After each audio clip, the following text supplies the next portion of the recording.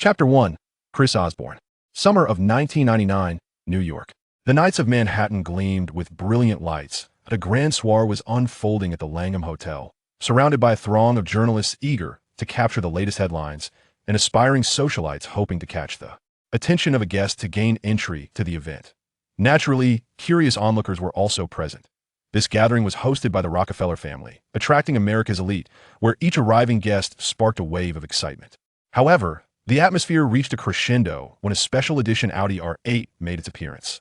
Though the Audi R8 may not be considered the pinnacle of luxury automobiles, impaled in comparison to the opulent vehicles of many attendees, its arrival elicited no sense of inferiority in fact, the event's host hurried out to greet it personally, but a proud man, exuding a unique charm with a mustache, stepped out of the car and waved to the crowd, igniting a fervor akin to that reserved for Hollywood's most celebrated stars. Indeed, this man was deserving of such adulation that he was a visionary and a genius, the son of a legendary father and the president of Stark Industries, a titan in the arms industry who revolutionized the field. This was articulated by a representative from a military collaboration award. Most significantly, he was a billionaire playboy, and his mere presence signified newsworthy headlines. He was none other than Tony Stark. "Mr. Stark, welcome. Mr. Rockefeller will surely be delighted to see you," the event coordinator exclaimed as he jogged over. "Is that so? However, I suspect you would be even more thrilled to hear that I just landed a multi-billion-dollar contract," the proud Stark replied, disregarding the coordinator's enthusiasm as he strode into the hotel, leaving the man feeling somewhat awkward. Fortunately, this was not the first time such a situation had occurred, and he quickly regained his composure. Yet just as Tony Stark was about to enter the hotel, the crowd outside erupted into an even more fervent cheer than when he had arrived. The coordinator turned to see a Mercedes SLR, another mid-range luxury vehicle akin to the Audi R8, pulling up. He couldn't help but think, indeed, the wealthier individuals often preferred to flaunt their status with such cars, opting for a flashy display over the multi-million-dollar luxury vehicles they could easily afford. How much endorsement money had these companies provided? Nevertheless, he knew better than to voice such thoughts, as both Tony Stark and the occupant of the Mercedes were far beyond his reach. While the peculiar tastes of these two men had inadvertently served as free advertisements for their respective car manufacturers, it was unlikely they would actually receive any endorsement fees, even if both companies would be more than willing to pay. After all, accepting payment would alter the nature of their relationship, and, as the world's top billionaires, they could not afford to lose face. As a Mercedes came to a gentle halt, a remarkably young and handsome gentleman emerged, accompanied by a lady, eliciting yet another round of enthusiastic cheers. "It's Mr. Chris. Oh my goodness, he is simply breathtaking. I feel as though I might suffocate. Chris, I would bear your children." Goodness, Chris's partner is the new Oscar-winning actress. I should have anticipated that. Is this the fifth one? TSK. The wealthy truly know how to indulge, yet it seems Mr. Chris is far more sophisticated than Mr. Stark. One is merely a three-time model, while the other is an Oscar-winning star. You wouldn't understand, an Oscar-winning actress certainly sounds prestigious. Clears throat, time to hit the brakes. Mr. Chris, whose full name is Chris Osborne, he is the eldest scion of the Osborne family, the principal heir of Osborne Industries, and the CEO of the same. A prodigy, an entrepreneur, a philanthropist, and a titan of the entertainment industry, that he also commands a weapon empire and is a disruptor in the arms industry, a pioneer of various cutting-edge technologies. Thus, he has become the most formidable rival of Tony Stark, both in business and in matters of the heart. The two are dubbed the twin stars of the American military-industrial complex. Of course, this moniker is attributed to them by the outside world. Neither would ever concede that the other could be compared to themselves. Yet, unbeknownst to all, while Tony Stark is undoubtedly a true genius, Chris is not. Chris is not a native of this world, he is a time traveler.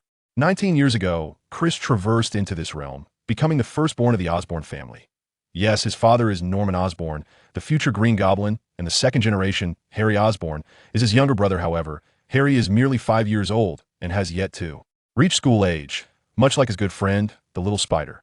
Initially, Chris believed he had merely entered a world of Spider-Man, but upon learning of the name Stark, he realized otherwise. This world is likely Marvel, a domain teeming with heroes and deities. At that moment, Chris felt quite hopeless, although he was born into the Osborne family with ample wealth, not to mention the impending legacy of his father, who would become the Green Goblin. The entanglements with the second Green Goblin and the little spider were burdensome enough. Furthermore, the existence of superheroes and supervillains added to his concerns. However, upon activating his unique ability, a system, he felt an overwhelming surge of confidence. Not for any other reason, but because of the system's name, the StarCraft system. This StarCraft system is not as humanized as many narratives Chris had encountered prior to his journey. It is quite rigid and lacks overly complex functions. Yet, Chris is thoroughly satisfied with its capabilities. The entire system comprises merely two functions: a technology repository and summoning. The technology repository, as its name implies, encompasses all scientific advancement for StarCraft. However, currently, Chris has only fully unlocked the Terran technology. The Zerg and Protoss technologies remain at 37 and 21 unlocked, respectively. The rationale behind this is something Chris has contemplated as he traversed dimensions. He found himself engaged in a game of StarCraft 2, having completed only the Terran storyline, while his progress with the Zerg and Protoss narratives lingered at a mere 37 and 21, respectively. Chris felt a twinge of dissatisfaction, pondering why he had not fully explored these two races prior to his journey. After all, when it comes to sheer strength, the Terrans undeniably pale in comparison to the Zerg and Protoss. Were it not for the fact that the game was crafted by humanity, the Terrans would likely occupy a mere supporting role. However, he soon found solace in the realization that his initial completion was with the Terrans. The technological advancements of the Protoss and Zerg, in truth, hold minimal applicability for humans, rendering them ill-suited for his starting circumstances. Indeed, envisioning a multitude of Protoss or Zerg units amidst a cadre of superheroes conjures an image too fantastical to behold. In contrast, the technologies of the Terrans pose no such concerns, whether it be mechs or spacecraft. They seamlessly blend into the narrative without appearing out of place. Yet, the other summoning feature proved to be rather less accommodating. Chapter 2. The limitations of monetary investment in truth. When compared to the technological repository, Chris finds his greatest affinity lies with the summoning feature. As the name implies, this function allows him to summon those extraordinary units from StarCraft to serve his purpose. The universe is replete with formidable special units, each capable of thriving not only on Earth but throughout the cosmos. Even the weakest among them, such as the character Raynor, could be regarded as a peer to Captain America. What? You argue that Raynor, being the protagonist, cannot be the weakest? Yet, this is the reality. According to the system's explanation, disregarding personal charm and tactical prowess, Officer Raynor is merely an elite Marine, akin to the most basic infantryman, relegated to the role of cannon fodder. Moreover, even if Raynor were stronger than Thanos, Chris would still refrain from summoning him. Not for any other reason but due to his desire for the illustrious Queen Kerrigan. However, dreams are often beautiful while reality can be harsh. The truth is, summoning characters from the StarCraft universe is exceedingly challenging. The system categorizes summonable units into 4 tiers: elite, epic, legendary, and mythical. Raynor, for instance, falls into the elite category, requiring 3 specific resources for summoning: 100 units of Xel'Naga crystals, 100 units of high-energy gas, and 100 units of psionic energy. Xel'Naga crystals and high-energy gas are relatively straightforward, as they represent the crystals and gas mined within the game. Although Earth lacks native Xel'Naga crystals and high-energy gas, human ingenuity can synthesize these materials using local resources, albeit at a considerable expense. Yet, as the heir of the Osborne Group, Chris is unperturbed by financial constraints, for matters resolvable by money hardly qualify as true challenges. However, psionic energy presents a different dilemma.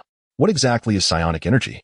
In the context of the StarCraft universe, it is a form of mental energy originating from the mind, intricately linked to the user's cerebral functions. With rigorous training, this energy can alter the material world. The standard strengths of psionic energy are represented by primary colors: red, green, yellow, and blue, with the combination of these colors yielding the most potent forms. Generally, the higher the purity of color, the greater the intensity of the psionic energy. The capabilities of psionic energy are indeed remarkable. The Protoss, for instance, exemplify the pinnacle of psionic mastery. Their society is fundamentally powered by this energy, and their highly developed cerebellum allows them to wield psionic energy at levels far surpassing those of the Zerg and humans.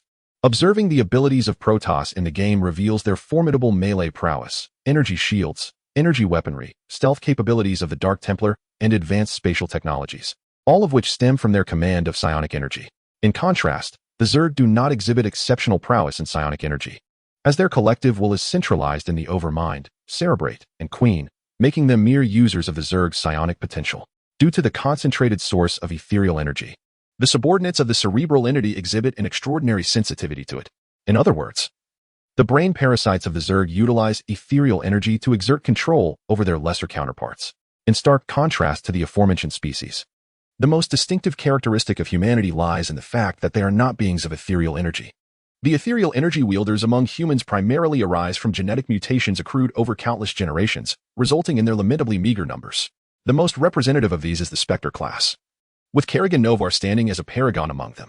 It was her remarkable aptitude for ethereal energy that drew the Overmind's attention, leading to her transformation into the Queen of Blades, thereby entrusting the future of the entire Zerg to her. Kerrigan did not squander her gifts. She ultimately triumphed over the fallen Xel'Naga and the cosmic malevolence, Amon, thereby ascending to the status of a supreme deity within the interstellar realm. Chris harbored a notion that the Xel'Naga form of Kerrigan, if placed within the Marvel Universe, would likely rank among the 5 primary deities of Marvel. Do not question the basis of his knowledge. One merely needs to glance at the extensive summoning requirements to comprehend his reasoning. If he possessed such resources, ruling the galaxy would be but a trivial endeavor. Fortunately, the system is rather user-friendly. There exist 3 versions of Kerrigan that he could summon: the human version, the Queen of Blades version, and the astonishing Xel'Naga version with its formidable summoning conditions. However, summoning any one of these versions would automatically cancel the other 2. Yet, summoning the human version of Kerrigan does not imply the permanent loss of the other versions. Rather, they may be upgraded using resources. Regrettably, even the human iteration of Kerrigan is of legendary caliber, and the resources required are beyond Chris's current reach. Furthermore, even the most basic elite units necessitate a staggering 100 units of ethereal energy, indicating that mere investment may not yield immediate strength. Until now, Chris has had only one method to acquire ethereal energy: through his own training. Fortunately, he possesses a modicum of talent for ethereal energy, albeit rated as low by the system.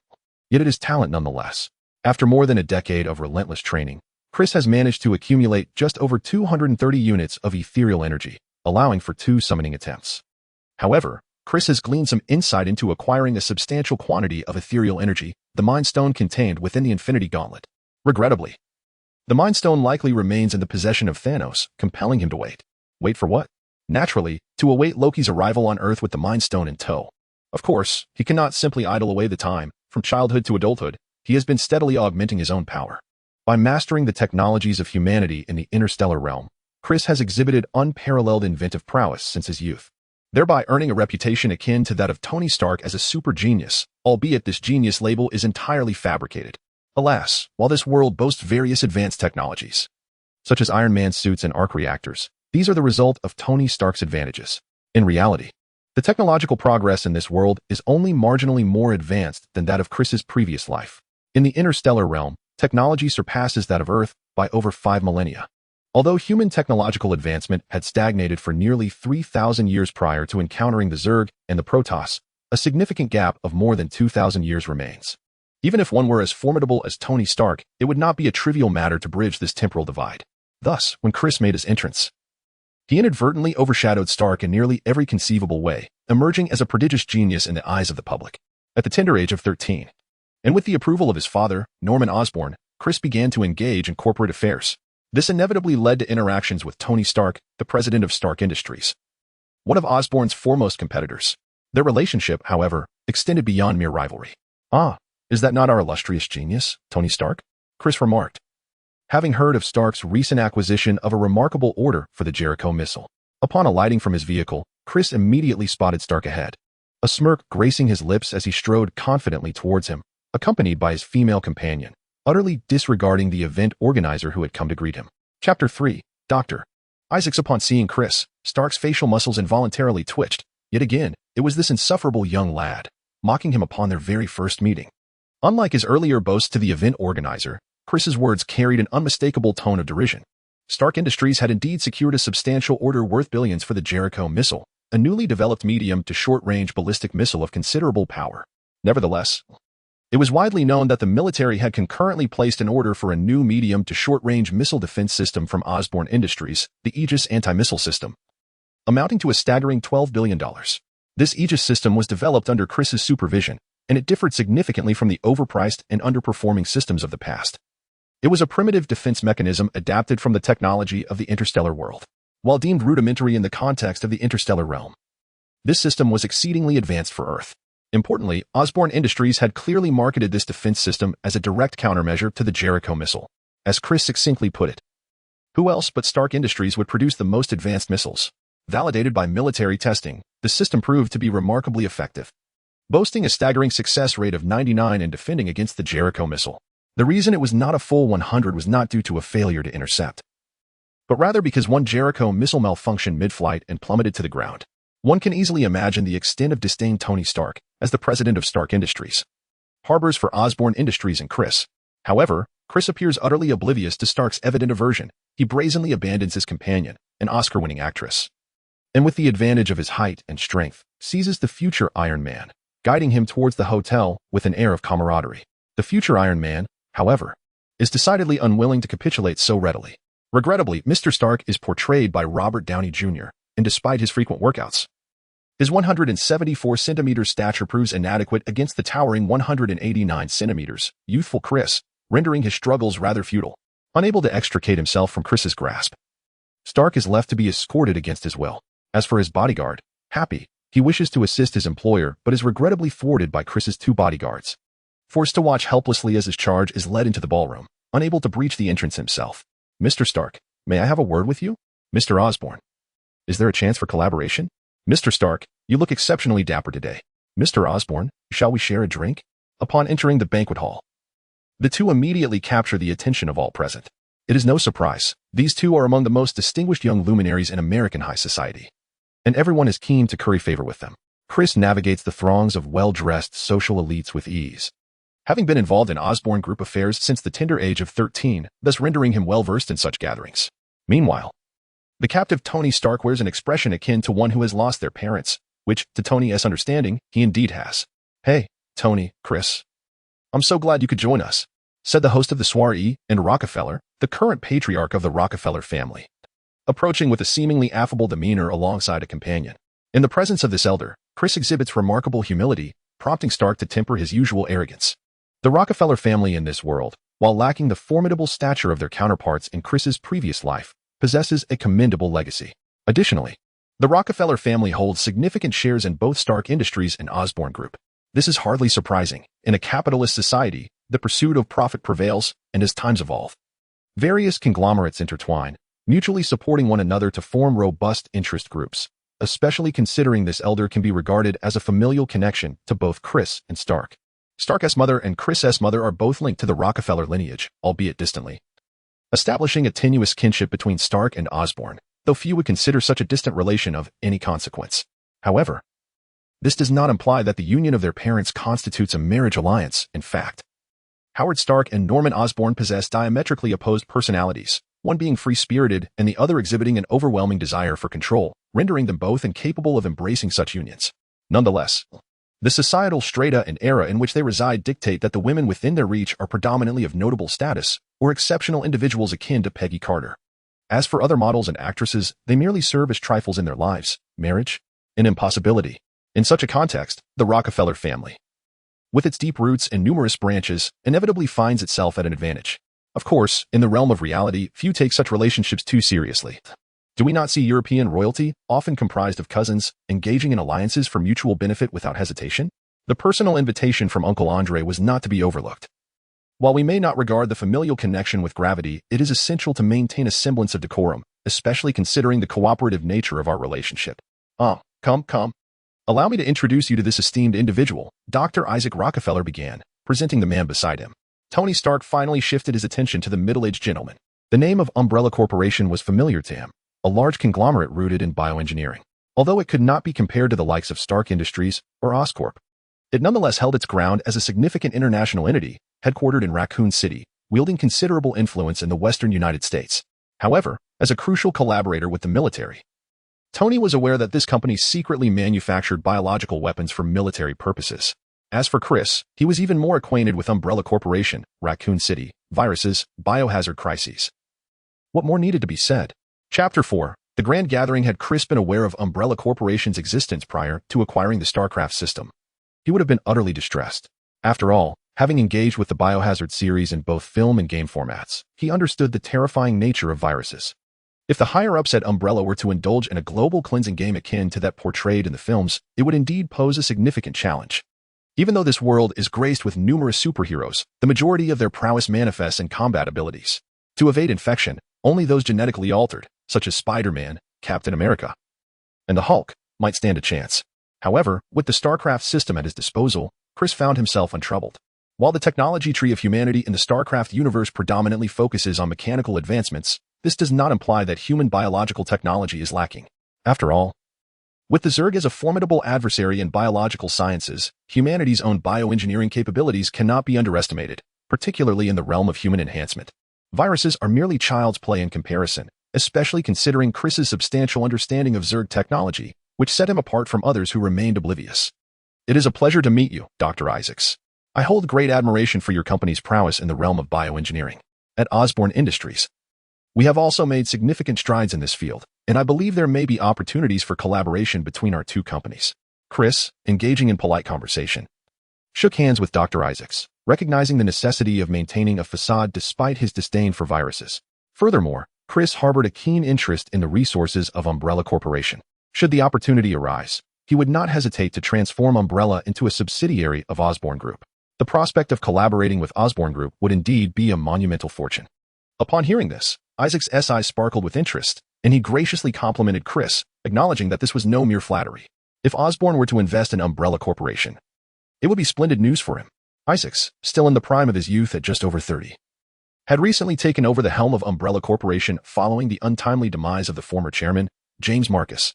However, his position was precarious. The circumstances surrounding Marcus's death were highly suspicious, casting a shadow of suspicion upon Isaacs as the primary beneficiary, though no evidence existed to substantiate such claims. Furthermore, despite Marcus's passing, he left behind a teenage daughter, Alicia Marcus, who, due to a hereditary condition, was unable to manage the company effectively. Nonetheless, the substantial shares of Umbrella that were inherited by her remained a significant threat to Isaac's authority. However, if he could secure an investment from Osborne Group, Isaacs would be able to considerably diminish the influence wielded by the Marcus duo within the company.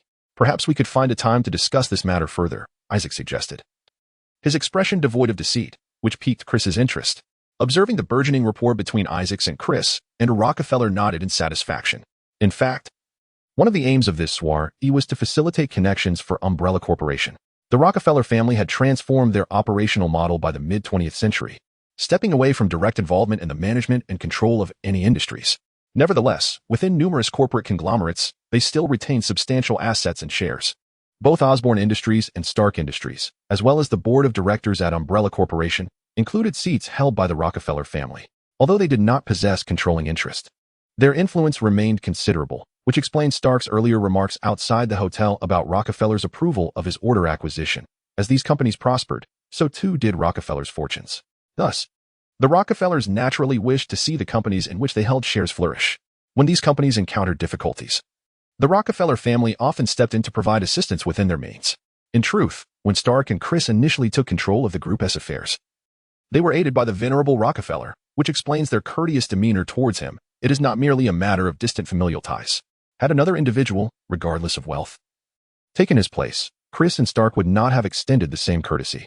Now, having recently undergone a transition of power, the Umbrella Corporation faces certain challenges, prompting Isaac to seek assistance from the elder Rockefeller.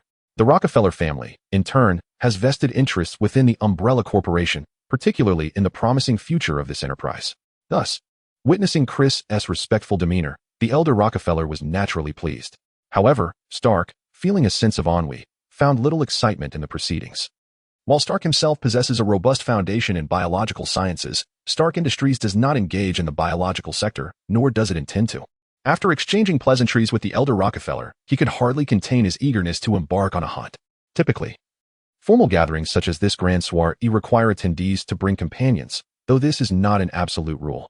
In fact, many older attendees bring their suitable-aged children for exposure, while the unattached find it simpler, as celebrities and models often vie for entry. Consequently, numerous individuals merely pair up temporarily upon arrival, only to disperse and pursue their own interests thereafter. For a dashing playboy like Stark, opportunities for conquest abound at such soirees, which explains his preference for attending without a female companion. Even if compelled to bring one, it would only be his assistant, Pepper, who is yet to be more than that. After all, what novelty is there in a companion already known? However, before he could make his move, an unexpected guest approached their circle. "Hello everyone, especially Chris and Tony. It's truly a pleasure to see you both." The newcomer, exuding familiarity, greeted the group. Upon his arrival, Stark and Chris exchanged resigned glances. It was this insufferable individual once again. The newcomer was indeed a familiar face to both Stark and Chris. And while Tony Stark harbored no fondness for Chris, he found him somewhat more agreeable than the current intruder. "Mr. Hammer, welcome." despite Stark and Chris's evident lack of enthusiasm. The elder Rockefeller, being the host, could not neglect his guest and greeted him warmly. The newcomer, in his 20s, was not just any ordinary attendee, but rather Justin Hammer, the heir to Hammer Industries. Hammer Industries ranks as the third-largest military contractor in the United States. However, despite its status, it pales in comparison to Stark Industries and Oscorp, and even lags behind the Umbrella Corporation. This enterprise possesses little in the way of developmental capabilities, subsisting solely on the vast military contracts, producing mundane aircraft, tanks, firearms, and munitions for modest profit. Nevertheless, even so, unless one is of the caliber of Stark or Chris, most individuals would hesitate to offend the other party. This is primarily due to the fact that, in contrast to the highly autonomous nature of other companies, Hammer Industries is essentially an enterprise under military control, a representative entity established by the military to avoid excessive dependence on other defense contractors. Just as Chris and Stark were contemplating how to evade this annoyance, another individual approached. Upon seeing the newcomer, Chris couldn't help but roll his eyes inwardly. Was today a gathering of villains? Encountering 3 in a row. Another would suffice to form a table for mahjong. Chapter 5. Machinations. The newcomer was Victor Von Doom, the president of the Victor Group, and in the future, he would be renowned as Dr. Doom. Yet at this moment, he was merely an affluent individual and a brilliant scientist. While he may not rival Stark or Chris, he was certainly well regarded. Chris was already quite familiar with the future Dr. Doom, having interacted with and investigated him extensively. After years of training, Chris's ethereal energy, compared to that of a standard interstellar ghost warrior, was not particularly formidable. However, it rendered him highly sensitive to alien energies. Notably, he did not sense any magical energy emanating from Dr. Doom, indicating that the current Victor resembled his cinematic portrayal rather than the comic version endowed with magical powers. As to how Chris could discern whether someone possessed magical energy, it was due to his previous encounters with the sorcerers of this realm. If one were to inquire about the individual a transmigrant into the Marvel Universe would dread meeting the most, a substantial majority would likely choose the supreme sorcerer, Dormammu. During the early development of his ethereal abilities, he had once stealthily approached the Sanctum Sanctorum located at 177 Bleecker Street in Manhattan, New York.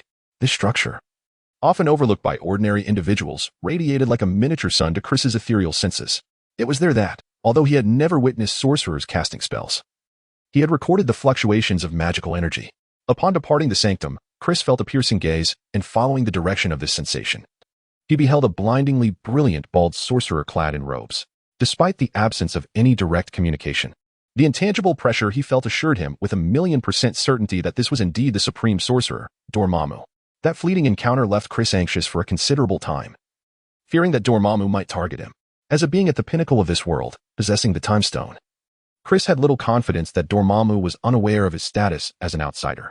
Fortunately, throughout the years, Dormammu had not taken any action against him, allowing Chris to feel somewhat relieved. Furthermore, he pondered that Dormammu's primary responsibility was to safeguard this world. As long as he did not engage in actions that would disrupt its harmony, he likely would not face undue difficulty.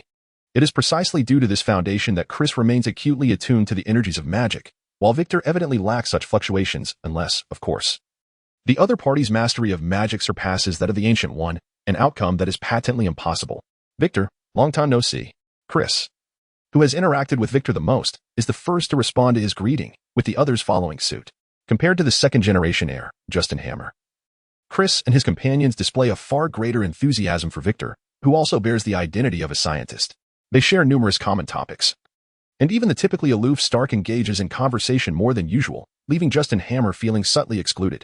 This sensation is particularly uncomfortable for someone with his inflated self-esteem. Yet he finds no outlet for his frustration. It is worth noting that he is not the sort of second-generation heir who lacks knowledge. After all, he is a distinguished student from New York University. However, standing alongside geniuses like Stark and the others makes him feel rather insignificant. Especially since these prodigies are all wealthier than he is, how could he not feel disheartened? With a sudden spark of inspiration, Justin Hammer interjects, "By the way, Chris, you and Tony have a penchant for adventure, particularly for the peculiar, don't you?" "Indeed," Chris replies, casting a glance at him and nodding. 2 days ago, our company's satellite detected a sudden surge of heat while passing over Antarctica. Justin Hammer continues. "What kind of heat source? An underwater volcano?" The others inquire, curiosity piqued. "No. It is a pyramid," Justin Hammer asserts, successfully capturing their attention with evident pride. "Ah, a pyramid? There are plenty of those in Egypt." Upon hearing that it is merely a pyramid, everyone's interest wanes, with Stark leading the derision. "True, but this is no ordinary pyramid. Have any of you seen one that embodies the architectural styles of all known pyramid civilizations and generates heat?" Undeterred by Stark's mockery, Justin Hammer elaborates. I have already assembled an expedition team to investigate. The glint in the eyes of the others reveals their renewed interest. No one doubts the veracity of Justin Hammer's claims. For each of them has access to satellites. The truth can be readily verified, and Justin Hammer's timely acquisition of this information is merely a stroke of luck, as no satellite is continuously monitoring Antarctica. However, no one notices that Chris's expression has begun to shift into something peculiar. Antarctica, multi-styled pyramids, expedition teams, such familiar tropes. Ever since he learned of the Umbrella Corporation's existence, Chris has come to realize that this world is not merely the simplistic Marvel universe he once thought it to be. Yet, what Justin is currently proposing surpasses his expectations, and if it indeed pertains to such matters, he finds himself profoundly intrigued. Isn't this considered a commercial secret? Are you so benevolent as to share it with us? Stark queries with skepticism. Without concealing from you all.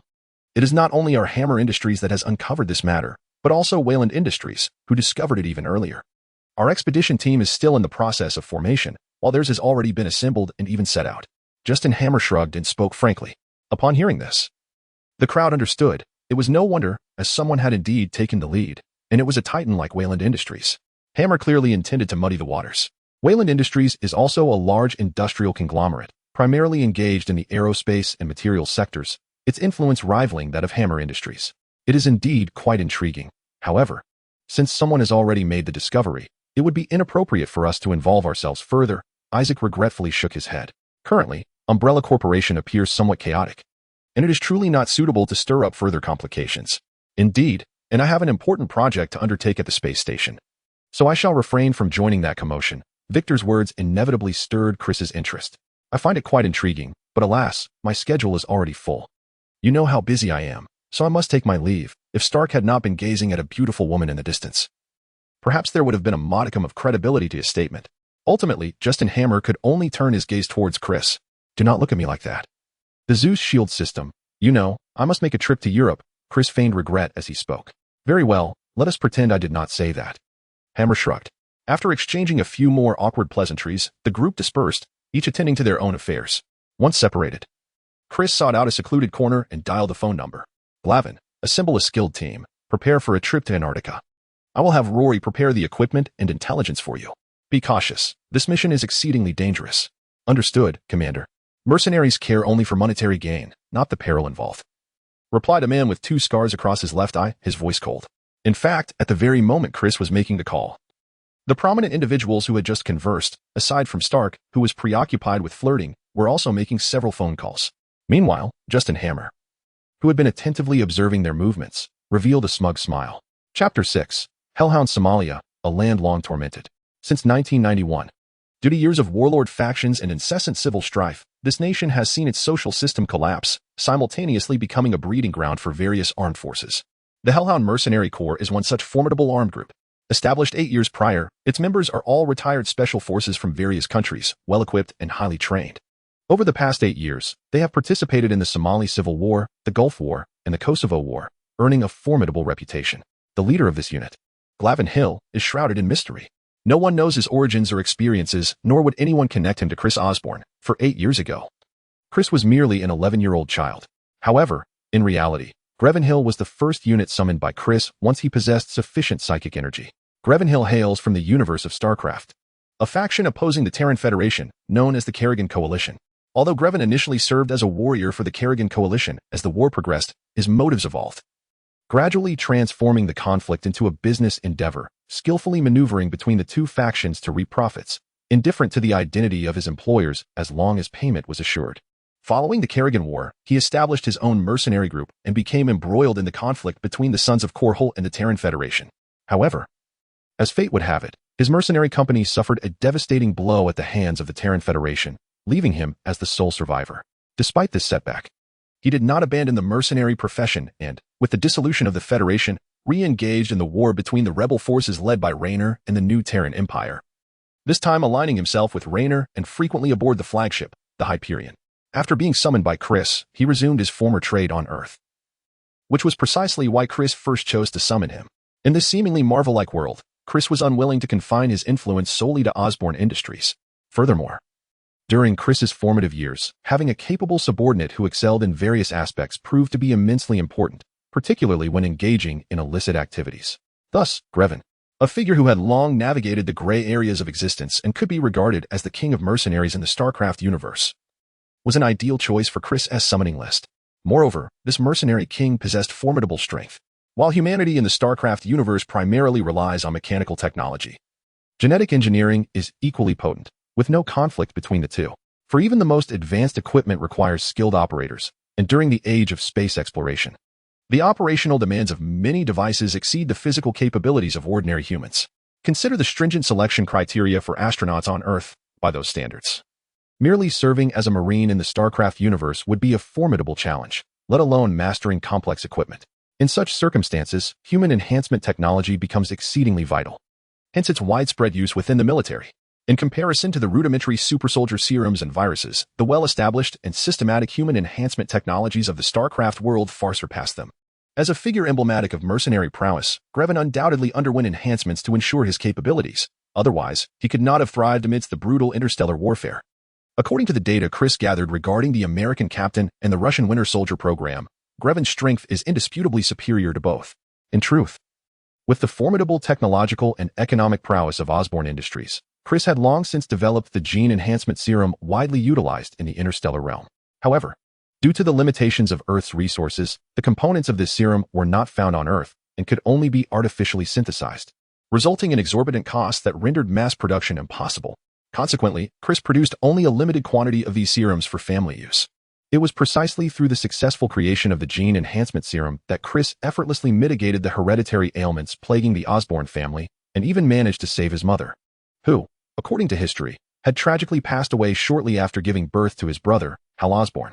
Thus, when the first summoning occurred, Chris made his choice of Glevenhill without much deliberation. Gleven's performance did not disappoint Chris.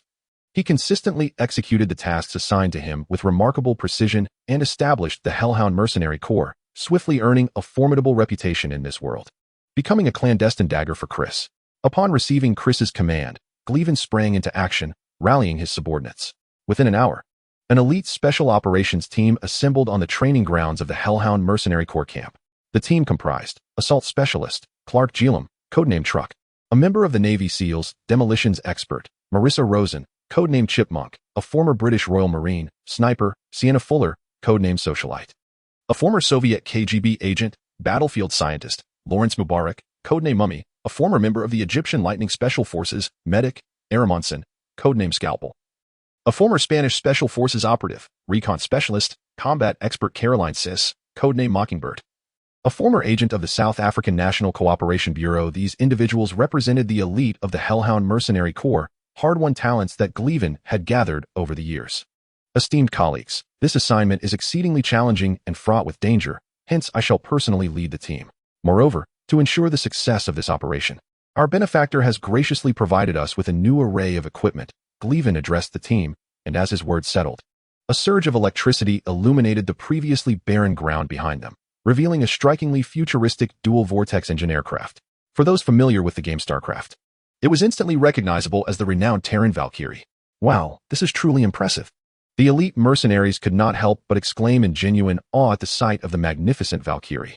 Amidst their astonished gazes, the aircraft's hatch opened, and a robust figure accompanied by a squad of soldiers emerged, carrying several large metallic crates emblazoned with the Osborne Industries logo. I am Loris Wong, your pilot and logistics manager for this operation. Trust me, you will be pleased with the treasures I have brought for you. The stout man introduced himself to the action team with a bashful demeanor. Simultaneously, as Greven was assembling the action team, a transport aircraft emblazoned with the Umbrella Corporation insignia took off from Raccoon City in the western United States, gradually vanishing into the sky. In Eastern Europe, Sokovia, an oddly shaped flying vessel sped southward. Meanwhile, at the Triskelion headquarters of SHIELD in Washington, a senior agent anxiously knocked on Nick Fury's office door. Chapter 7.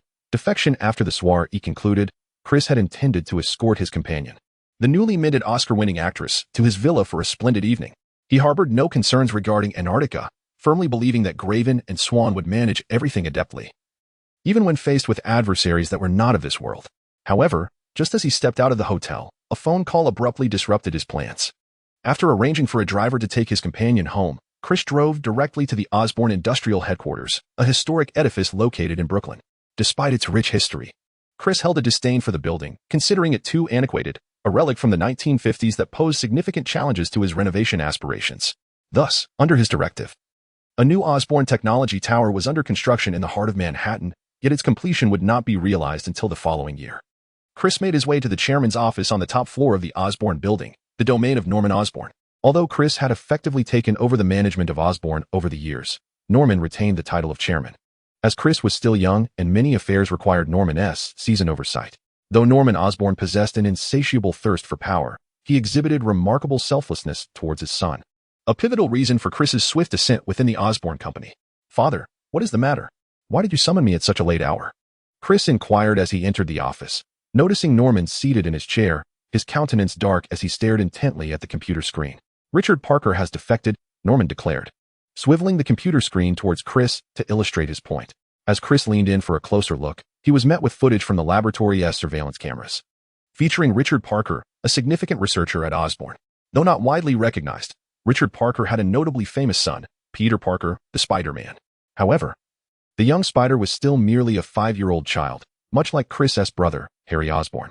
Richard Parker was a crucial researcher at Osborne, solely responsible for a laboratory focused on spider genetics. Before Chris's entry into Osborne, the company's forte had been in biotechnology, with Richard Parker's research being one of its most vital endeavors. Yet, following Chris's arrival at Osborne Industries, the company's industrial structure underwent substantial transformation. Although this world is populated with numerous superheroes and diverse extraterrestrial civilizations, the trajectories of technological, financial, and even cultural entertainment industries bear a remarkable resemblance to those of Chris's previous life. In light of this, it would be a disservice to the title of a traveler for Chris not to guide the Osborne Group towards a diversified industrial development. Therefore, the Osborne Group has transcended its identity as merely a high-tech company and a military enterprise, evolving into a multifaceted conglomerate encompassing communications, networks, entertainment media, finance, and more. Nevertheless, the core of Osborne remains rooted in arms manufacturing. However, due to Chris's influence, the military focus has gradually shifted from biotechnology towards mechanical technology. Given that Chris possesses knowledge of interstellar human technology that surpasses this world's by millennia. Moreover, in the realm of biotechnology, Chris already wields the formidable genetic enhancement serum, while, to some extent, the spider gene serum, judging by the future Spider-Man's performance, seems to surpass the genetic enhancement serum of the interstellar world, particularly in granting its users spider-like reflexes. The latter has been rigorously validated through millennia of human application in the interstellar realm, given that the genetic makeup of this world's humans mirrors that of their interstellar counterparts. The serum can be utilized without any side effects. In contrast, what of the spider gene developed by Richard Parker? In the film version, only Peter Parker is affected. While in The Amazing Spider-Man, Harry also undergoes the treatment but nearly meets his demise. Although the comic iterations feature multiple individuals becoming Spider-Man, many story arcs depict instances of genetic instability and severe mutations. Consequently, Chris harbors little regard for the spider gene. Despite knowing that Richard Parker is Peter Parker's father and the nature of his research, he has not paid it much attention. In this context of neglect, Richard Parker's biological laboratory, while not dismantled, has gradually been marginalized. Were it not for the current situation, Chris would have entirely forgotten about him. 2 hours ago, Richard Parker erased all experimental data from the laboratory and attempted to eliminate all experimental spiders, but due to our protective measures, he failed. Now, he is en route to the airport with his wife, preparing to board a private jet to Algeria. Norman Osborn spoke in a low voice, and Chris could discern the fury radiating from his father at that moment. "What do you intend to do?" Chris inquired, maintaining his composure. "Are you not curious as to why he has defected?" Norman asked. "Is it necessary?" "Betrayal is betrayal.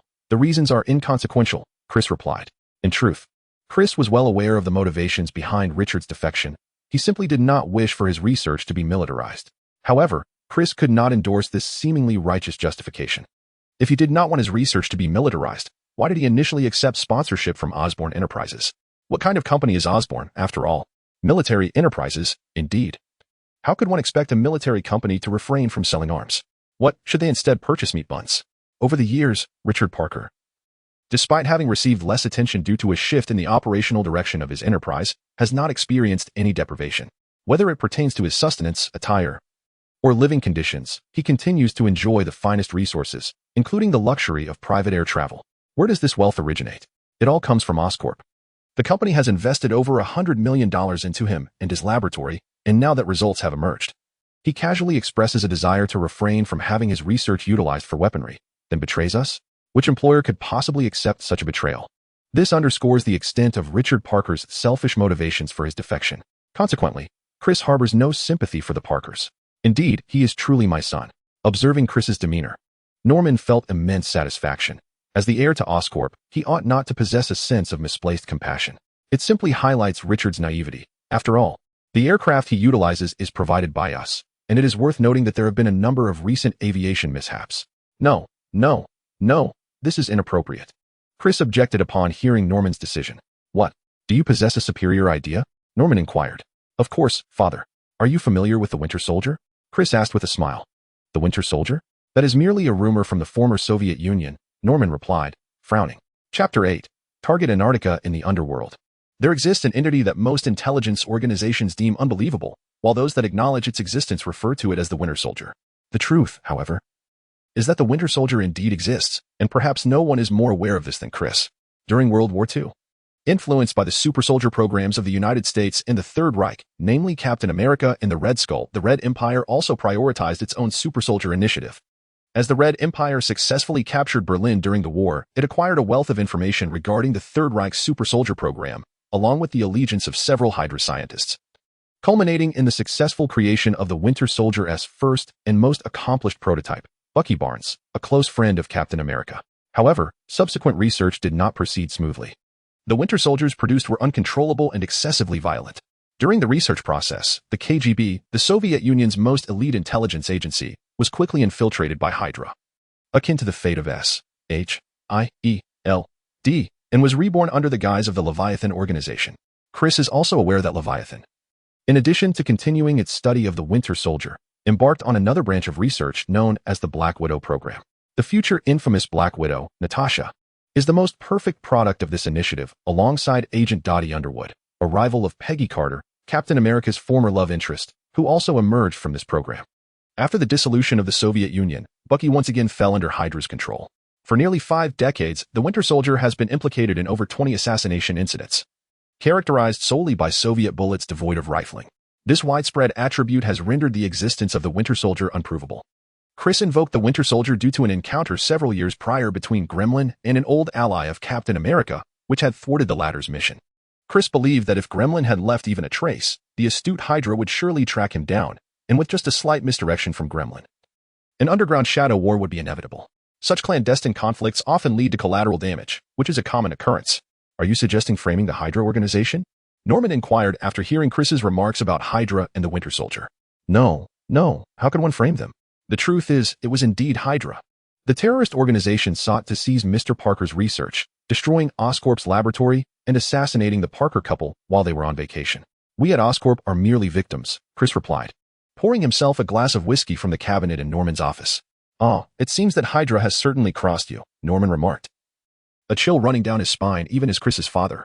Indeed, while Hydra has not wronged me personally, organizations that disregard the rules of engagement are typically despised by legitimate businessmen like us. Wouldn't you agree? As Chris departed from Norman's office, it was already past midnight. Contemplating his next move, he opted not to rest at his Manhattan apartment. Although he could have enjoyed a delightful evening with an Oscar-winning actress, the disruption left him with only the prospect of a lonely night. Thus, he chose to drive to his estate on Long Island. At the age of 16, he had vacated the old Oscorp residence in Manhattan, purchasing an upscale apartment instead. However, Chris harbored too many secrets, and the densely populated Manhattan was not suited for his clandestine operations. His apartment was ill-equipped for heavy equipment, suitable only for lightweight apparatus, unless one were as flamboyant as Stark, who thrived in the limelight. To remedy this, he had specifically acquired a manor on Long Island, purchased from a liaison of the Hellfire Mercenary Group in New York. In fact, this estate had been under his ownership for 8 years. While the manor appeared to be just another vacation retreat on the surface, its interior was a veritable labyrinth. Chris entered the main villa of the estate and stepped into the elevator, which spanned 3 floors. The buttons, aside from the alarm, were merely numbered 1, 2, and 3. However, Chris did not press any of these. Instead, he discreetly pressed a panel on the side of the button console. With a swift motion, the panel slid open, revealing a palm print scanner. The moment he placed his hand upon it, a melodious female voice echoed in his ears. Welcome back, Commander. Lieutenant, take me to the hive. Is everything I requested prepared? Upon hearing this voice, Chris expressed no surprise. At your command, Commander. The Ghost aircraft is fully prepared, And the equipment you requested has been loaded and is ready for immediate departure, the female voice responded. As her words faded, the elevator began to move, but not upward, it descended instead. Indeed, Chris's true base lay beneath this estate, a decision inspired by the Umbrella Corporation's practices. Here resided the culmination of Chris's years of labor, secured with an exceptionally high level of protection and formidable defensive capabilities. To breach this estate with conventional military forces, without resorting to weapons of mass destruction, would be a mere fantasy. Moreover, the control of this base was not in human hands, but rather governed by an artificial intelligence lieutenant. This was the same AI that assisted players within the game. Although it appeared somewhat rigid in the gaming realm, in reality, she was an immensely powerful intelligence that provided Chris with invaluable support. A few minutes later, the elevator came to a halt. As the doors opened, Chris was greeted by an expansive space, larger than the landing bay of the S.H.I.E.L.D. headquarters depicted in Captain America, the Winter Soldier, which housed 3 aircraft carriers, while S.H.I.E.L.D.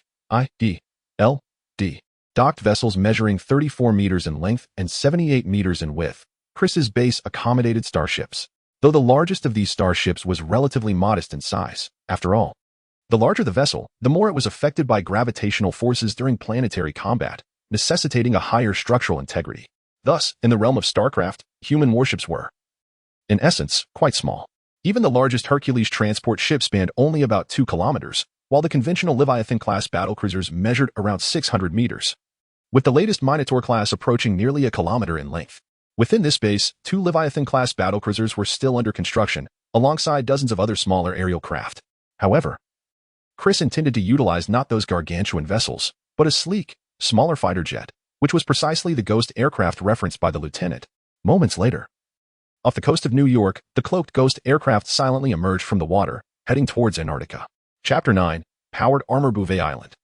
Antarctica, a research icebreaker vessel was anchored near the peripheral waters of Bouvet Island, belonging to the Villand Industrial Fleet. While summer enveloped the United States, Antarctica endured the harshest period of polar night, with the sea surface heavily frozen. Even the icebreaker could advance no further. The remaining journey would have to be undertaken by snowmobiles. After an arduous journey of over an hour across the icy expanse, the expedition team led personally by Villander finally arrived at their destination, the remnants of a century-old whaling station on the outskirts of Bouvet Island. Beneath this forsaken site, nearly 2,000 meters below, lay the pyramid detected by satellite that exhibited signs of thermal activity. Despite possessing the finest drilling equipment, Quinn, the head of the drilling team appointed by Villander, noted that due to the thickness of the ice, they would require at least a week to reach that depth. "Let us commence," Villander declared, clearing his throat. "Hey, come quickly and see what this is," exclaimed a member of the expedition team as they prepared to initiate drilling operations. With a hiss, a flare was tossed into the immense chasm, vanishing from sight. "Incredible. The hole is drilled at a perfect 30-degree angle," Quinn remarked in astonishment. "How deep is it?" inquired Woods, the team leader, half curious and half reluctant. "Deep enough to reach the pyramid. This makes it abundantly clear," Villander replied, manipulating his computer to retrieve satellite images. "This passage did not exist at the same time yesterday. How was it excavated?" questioned Dr. Grime, the chemical engineer, standing nearby. "Some sort of thermal equipment," Quinn shrugged. "Is it akin to what you brought?" Villander asked. More advanced, Quinn illuminated a nearby tower with his flashlight, revealing markings akin to those of the ice hole on the surface. "It's rather potent, in fact. I have never heard of any operational machinery in the world capable of drilling to such depths within 24 hours. Well, it appears our only means of understanding this phenomenon is to descend and investigate," Villander concluded, aware that a blizzard was imminent and they needed to act swiftly. Unbeknownst to them, every movement was under surveillance. The expedition team, numbering over 30, saw Villander ultimately decide on a group of 10, including himself, to descend, while the remaining members stayed above. Once the 10 entered the ice chasm, a squad of 10, clad in polar combat gear and fully armed, stealthily infiltrated the whaling station, the blizzard providing them with optimal cover. At that moment, due to the storm, only one guard remained outside the ice hole, while the others sought refuge in the abandoned structures to escape the biting cold. Thus, the squad silently dispatched the unfortunate guard and descended into the subterranean ruins via the ice chasm. However, this squad was oblivious to the fact that their every action was being recorded by the electronic eye of a stealth drone hovering in the darkened sky. The drone captured the squad's movements, revealing a red and white parasol insignia on their shoulders. Shortly after this squad entered the underground ruins, 3 drop pods descended from the pitch-black sky, landing amidst the icy wilderness not far from the whaling station. The individuals from the Villander and the Umbrella have already infiltrated. When shall we commence our operation? Within the hovering Banshee aircraft, Clark, codenamed Truck, inquired as he observed the whaling station through a drone. Do not rush. They are merely bait. The true hunters and prey have yet to make their appearance, Graven calmly replied. Speaking of this attire, it feels rather cumbersome. Many combat maneuvers are rendered ineffective compared to the original reconnaissance capabilities of our team, Caroline, codenamed Mockingbird, lamented. Her grievances stemmed from the bulky armor she was encased in. Indeed, the members of the Hell Squad were enveloped in a substantial powered armor, reminiscent of the iconic marine armor from the StarCraft universe, albeit slightly smaller with some variations in detail. When one mentions powered armor, many instantly draw comparisons to Iron Man's suit. With formidable offensive and defensive capabilities and the ability to soar through the skies, it is undeniable that conventional armor pales in comparison to the Iron Suit. However, this does not imply that the powered armor from the StarCraft universe is inferior. In fact, in terms of technological sophistication, it surpasses the Iron Suit. The disparity in combat efficacy arises solely from the differing purposes and context of the two armors, rather than a reflection of humanity's ingenuity in the StarCraft universe being inferior to that of Tony Stark, the so-called genius. While the fundamental purpose of both armors is protection and combat, the environments in which they operate are starkly different. In the StarCraft universe, humanity has spread across the cosmos, engaging in battles in a myriad of inhospitable space environments, with varying gravitational forces and radiation storms. In contrast, even the most extreme terrestrial environments, such as deserts, polar regions, or rainforests, are akin to paradise for interstellar soldiers. Moreover, there exists the immense logistical burden. Throughout history, the most significant factor in warfare has never been the military itself, but rather the logistics. In the realm of cosmic warfare, the pressures of logistics are magnified exponentially. In interplanetary or even interstellar operations, the time required for resupply can stretch into months. Due to these circumstances, aside from basic protective and combat functionalities, the most vital feature of powered armor is life support. In the face of the harsh environments of space and the heavy logistical demands, the Marines can rely solely on their powered armor, which accounts for its substantial and cumbersome appearance. More components naturally lead to increased weight. Consider the comprehensive configuration of a complete powered armor system. 1. An advanced nuclear, biological, and chemical defense system that affords soldiers robust protection against radiation, biological, and chemical threats, effectively blocking various cosmic rays and nuclear radiation. Its entirely sealed design also prevents the intrusion of bacteria, viruses, and other microorganisms, as well as resisting the corrosive effects of strong acids and bases. 2. Auditory reinforcement system. It perceives external sounds and can effectively mask environmental noise, with the degree of attenuation automatically adjusting to ambient sound levels. 3. Full lifespan support system. This ensures that soldiers can sustain themselves for a minimum of 3 months in harsh extraterrestrial environments, even when logistical support is cut off. 4. Gravity generator. The battle suit is equipped with a gravity generation device, enabling the wearer to traverse weightless environments, such as those found on space platforms. V. Robust alloy armor. This armor can withstand the vast majority of direct fire from light weaponry. However, the Gauss rifles wielded by soldiers can still breach this armor, as humanity's adversaries, prior to encountering the Zerg and Protoss, were their own kind. Thus, delving into the efficacy of human weaponry and defenses proves futile, akin to contemporary debates on whether bulletproof vests or firearms are superior. Innovations in stronger bulletproof vests inevitably lead to the development of firearms capable of penetrating them. Nevertheless, armor on Earth is impervious not only to light weapons like rifles but also to medium artillery. As for heavy artillery and missiles, while they may not obliterate the armor, the shockwaves can certainly incapacitate. Materials like vibranium are not typically employed in commonplace armor. 6. Targeting system. The Iron Battle Suit is equipped with such technology, featuring infrared detection, terrain navigation, target acquisition, with a certain degree of predictive capability and status monitoring. This system is also integrated with a data link, allowing the wearer to receive real-time information and insights, displayed in a scrolling format on the visor. The visor itself can retract and adjust its light transmission according to user preference, although it generally auto-tints under normal conditions. It typically appears in black or gold. 7. Integrated communication system. In the cosmos, maintaining essential communication is paramount. No one wishes to be abandoned on a desolate planet by their fleet. 8. Locking system. This mechanism secures the position of injured personnel or immobilizes malfunctioning joints of the battle suit to prevent inadvertent activation, thereby maximizing the wearer's safety in the event of injury or damage to the suit. However, once the suit is locked, the wearer is rendered immobile. 9.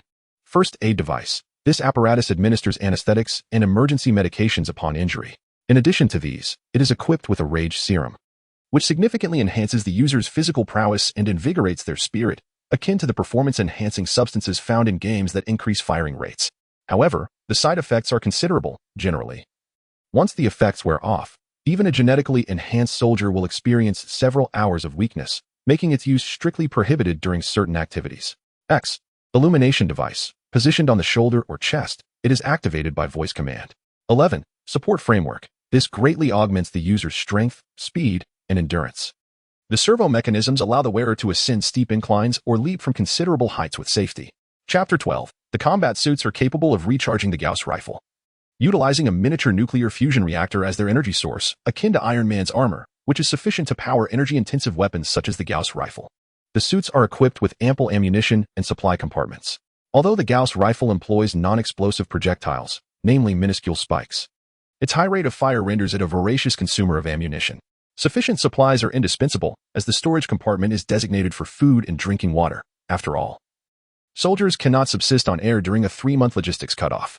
Furthermore, the powered armor is fitted with various entertainment devices, allowing users to watch films, listen to music, or even play games during their leisure time. In summary, the advantages of the combat suit lie in its sustained combat capabilities and minimal logistical demands. As for Iron Man's suit, while it boasts superior protection and offensive power, it suffers from high energy consumption. Based on cinematic portrayals, it can be inferred that the suit, when fully operational, requires energy replacement every few hours, and it is strictly designed for terrestrial combat, lacking space survival features. Additionally, the combat suit is economically viable. As a fundamental piece of infantry equipment, its value is inherently modest. Even with small-scale production, including the reactor, the cost barely exceeds $2 million. In contrast, the expense of the titanium alloy alone for Iron Man's suit could purchase a fighter jet. Consequently, in terms of mass deployment, the powered armor is decidedly more advantageous. Moreover, the combat suit is not without its competitive edge against the Iron Man suit. By equipping it with a jetpack, omitting unnecessary space equipment for ground warfare, and upgrading to advanced superalloy armor, one could create an interstellar version of Iron Man's suit. Regarding the myriad types of Iron Man suits adaptable to various situations, the combat suit also has its own series. The units featured in the StarCraft universe, such as the Firebat from StarCraft I and the Marauder from StarCraft II, utilize a range of armors that belong to the same series, differing only in model specifications. Thus, even in the absence of other advanced interstellar technology, the mere existence of a series of powered armors would afford Chris a significant position within this world, especially considering that powered armor constitutes the most basic equipment within the interstellar realm. Chapter 10. An influx of challenges. The Hellfire Squad members currently don a simplified version of powered armor. This variant has streamlined the life support systems. While the original could sustain an individual for 3 months without logistics, the simplified model can last a maximum of 1 week. The gravity generator has been omitted, as it is entirely unnecessary on Earth. Lock-on and first aid systems have also been simplified, given that the users are merely mercenaries, whose lives are not particularly valued. Additionally, these powered armors are equipped with self-destruct mechanisms and remote detonation features to prevent them from falling into enemy hands. After all, the armor's power core is nuclear fusion energy, which could unleash devastating explosive force if detonated. The mercenaries donned their powered armor, which, though still substantial in appearance, had become significantly more agile compared to the original design. Contrary to Caroline's assertions, the suit was not as cumbersome as she suggested. Thanks to the supportive framework, the wearers experienced an increase in speed rather than a decrease, and their strength was undeniably enhanced. Certain acrobatic maneuvers could be executed with remarkable fluidity. Of course, due to its bulk, as Caroline pointed out, combat techniques such as jiu-jitsu or joint locks were impractical. Nevertheless, it must be noted that one could always opt not to wear such combat gear. I dare say those extraterrestrial beings might find great amusement in your delicate, tender-skinned, codenamed Scalpel Medic, Iramisen jested. Although he served as a medic, he starkly contrasted the genteel image of physicians often portrayed in people's minds. His appearance was that of a coarse, rotund truck driver. Only those who truly knew him recognized the delicate heart that lay beneath his rough exterior, marking him as a reliable battlefield doctor. Not necessarily, another chimed in, playfully toying with a specially crafted high-explosive grenade from Osborne Industries. The Hellfire Squad underwent a substantial equipment overhaul for this mission. They had only a few hours to acclimate to their new gear and were diligently familiarizing themselves with it.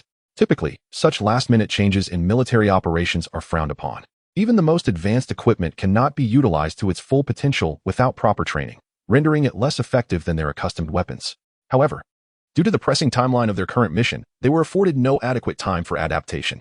Initially, they harbored considerable dissatisfaction, feeling somewhat like test subjects, though, in a sense. They were indeed. Nonetheless, upon learning about the formidable adversaries they were to face, all grievances dissipated. After all, the gear they had previously used primarily consisted of assault rifles, with the most potent weapon being the sniper rifle, codenamed Social Butterfly, wielded by Sienna Fowler. They harbored little confidence that their familiar arms would significantly impact against such terrifying foes, particularly in terms of protection. Thus, they were left with no choice but to place their trust in the weaponry provided by Osborne Industries, which also hinted at the identity of their true superior.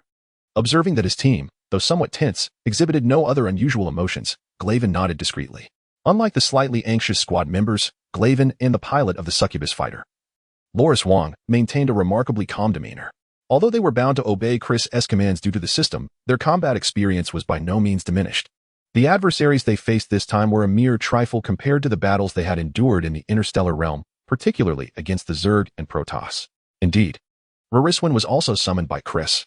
In his previous life, Rariswin garnered even greater renown among gamers like Chris, not as a frontline combatant. Though his combat prowess was certainly commendable, Rariswin stands as one of humanity's most exceptional mechanical engineers in the interstellar realm. It was through his assistance that Reynolds and his Ranger Resistance could maintain a competitive edge against the Terran Empire, and subsequently, the Zerg and Protoss in military engagements. For Chris, Rariswin's role was of immense significance. Although Chris possessed the quintessence of human technological knowledge within the interstellar world, knowledge alone does not effortlessly translate into tangible results. Practical application and validation are essential. Take the steam engine as an example. While everyone understands the theory, few can convert it into a physical entity. Not everyone is a polymath like Tony Stark, and Chris certainly is not. Despite Chris's considerable accomplishments since his arrival in this world, much of his success relied heavily on the support of Osborne Industries. In many instances, he merely needed to specify the requirements for components, which he would then assemble. The feat of repurposing various weapon parts into a suit of armor, akin to what Tony Stark does, is something Chris humbly acknowledges he cannot achieve. Recognizing his shortcomings in this regard, Chris chose to summon Rariswin, a true genius in mechanical engineering, as his second selection. "Oh, look at this. The third drone has made a new discovery," Rariswin suddenly remarked while piloting the Wraith fighter, as the members of the Hellfire squad engaged in light banter, attempting to alleviate their tension while observing the whaling station surveillance footage. Soon, the display within the cockpit minimized the whaling station's view to the side, bringing forth another image. In the midst of the frigid darkness, the drone's night vision capabilities rendered the scene remarkably clear, revealing two factions locked in combat. However, describing it as a skirmish would be misleading. It resembled a one-sided slaughter. "I recognize them. They are from the Arctic Fox," exclaimed the assault trooper Clark. "Well, they are done for. Who is that guy with the metal arm? He's quite formidable." As Clark quickly identified the beleaguered faction on the screen, he realized they were none other than the Arctic Fox mercenary group, known for their notoriety within the mercenary world. Yet, it appeared that their tenure in the mercenary sphere would come to an abrupt end today. He has arrived. Interesting. I am starting to anticipate this mission, Clark mused, unaware of the identity of the approaching force. However, Grevin was well aware. The newcomer was none other than the Winter Soldier, whom Chris had mentioned not long ago. As for the Arctic Fox mercenary group, while they held a modicum of international fame, Grevin regarded them as mere clowns, unworthy of comparison even to the Hellhounds, let alone the previous Umbrella Squad. In truth, the master behind the Arctic Fox mercenary corps is none other than Justin Hammer, who intended to stir up chaos. However, it is evident that he not only failed to achieve his goal but also found himself prematurely eliminated. Now, the true prey has emerged, ready to take action. Just as everyone's attention was captivated by the downfall of the Arctic Fox, Grieven astutely detected changes at the whaling station. Just as Grieven was about to issue orders to proceed, he was halted by Loriswan. "What is it?" Grieven asked, his displeasure apparent. "Come." Loriswan provided him with an unexpected answer. Chapter 11. Psionic battle armor. A few kilometers from the whaling station, an open area lay where the Wraith fighter was stationed nearby, while the Hellhounds mercenaries, under Grieven's command, stood in formation, awaiting something. Moments later, a small spacecraft, reminiscent of science fiction, materialized in the air and gently descended before them. It was the Ghost Fighter piloted by Chris. As the hatch of the Ghost Fighter opened, Chris, clad in full armor, appeared before the Hellhound mercenaries. Unlike the powered armor donned by the Hellhounds, Chris's armor appeared remarkably lightweight and resplendently golden, resembling a golden robe adorned with sapphires, making him look less like a warrior and more akin to someone returning from an anime convention. Nevertheless, the Hellhound mercenaries were not foolish enough to voice such thoughts, especially in light of Chris's identity. Moreover, With their leader Grievin remaining silent, they were even less inclined to express dissent. Of course, Chris's attire was not truly a golden robe. In fact, Grievin was quite familiar with the armor Chris wore and envied it greatly. If possible, Grievin would even be willing to trade a battlecruiser for the armor Chris possessed. Chris's armor was a psionic battle suit utilized by a modified zealot. Employing Protoss technology, the psionic energy of the Protoss and the spectral energy of humans are essentially the same, merely differing in nomenclature. While in the StarCraft game, zealots are merely considered basic units akin to human marines or the Zerglings, often disparagingly referred to as puppies. One would be mistaken to equate their combat prowess with that of marines or Zerglings. The game's categorization of zealots as a primary unit with adjusted combat power was merely for the sake of balance. It is crucial to understand that the Protoss are referred to as the God race, and each Protoss, whether in terms of technology or individual combat ability, stands as a formidable force against both humans and Zerg. The Zealots, depicted in animation as effortlessly dispatching hordes of Zerglings, exemplify their true strength. In the interstellar realm, the authentic divine race, the Xel'Naga, created the Protoss as their most successful creation before the inception of the Zerg, bestowing upon them the title of the Children of God. Under the guidance of the Xel'Naga, the Protoss civilization flourished, crafting one of the most brilliant cultures in the interstellar world. However, the most formidable fortresses are often breached from within.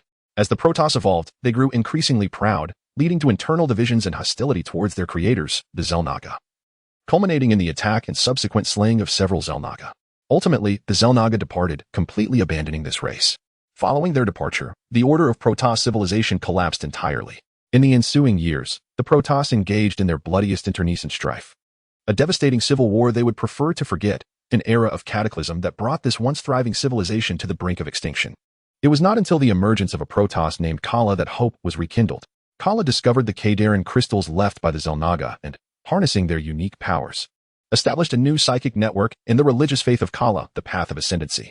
The advent of Kala transformed the social hierarchy of the Protoss, reintegrating their civilization and prompting them to learn from their former creators, the Xel'Naga, while adopting a benevolent approach to aiding weaker civilizations. Regrettably, this illustrious history and powerful civilization did not afford the Protoss considerable advantages against humanity and the Zerg, primarily due to their inadequate reproductive capabilities. Although, following the cataclysm, the Protoss population reached a seemingly substantial figure of 1 billion. This number pales in comparison to the countless star systems within the galaxy, which number approximately 100 trillion. A billion is insufficient even to scatter across the vast expanse of the galaxy, let alone the entire universe. Thus, for the only race among the three with interstellar capabilities, this figure is indeed dismally meager. Indeed, unlike the humans and Zerg, whose presence is confined to the Milky Way, the Protoss are the sole race to have ventured beyond its confines. The ease with which the Zerg conquered the Protoss homeworld can be attributed not only to negligence but also to the absence of the Protoss's formidable battle forces, the exploration fleet centered around the Ark ships, who were engaged in distant cosmic explorations rather than defending their home. In addition to their already poor reproductive capacity, the strict control exerted by the Kala religion, the excessive emphasis on psychic communication, and the Protoss's long lifespans have further diminished their already scant birth rates. Consequently, in contrast to the highly prolific humans and Zerg, each Protoss life is exceedingly precious. Even those who are incapacitated are subjected to immersion in mechanical constructs akin to the Immortals, allowing them to continue contributing. Thus, as the backbone of the Protoss military, the battle suits worn by the Zealots cannot be compared to ordinary power armor. Although the Protoss technology unlocked by Chris is limited, it is fortunate that the battle armor utilized by the Protoss falls within the realms of what has been unlocked, representing one of the few complete technologies available to Chris among Protoss equipment. Certainly, Chris's set of battle armor is undoubtedly not a mere replication, as the structural differences between humans and Protoss are significant, and many materials are simply unavailable on Earth, rendering even synthetic alternatives impossible. Thus, he has had to resort to substituting with materials found on Earth. Despite this, with the assistance of Roraswan, Chris has thus far managed to construct only this singular piece of psionic armor. It is not merely a matter of feasibility, but rather the exorbitant cost involved. The price tag is so steep that Graven's willingness to exchange a battlecruiser for a single set is hardly unfounded. In truth, the total expenditure on the 2 battlecruisers within Chris's subterranean base amounts to just over $200 billion, and when accounting for the various aircraft and weaponry on board, the total barely exceeds $300 billion. Yet, the cost of this one psionic armor has drained nearly $40 billion from Chris's coffers. Is this astonishing? Perhaps. But it is hardly surprising. Despite the fact that human technology in the interstellar realm is several millennia ahead of that on Earth, it remains fundamentally derivative. Numerous futuristic technologies already possess a theoretical foundation. Moreover, the contemporary industrial system is exceptionally advanced, enabling the human faction in the interstellar world to utilize much of this technology directly. The primary deficiencies lie in materials and energy sources. Conversely, Protoss technology constitutes a wholly distinct system, fundamentally different from human technological frameworks. The original industrial system of humanity offers little utility in researching Protoss technology. Thus, manufacturing it genuinely necessitates substantial financial investment, naturally leading to a staggering cost. Should Chris endeavor to produce more, he might well face bankruptcy. Despite Osborne Industries achieving a staggering market valuation of nearly $800 billion under Chris's extraordinary maneuvering, it is essential to note that Osborne Industries is not solely the property of the Osborne family. In fact, they hold merely about 45% equity in the conglomerate, with Chris himself owning an even smaller proportion, approximately 15%. Over the years, Chris has engaged in private ventures, frequently utilizing company resources otherwise. How do you suppose the base within his estate came to fruition? Had he not consistently generated profit for Osborne Industries, he would have long since faced accountability from the board of directors. Nonetheless, this expenditure has proven worthwhile for Chris. The psionic armor itself boasts formidable capabilities, far exceeding conventional suits in physical protective capacity, complemented by a plasma shield generator that effectively defends against both physical and energy attacks. Additionally, akin to powered armor, it significantly enhances the wearer's strength, speed, endurance, and explosive power, with enhancements several times that of standard powered armor. Furthermore, the armor is equipped with vital signs monitors and navigational tools. However, the most critical aspect lies in the crystalline array on the armor's surface, which constitutes the most significant portion of the overall expense. The authentic psionic battle armor is adorned with crystals, a unique treasure bestowed upon the Protoss by the Xel'Naga, the Kedron crystal.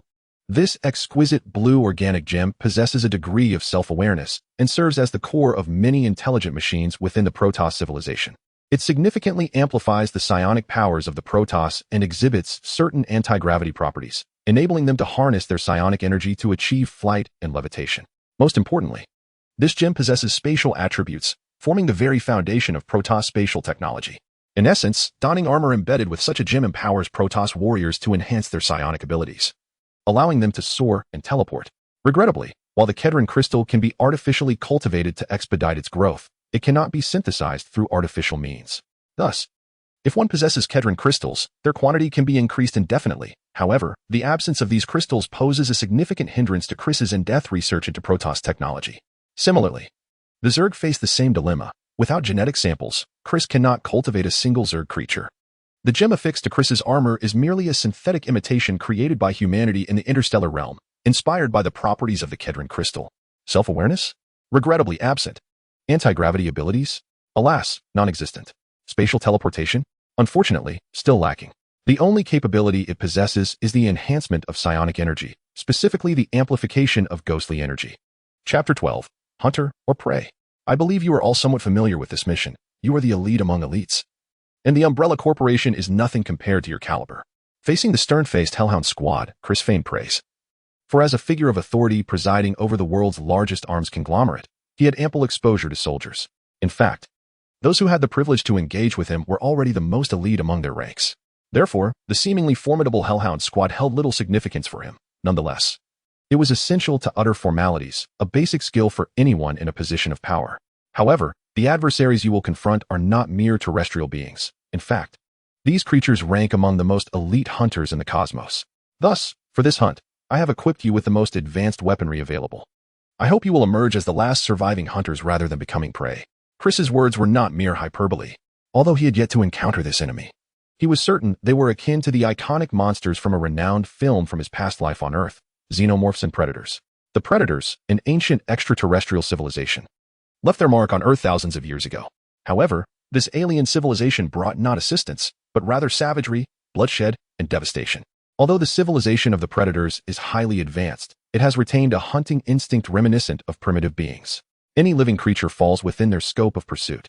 None can escape their wrath, except for the frail, the elderly, women, and children, until they encountered the alien species. The alien represents a remarkably unique life form, perhaps even a paragon of biological perfection. Its larval stage can acquire the superior genes of its host through parasitism, allowing it to evolve toward an even more refined state. In its adult form, the alien possesses formidable strength with a resilient exoskeleton capable of withstanding bullets, and its blood is highly corrosive, serving as a powerful weapon when necessary. It wields a retractable, serrated tongue with exceptional penetrating power, and its tail is also a lethal weapon. More terrifying is this creature's acute reflexes, immense strength, and predatory instincts. Such a powerful being is the quintessential quarry that the predators yearn for. Consequently, the hunt for aliens has become a rite of passage for young predators. Each one takes immense pride in their ability to hunt these creatures. To this end, they have even begun to domesticate these fearsome beings, constructing trial grounds reminiscent of underground pyramids across various regions of the cosmos. Regrettably, the reproductive cycle of the aliens necessitates a host, thus, those civilizations conquered by the predators, although spared from slaughter, still meet a grim fate as they become sustenance for the aliens. The pyramid located beneath the Antarctic whaling station serves as a trial ground established by an ancient civilization under the dominion of the predators, with hunts occurring once every century. However, despite the aliens being a controlled species, their terrifying capabilities pose significant risks. Should they proliferate, even the predators, despite their prowess, may falter, leading to potential outbreaks. In such circumstances, as an advanced civilization, the predators resort to employing portable explosives, which, though seemingly small, possess immense destructive power comparable to low-yield nuclear devices, resulting in an immediate silence. Nevertheless, Chris harbors no concerns regarding either the aliens or the predators. In fact, his primary objective is to study the aliens, as their characteristics bear striking similarities to those of the Zerg. He perceives a substantial likelihood that the alien genes could serve as a cultivation sample for the Zerg, potentially unlocking certain aspects of Zerg technology. For the Hellhounds clad in battle armor, the threat posed by the aliens is minimal. The aliens primarily utilize piercing attacks with their tails and tongues, along with their formidable strength and corrosive blood. However, these methods are also familiar to the Zerg in the interstellar realm, prompting humanity to enhance their power systems accordingly to effectively defend against such assaults. Unless the wearer remains immobile, the predators, too, are not exempt from this reality. As for the explosives they wield, the power unleashed by their core mechanisms is unlikely to be significantly weaker, not to mention, at Chris's command, the Hellfire Squad embarked under the leadership of Graven. Indeed, it was still Graven at the helm, while Chris returned to the Ghost aircraft, not joining the mercenaries of Hellhounds as they had anticipated. At that moment, the mercenaries realized that this formidable figure was merely there to observe the spectacle. No wonder Graven showed no concern. It was amusing to think they might operate alongside such an esteemed individual. Chris, however, maintained that he bore no ill intentions, embodying the principle of a gentleman who does not position himself beneath a precarious wall. Despite possessing formidable psychic armor and having undergone genetic enhancements and extensive military training, he saw no reason to personally engage in combat. He was not like Tony Stark, who relished the limelight. If there was an opportunity to be idle, why not seize it? If he were to tackle every task himself, why would he invest so much in equipping these mercenaries? It was utterly ludicrous. Thus, during this operation, Chris would remain aboard the Ghost aircraft, overseeing and directing via the mercenaries' powered armor's camera and communication systems. As for the notion that he could simply observe from New York, there was a certain ambience to be appreciated. As the Hellhound mercenaries set off with a mix of trepidation and anticipation, a transformation was already underway within the subterranean pyramid. Moments prior to Chris's arrival, Umbrella Corporation had just entered the ruins. The remaining personnel of Wayland were still sheltering from the biting snowstorm, huddled by the fire, sipping warm wine, when suddenly, the door burst open, allowing a chilling wind to sweep into the room, causing everyone inside to squint against the cold.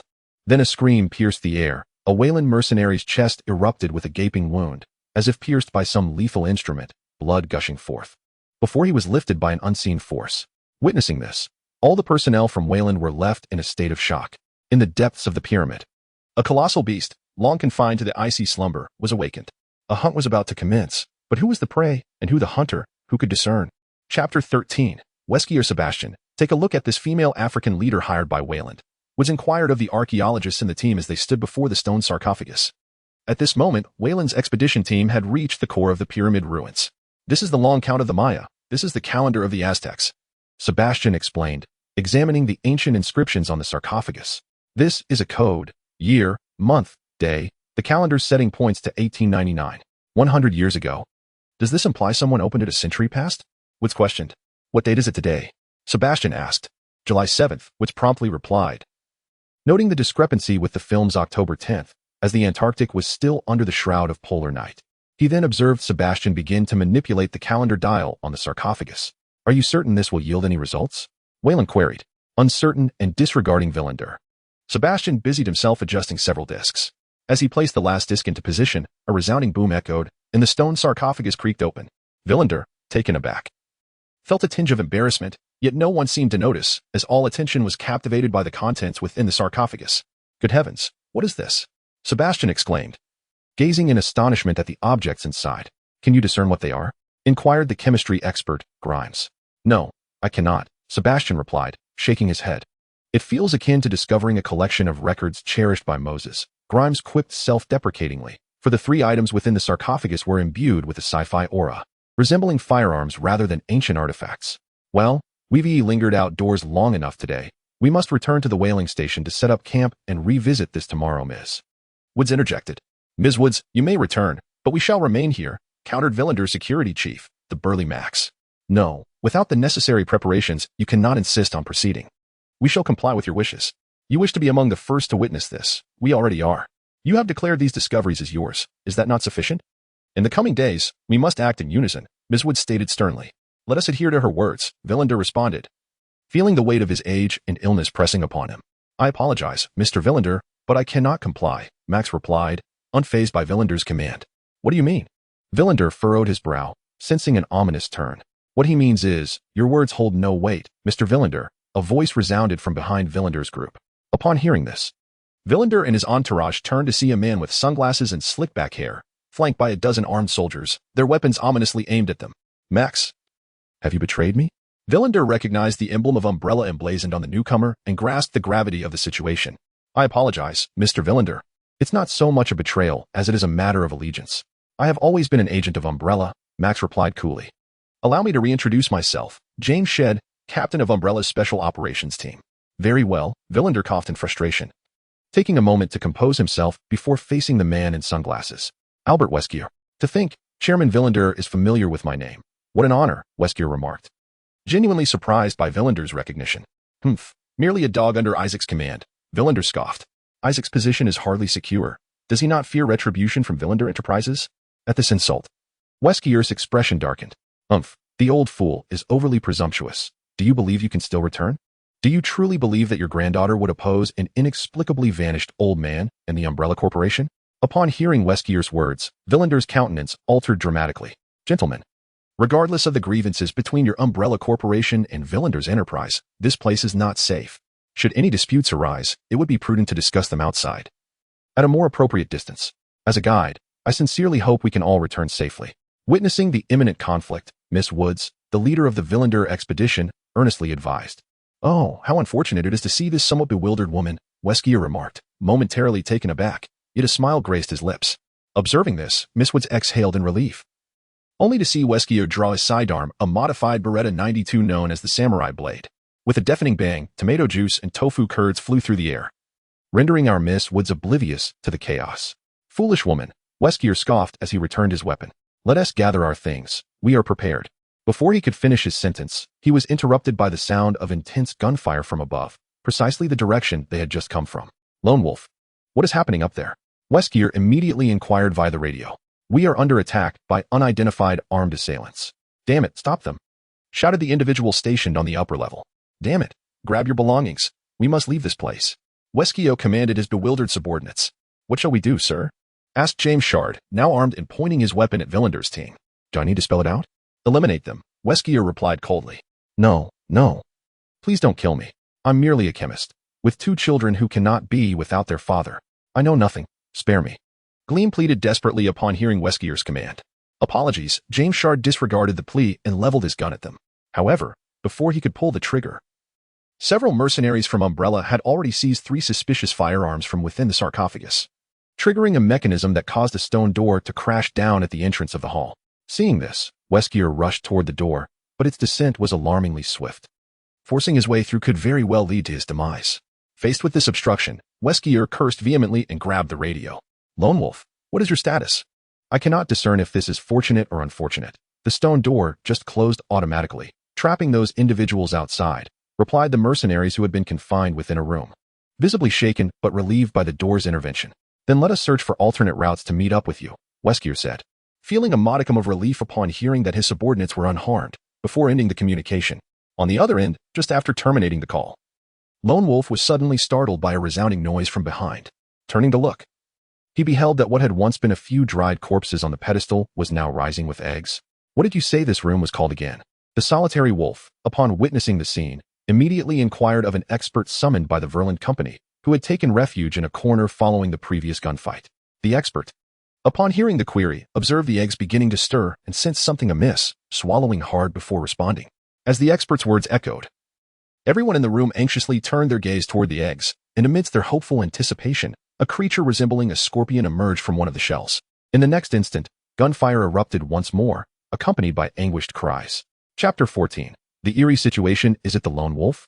Is it the lone wolf?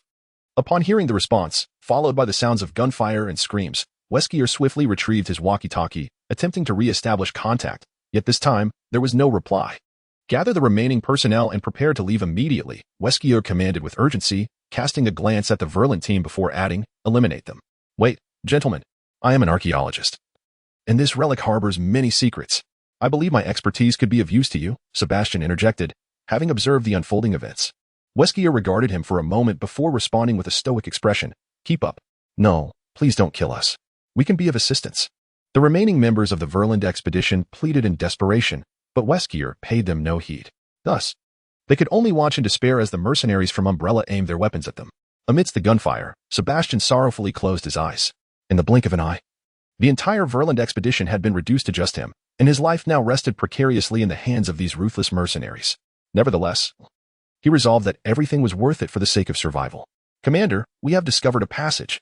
After a thorough search of the hall, a mercenary quickly reported the newfound exit. Road, Ghost, you take the rear. Ninja, James, clear the path ahead. Four Eyes, Bess, provide support. Ruebua, ensure the safety of this archaeologist.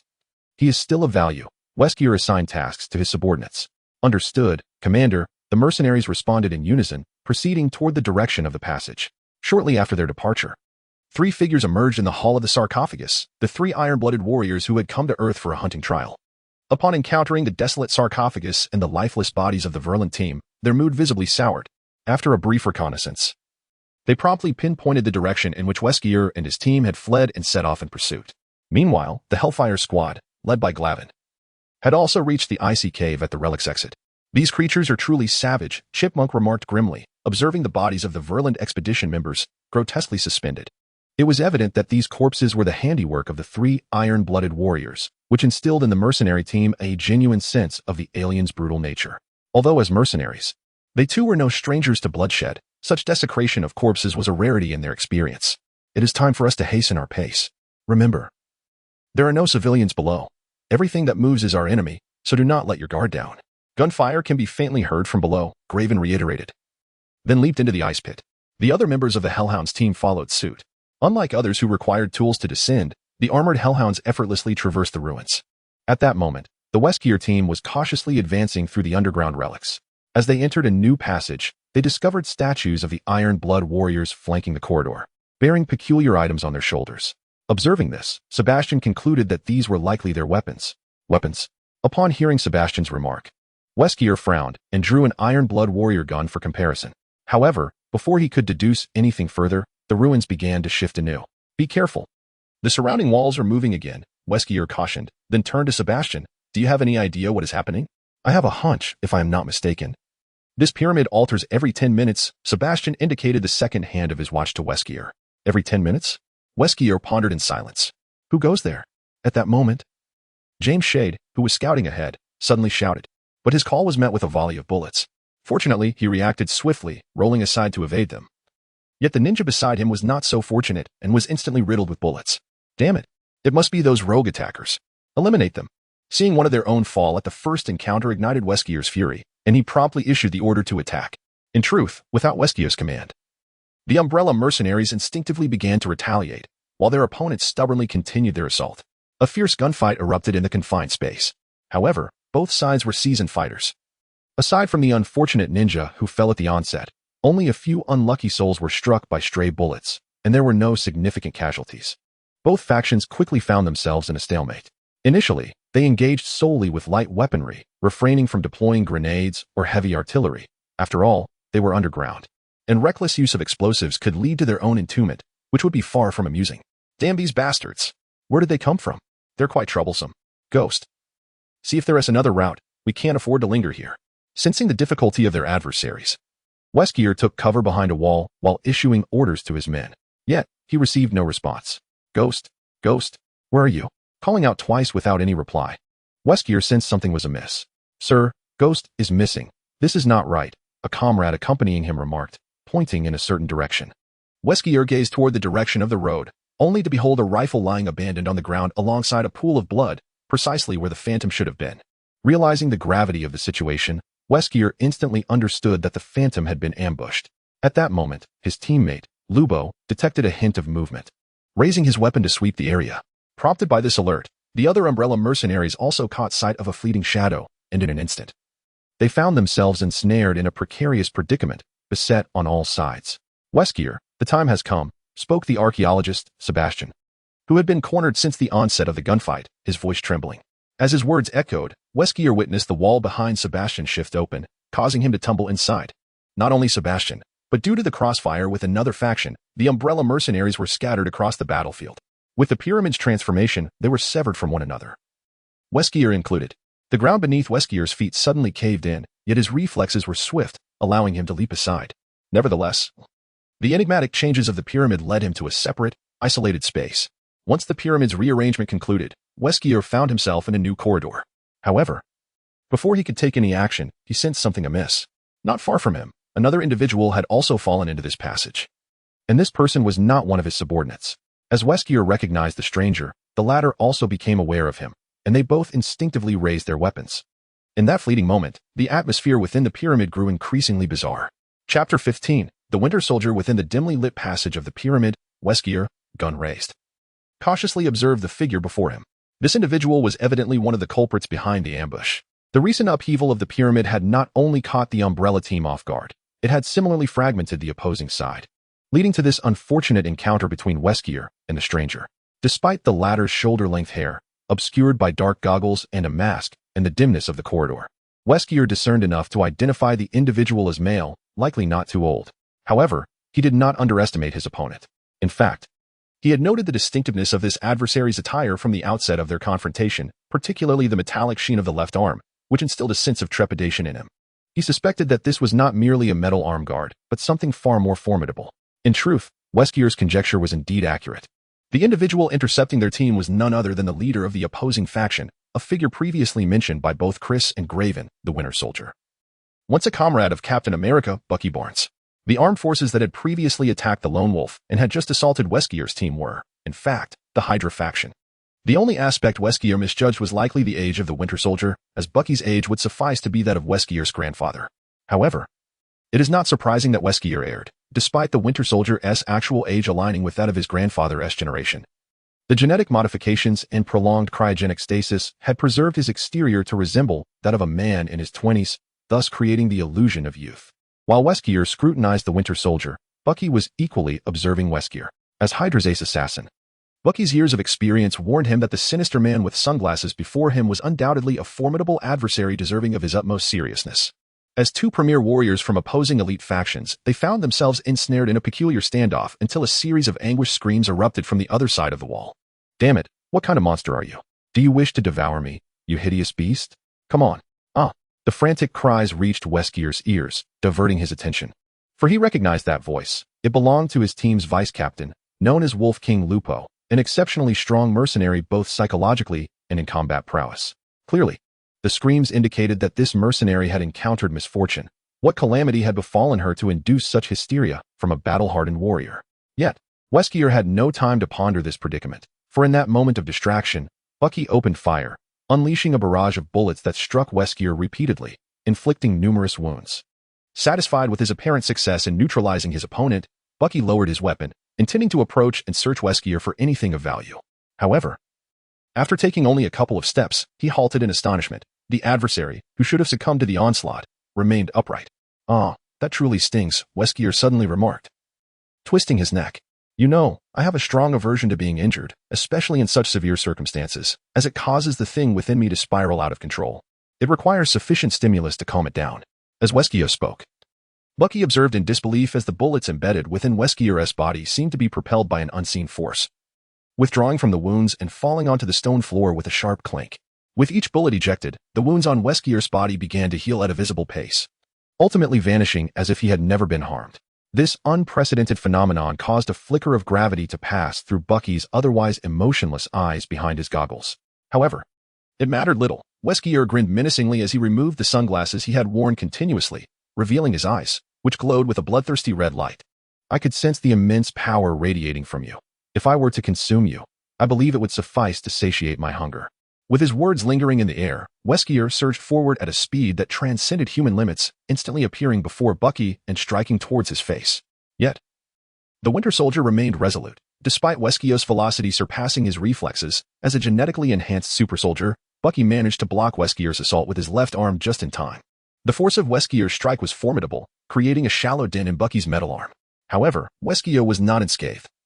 Although Bucky's metallic limb did not rival Captain America's vibranium shield, it was nonetheless a pinnacle of Red Room technology, significantly augmenting Bucky's strength while also possessing remarkable rebound capabilities. One might even liken it to a form of armored retaliation.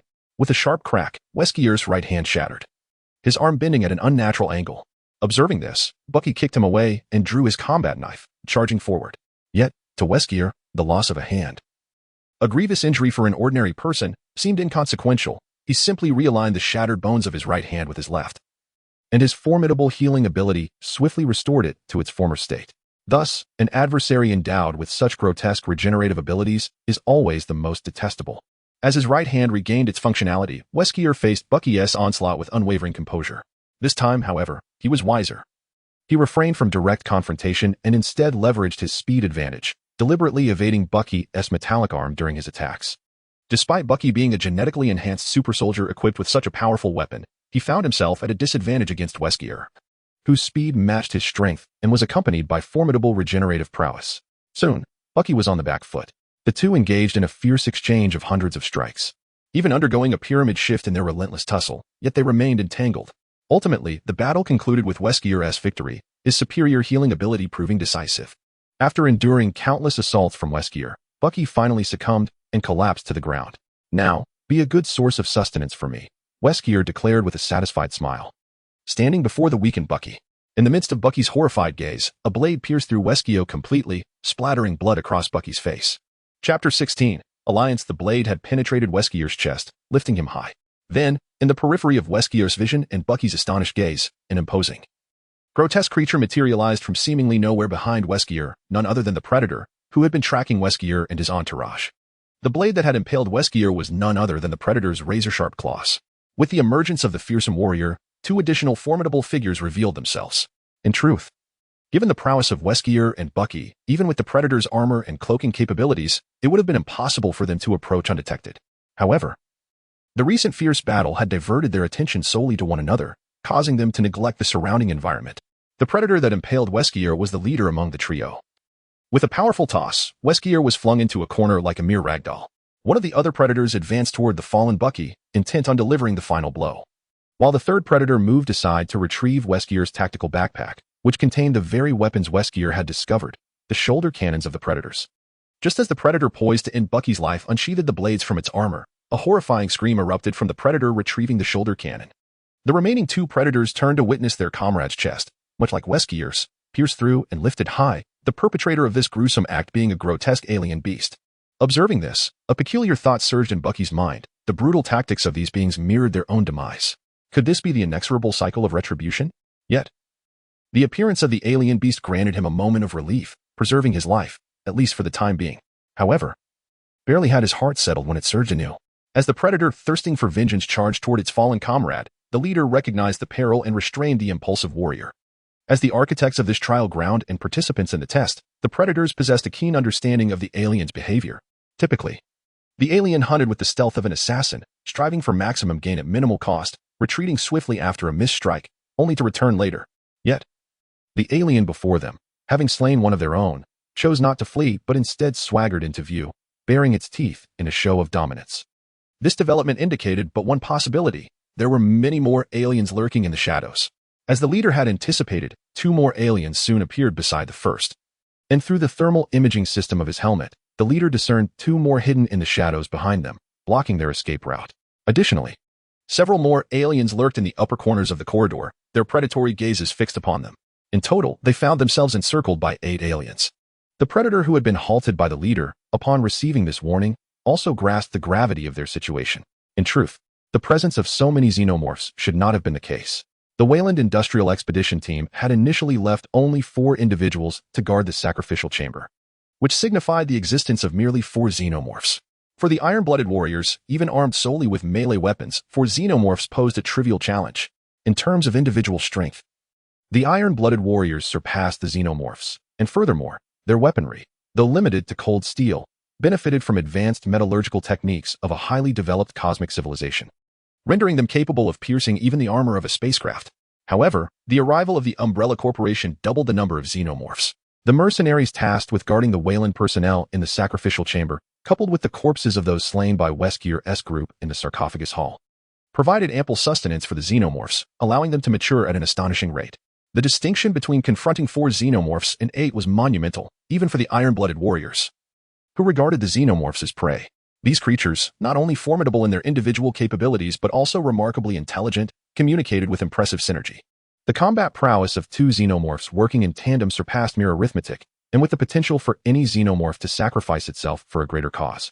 The emergence of 8 xenomorphs left the 2 iron-blooded warriors in a state of trepidation. Despite their superior equipment, the warriors were mere novices in the grand scheme of their race. Instinctively, they glanced toward the spot where their fallen comrade lay, not to mourn, but to seek the shoulder-mounted cannon belonging to Weskier. With such a weapon, the threat posed by 8 xenomorphs, nay, even 18, would seem trivial. Each could be dispatched with a single shot. Yet, the cannon was located beneath the very xenomorph that had ambushed their companion, flanked by 2 others. Even if the iron-blooded warriors could eliminate these 3 swiftly, the remaining 5 xenomorphs were more than capable of claiming their lives. Indeed, it was not only the 2 iron-blooded warriors who felt a sense of dread. On the ground, Bucky, perceptive and astute, recognized the unusual behavior of the warriors and sensed the lurking beast around them. Upon estimating the number of these monsters, he felt a strange longing for the fatality he had narrowly escaped at the hands of the iron-blooded warriors, for at least they did not appear to be cannibalistic. The new creatures, however, with their steel teeth bared, instilled a chilling fear within him. With this thought, Bucky instinctively edged closer to the 2 iron-blooded warriors, who immediately noticed his movement.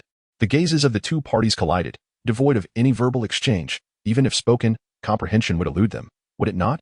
Yet, as fellow warriors, both sides instantaneously grasped the unspoken meaning conveyed through one another's eyes. Despite donning masks that obscured their expressions, an unspoken understanding emerged between them. It was a pact of alliance. Chapter 17, That Thing is Inedible. With their silent accord established, the 2 iron-blooded warriors acted swiftly. When confronting the alien creatures, preemptive action was imperative. Hesitation often led to demise. At some point, 2 circular shurikens had found their way into the hands of the iron-blooded warriors, who hurled them directly at 2 of the 3 aliens standing before them. One alien, caught off guard, suffered the loss of half its head, while the other narrowly evaded complete decimation, sustaining severe damage to its tail, rendering it unbalanced and collapsing to the ground. Its corrosive blood splattered across the terrain, eroding the stone tiles into pockmarked depressions. The 3 aliens lurking above in the passageway, along with the remaining 1 directly ahead, charged ferociously towards the 2 iron-blooded warriors. Remaining composed under pressure, the warriors swiftly unleashed 2 net-like traps from their arm-mounted armor, ensnaring the approaching aliens. The immense force of the nets pinned the metallic spikes embedded in the edges against the walls, rendering the 2 aliens immobile. Yet, the ordeal did not end there. As the nets constricted, they began to embed into the aliens' flesh, suggesting that it would not be long before they faced a gruesome demise. In mere moments, 1 alien lay dead, another injured, and the 2 ensnared. What began as a 6-2 encounter swiftly shifted to a 2-2 scenario, thanks to the formidable equipment and precise tactics employed by the iron-blooded warriors.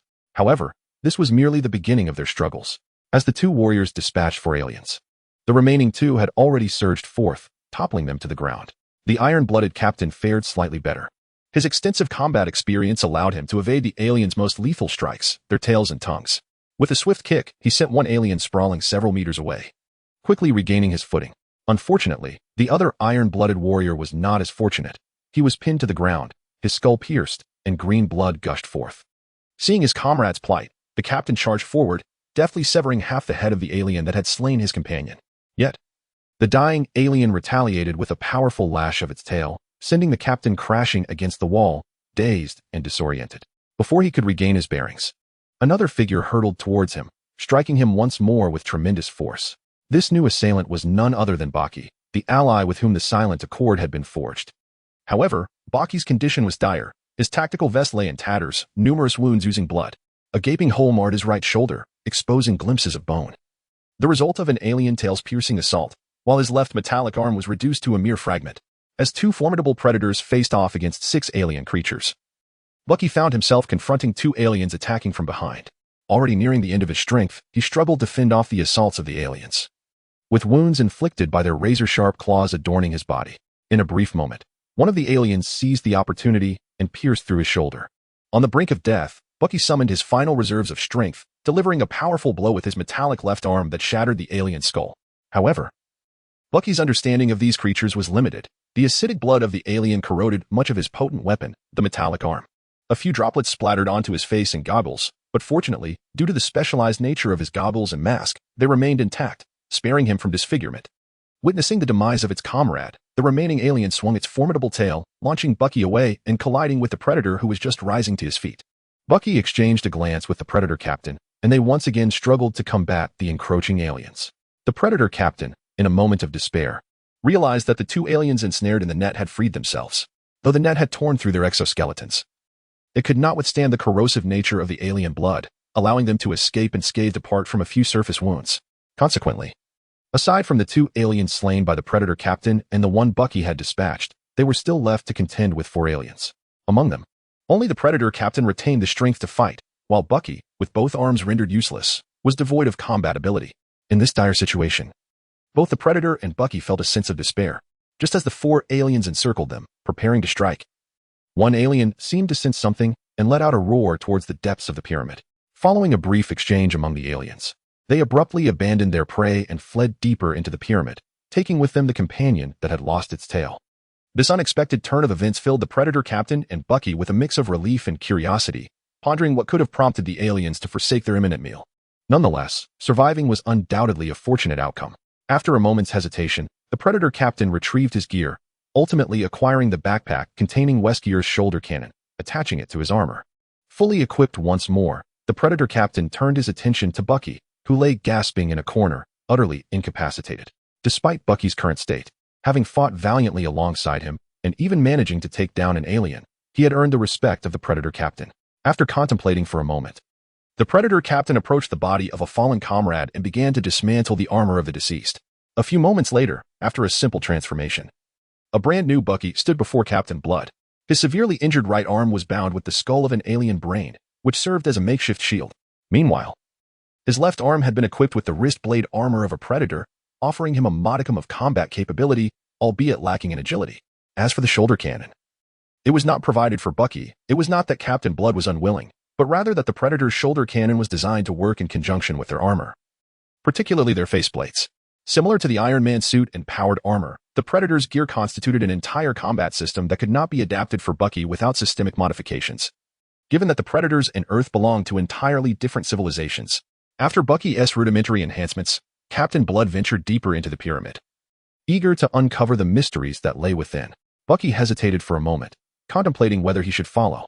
Although he possessed a slight resurgence of combat prowess, he harbored little confidence in his ability to navigate this treacherous terrain, particularly should he encounter another one of those monstrous creatures.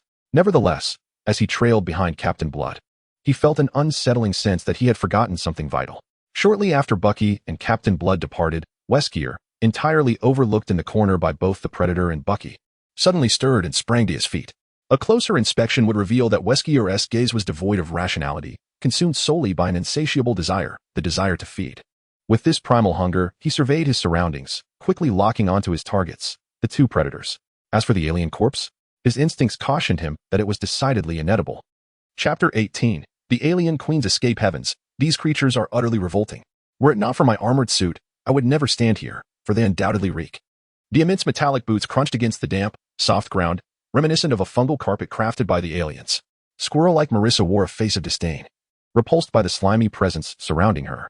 Despite the armor's independent life support system, she found the situation profoundly nauseating. In truth, she was not mistaken, whether alive or dead. The aliens, and indeed the current fungal carpet, emitted a distinctly pungent odor, as aliens were, after all, merely insects at their core. Beside the squirrel, Her comrades from the Hellhound mercenaries were the very reason for the swift decline in the alien population. Though the alien exoskeletons were remarkably tough, they proved no match for the 14-gauge rifle's spiked ammunition, which rendered them as fragile as paper. The armor's thermal sensing and imaging systems ensured that even the most concealed aliens could not escape detection. Thus, with the squad members executing their tactics with finesse, aided by the armor's targeting systems, the once hidden aliens became little more than swiftly moving targets. Upon hearing the complaints of the chipmunk, the medic, Elray, chuckled and approached her, nudging her with the shoulder of his powered armor. "Marissa," he remarked, "your scream when those creatures first appeared was quite melodious. I never imagined a woman's shriek could be so deliberately enchanting. I must admit, it left me quite aroused. Perhaps we could arrange a rendezvous after this mission?" However, his jest was met with an 8mm piercing round. Whoa, I surrender. I was merely joking." Elray quickly conceded upon hearing the damage warning from his armor. "All right, enough of the fooling around. Come take a look here." Graven, who had been leading the group, interrupted their banter, pointing ahead. They had followed the trail of the fungal carpet and found themselves in a vast chamber. This chamber was none other than the sacrificial room within the pyramid, now completely enveloped by the slick, moist fungal carpet. The floor was littered with grotesque alien eggs. Good heavens, so many. The members of Hellhound's squad gasped in unison at the sheer number of alien eggs before them. "We absolutely cannot allow these to reach the surface. That would spell disaster for humanity," said the scout, Mockingbird, as Caroline's expression turned grave. "Indeed, but this is one of our primary objectives. And we cannot destroy it all," Graven nodded, issuing orders. "Mummy, collect 2 samples. Chipmunk, the rest is up to you." "Understood, Captain," replied the battlefield scientist, codenamed Mummy, as he retrieved a specialized metal box to collect samples from the alien eggs. "Of course, this is my favorite task. I'm eager to see the power of this bomb." Marissa, the chipmunk, grinned as she pulled out several explosives. These bombs were also provided by Chris. As a demolitions expert, what could be more exhilarating than creating a magnificent display of fireworks? "Captain, what about these people?"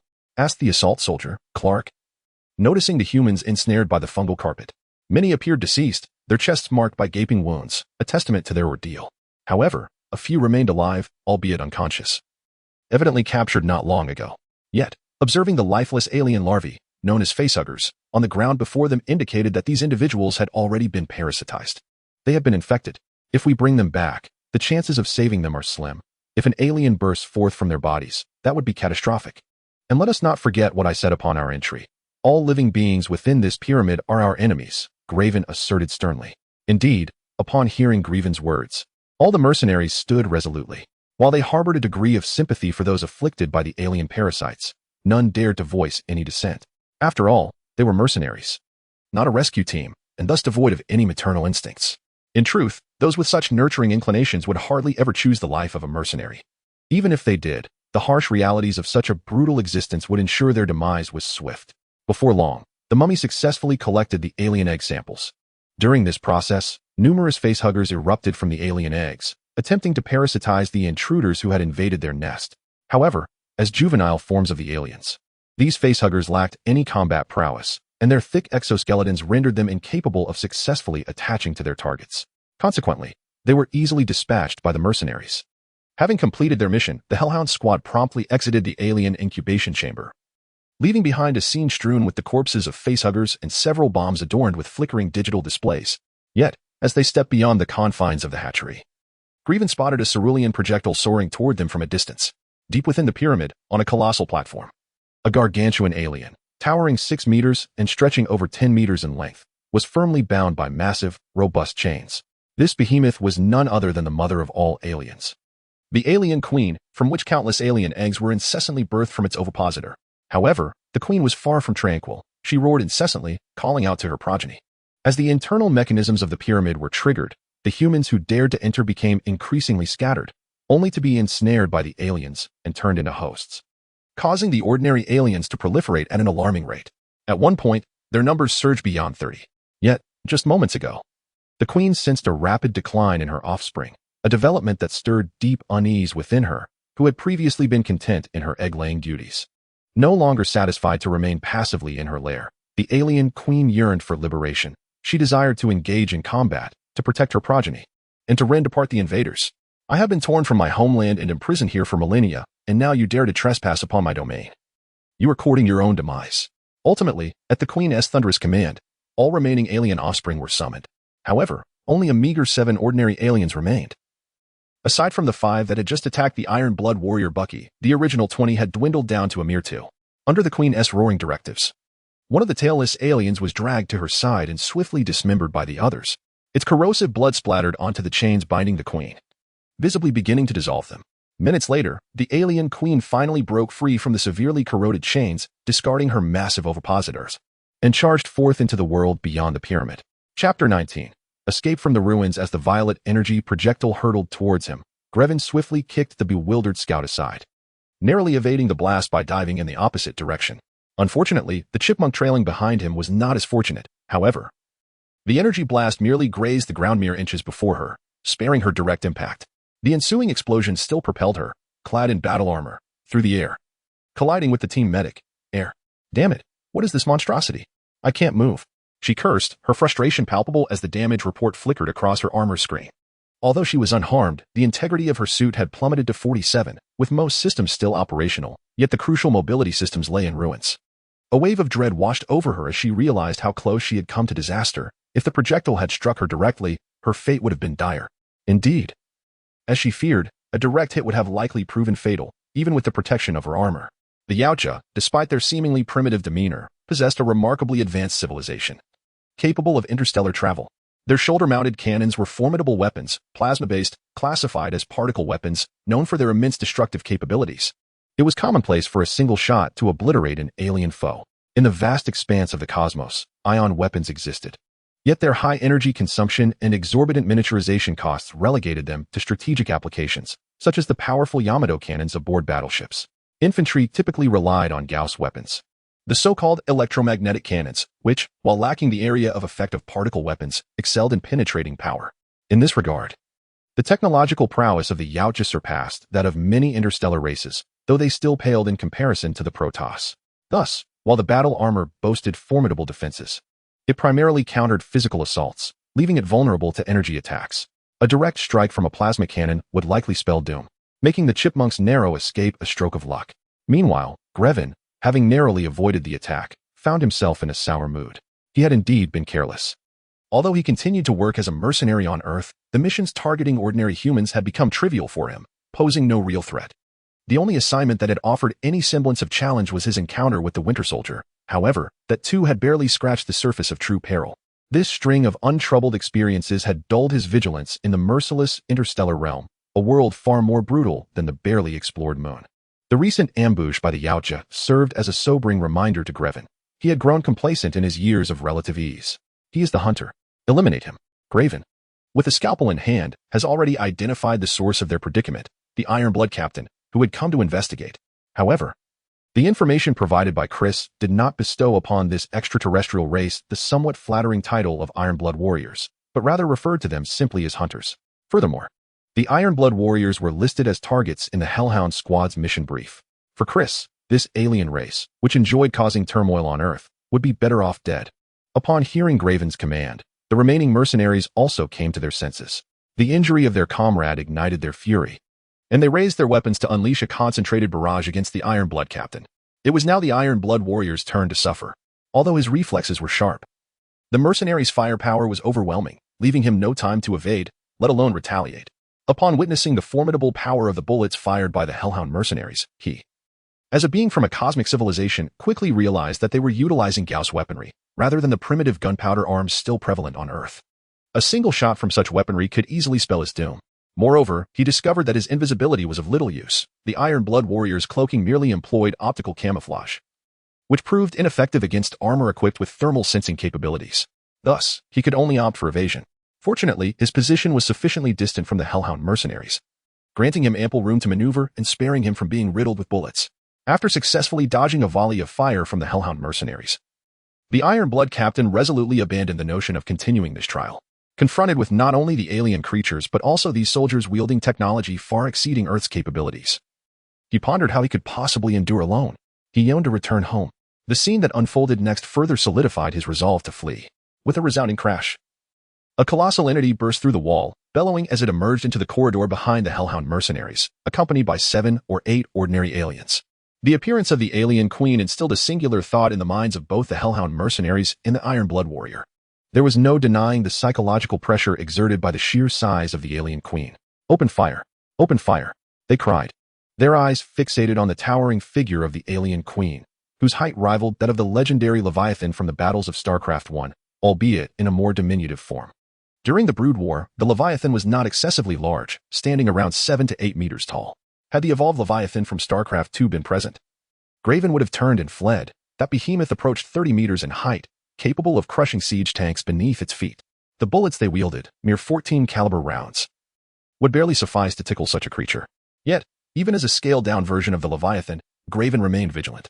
At over 6 meters tall, this formidable beast was no trivial adversary, and should it charge, it would certainly not be a matter to be taken lightly. Without Glenn's prompting, the Hellhound mercenaries had already turned their weapons towards the alien queen and launched an assault. Although the power of the 14 caliber rifle's armor-piercing rounds was notable, its true strength lay in its penetrative capability, effective against ordinary aliens. The remaining creatures succumbed under the relentless barrage of fire.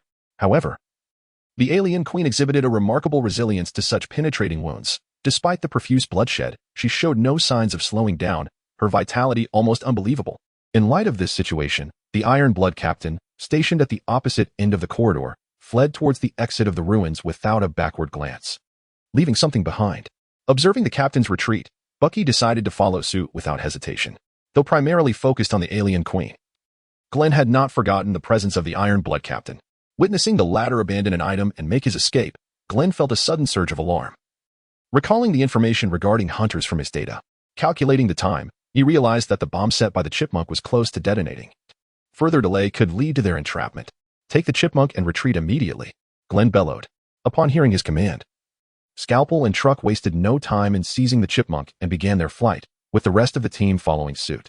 Fortunately, one of the most outstanding features of their armor was its agility. Even while carrying an incapacitated comrade, their speed remained comparable to that of a vehicle. Although they could not match the Iron Blood captain's rapid escape, they swiftly caught up with Bucky. As Glenn contemplated whether to give Bucky a shot to delay the queen, Chris, who had been monitoring their actions from afar, suddenly issued a command to Glenn. Acting decisively, Glenn knocked Bucky unconscious. The latter, with his hands rendered nearly useless, lacked the capacity to resist. After incapacitating him, Glenn grasped Bucky by the collar and dragged him along. Confident in the enhanced warrior's resilience, he would likely survive a brief dragging. Poor Bucky, if Captain America were to discover his dear friend's predicament, he might very well leap from the Arctic ice. Just as the Hellhound squad reached the entrance, the Iron Blood captain had already utilized the electromagnetic device previously constructed by Weyland Corporation to return to the surface. However, the Hellhound squad did not require such contraptions. They surged through the tunnel, powered by their exceptional armor. As they traversed more than half of the tunnel, the bomb left by the Iron Blood warrior detonated first, instantly engulfing the entire underground ruins. Fortunately, the Hellhound mercenaries were far enough from the blast. The ensuing shockwave triggered alarms on their armor, but they emerged relatively unscathed, albeit slightly disoriented. In a dire predicament, Bucky found himself at the mercy of Graven, who had dragged him for nearly 1,000 meters, leaving him with countless broken bones. When confronted with the shockwave, Graven, displaying a flicker of compassion, shielded Bucky with his battle suit, sparing him from certain death. Alas, the once stylish locks of Bucky's hair were tragically scorched away by the intense heat, leaving only his eyebrows untouched. The Hellhound mercenaries, however, did not linger. They pressed on relentlessly. Although they had evaded the explosion shockwave, they remained acutely aware that the detonation had occurred beneath the ice. The violent explosion not only obliterated the ruins but also led to the complete collapse of the ice above. It was only after the Hellhound squad had sprinted several hundred meters beyond the collapse zone, confirming their safety, that they finally paused, exhaling with palpable relief. No sooner had they halted than a figure was unceremoniously thrown before them, startling the mercenaries. Upon closer inspection, they recognized the Iron Blood captain, who had been leading the charge ahead of them. Following the trajectory from which he was cast, they discerned the golden-clad figure of Chris, who had intercepted the fleeing Iron Blood warriors. This was not a moment for respite. Before the mercenaries could fully relax, Graven remained fixated on the crumbling ice, uttering warnings of impending danger. As his words echoed in the air, a colossal figure erupted through the ice, manifesting before them. Chapter 20. Slaying the Alien Queen. The Alien Queen roared as she surged from the ground, her acute sense of smell quickly detecting the presence of the Hellhound squad, prompting her to charge in their direction. The mercenaries, sensing the immediate threat, gripped their weapons tightly, steeling themselves for a fierce confrontation. The previous inability of the Alien Queen to pursue them was not due to the superior speed of the battlesuits. Rather, it was the confined spaces within the underground ruins that hindered her movement. The battlesuit allowed its wearer to sprint at nearly 40 kilometers per hour over long distances, a speed that far surpassed the typical short sprints of ordinary humans. This velocity was comparable to the average speed of vehicles in urban areas, with many congested cities failing to achieve such rapidity. Moreover, the battle suit offered unparalleled maneuverability across diverse terrains, rendering ground transportation vehicles largely unnecessary in the interstellar military context. Why rely on cumbersome vehicles when one could traverse varying landscapes with greater agility? And for long distances, air transport sufficed. Yet, when juxtaposed with the speed of the alien queen, the battle suit's advantage paled. The alien queen's movements bore a resemblance to that of a Tyrannosaurus rex, albeit with a more slender and aerodynamic form, facilitating swifter running. Her speed rivaled that of the battlesuit previously. Her inability to catch up was solely due to the cramped conditions of the underground ruins, which restricted her agile form. Much like a high-speed vehicle unable to reach its potential in a congested city, where electric scooters with lower speed limits might outpace it. However, the current circumstances have shifted. The terrain below is broad and flat, allowing the alien queen to unleash her utmost speed. In such a scenario, racing against such a formidable beast would be an exceedingly foolish endeavor. The Hellhound mercenaries, accustomed to never turning their backs on the enemy, are indeed tense. Yet, Chris remains unfazed, his demeanor relaxed as he observes Buck, who has been dragged over by Graven. At this moment, Buck is utterly wretched, covered in wounds, and, remarkably, bald. Is this the prelude to invincibility? As the alien queen approaches, Graven interrupts Chris's silent musings, reminding him that he, too, is not particularly anxious. He knows Chris must have a plan, and he can surmise its nature. Do not worry, once we reach the ground, this creature will not be able to exert its arrogance. With a glance at the roaring alien queen charging toward them, Chris calmly addresses Rory. It's your turn. Understood. Commander, Rory promptly responds through the communicator. As his words echo, a female Wraith fighter jet streaks out of the clouds at an astonishing speed, appearing in the mercenaries' line of sight, heading straight for the alien queen. Ha ha ha, big bug darling, your grandpa Swan is here, Rory exclaims, laughing heartily as he presses the weapon launch button.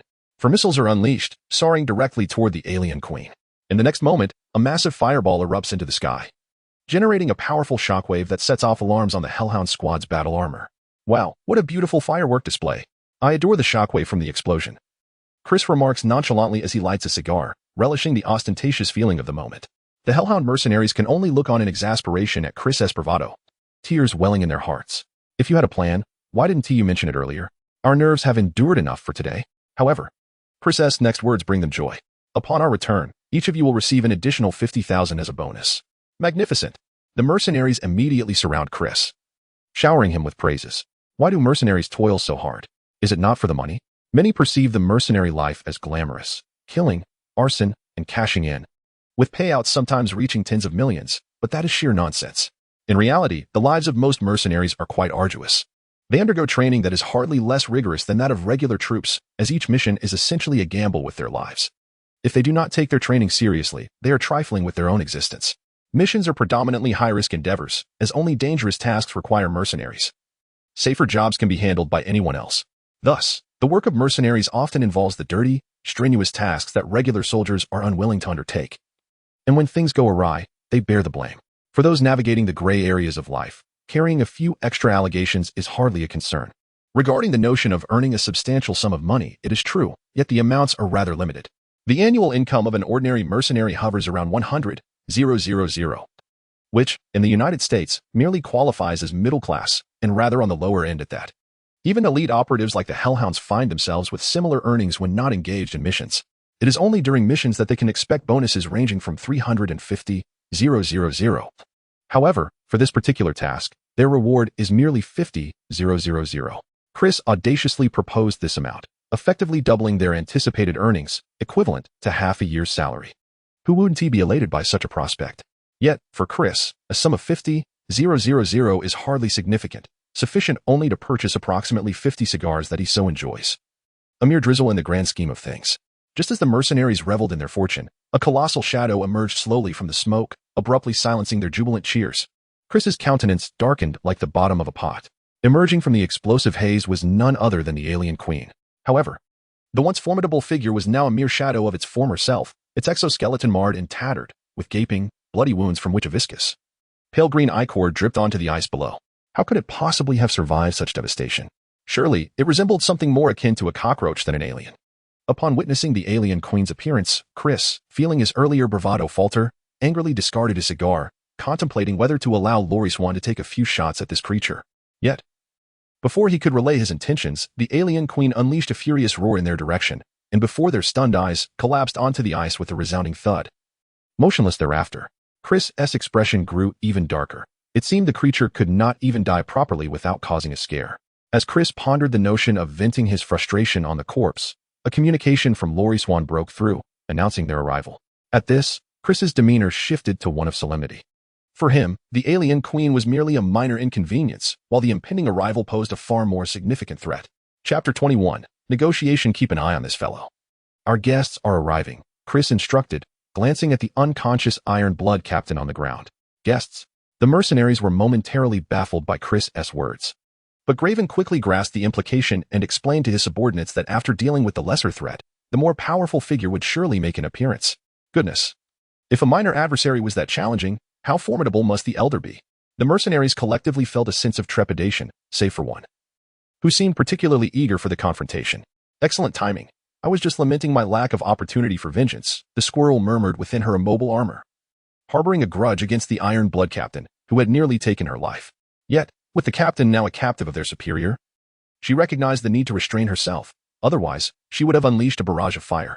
As her thoughts settled, a colossal vessel, approximately 500 to 600 meters in length, materialized before them, appearing in a manner reminiscent of their first encounter with the Wraith fighter. However, compared to the ship, the Wraith looked like a mere toy.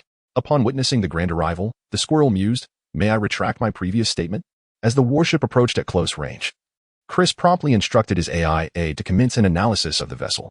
The AI swiftly provided its findings, but the results compelled Chris to grimace in disbelief. Although the ship's size was comparable to that of the Behemoth-class battlecruisers within his subterranean base, the AI's analysis indicated that the Behemoth would only have a mere 30% chance of victory in a confrontation with this adversary. This conclusion, derived from a rudimentary assessment of the ship's external structure and energy responses, suggested that the technological level of this seemingly barbaric civilization might surpass that of the interstellar human race.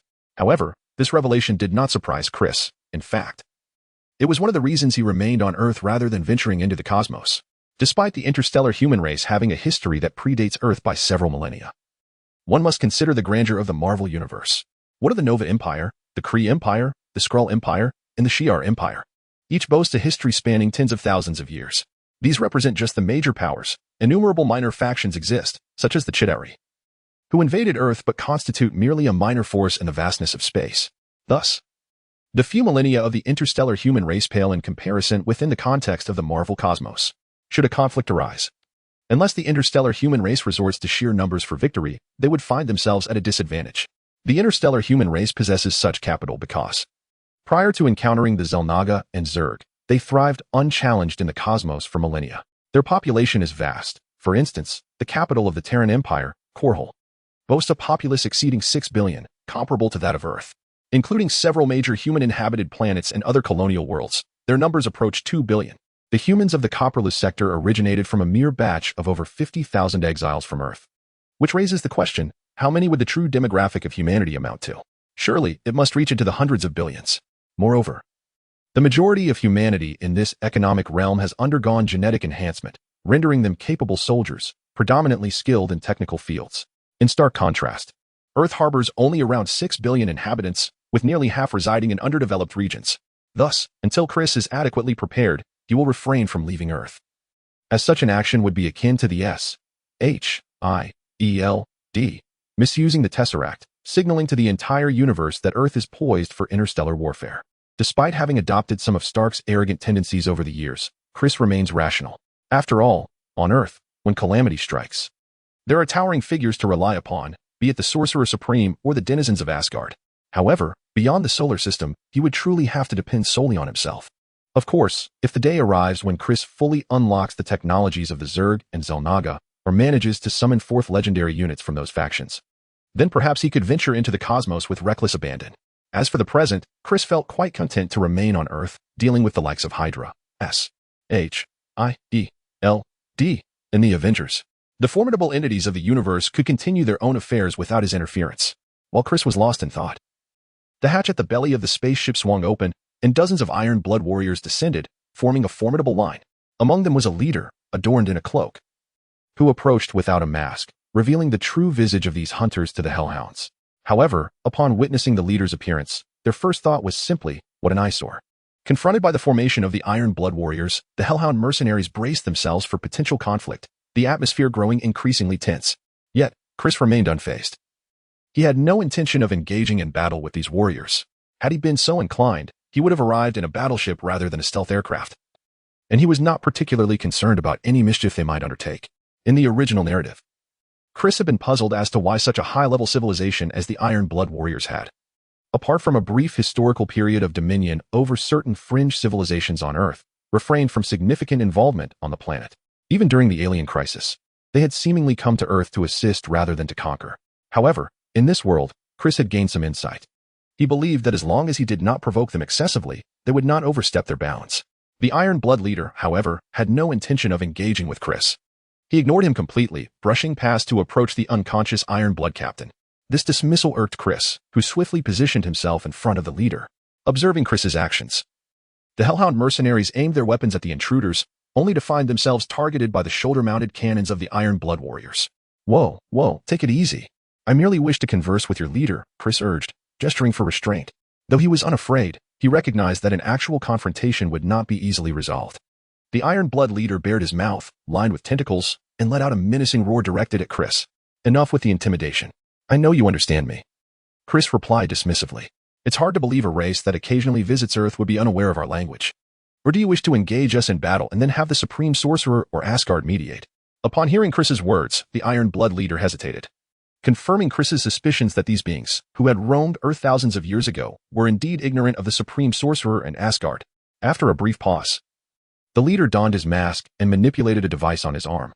Soon, a distinctly London accent emanated from the mask. Human, what do you wish to say? Chapter 22. The Moon? As the Iron Blood leader spoke, Chris was taken aback. Seriously, is your race so aloof that you even select a highbrow language for a translator? However, this subtly reveals just how well the Iron Blood Warriors comprehend Earth. Otherwise, how would they know that among the vast family of English dialects, the most esteemed is the British accent? So, you wish to take him away, do you? Yet, he is currently my captive. Do you not think it inappropriate to simply take him like this? Chris gestured towards the Iron Blood captain, who was being held by Grieven. At this moment, the Iron Blood captain had regained consciousness and was shouting towards Chris, but he was tightly bound and could not move. Upon hearing Chris's words, the Iron Blood leader swiftly activated the wrist blades on his arm, declaring, "You are provoking the divine." The divine? The Aztecs? Or the Mayans? The downfall of the Mayan civilization has something to do with you, doesn't it? Or perhaps you should try discussing this with Odin. In response to the Iron Blood leader's threat, Chris scoffed. Who do you think you are? Insignificant human. I hardly believe that the Supreme and Odin would wage war against the great Butyrat over the life of a mere human. So your civilization is called Butyrat? Chris's eyes lit up upon hearing the Iron Blood leader's self-identification. Indeed, under normal circumstances, those two would not intervene for the life of an individual Earthling. But what if you were to engage in a full-scale war with humanity? Surely, you have noticed those satellites aimed at this location, especially the few that are rather peculiar? Although the battle cruiser was not deployed, it did not mean that Chris had made no preparations, even though it was still 1999. Since the launch of the first satellite by humanity, there were over 5,000 satellites surrounding Earth. Of course, the vast majority had become space debris, with only about 1,000 still operational.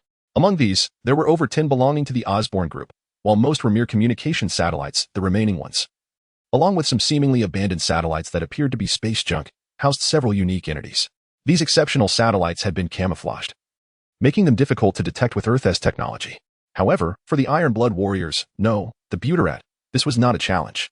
Human, you are quite clever. What is it that you desire? The Iron Blood leader observed Chris for a moment before speaking slowly. Their spacecraft had indeed detected the presence of those satellites. While they were uncertain of the satellites' capabilities, even if they posed no threat, the Iron Blood leader was unwilling to take that risk. It was not that they were genuinely afraid. They simply preferred to avoid drawing too much attention. As previously mentioned, the predators arrived on Earth long ago, treating humanity as sacrificial offerings for their hunting endeavors. Initially, their hunts were modest in scale, confined to a select few civilizations that revered them, and they did not launch a full-scale invasion or colonization of Earth. Consequently, some of Earth's guardians, including those from Asgard, chose to turn a blind eye to their activities. This status quo persisted until the 8th century AD, when an unforeseen incident during a hunting expedition led to the proliferation of alien beings, forcing the predators to resort to devastating measures to combat them. This incident wreaked havoc upon a once thriving civilization, the Maya. In light of this event, the Guardians of Earth could no longer remain passive, resulting in a significant conflict between the two factions. The Earth Guardians, endowed with formidable powers, inflicted considerable losses upon the Predators. However, the Earthlings faced their own challenges. For the Predators were not a civilization to be trifled with, they were a dominant force within the cosmos. Ultimately, a compromise was reached, as neither side harbored a deep-seated enmity towards the other. For the Predators, humans were merely expendable offerings, akin to insignificant ants, and it seemed unnecessary to wage war against formidable beings over these trivial creatures. Conversely, to the Guardians of Earth, the Predators were not akin to entities such as Dormammu or Galactus, who threatened the very existence of the planet. The Predators' toll on humanity was relatively minor when compared to the historical self-destruction among humans. While it was said that they obliterated the Maya, in reality, they merely destroyed a few cities, resulting in the deaths of many key figures within that civilization, which ultimately led to its decline. Through negotiation, the Predators relinquished the majority of their trial grounds on Earth, retaining only a few peripheral areas devoid of civilization, such as Antarctica, while refraining from actively hunting humans unless they presented themselves as easy targets. This context explains why the Predator leader was cordial in his discourse with Chris. Should Chris's request prove reasonable, the leader would be inclined to acquiesce, viewing it as a benevolent gesture from a former deity to his erstwhile subjects. However, should Chris overstep, the leader was prepared to demonstrate the consequences of such folly. Rest assured, my demands are quite simple, Chris stated with a smile. I merely seek a star map of the entire galaxy. I trust you possess one, do you not? Upon hearing Chris's request, the Predator leader paused, taken aback by the simplicity of the demand. In a certain sense, the star chart resembles ancient maps, serving as a strategic artifact. For each civilization's chart conceals some secretive information. Yet, once this information is erased, it becomes an entirely mundane object, easily obtainable in any interstellar black market. Our star chart cannot assist you, the Iron Blood Chief declared, shaking his head. Though he could choose to erase the vital information from his chart, such an endeavor would require time and was fraught with the risk of oversight. However, I can inform you that there exists something you seek on the far side of the moon. The far side of the moon? Are you referring to those alien races? Chris inquired, his curiosity piqued. With the technological prowess of the interstellar human race, space travel was trivial for him, particularly with the moon being so close. Yet, aware that it was the domain of the alien races, Chris had never ventured there. Moreover, while those aliens resided on the moon, they were unlikely to escape the Earth-Moon system. Could it be that the Kree left something behind? Interesting human. It seems your knowledge is extensive, the Iron Blood Chief remarked. But let me clarify, it is not those alien races I refer to. They are merely a pitiful lot. What I speak of is a spacecraft. If you dare, go there. After uttering this, the Iron Blood Chief disregarded Chris and approached the captured Iron Blood captain. At Chris's signal, Grievin did not obstruct their interaction, allowing the captain to sever his bonds with a wrist blade. The freed captain, seemingly dissatisfied, intended to take his frustrations out on Chris, believing he had been ambushed. However, before he could act, the Iron Blood Chief struck him down with a resounding slap, followed by a furious roar. Though Chris could not comprehend the words, he surmised they likely expressed disdain for the captain's embarrassment. You are the most intriguing human I have encountered, the Iron Blood Chief remarked as he passed by Chris. But let me tell you, the cosmos is far more complex than you imagine. Is that so? Are there beings more formidable than Thanos? Chris replied with a smile. You even know of Thanos? It appears you harbor many secrets, the Iron Blood Chief observed, scrutinizing Chris anew. He then proceeded toward the spacecraft, pausing momentarily to address Chris again. From this day forth, my tribe shall no longer set foot on Earth, but I cannot guarantee the same for others. With that, he boarded the ship without a backward glance. What does that mean? A threat? Chris pondered, furrowing his brow as he reflected on the chief's parting words. I suspect he implies that within their race, some harbor intentions toward Earth, Grievin suggested thoughtfully. Let it be. If the sky falls, there will be tall men to hold it up. Let us depart and not forget our spoils, Chris concluded, striding toward the docking area of the Phantom Fighter, his mind wandering to what might be on the moon. It seemed he would need to find time for a visit. A few hours later, in the waters surrounding Bouvet Island, a group of penguins were resting upon a floating iceberg. Suddenly, an arm surged forth from the icy sea, grasping onto the surface of the ice. Chapter 23. Dr. Ariel Hansen. Upon returning to New York, Chris did not hasten to seek the artifacts mentioned by the Iron Blood leader on the moon, believing that they would remain there, unmovable. Instead, he focused his attention on researching the xenomorphs. Adhering to the principle of resourcefulness, in addition to acquiring 2 xenomorph eggs brought back by the Hellhound Squad, Chris also transported the carcass of a xenomorph queen. Although the acidic blood of the xenomorph is highly corrosive, it posed little issue for the technology of the interstellar human race. Thus, Chris successfully obtained a remarkably intact specimen of the xenomorph, specifically that of the ruling queen. With the xenomorph eggs and the queen's sample in hand, Chris immersed himself in the laboratory. In fact, upon his initial contact with the xenomorphs, he received a system notification indicating that he had acquired a compatible genetic sample, unlocking 10 of the Zerg technology, with a total progress of 47. More importantly, the xenomorph genes exhibited a high compatibility with the Zerg, allowing for Zerg cultivation. However, summoning Zerg units was out of the question. Despite the compatibility leading to several Zerg units being unlocked for summoning, even the least demanding Zerg unit required resources that Chris could not provide at this moment. Nevertheless, he could now summon an elite human unit. After a brief contemplation, the laboratory was graced by the presence of a cultured and intelligent beauty clad in a white lab coat and adorned with glasses, Dr. Ariel Hansen, a biologist and a figure of both respect and admiration within the original narrative. Dr. Hansen published her first research paper at the tender age of 11, focusing on genetic mutations in plants. During her university years, she achieved a doctorate in bioengineering in just 3 years. Her life was dedicated to the protection of Agria, the colony established by her father and its inhabitants. Within the storyline of StarCraft, this esteemed female scientist faced 2 fates, one, with the aid of the protagonist Raynor, successfully organizing a defense against the infection and safeguarding the people of Agria, the other, becoming infected by the Zerg and ultimately falling to Raynor's gunfire. In fact, within Chris's options, Dr. Hansen also presented 2 summoning possibilities, one in her human form and the other in her Zerg form. If Chris had merely been a casual player of the harmonized version of StarCraft 2 in his previous life, he might have been swayed by the influence of the Queen of Blades to summon a Zerg version of the Doctor to witness its appearance. However, regrettably, Chris lacked the resources for such a summoning, and he had fortuitously come across unedited images of the infected Doctor circulating online. The thought of summoning such a being would surely haunt one's dreams.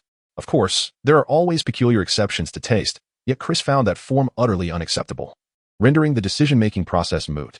However, after summoning Dr. Ariel Hansen, Chris encountered a rather grave issue. The system's records for the real-life Ariel Hansen inexplicably included a favorability rating, which displayed a perplexing figure of 50. What could this possibly mean? Graven and Rory's profiles bore no such attribute. Was it the case that only female characters possessed this? Chris promptly sought clarification from the system, and as he suspected, it confirmed that this attribute was exclusive to summoned females. The reasoning behind it was to safeguard women's rights and prevent the host, namely Chris, from coercing the summoned women into actions against their will. Thus, the favorability option was instituted. With an initial value of 50, should this rating fall too low, the unit would adopt a negative stance towards the host's commands. Chris was left utterly bewildered, concluding that this system was wholly redundant. As one of the most sought-after young elites in American high society, he certainly lacked for female companionship. The notion of engaging in indecent affairs was entirely beneath him. His intention in summoning Ariel Hansen was to leverage her expertise as a PhD in bioengineering, a scholar of interstellar caliber, to assist in research on Zerg technology, not to delve into matters of human procreation. Thus, while Chris collaborated with Ariel Hansen on their studies of alien species and Zerg technology, he also pondered how he might present her with a treasured heirloom without diminishing her favorability rating.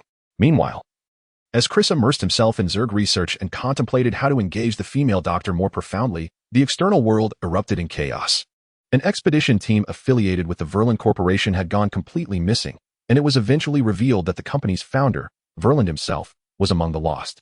Verlin Industries was not only a world-class conglomerate, but also a significant collaborator and supplier to the American government and military. The disappearance of its founder was undeniably a matter of great consequence. Particularly troubling was that Verlin's absence incited turmoil within the company, leading to internal strife among several heirs.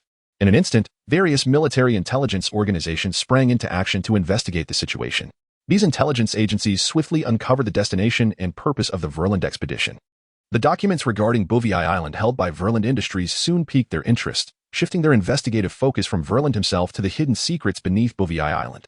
Consequently, major corporations involved in this incident, such as Umbrella, Hammer Industries, and Osborne Industries, fell under scrutiny.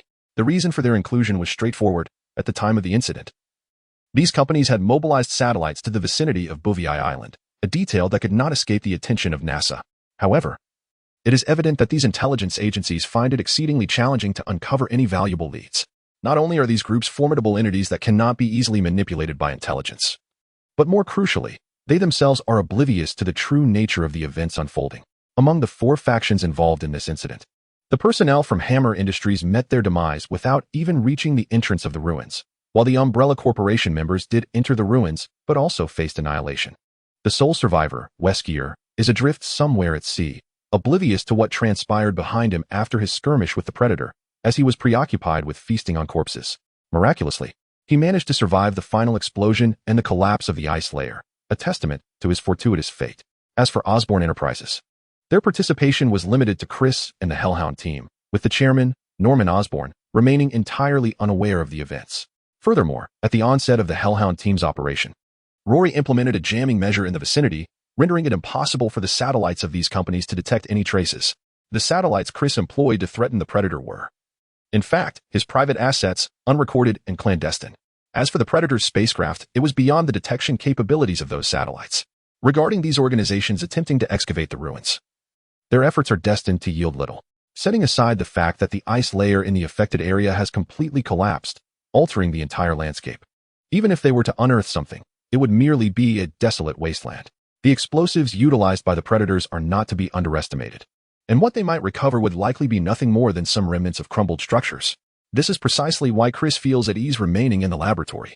However, just as Chris believed that this matter would soon fade away, troubles began to arise in quick succession. Chapter 24. The rescue by the odd man. Chris and Ariel emerged from the laboratory in disarray, but misunderstandings should be avoided. They were genuinely engaged in experimentation. Another failure.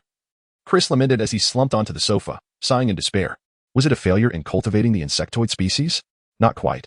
With the genetic samples of the xenomorphs as a foundation, the assistance of the esteemed biotechnologist Ariel Hansen, and a supply of resources from the insectoid species, Chris's endeavor to cultivate the insectoid progressed remarkably smoothly. Before long, a jumping insect was successfully bred. Yet, upon its emergence, Chris realized how naive he had been. He discovered that he was utterly incapable of controlling the newly bred jumping insect, which behaved like a frenzied beast driven solely by predatory instincts. The methods provided by the system for controlling ordinary insectoids were futile, as they were limited to the insectoids themselves. In essence, only the insectoids could control their kind.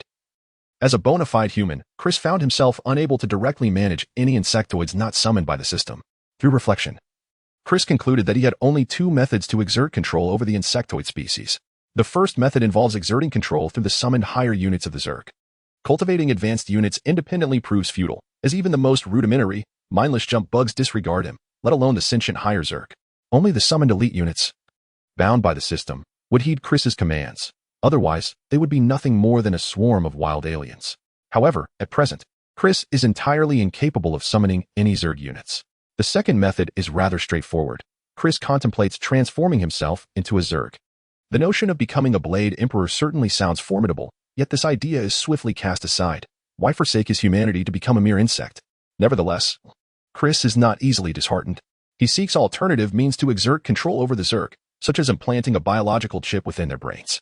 While he succeeds to some extent in controlling the jump bugs, the limitations are considerable.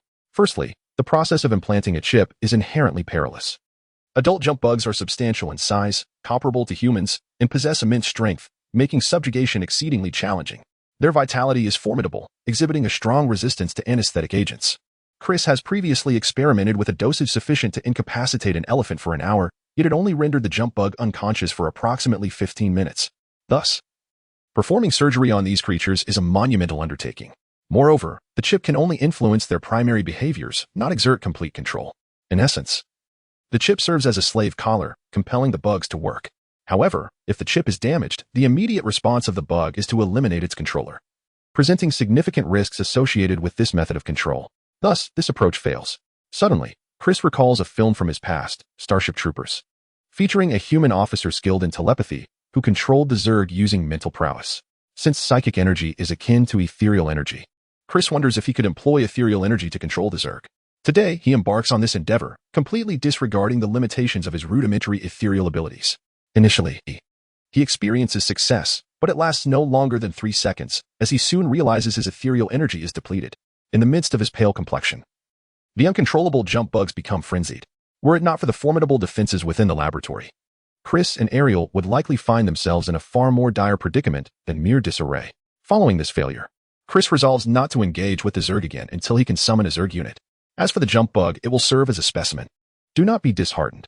Although we cannot control the jump bug at present, once you summon a queen, all will be well. Observing Chris's dejected demeanor, Ariel Hansen pours him a cup of coffee and hands it over. Thank you, Chris replies with a smile, secretly checking Ariel's current favorability rating. His spirits inevitably lift. During this period, the most delightful news for him was undoubtedly the significant increase in his rapport with Ariel Hansen, which had risen to 75. Although this level did not permit any gifts, it was encouraging to note that she no longer rejected Chris's more intimate gestures.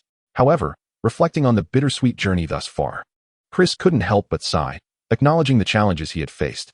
Ariel Hansen was not only exceptionally intelligent, but also possessed remarkable emotional intelligence. Unlike the alluring women outside, she had experienced much as a former administrator of a colonized planet. What had she not encountered? Dashing noblemen? Her past suitors were royal aristocrats and super elites, no less. Luxurious cars and private jets? She once owned a scientific vessel, a colossal entity exceeding 500 meters in length and width, capable of soaring into the skies, a true marvel of wealth. Thus, attempting to win her affection through material possessions was utterly futile. Fortunately, Chris's extensive knowledge of interstellar technology allowed him to engage in meaningful conversation with her. Otherwise, any mention of biological terminology, such as bichromate or tetracycline, could have abruptly ended their dialogue. Contemplating this, Chris could not help but feel a shadow of despair regarding his future. If winning over Ariel Hansen was such a formidable task, what about Miss Nova? What about Sister Kerrigan? As Chris pondered the uncertainties of his future, he noticed Ariel Hansen staring at her coffee, which was rippling unnaturally, and sensed something amiss. Initially, she assumed her unsteady hand was the cause. But after placing the cup steadily on the table, the ripples persisted. Something was wrong. It wasn't just the cup shaking. The entire room seemed to tremble. An earthquake? That was implausible. Earthquakes didn't occur with such rhythm. Chris, do you feel the earth quaking? Ariel inquired. The rocks are shuddering. The ground is in turmoil. The earth's black blood will engulf you, Chris responded, leaving Ariel utterly bewildered. What on earth? She exclaimed. Chris, the ground is truly shaking, she reiterated, exasperated. Only then did Chris realize, upon careful reflection, that the ground indeed trembled, pulsating with an unmistakable rhythm. Was there construction nearby? That seemed impossible when he purchased this estate. He had acquired all the land within several kilometers, ruling out any construction sites. Adjutant, investigate this. Something feels amiss, Chris instructed, even as the rhythmic tremors intensified.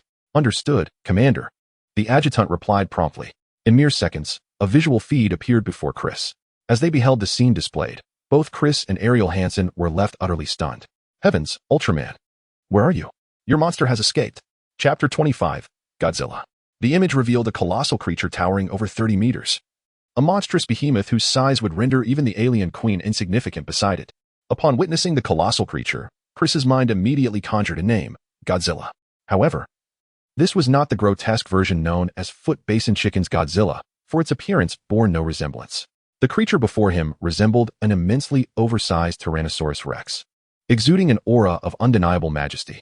In stark contrast, the so-called Godzilla of Foot Basin Chicken was an entirely fictional monstrosity, lacking any semblance of elegance.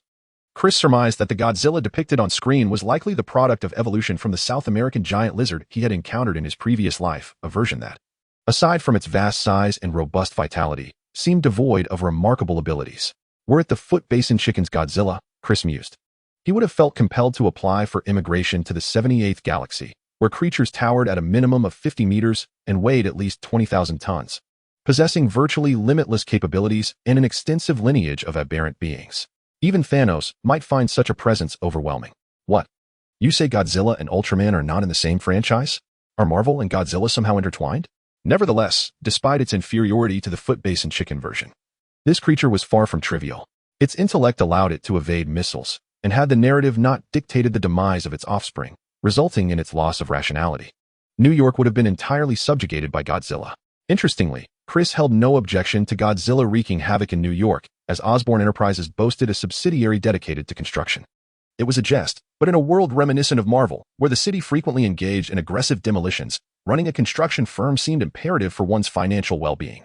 However, Chris noted with increasing concern that Godzilla's trajectory appeared eerily familiar. Chris, if you don't devise a strategy soon, your estate may be in jeopardy, Ariel interjected. In contrast to Chris's astonishment, she remained remarkably composed. After her brief moment of surprise, she quickly regained her composure. For her, a 30-meter behemoth like Godzilla, while rare, was not without precedent. In the interstellar realm, the largest of beasts, known as the King Beast, vastly surpassed Godzilla in size, let alone the even grander serpent beasts. Ariel's reminder jolted Chris back to reality, and he suddenly grew anxious. How peculiar. It was no wonder the creature's path felt so familiar. It was headed directly towards his estate, where he and Ariel currently resided in an underground laboratory. While the subterranean base was robust and impervious to collapse, the structures above were predominantly commonplace. And should Godzilla's foot descend upon them, the consequences would be catastrophic. He had no qualms about Godzilla demolishing New York, but he vehemently opposed it trampling his own property. Such calamity would befall him from the heavens. No, it must not approach, Chris exclaimed to his aide. Is there a method to redirect its course without drawing attention? The aide promptly proposed the use of infrasound waves as a means of attack. Let us proceed with that. Drive it toward the sea, Chris commanded decisively. As Chris's command was issued, a device resembling a satellite signal dish atop the mansion pivoted under the guidance of his aide. This contraption aligned itself toward Godzilla's direction, emitting a series of inaudible sound waves. Infrasound possesses lethal capabilities for all living organisms, including humans, as it readily resonates with their organs, thus achieving formidable destructive power. In the Iron Man films, Obadiah Stane incapacitated Tony Stark in an instant with a small gadget, which was, in fact, an infrasound weapon. Yet, for the immensely powerful Godzilla, even the most potent infrasound merely induced discomfort, failing to inflict significant harm. Chris, however, merely intended to drive this colossal creature away, rather than eliminate it. His curiosity towards this extraordinary being was undeniable. Nevertheless, it was daytime, and despite the rain, it was hardly an opportune moment. Upon the emission of the infrasound, Godzilla, advancing toward Long Island, abruptly halted, the waves causing it considerable unease. While it posed no threat to the creature, the same could not be said for its young. Godzilla had ventured to New York in search of a suitable location to lay its eggs, and the reasons for its arrival remained a mystery known only to the divine. To ensure the healthy birth of baby Godzilla, its mother sought a relatively safe nesting site, and evidently, the area ahead that caused her discomfort was unsuitable for spawning. Though endowed with considerable intelligence, Godzilla, at its core, remained a beast, incapable of discerning the origins of the infrasound. Thus, after a brief moment of hesitation, the maternal Godzilla executed a sharp turn, avoiding the uncomfortable vicinity and proceeding in a different direction. Observing Godzilla's change in course, Chris wore an expression of bemusement. For the new trajectory did not lead toward the sea, but rather toward Queens and Manhattan. He felt as though he had inadvertently instigated a significant event. Commander, shall we deploy the infrasound again for interference? The aide inquired, recalling Chris's original directive to steer Godzilla back to the ocean. However, Chris pondered, well, what if we provoke it? After a moment's reflection, he casually replied. This was hardly the true rationale. The mutated Godzilla was merely a monstrous variation of an ordinary lizard, easily dealt with if struck. A few missiles could resolve the matter, and even if trouble ensued, Chris felt no apprehension. Yet, since such a creature had made its appearance, it seemed almost obligatory to cause some property damage. It was well known that the Osborne Group's construction company had been lacking work for some time. As long as we don't demolish our own buildings, let it be, Chris thought. He merely needed to wait until the creature laid its eggs, and then find a way to procure a few. As for the events unfolding in the city, he would leave those to the military and police. After all, if they were receiving taxpayer money, they ought to fulfill their duties, right? Regrettably, despite Chris's desire to remain uninvolved, circumstances conspired to draw him into the fray. General Ross, what brings you to me at this late hour? Chris inquired as he prepared to meet the hurriedly arriving General Ross, who had braved the rain. Indeed, it was the very same General Ross. Chapter 26. A call for military assistance. Mr. Osborne, you are no doubt aware of the events unfolding in New York City, Ross stated bluntly upon taking his seat. Of course, with such a ruckus, how could I not be aware? Chris replied, taking a sip of his coffee and nodding. But shouldn't this fall under the jurisdiction of the National Guard? In this current era, which is devoid of the superheroes of the future, the emergence of a colossal creature like Godzilla in any city would result in catastrophic consequences. Even if this beast did not intentionally seek to harm humanity or wreak havoc, its sheer size alone constituted a monumental threat. Ordinary citizens were utterly helpless against such a creature, as were the police. Their only recourse was to facilitate the evacuation of residents while allowing Godzilla to roam freely through the city. Even the hastily assembled National Guard suffered significant setbacks in their efforts.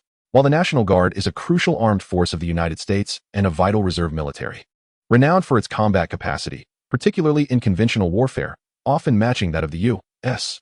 Army, it arrived unprepared, lacking heavy artillery. In truth, even if they had been equipped, they would have hesitated to deploy such force in a densely populated area. After all, this is New York, specifically Manhattan. To say the civilians had not yet fully evacuated would be an understatement, and even once they did, the city was rife with skyscrapers. Eliminating Godzilla with heavy weaponry might have been a possibility, But if they failed and caused extensive collateral damage, who would take responsibility? Thus, under these ambiguous circumstances, the National Guard relied on their most potent firepower: infantry fighting vehicles and armed helicopters. The infantry fighting vehicles, akin to those used by regular troops, were equipped with the renowned Bradley fighting vehicle, armed primarily with a 25mm cannon. While this weaponry is formidable against infantry, it proved ineffective against the massive, tough-skinned Godzilla. Although it elicited some discomfort, it ultimately bore little consequence. The initial assault by the National Guard was met with a catastrophic charge from Godzilla, resulting in heavy casualties. In contrast, the National Guard's armed Huey helicopters posed a significant threat to Godzilla.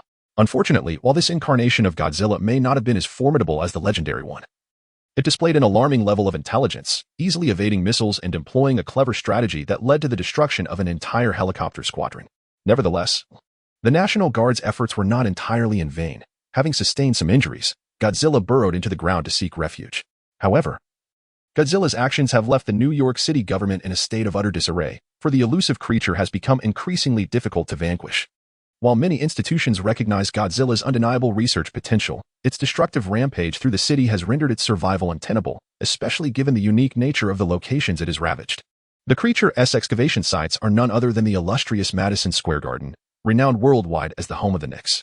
It is imperative to note that Madison Square Garden is not merely a sports venue.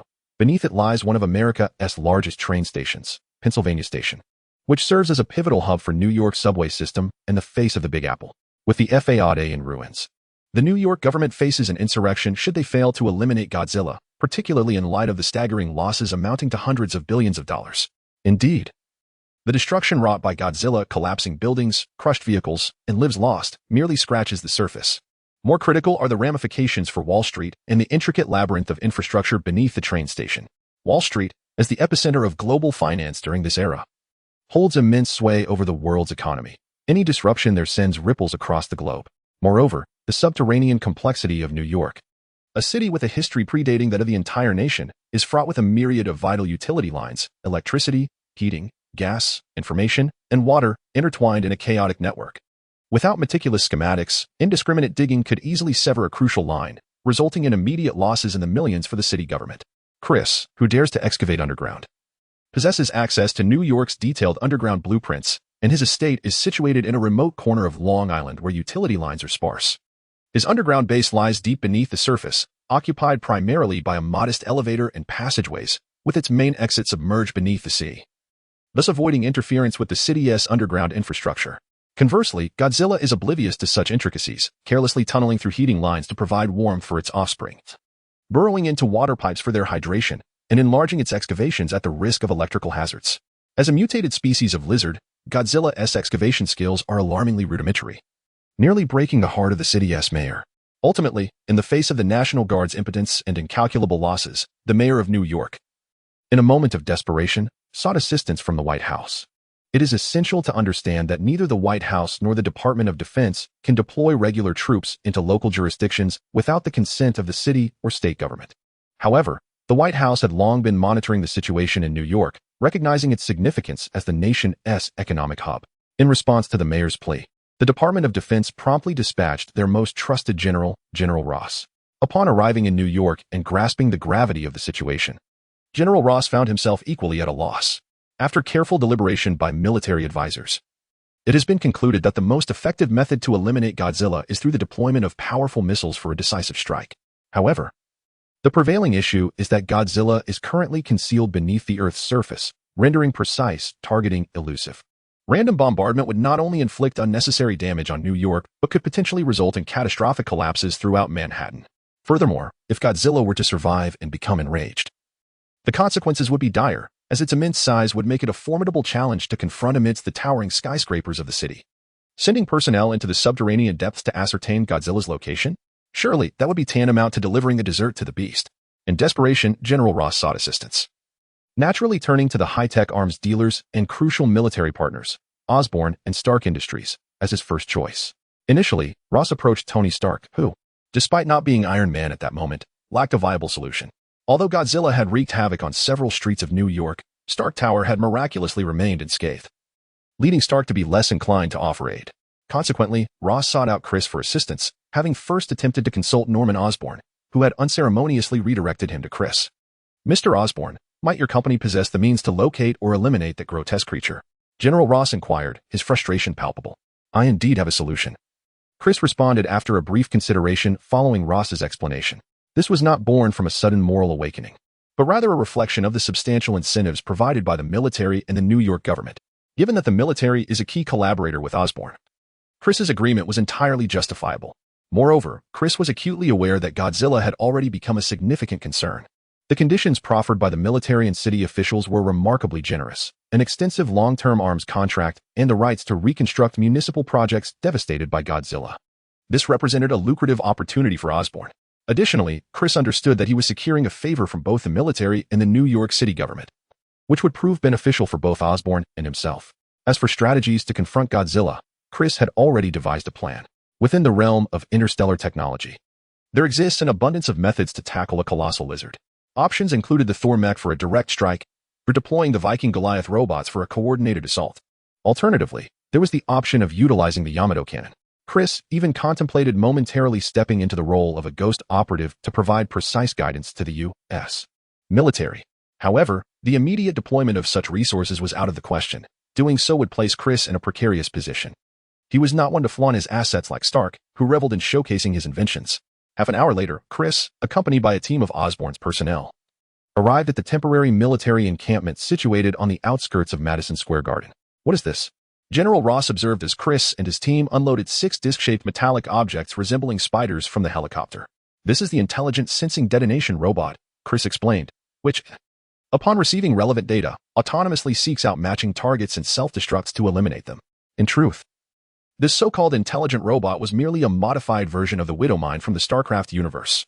If one were to identify the least favored weapon among the vast marine forces, it would undoubtedly be the spider mine, despite possessing a degree of artificial intelligence. The spider mine, being a disposable asset, was not afforded extensive time and resources for development, resulting in a simplistic and often inept logic. It was prone to becoming what one might call an artificial intelligence disability, leading to unnecessary losses. For instance, when facing a solitary enemy, a swarm of spider mines might rush in, not only wasting resources but also allowing the adversary to evade easily. Furthermore, if a Marine had just secured a victory, capturing weapons and equipment, and subsequently attracted the attention of the spider mines, they would be mistaken for the enemy. Thus, the spider mine had long been an object of disdain among the soldiers of the StarCraft realm, and as warfare escalated, it was decisively phased out in favor of the more advanced Widow mine. In contrast to the inept spider mine, the Widow mine exhibited significant enhancements, greatly improving its behavioral patterns and computational analysis capabilities. Moreover, the Widow mine could be remotely controlled to infiltrate critical positions and detonate near enemies, unlike its predecessor, which merely lay in wait. Coupled with its remarkable mobility, featuring a short-range jet propulsion system, it could swiftly approach foes or leap over obstacles. Its unique drilling claws endowed it with exceptional excavation capabilities, making it ideal for the current situation. Originally, the Widow mine was powered by a compact nuclear fusion reactor, offering substantial power and explosive potential. However, given that a controllable nuclear fusion reactor was not suitable for deployment at this time, Chris opted for high-energy batteries, which, while inferior to fusion reactors, provided sufficient power for approximately 4 hours of operation. The absence of the fusion reactor also allowed Chris to dismantle the Widow mine's original small missiles, replacing them with newly developed high-explosive ordnance from Osborn Industries, which, while not as potent as nuclear detonation, rivaled the effectiveness of a Tomahawk missile. How much does it cost, and can it be mass-produced? Ross inquired, his eyes gleaming with interest as he recognized the weapon's potential. The production costs of this new weapon were considerable, and Osborn Industries had invested heavily in its research and development. Noticing Ross's keen interest in the Widow mine, a subtle smile graced Chris's lips. Enough of this triviality. Let us speak of the price directly. If the performance of this weapon is indeed as commendable as you claim, and provided the cost is not exorbitant, I am confident that the Department of Defense would not hesitate to place a substantial order. Upon hearing Chris's lamentations, Ross interjected, exuding an air of affluence. In this world, America is far more formidable than the America Chris once knew. With an annual military budget that surpasses all expectations, Osborn's valuation of several $100 billion barely suffices for a year's expenses of the U.S. military, $200,000 per unit. With Ross's readiness to negotiate, Chris boldly made his demand, knowing full well the military's deep pockets. After all, one ought to seize the opportunity when it presents itself. The cost of the Widowmaker is indeed significant, yet it is not so exorbitant as to warrant such a price. In reality, The production cost of each Widowmaker hovers around $200,000, even without mass production. Once it enters full-scale production, the costs could be halved without a doubt. Thus, the price quoted by Chris is undeniably inflated. However, Ross expressed no objections to this steep cost. In fact, he regarded it as quite reasonable. To him, the utility of the so-called intelligent demolition robots is vast, and if employed correctly, their worth is immeasurable. $200,000 is but the price of a single Tomahawk missile, an exceptionally worthwhile investment. Now, allow me to witness the practical effects of this robot. If the results are satisfactory, I am certain the gentleman at the Pentagon will not hesitate to endorse the order, Ross said with palpable anticipation. Under Chris's direction, the technicians from Osborn swiftly adjusted the parameters of the Widowmakers. Then, amidst the curious gazes of numerous American soldiers, 6 Widowmakers, upon activation, rapidly burrowed into the gaping hole created by Godzilla. Simultaneously, in the capital of Algiers, an off-road vehicle halted before an apartment building. A muscular, bald man disembarked and strode directly into the building. Moments later, the sound of gunfire echoed from within the apartment, and just seconds after, the bald man emerged, driving away with haste. The entire incident transpired in under 3 minutes, captured solely by the surveillance cameras of a shop across the street. Minutes later, Algerian police arrived to find a middle-aged couple lying in a pool of blood within an apartment. After a thorough search, they soon discovered the passports of the couple, revealing them to be Richard and Parker, hailing from the United States. Under normal circumstances, the demise of the Parkers would incite considerable uproar in America, for they were notable figures in the scientific community. Yet at this moment, the entire nation's attention was diverted to the disappearance of Veland and the rampage of Godzilla, leaving no one to mourn their loss. Perhaps only young Parker in New York and his uncle and aunt would remember the missing couple. Chapter 28. Godzilla's Inn. Did you not say that everyone had evacuated? Why are there still people inside? General Ross's furious roar reverberated through the makeshift command center, as the Widowmaker swiftly navigated through Godzilla's lair, transmitting a series of clear images. General Ross found himself increasingly intrigued by this novel armed robotic creation, which elevated his spirits. However, that exhilaration abruptly ceased when the Widowmaker's tracking indicated the presence of others within Godzilla's domain. A journalist, a photographer, a recently dismissed biologist, and a contingent of French operatives? What were they intending? This is America. The blunders of his subordinates, coupled with the unauthorized intrusion of these individuals into Godzilla's nest, incensed General Ross, particularly the involvement of the French agents, which further fueled his fury. Following this incident, he would undoubtedly seek to confront the French authorities. Should we send someone to extract them? A trembling officer inquired, apprehensive in the face of Ross's wrath. Of course. Ross shot a glare at the officer. Bring me Frank. Moments later, a fully armed army officer entered the makeshift command center.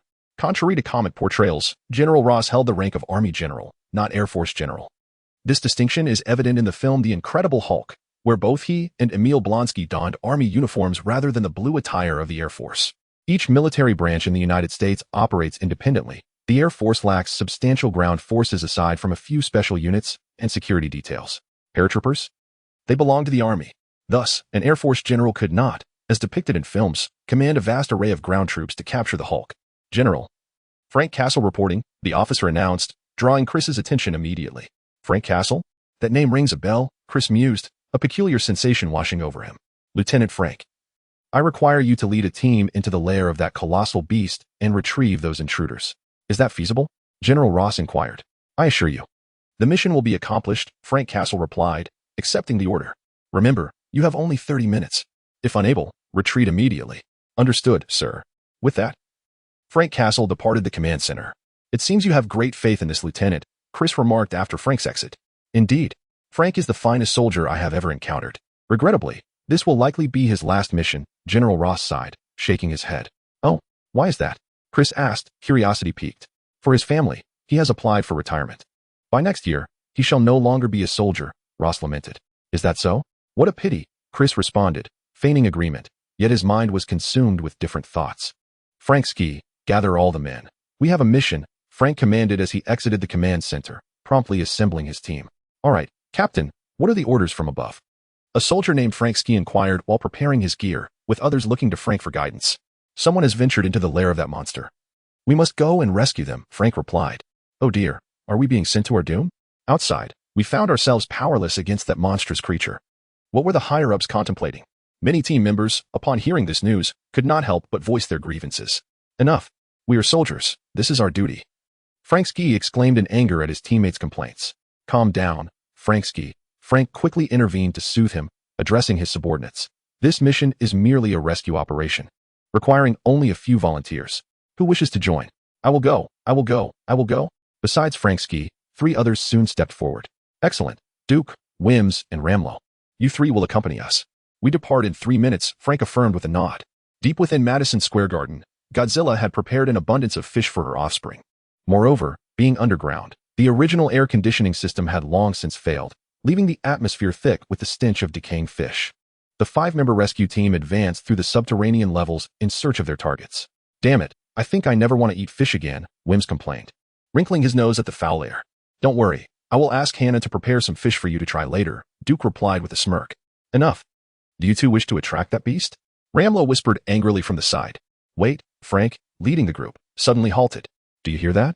Gunfire, screams, my God. There's even a woman. Wims quickly discerned the source of the commotion. Over here, Frank Ski also identified the direction from which the sounds emanated. Let us go. Without hesitation, Frank charged towards the source. As the sounds grew closer, the 5-member team soon stumbled upon several of their rescue targets, a dismissed biologist, a female journalist, a photographer, and a French agent. However, the 4 appeared exceedingly frantic, as if fleeing for their lives. But moments later, the reason for their panic became apparent. At least dozens of juvenile Godzillas were in pursuit. Damn it, how could there be so many of them? Even the usually composed Frank couldn't help but curse. Ramlo. Immediately contact the command center. Duke, Wims, go rescue them. Frank Ski and I will hold off those creatures, Frank commanded, as he and Frank Ski moved forward, firing to intercept the juvenile Godzillas. The juvenile Godzillas stood as tall as an adult upon birth, yet fortunately, they lacked the formidable vitality of their mother. Frank and his team found their weapons could at least momentarily fend them off, but merely that. The sheer number of juvenile Godzillas forced them to retreat while firing. Oh my God, are you here to rescue us? The female journalist exclaimed joyfully after being saved. Yes, ma'am, but why are there only 4 of you? Duke inquired. The command center reported 8 individuals, yet only 4 are present. There were no others left. As you can see, the underground teamed with these monsters. The French agent leader spoke with an impassive face. The 4 who had perished were his subordinates. They had come to this country with the intent of eliminating Godzilla, thereby concealing the fact that Godzilla had been born from France's nuclear tests. However, now Godzilla remained, and he was the sole survivor. He could already envision his grim fate. So even if he were rescued, he could not find joy in it. Very well, we must leave immediately. In no more than 10 minutes, this place will be obliterated. Duke replied, momentarily taken aback by his words, before nodding in agreement. This is the search and rescue team. We have located the target. But now the entire Madison Square Garden has been overrun by monsters. Indeed, that colossal creature's egg has hatched, and it is pursuing us. We require assistance. Ramlo communicated to the command center while retreating. Soon, the team departed from Godzilla's lair with the rescued individuals. Outside the lair, the command center, informed by the rescue team, had deployed heavy troops at the exit. As the rescue team and their charges crossed the barricade, gunfire erupted. The pursuing smaller Godzillas fell one after another, swiftly dispatched. Wonderful. We are finally safe. The female journalist, overwhelmed with relief upon witnessing the smaller Godzillas drop dead, shed tears of joy. Then, along with the other 3 rescued individuals, she was handcuffed by American soldiers, disobeying orders and trespassing into a military exclusion zone, yet expecting us to send a rescue. Do you think so little of us? Prepare to face military court, especially you French folks. Await your government's intervention for your release. Just as the soldiers were escorting the group away, a tremendous wail echoed through Madison Square Garden, and the American soldiers present witnessed Godzilla's colossal form crashing through the walls of the square, emerging from the building. Observing the corpses of the smaller Godzillas strewn across the ground, Godzilla let out a mournful cry, then fixed its gaze upon the American soldiers outside. Wow. It looks exceedingly furious, Wims gulped nervously. What should we do now? Duke inquired, looking towards his superior, Frank. I believe the higher-ups will have a plan, Frank replied, a slight smirk crossing his lips. No sooner had he spoken than Godzilla let out a ferocious roar and prepared to charge at the American position. At that moment, several spider-shaped robots suddenly emerged from the surrounding corners, rushing towards Godzilla. These were the Widowmakers that had previously infiltrated the lair to track the creature. As they approached Godzilla, some of the Widowmakers even took to the air, their sharp, drilling claws piercing into Godzilla's flesh. In the next instant, a massive mushroom cloud erupted skyward, the violent shockwave sending the nearby American soldiers staggering in all directions. General Ross, we have succeeded, Chris exclaimed upon witnessing the mushroom cloud rise in the distance. Addressing Ross beside him, Mr. Osborn, I am truly grateful for your assistance. I believe we will have many collaborative opportunities in the future, Ross nodded. After bidding farewell to General Ross, Chris boarded his helicopter. As the helicopter ascended, the voice of Glavin resonated through Chris's earpiece. Commander, we've got him. A faint smile flickered across Chris's lips upon hearing Glavin's words. In Oregon, at the Umbrella Corporation headquarters in Raccoon City, Weskier stood respectfully behind Dr. Isaac. Weskier, you have disappointed me, Isaac remarked, turning to face him. I did my best. Enough of your excuses. I am aware of the situation, Isaac interrupted. Then picked up a document from the table and handed it to Weskier. Let this one slide. However, we now face another dilemma. A traitor has stolen a batch of viral samples and is currently under the protection of a team of agents. Eliminate them and retrieve the viral samples. Here is their dossier. Do not let me down again. Yes, sir, Weskier replied, taking the document and examining it. The name on the first page caught his eye, Ethan Hunt. Chapter 29. Gene Spider within the Osborne Industrial Building. Chris sat in his office, scrutinizing a dossier in his hands. It was the file of Lieutenant Frank Castle, a subordinate of General Ross. Following the conclusion of the Godzilla incident, Chris had instructed his men to investigate this lieutenant's background. For someone of Chris's stature, the identity of a mere lieutenant held no secrets.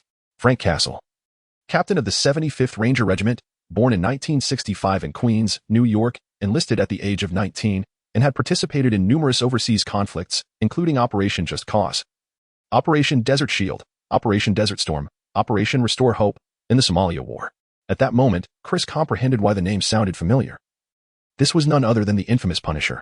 The only discrepancy was that the individual's service in the Marine Corps had transitioned to the Army Rangers. However, Chris's interest in Frank did not stem solely from his notoriety as the Punisher. Rather, he sensed a significant potential for psychic energy within him, which was notably strong. In the interstellar realm, humanity classified psychic energy potential into 10 levels.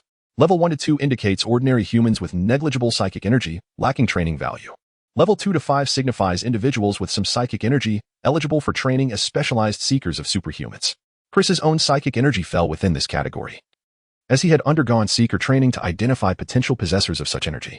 Level 5 to 8 indicates one can be trained to become a true phantom, with the majority of phantoms residing at this level.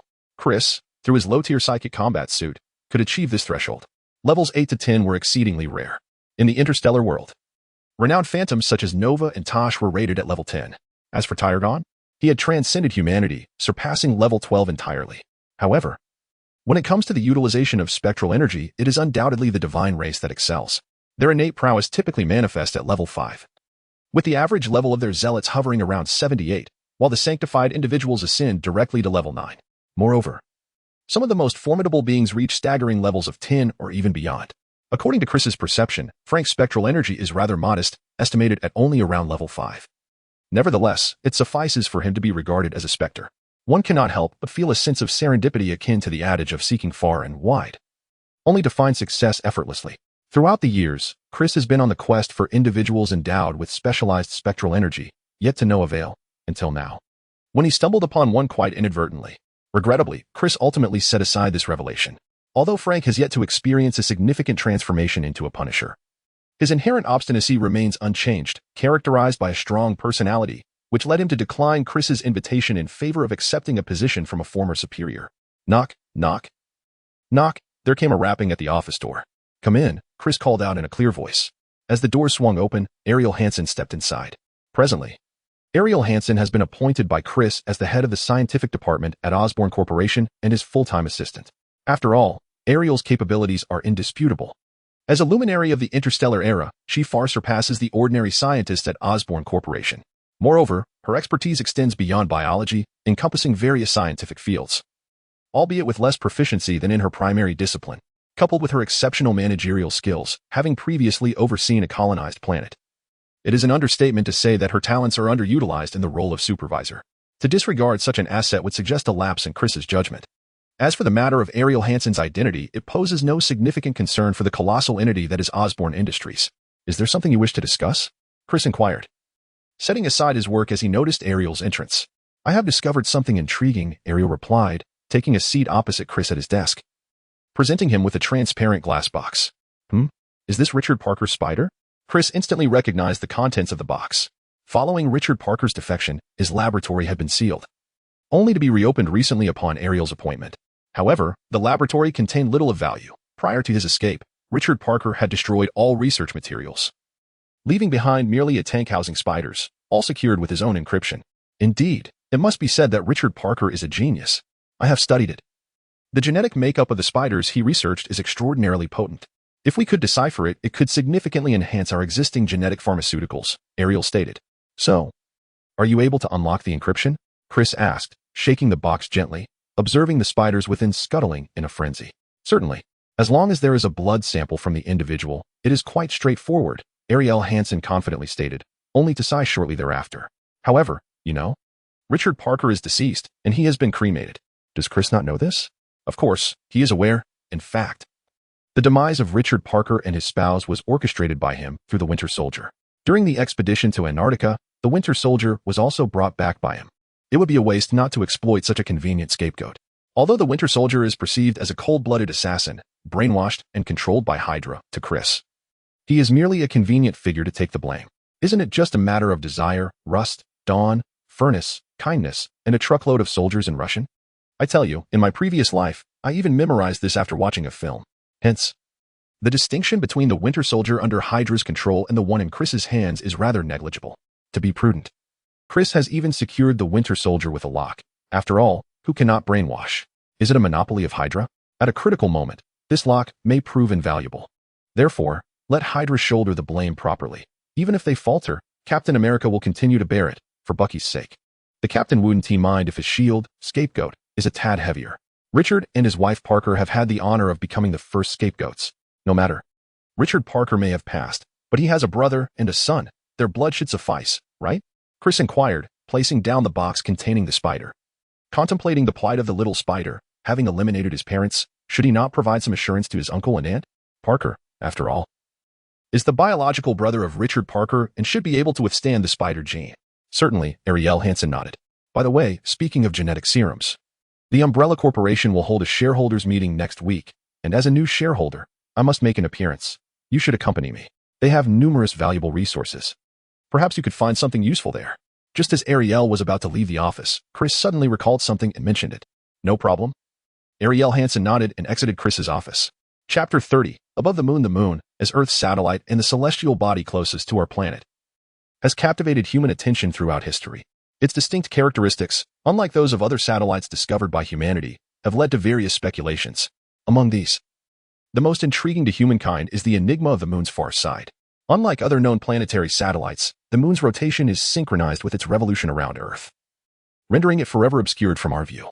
This phenomenon has led many to erroneously believe that the moon does not rotate, thereby making its far side an enduring mystery for humanity, or perhaps merely for the ordinary observer. Yet now, a spacecraft has appeared on the moon's far side. Commander, we have arrived at the designated area, and there are currently no signs of the piloted vessel, reported Lori Swan while deftly maneuvering various instruments. Find a suitable location to land and prepare all probe ships for deployment, Chris instructed, as he opened the sealed compartment window, gazing at the pockmarked terrain of the moon's far side. Compared to the relatively smooth surface of the moon's front, the far side presented a far more complex landscape. One could even describe it as a scene of devastation.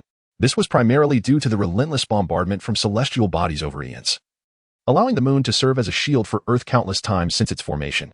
After his earlier exchange with the Ironblood leader regarding the vessels on the moon, Chris had kept the information at the forefront of his mind.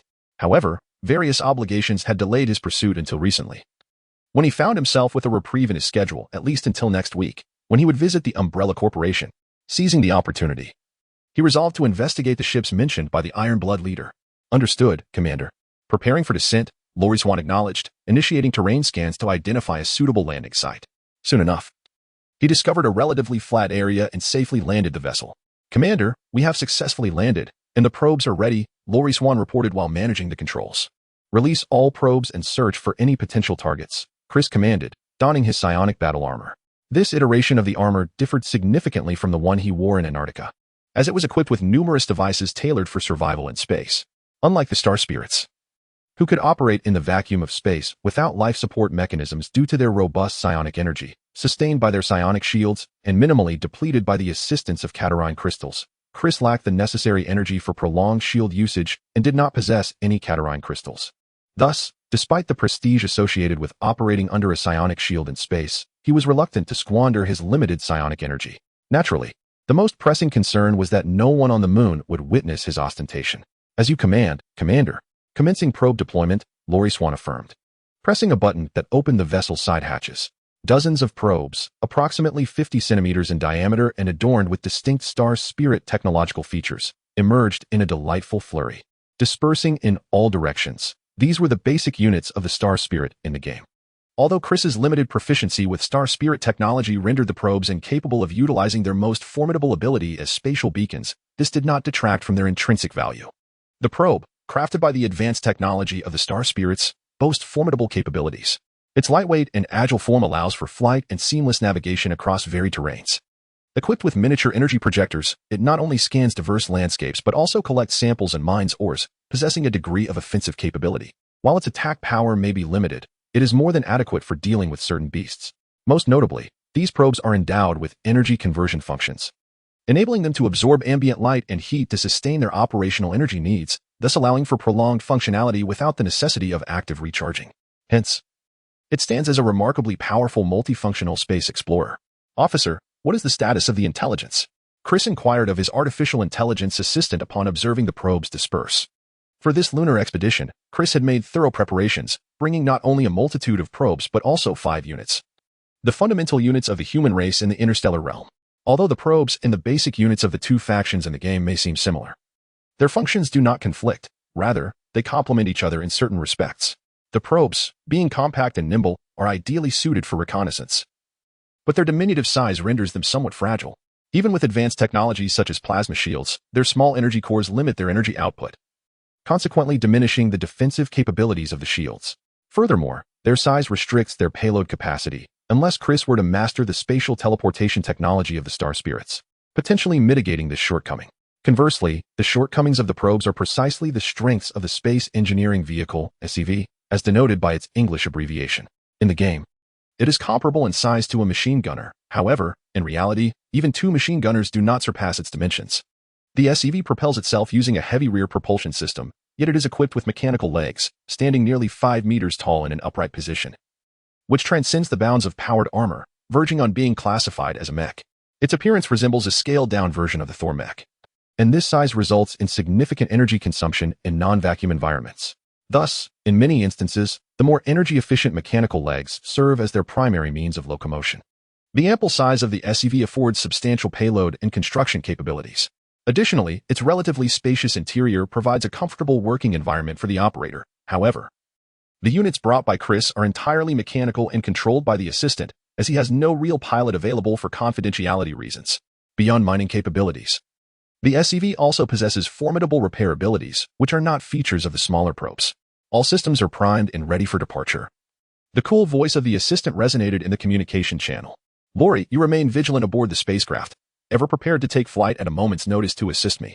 On the moon, we are not the only ones present, as Chris donned his psychic battle suit and spoke. In the former world, he was unaware of the secrets the moon harbored, yet in this realm, it was evident that mysteries abounded, such as the domain of the Inhumans and the vessels mentioned by the iron-blooded leader. As Chris cautioned Lori, he descended to the hangar on the lower level of the ship, where his mode of transport for this lunar expedition awaited him, a strikingly designed, custom-made Vulture hovercraft.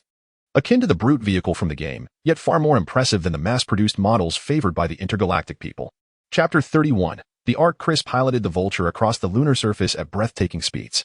The hovercraft was already remarkably swift, and in the moon's low gravity and absence of atmosphere, its velocity reached unprecedented heights. Yet, this was not its ultimate limit. However, Chris, even with his enhanced capabilities, dared not push further, for the Vulture was merely a terrestrial vehicle, not an aerial craft. Navigating the treacherous terrain of the moon's far side could lead to disastrous consequences. Thus, even with the potential for greater speed, Chris, the seasoned driver, maintained control. No one should recklessly operate a vehicle, lest they find themselves in dire straits. Probe 15 has detected something, Commander. It seems to be a cluster of pyramids exhibiting energy signatures, came Lori's voice over the communication channel. Just as Chris was relishing the thrill of speed. That must be the city of the Inhumans. Now is not the time to engage with those entities. Deploy 3 probes to investigate using stealth mode, while the others continue their search. Chris reduced the speed of the vehicle and activated the long-range imaging, revealing the silhouettes of several pyramids. Chris pondered whether the Inhumans, being bioweapons engineered by the Kree, might possess a higher likelihood of having psychic abilities than ordinary individuals. However, at this point, it was not an opportune moment to make contact with the Inhumans. Their strength was formidable, and Chris's current power was insufficient to subdue them. Avoiding conflict was preferable. Should a confrontation arise, it would be highly disadvantageous for him. Understood, Commander, Lori replied while taking a swig from a bottle of vodka. Just then, he noticed another probe transmitting a new signal. Upon inspection, a purely metallic creation appeared on the screen. Oh my heavens, Commander, look at this. Probe 3 has discovered a colossal entity. It appears to be precisely what we seek. It is astonishingly large, seemingly bigger than the Hubrian, Lori exclaimed, utterly astonished. Before taking another gulp of vodka to steady his nerves, relay the exact location, Chris instructed, furrowing his brow at the imagery transmitted by Lori. This design. Could it possibly be? Indeed, Commander, it is over 100 kilometers from your position. Here are the coordinates, Lori replied, relaying the coordinates to Chris. Upon determining the direction, Chris hastened towards that point with utmost speed. Within minutes, he arrived at the designated location, where several scout ships, having arrived earlier, were scanning the colossal structure before them. As Laraswin had remarked, this vessel indeed surpassed the size of the Hubrian by a significant margin. The Hubrian, classified as a behemoth-class battlecruiser, despite its modifications, measured a mere 600 meters in length, serving as the template for Chris's underground base's warship. In stark contrast, the ship before him was at least twice the size of the Hubrian. However, this was not surprising, for this vessel was not of human origin, and its owners were towering figures, standing at 56 to even 910 meters tall. The moon, the ship. Damn it, I should have realized it sooner, Chris chastised himself. Though he had yet to enter the ship, he was nearly certain that it was the Arkansas. Indeed, it was the very vessel of the Decepticon leader from the Transformers film series, the Titan ship that had crash-landed on the moon. The emergence of this ship symbolized a significant revelation for Chris, the existence of Transformers. It seemed that upon his return, he would need to diligently search for those Transformers concealed on Earth, he mused. While Transformers could morph into various metallic machines and blend into human society, their concealment was not particularly sophisticated. It merely deceived the naked eye. As mechanical organisms, they constantly radiated energy, which could be easily detected with the right instruments. Previously, Chris had not noticed them simply because he had not contemplated their existence. Yet now that he was aware, it would not pose a challenge to seek them out. Loreas, send the information over, and also contact Glavin to investigate a child named Sam Witwicky. I am unsure of his exact age, but his ancestors were likely seafarers. Chris instructed Loreas after a moment of contemplation. Given the current circumstances, it appeared that Optimus Prime and his Autobots had yet to arrive on Earth. Otherwise, Chris would have certainly caught wind of their presence. Meanwhile, Megatron was presumably still lying beneath Hoover Dam. This development granted Chris considerable leeway. It was essential to note that the Transformers possessed numerous valuable assets, including the Allspark, leadership modules, underwater ships, and the Ark itself, along with the Decepticon leader inside. More crucially, Chris was quite envious of the space bridge technology that the Decepticon leader possessed. In the absence of Starlink technology, the space bridge was evidently an excellent alternative. As for the threat posed by the Transformers, Chris was not particularly concerned. Compared to the Predators, the once mighty Cybertronian race had fallen from grace. Both Decepticons and Autobots appeared to him as mere lost souls. Furthermore, in terms of technology, they likely could not rival the Predators. Otherwise, the latter would not have ignored the ship, allowing Chris to take advantage of the situation, indicating that they held Transformers technology in low regard. Thus, these Transformers, when faced with humanity on Earth, merely rely on their imposing size and formidable firepower to gain a semblance of advantage. In fact, if humanity were to muster sufficient heavy artillery, they could easily dispatch those ordinary Transformers. However, when it comes to sheer size and firepower, with a squadron of Thor units at his disposal, any Transformer would be obliterated in a single shot. There is no need for Thor. Simply constructing a fleet of Viking aircraft, Warwolf mechs, and Goliath combat robots would suffice to deal with these adversaries. While Chris contemplated how to extract ample benefits from the Transformers, Lariswin piloted a spacecraft to their location. This time, they arrived on the moon aboard a medium-sized transport vessel, approximately 70 meters in length, which appeared diminutive compared to the colossal Arkansas. As preparations were made for deployment, and following Lariswin's command, 5 aircraft, with their tails belching blue flames, were airdropped and soared down to Chris's side. Come on, let us delve inside and see what treasures await, Chris commanded as he violently breached the Ark's exterior, leading the charge into the spacecraft. Chapter 32, Raccoon City. While Chris was on the moon, Raccoon City in Oregon had transformed into a nexus of intrigue. Originally a modest town in the heart of America, Raccoon City had gradually evolved into a technologically advanced metropolis with a population exceeding 100,000, thanks to the establishment of the Umbrella Corporation's headquarters. Indeed, a population of 100,000 qualifies as a significant city in the United States. More than half of the city's inhabitants were employed by the Umbrella Corporation, and even the police and government departments operated under its auspices, rendering the city a veritable state within a state, exclusive to Umbrella Corporation. Recently, as the shareholders' meeting of the Umbrella Corporation approached, an influx of outsiders began to converge upon the city, including some uninvited guests. "Matt, are you certain this is the building?" inquired a handsome man, peering through binoculars at an opulent garden villa several hundred meters away, addressing a tall, equally handsome companion. "Indeed, I received this intelligence from my sister. This ostensibly luxurious house serves merely as faade, concealing the entrance to the base. The couple residing within are, in fact, the security supervisors of the Umbrella Corporation, tasked with safeguarding the entrance, while the true base lies underground," the young man named Matt replied. "How do we gain entry then?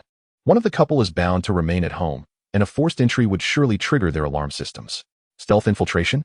We don't even know the location of the entrance," another muscular man in the room queried, idly toying with a bow and arrow. "Benji?" the binocular-wielding man called out, glancing toward a gaunt figure in the corner, who was busily typing away at a keyboard.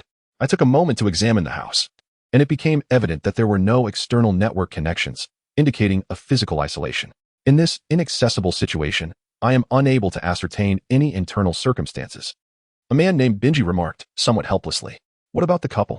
Is there any angle we can exploit?" The man with the binoculars continued to inquire. "No. The wife is named Alice, and the husband is Spencer. As for the other official information, it is exceedingly mundane, so ordinary that it appears fabricated." Benji shook his head in response. "So, Ethan, what shall we do now?" The man wielding the bow and arrow asked the one with the binoculars. "Perhaps we should wait. My sister has mentioned that she is currently persuading another employee from the Umbrella Corporation. If successful, she could easily facilitate the extraction of the virus." Matt interjected before Ethan could respond. "For now, that is our only option. Barton, you remain vigilant here, and Matt, do your utmost to get in touch with your sister." Ethan instructed the bowman. "And what about you?" Barton inquired. "I will seek out some assistance," Ethan replied, peering through the binoculars at a figure entering a nearby CAF with a smile. A few minutes later, Ethan stepped into the CAF, scanned the surroundings, and approached a corner where a Caucasian man and an Asian woman were seated. "Hey, May, long time no see." Without any preamble, Ethan sat directly across from the woman, greeting her with a smile. "May, who is he?" Upon witnessing Ethan's sudden presence, the Caucasian man's expression hardened, his right hand instinctively moving toward his waist. "Relax, Ward. He is not an enemy."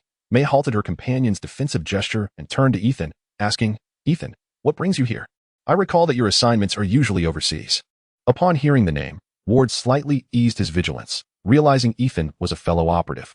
"Aren't you in a similar position? Your agency, the Department of Homeland Strategic Affairs. Shouldn't you be dealing with some peculiar matters?" "I have not heard of any supernatural occurrences in Raccoon City," Ethan remarked while sipping May's coffee, prompting her to roll her eyes in annoyance. Indeed, this individual referred to as May is none other than the illustrious Melinda May of S.H.I.E.L.D. During this period, she was still quite young, having yet to experience the events of Bahrain. She was truly the cavalry, an elite member of the S.H.I.E.L.D. operational team, alongside her equally skilled colleague, Grant Ward. "Sir, that is not a question for you to ask." Ward's displeasure was evident as he observed Ethan's actions. "Melinda is a prized asset of their team. Despite having a boyfriend, it is not for an outsider to take liberties. Were it not for their current mission, he would have considered teaching this little imp a lesson. After all, what is a handsome face to a seasoned agent? Sooner or later, it would make him a target." "Hey, my friend, don't be so serious. If it weren't for that one-eyed black dragon back in the day, I might have become your colleague. And if our objectives were aligned, we could collaborate, couldn't we? Just as I did with Mel back then," Ethan remarked with a smile. Ward's expression darkened further. There was only one black one-eyed dragon in S.H.I.E.L.D., and that was Director Nick Fury, although Ward harbored his own disdain for his superior. Hearing an outsider speak of him in such a manner was irksome to anyone. "Enough, Ethan. That collaboration was merely a coincidence. Whether we can work together is not within our purview.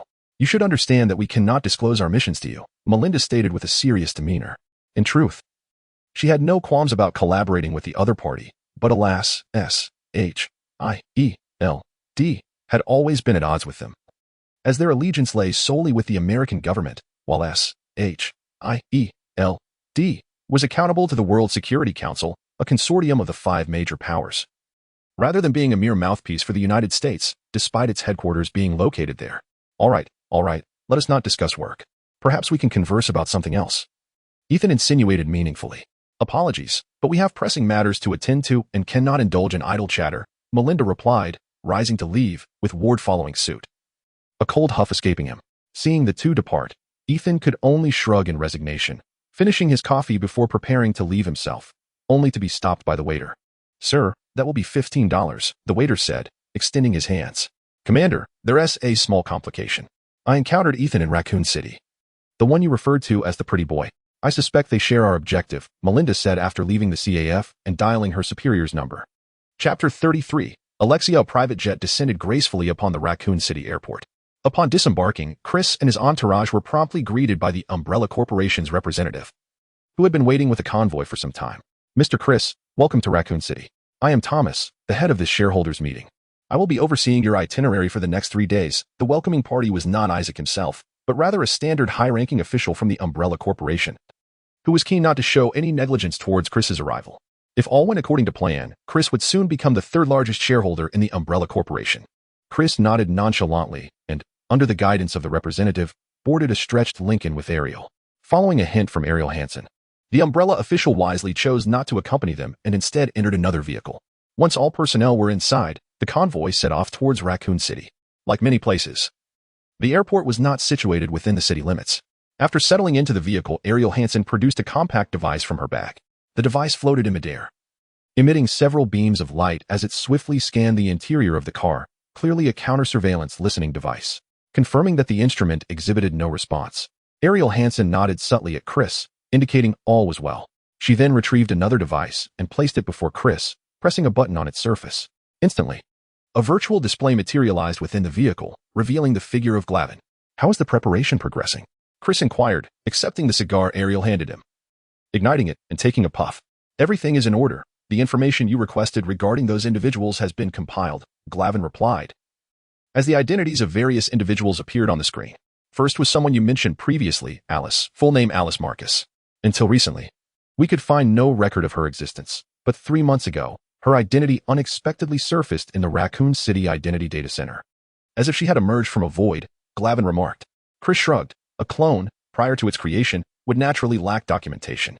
Nonetheless, Alice's emergence was somewhat unexpected for him. Perhaps too premature.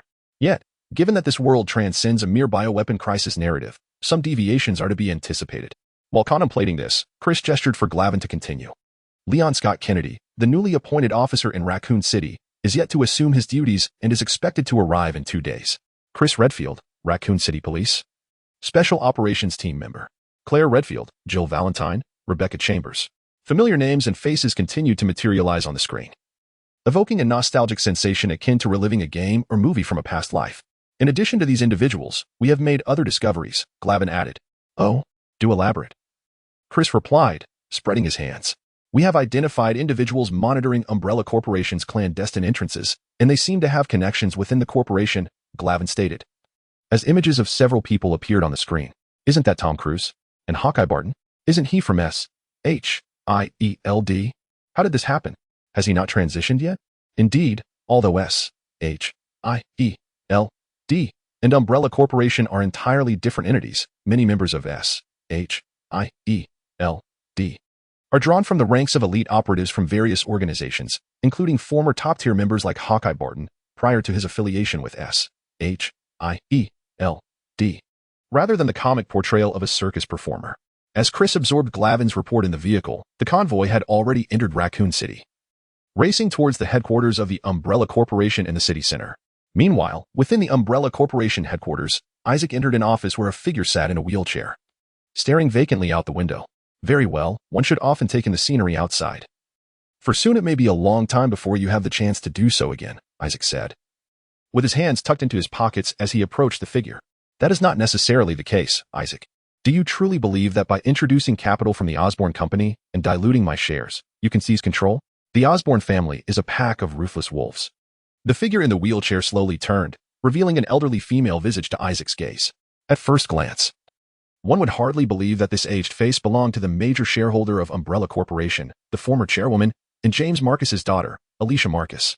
According to Alicia's records, she was merely 17 years old, yet she appeared to be a full 71. "And what of it?" Isaac retorted nonchalantly, "Once I sign the contract, I shall be the largest shareholder of Umbrella Corporation, granting me ample authority to initiate the Genesis project. At that juncture, no one will be able to thwart me." I will stop you, Alicia declared defiantly. Stop me? With what means do you intend to obstruct my plans? Do you think Chris Osborne will heed the ramblings of a madwoman who cannot even stand? A mocking smile adorned Isaac's face. Ah, perhaps you could enlist Lisa Addison and Alice to convey the virus to the government. How could you possibly know? Alicia's expression shifted to one of shock upon hearing those names. Did you believe your little schemes were so clandestine? How naive, Isaac scoffed. Do not forget. Though Alice and Red Queen were both created from your samples, I oversaw every aspect of the process. How could I possibly allow it to go unchecked? Alicia was enveloped in a shroud of anger and fear at Isaac's words. He spoke the truth. Alicia had been exceedingly naive. Perhaps her illness and her father's demise had matured her mind beyond that of her peers, yet she was still only 17, not as aged as she appeared. Faced with a seasoned schemer like Isaac, she stood no chance. Enjoy these final moments, Isaac said coldly. I must go to welcome our esteemed guest. With a derisive laugh, he left the office, leaving a panicked Alicia behind. Chapter 34. An impossible task. As night fell, a black sedan came to a halt before the most renowned bar in Raccoon City. Chris, accompanied by 2 bodyguards, exited the vehicle and entered the establishment. Upon stepping inside, he was immediately enveloped by the mingled scents of tobacco, marijuana, and alcohol, accompanied by the cacophony of lively music. In truth, Chris was not of legal age to enter a bar, yet the security personnel were not foolish. While they would check identification, they were unlikely to question someone of Chris's remarkable demeanor, especially in the company of bodyguards, as that would invite trouble. Chris arrived at the bar, undoubtedly seeking amusement. Although his psychological age surpassed 50 years, owing to his past life experiences, this did not hinder his pursuit of pleasure. Moreover, his current physique was merely 19 years old, the prime age of exuberant hormones. Enhanced by genetic agents, Chris possessed an unparalleled vitality. Were it not for this, he would not have become a frequent feature in tabloid headlines, much like Tony Stark. After spending the afternoon in the Umbrella Corporation, engaging in superficial pleasantries with Isaac, Chris felt an urgent need to unwind. While he had grown accustomed to the deceptions of the business world, it was not a particularly comfortable endeavor. As he scanned the bar, his attention was drawn to a group of individuals seated in a corner, particularly a short-haired girl clad in a blue tank top, who captivated him immensely. In fact, he had just encountered these people earlier, as they were the members of the Raccoon City Police Department's Special Operations Unit featured in the documents that Glavin had shown him. The girl in the blue tank top was Jill Valentine, one of his most cherished characters from his previous Life's Biohazard series. With an opportunity to engage with her presenting itself, Chris could hardly let it slip away. With this thought in mind, he made his way toward their location. Under ordinary circumstances, with the Umbrella Corporation poised to convene a shareholders' meeting, the security level across Raccoon City would have been heightened. As members of the police force, they should have been quite occupied. However, the reality was that the entire unit seemed rather idle. To ensure the smooth execution of his plans, Isaac had already replaced the primary security forces in Raccoon City with mercenary organizations directly affiliated with Umbrella Corporation, leaving the police department responsible solely for basic law enforcement. Consequently, the Special Operations Unit affiliated with the police department found themselves with ample free time, and they relished this newfound leisure. After their shift, the entire team had gathered at the bar for a celebration. May I join you?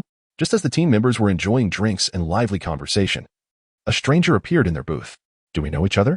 The team leader, Chris Redfield, regarded the uninvited guest with a furrowed brow. Feeling a vague familiarity but unable to recall Chris Osborne, a man sharing his name, yet leading an entirely different life.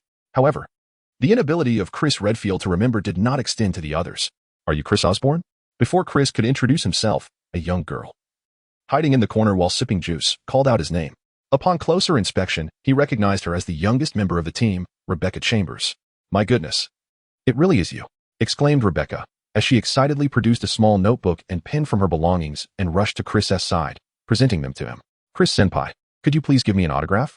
She appeared entirely like a starstruck fan. You call me Senpai? Chris feigned surprise, fully aware that Rebecca was indeed his junior. Long before, Chris had encountered the information provided by Glavin, noting that unlike other members who predominantly hailed from military backgrounds, Rebecca was a brilliant graduate who had just completed her studies at the University of California, Berkeley, the very institution from which Chris himself had graduated. Most significantly, Rebecca was merely 18 years old. In both China and the United States, the conventional path typically sees students graduating high school around the age of 18 before proceeding to university. However, this world is never devoid of prodigies. Take, for instance, Tony Stark, who entered the Massachusetts Institute of Technology at just 15 and graduated at the top of his class. 2 years later, he earned dual doctorates in physics and engineering. Chris, too, was extraordinary, leveraging knowledge from the interstellar realm provided by his system. His academic journey was nothing short of an invincible advantage. He entered Berkeley at 13 and obtained dual doctorates in mechanical engineering and chemical engineering by the age of 15. While Rebecca may not quite match the achievements of these two. Earning a bachelor's degree in chemical engineering at 18 after starting university at 15 is still remarkable among ordinary individuals. Yes, I graduated from Berkeley with a degree in chemical engineering in '98, Rebecca exclaimed with excitement as she looked at Chris. During her time at school, she had often heard tales of this senior's legendary accomplishments. One could say Chris was her idol. What a surprise to meet a fellow alum here. Chris smiled as he signed an autograph for Rebecca and shook her hand. At that moment, the other members of the team began to realize who this person, sharing the same name as their captain, truly was, and they were momentarily taken aback. After all, Chris Osborne was a figure far removed from their daily lives. Someone they typically only saw on television, and now they were face to face with him. Mr. Osborne, welcome. I am Chris Redfield. The team captain, Chris Redfield, introduced himself, extending his hand in greeting upon recognizing Chris's identity. Hello, Mr. Redfield. I never expected we would share a name. It truly is a coincidence, Chris Osborne replied, smiling as they shook hands. Other team members eagerly approached to introduce themselves to such a renowned figure, a wealthy individual, and their excitement was palpable. After exchanging pleasantries with everyone, Chris took a seat beside Jill. As he settled in, he could sense Jill stiffening momentarily. The team members exchanged knowing glances as Chris drew closer to Jill, for this scion of the Osborne family was well known across the nation as a notorious playboy. However, the team members did not exhibit much aversion. Upon first meeting, Chris left a favorable impression, lacking the typical vices associated with the wealthy. Despite his reputation as a playboy, he was well regarded. Most importantly, they did not believe that Chris could easily charm Jill. Not only was she a flower in the department, but she was also a thorny rose, with countless suitors in the precinct harboring ulterior motives, yet none had succeeded in winning her affections. Thus, when Chris sought to flirt with their team's flower, rather than feeling any inclination to obstruct him, his teammates began to cheer him on. Gil, faced with the antics of his unscrupulous companions, wore a look of exasperation. With a gentle flick of his azure eyes, an idea sparked within him. Since they were at a bar, let them converse over drinks. It would be quite simple to take him away. Just best him in a drinking contest. Gil summoned the bartender and issued his orders, and soon 2 rows of 20 depth charges were set upon the table. Witnessing this scene, not only the team members but also others in the bar began to cheer, as such a drinking duel was a rare spectacle, especially with a sultry maiden involved. Faced with Gil's challenge, Chris chuckled. He was indeed unafraid of a drinking bout. Henceforth, Chris and Gil commenced a relentless contest of libations. In a safe house on the outskirts of Raccoon City, Matt Addison rushed in, addressing Ethan and the others who were restlessly passing the time. Ethan, I've contacted my sister. Oh, what did she say? In response to Matt's words, the previously lethargic Ethan and his companions instantly perked up. My sister informed me that during the shareholders' meeting, starting tomorrow, to ensure the smooth proceeding of the event, Umbrella Corporation as security forces will be shifted toward the headquarters, leading to a reduction in security at the experimental base. After pouring himself a glass of water and downing it, Matt continued, When do we act? Barton, ever ready with his bow, inquired from the side. Tomorrow marks the first day of the Umbrella Corporation shareholders meeting, followed by a grand welcome party in the evening. My sister and I have arranged to meet at 4 in the afternoon, in the small woods behind the mansion, where her associates will deliver the virus to us. Matt recounted in detail. Excellent. Let us deliberate on our action plan, Ethan responded, clapping his hands as he began to assign tasks. As the captain of the elite team known for accomplishing countless impossible missions, Ethan had never entertained the notion of failure. Yet, unbeknownst to him, this particular mission had already transcended the capabilities of ordinary individuals, presenting a genuine impossibility. Chapter 35, The Unexpected Turn of Events in 72 Hours. 1. The following day. The Umbrella Corporation shareholders meeting commenced as scheduled, with a multitude of shareholders congregating. Throughout the proceedings, the focus shifted not only to Isaacs but also to Chris, the newly appointed third-largest shareholder, while the original major shareholder, Alexia Marcus, was deliberately overlooked by all. For Chris, the entire meeting proved to be rather tedious, as the main matters had already been settled prior to the meeting's commencement. What remained were mere trivialities. His role was to sign the contracts and observe Isaac's clone performing on stage. Indeed, though outwardly indistinguishable, even Chris, with his limited psychic abilities, could distinctly discern that the Isaacs before him was markedly different from the one he had encountered the previous day. However, Chris did not take action. The grand performance had yet to commence, and for the time being, he simply preferred to observe quietly. At noon, in the Umbrella Corporation's underground research facility, known as the Hive, the atmosphere was one of mundane routine. As the corporation's most clandestine research base, the personnel had entered into a covert agreement with Umbrella, living year-round within its confines. The shareholder meeting occurring above ground seemed entirely detached from their existence, and they continued with their daily tasks, unfazed. During the lunch break, over 500 researchers and support staff dined and rested, while security appeared remarkably lax. No one suspected that an intrusion was imminent, particularly by someone wielding considerable authority within the corporation.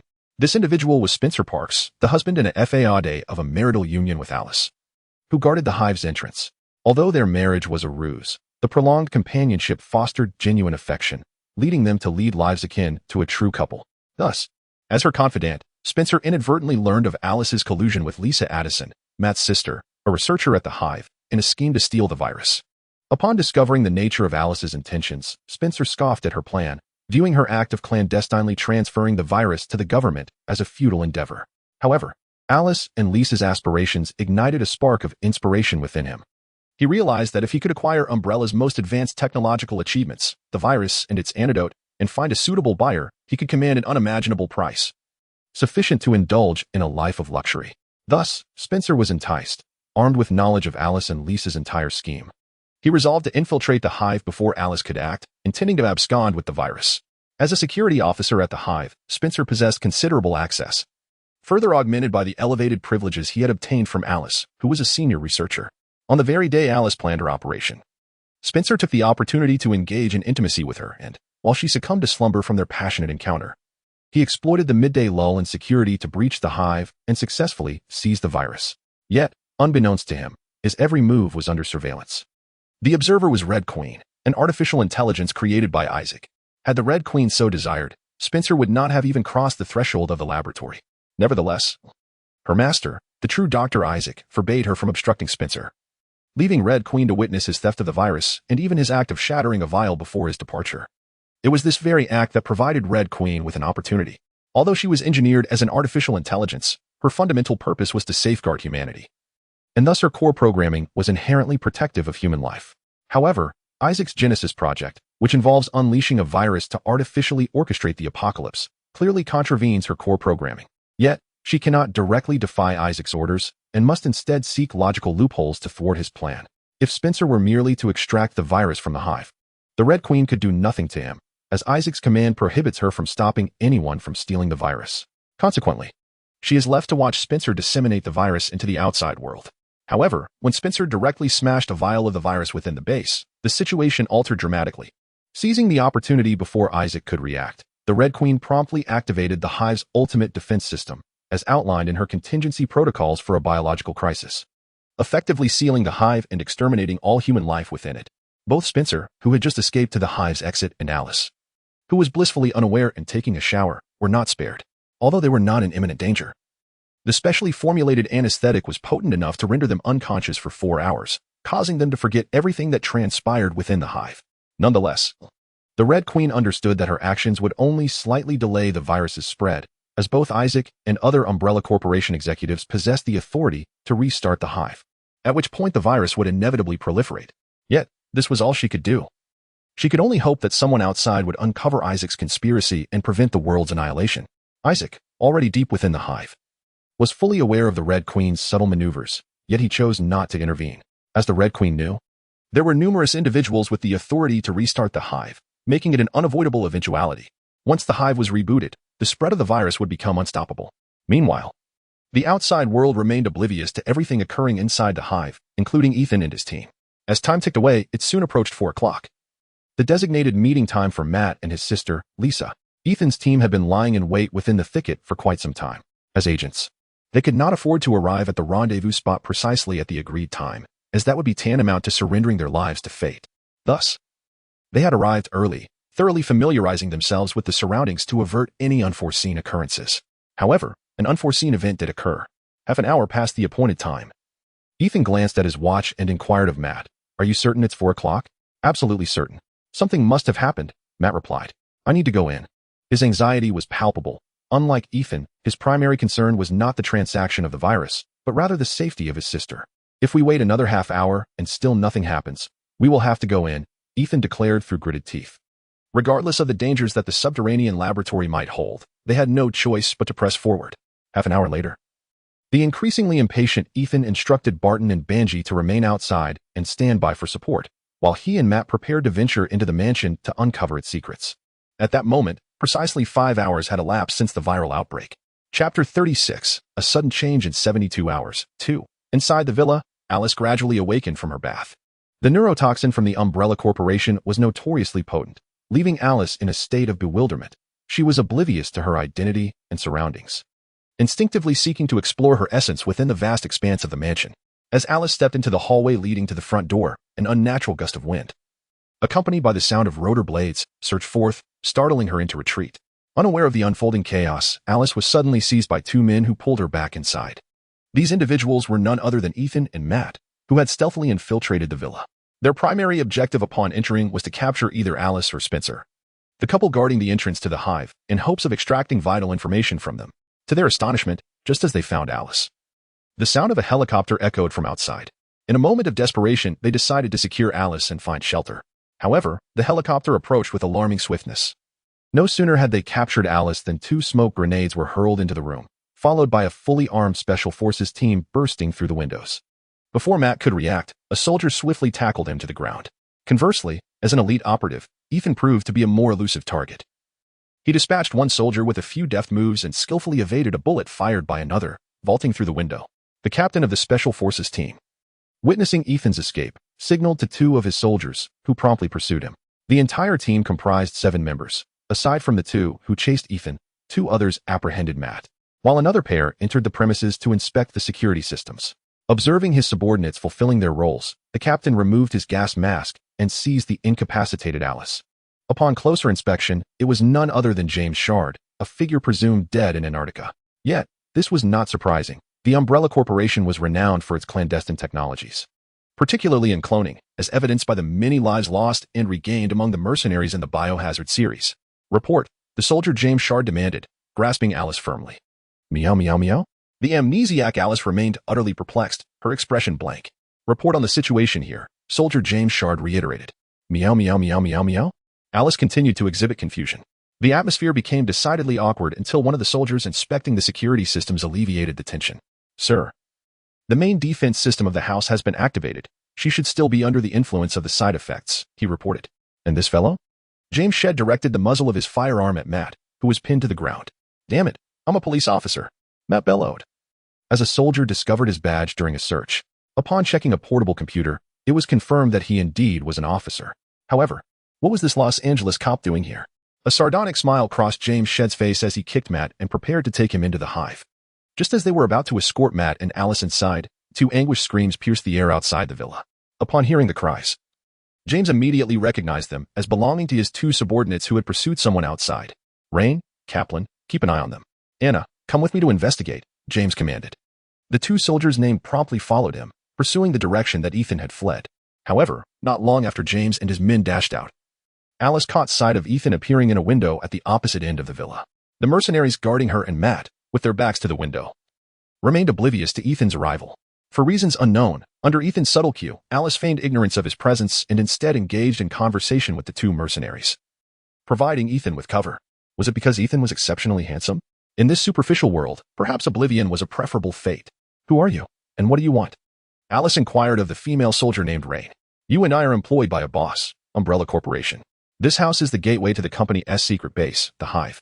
Rain replied, casting a glance at Alice. Seizing the moment while Rain was distracted, Ethan stealthily approached Kaplan, who was preoccupied with his computer. A muffled grunt escaped Kaplan as he was swiftly rendered unconscious.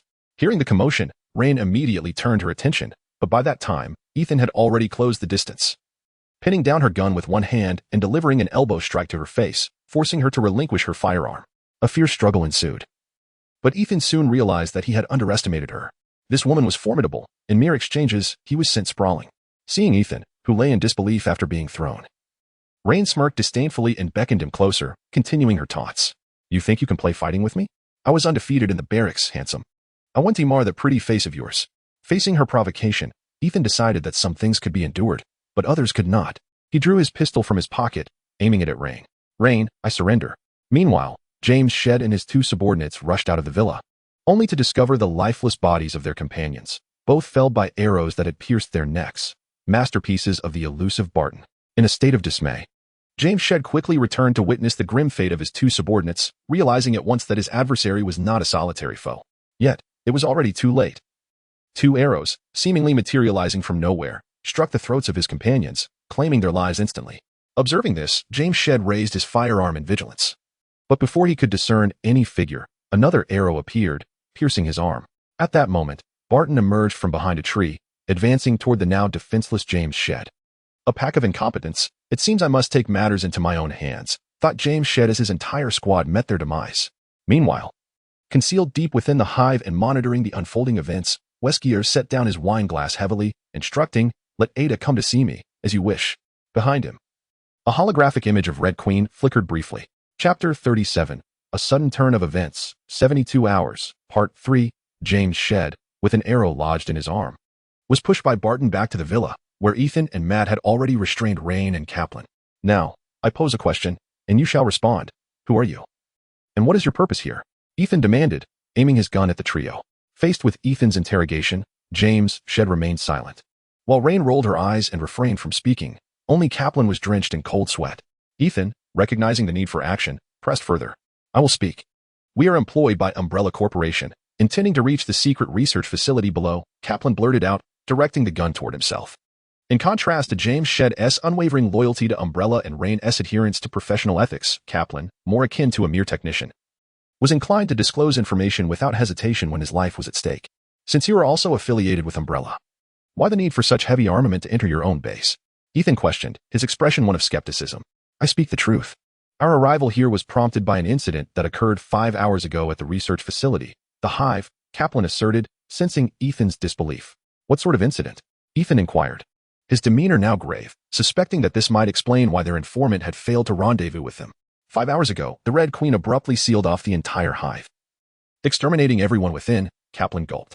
"Red Queen? Who is that?" Ethan furrowed his brow. "The Red Queen is not a singular entity, but rather the control system of the Hive. The most advanced artificial intelligence in existence," Kaplan explained. "Are you suggesting that a computer eliminated everyone in the Hive? Are you jesting? Do you think this is a scene from a Terminator film?" Ethan bore an expression that conveyed disbelief at being so easily deceived, letting out a sardonic laugh. "By the way," he remarked, "the Terminator of this world is indeed a film produced by Chris." His words were genuine. "Our task is to shut down the Red Queen." At that moment, James Shedd, who had remained silent until now, spoke up. "Kaplan has already said most of what needs to be said. There is little left for him to conceal." Noticing the genuine expressions on James and his companions' faces, Ethan and his group exchanged glances. "Then why would she do such a thing?" Matt inquired. "We are uncertain," James replied, casting a deep gaze at Ethan. "Perhaps she is under external control." Ethan grasped the implication in James's words, suggesting suspicion that they might be involved in this matter. He felt no inclination to clarify. If they were responsible, would they be here engaging in idle chatter? "Then why can I not remember anything?" Alice interjected. "The house is equipped with a self-defense system that releases a neurotoxic agent, primarily designed to induce unconsciousness. A side effect of this agent is memory loss, ranging from as short as an hour to, potentially, several days." "All right," Ethan responded. "Though your assertions are somewhat hard to believe, regardless of their veracity, we shall descend and ascertain the truth. Of course, you must accompany us. I hope you are not deceiving me, otherwise, you shall regret it." Ethan scrutinized James Shedd's expression for a moment before reluctantly saying, "Banji, continue to monitor the situation outside and maintain communication." "Understood," Banji replied from a command vehicle situated some distance from the villa, adjusting various instruments. After issuing his instructions, Ethan released Kaplan from his restraints and directed him to lead the way. Meanwhile, Rain and James were escorted by Barton and Matt, engaged in the task of transporting equipment. These instruments were brought by the team's helicopter, and they now benefit the unprepared squad. As for the helicopter, it departed shortly after the team's drop-off. In Ethan's estimation, the presence of these supplies indicated their necessity. Indeed, they proved to be crucial, as all electronic doors along the route had been securely locked by the Red Queen. Relying solely on Kaplan's computing skills would not suffice. A degree of force was required. With Kaplan serving as their guide, the group navigated their path with relative ease. Aside from a minor malfunction in the train leading to the Hive, no significant obstacles arose, and that minor issue was inconsequential for the team. On board the train, they encountered one of the key culprits behind the biochemical crisis, Spencer, who, like Alice, had lost his memory. Given Spencer's amnesia, Ethan and his companions treated him with the same caution they showed Alice, imposing no coercive measures. Spencer and Alice cooperated seamlessly, following along without causing any disturbances. Meanwhile, A box of viruses and vaccines hidden by Spencer went unnoticed by the group. Before long, they disembarked from the train and arrived at the true entrance of the hive, which, like the outer entrance, was securely locked. Fortunately, the team was well prepared, and Ethan was proficient in operating all the equipment. With Kaplan's cooperation, the door was swiftly opened, only to reveal an abyss of darkness. It appeared that the power had been severed. Gazing at the pitch-black entrance, Kaplan swallowed hard and remarked, "You all stay here." Facing the void, Ethan nodded at Barton and Matt, donned his night vision goggles, and ventured inside. Seeing Ethan enter without any protective gear sparked a flicker of hope in James's eyes. Wishing that the defense mechanisms were still operational to give this fellow a taste of his own medicine. Alas, nothing transpired. Several hours had elapsed since the activation of the defense systems, and the neurotoxin had long since dissipated. Ethan soon located the power switch, illuminating the entire space. Once he confirmed there were no issues, Ethan signaled for everyone to enter. Is this truly underground? Upon entering the hall, Alice was taken aback to see that the windows revealed a bustling cityscape filled with towering buildings. This is a device designed to enhance the underground environment, Matt elucidated, recalling his sister's mention of its ability to project the sights of the surface world. It seems we must resort to the stairs. Ethan had already activated the elevator, but upon inspecting the severed cables within, he discerned that it was utterly inoperative. The staircase was steep, yet for those present, it posed no challenge. Each individual was a trained elite, and being thwarted by such a minor ascent would indeed be laughable. "Sir, we have been locked onto by Red Queen. She is aware of our presence," Kaplan reported to Ethan as they descended the staircase. "Can we jam her signal?" Ethan inquired. "I'm afraid not. Unless we reach the mainframe of Red Queen, it is utterly impossible," Kaplan replied, shaking his head. As they delved deeper, they soon arrived at the testing area, only to discover it submerged in water, littered with the bodies of researchers who had drowned. Even the seasoned agents, accustomed to witnessing death, could not suppress their grim expressions at such a harrowing sight. Yet, they were far from anticipating that this was not the most dreadful of circumstances. To reach Red Queen, "We must traverse these laboratories," Kaplan stated with resignation. "Is there no alternative route?" Martin asked, discomfort rising within him as he surveyed the floating corpses. "There is indeed one. The map indicates a cafeteria that also leads to the mainframe, though it requires a detour," Kaplan noted, glancing at his portable computer. Just then, a gunshot rang out, and a bullet whizzed past Spencer's cheek, startling him into a seated position as he had been about to drape a coat over Alice. The group turned to see Matt had just fired his handgun at the laboratory's outer glass wall. However, not only did the glass remain unbroken, but the bullet ricocheted, nearly causing Spencer to meet an untimely end. "Useless. The doors and glass here are bulletproof, making it exceedingly difficult to shatter even with a rifle," observed James with a cold smirk as he observed Matt's actions. "What about this?" Ethan interjected, producing an object the size of a muffin from his backpack, emblazoned with the Osborne Industries logo. "What is that?" A sense of foreboding washed over the crowd as they beheld Ethan's peculiar item. "A directional demolition bomb manufactured by Osborne Industries, which I affectionately refer to as the muffin," Ethan remarked, waving the device nonchalantly. "Though small in stature, its power is formidable. It is a specialty item exclusively supplied to special forces." At this, silence fell upon the group, all eyes fixed on Ethan as he affixed each muffin-like device to the laboratory door. "All right, let's retreat. I trust you would prefer not to be caught in the blast radius," Ethan stated, grasping the detonator after setting the bombs. No one voiced dissent to Ethan's suggestion, obediently retreating to the previous corridor. With a series of thunderous explosions, the previously sealed experimental zone was violently breached. In a manner under the Umbrella Corporation's purview in Raccoon City, the atmosphere was vibrant with lights and revelry as impeccably dressed social elites mingled, toasting and engaging in lively conversation. These individuals were shareholders and management of the Umbrella Corporation, having convened for a day of meetings. Chris, as the focal point of the soiree, was currently holding Ariel Hansen's hand, encircled by a throng of elite attendees. At that moment, one of Chris's bodyguards hurried in, whispering urgently beside him. After listening to the bodyguard's words, Chris excused himself, seeking a secluded corner under the bodyguard's watchful eye, where he dialed a number. "General Ross, I have information that I believe will pique your interest." Meanwhile, 7 hours had elapsed since the virus leak. Chapter 38. A sudden turn in military sales. Within 72 hours following the explosion, the laboratories were utterly devastated, water gushing forth in torrents, flooding the area and scattering the bodies that had previously lain submerged. Ethan led the group, wading through the inundated corridor. "Now, where shall we proceed?" Ethan inquired, satisfied to see the obstruction eliminated, turning his gaze towards Kaplan. "Once we pass through here, we will reach the main control room," Kaplan indicated, pointing to the route displayed on the computer. Meanwhile, Barton, ever vigilant of their surroundings, felt an intensifying sense of dread. His unease crystallized when his gaze fell upon a floating corpse at Ethan's feet, revealing the source of his trepidation. "Ethan, be careful," Barton shouted, confused. Ethan turned just in time to see the corpse lurch upright, lunging toward his legs. However, the body did not reach Ethan, as Barton, sensing the imminent danger, had already loosed an arrow that struck true to the throat. The force of the impact halted the corpse's advance momentarily, providing Ethan with the crucial time to retreat and distance himself from it. Then, amidst the astonished gazes of the crowd, the corpse that had been struck in the throat by an arrow staggered to its feet once more. "What on earth is this?" Ethan exclaimed in disbelief upon witnessing the animated cadaver. He was certain that this creature could not possibly be a living person, after all. A living being would not rise after being pierced in the throat. More importantly, Ethan noted that the wound merely oozed a trickle of dark crimson, rather than the vivid crimson spray typically associated with those slain by Barton. Observing this, Barton fired another arrow, this time aiming for the feet. Yet the corpse merely paused momentarily before relentlessly lunging towards Ethan. With a resounding gunshot, the cadaver finally lost its vitality, collapsing to the ground. As Ethan had put a bullet through its skull, it appeared that a shot to the head was necessary. After giving the body a kick to confirm its immobility, Ethan shrugged, only to realize that no one was paying attention to his revelation. Instead, their gaze was fixated on something behind him. "Ethan, I believe we have a significant problem," Matt gulped. Turning to investigate, Ethan saw that the scattered corpses, which were visible in every direction, seemed to have received some signal, as they all began to rise unsteadily and advance towards them.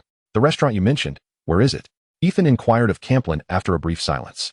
"In Northern Oregon, at the Lewis McChord Joint Military Base in Washington State." A convoy slowly entered the airport. General Ross and an elderly gentleman in a suit emerged from a Humvee. A waiting Major General hurriedly approached them upon their arrival. "General Ross, Mr. Secretary of Defense." The Major General saluted the two men. The gentleman in the suit turned out to be the current Secretary of Defense. "General Hawk, have they arrived yet?" The Secretary of Defense inquired, nodding at the Major General. "They're already here," the Major General replied, gesturing towards 3 uniquely designed transport aircraft parked in the distance. Upon seeing the 3 aircraft, the attention of General Ross and the Secretary of Defense was immediately captured, for they were tilt-rotor transport planes. As the highest military officials of the most powerful nation on the planet, General Ross and the Secretary of Defense had encountered countless aircraft, including tilt-rotor transports such as the Marine Corps' recent acquisition of 14 Boeing and Bell Helicopter Company, designed V-22 Ospreys. However, upon gazing at the 3 tilt-rotor transports before them, both men felt that Boeing and Bell's decades of investment in rotorcraft might be rendered obsolete. The tilt-rotor aircraft before them appeared significantly larger than the Osprey and, moreover, were powered by 4 engines. While size and engine capability are not the sole metrics for evaluating transport aircraft, they are indeed among the most critical, as they signify increased payload capacity. In the realm of transportation, who would not desire a greater carrying capacity? As they approached the 3 aircraft, both the Minister of Defense and General Ross were increasingly awestruck. At that moment, Mr. Rory Swan, the engineer representing Osborne Industries, was being scrutinized by the Minister and General Ross. General Hawk, pointing to Swan who was directing personnel near one of the planes, introduced him to the 2 officials. Upon seeing General Hawk, Swan immediately approached them. "Mr. Swan, this is the Minister of Defense, and this is General Ross," General Hawk announced, prompting Swan to extend his right hand and shake hands with both men. "Mr. Swan, your hand?" the Minister of Defense remarked, noticing Swan's mechanical left arm. "Oh, just a minor accident. Although it looks a bit unsightly, I find this arm to be more functional," Swan responded nonchalantly, waving his mechanical limb. "No, I meant, is this arm also a product of Osborne Industries?" the minister inquired, a hint of envy in his voice. While Swan's prosthetic appeared somewhat rudimentary, its technological sophistication was indeed remarkable, and the minister clearly recognized this. "Ah, yes," Swan hesitated momentarily before nodding. "Such artificial limbs are relatively outdated in interstellar society, but they may be considered advanced technology here on Earth." However, both Swan and Chris had subconsciously overlooked this fact until the minister's question brought it to light. Swan was not as simple as he appeared. In addition to being an exceptional engineer, he had once been a skilled manager of a large mining company. Had it not been for competitors employing official means to suppress him, he would have long since become a mining magnate. Yet, the minister chose not to delve further into this topic and redirected the conversation toward the aircraft behind Swan. The allure of the mechanical arm paled in comparison to the appeal of these imposing machines. "Are these 3 aircraft also products of Osborne Industries?" the minister inquired. "Indeed. These 3 aircraft are our latest 4-engine tilt-rotor transport planes, which can also be modified into transport attack aircraft. Each plane measures 298 meters in length, stands 116 meters tall, has a wingspan of 16 meters, and can carry a load of 50 tons. Swan immediately recited a series of specifications. For Swan, this type of transport aircraft held little allure, as it was rather outdated, but for the American military, the temptation was substantial. At that moment, the Minister of Defense and General Ross were already contemplating a procurement. "Gentlemen, allow me to introduce the new equipment prepared by Mr. Osborne for this operation," Swan interjected, breaking the astonishment of the two men still reeling from the aircraft's specifications. He opened a large transport box emblazoned with the Osborne Industries emblem, revealing a combat suit that bore a striking resemblance to powered armor. Of course, while it appeared similar on the outside, the differences within were substantial. Firstly, it is evident that the power source has undergone modifications. The fusion reactor is not yet ready for deployment. Thus, this suit of powered armor utilizes a rechargeable high-energy battery capable of sustaining full power for approximately 8 hours, which is ample for special operations.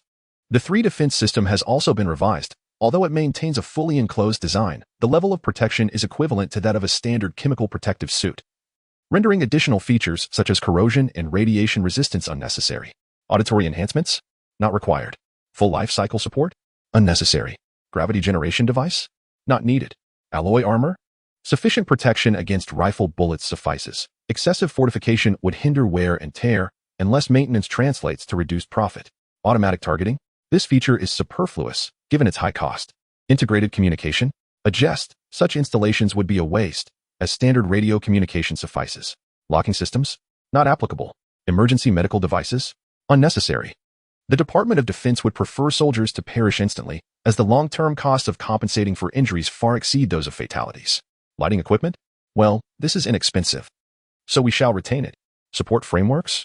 A robust design is unnecessary. The ability to carry 200 kilograms while maintaining a steady pace is adequate. 14 rifles? What a ridiculous proposition. The cost of that would rival that of the entire armor. Instead, equipping it with 2 light machine guns, a grenade launcher, and a rocket launcher would provide ample firepower. As for the rationale behind the omission of so many features, it is quite simple. This powered armor appears not only unchanged but somewhat larger. The reason? These weapons consume considerable ammunition, so we shall carry more. Moreover, we can forego the self-destruct mechanism, as the detonation of ammunition will leave little behind. What? You inquire about the cost of this armor? Rest assured, it is quite affordable at 5 million per set, roughly equivalent to the price of a main battle tank. Furthermore, if one is adept in its use, engaging 5 tanks simultaneously poses no issue. By the way, the high-energy batteries are sold separately at 500,000 each, though a complementary battery is included with each armor set. What? Unsure of its efficacy? Here, we have delivered 120 sets for your trial. The circumstances in Raccoon City should provide an excellent experimental battlefield. Our owner should have furnished you with the relevant data. If it proves ineffective, we will not demand payment. Additionally, this armor is airdroppable. These 3 rotorcraft are equipped with airdrop apparatus and are also at your disposal. Oh, you inquire about the cost of the aircraft? Inexpensive. At merely 200 million.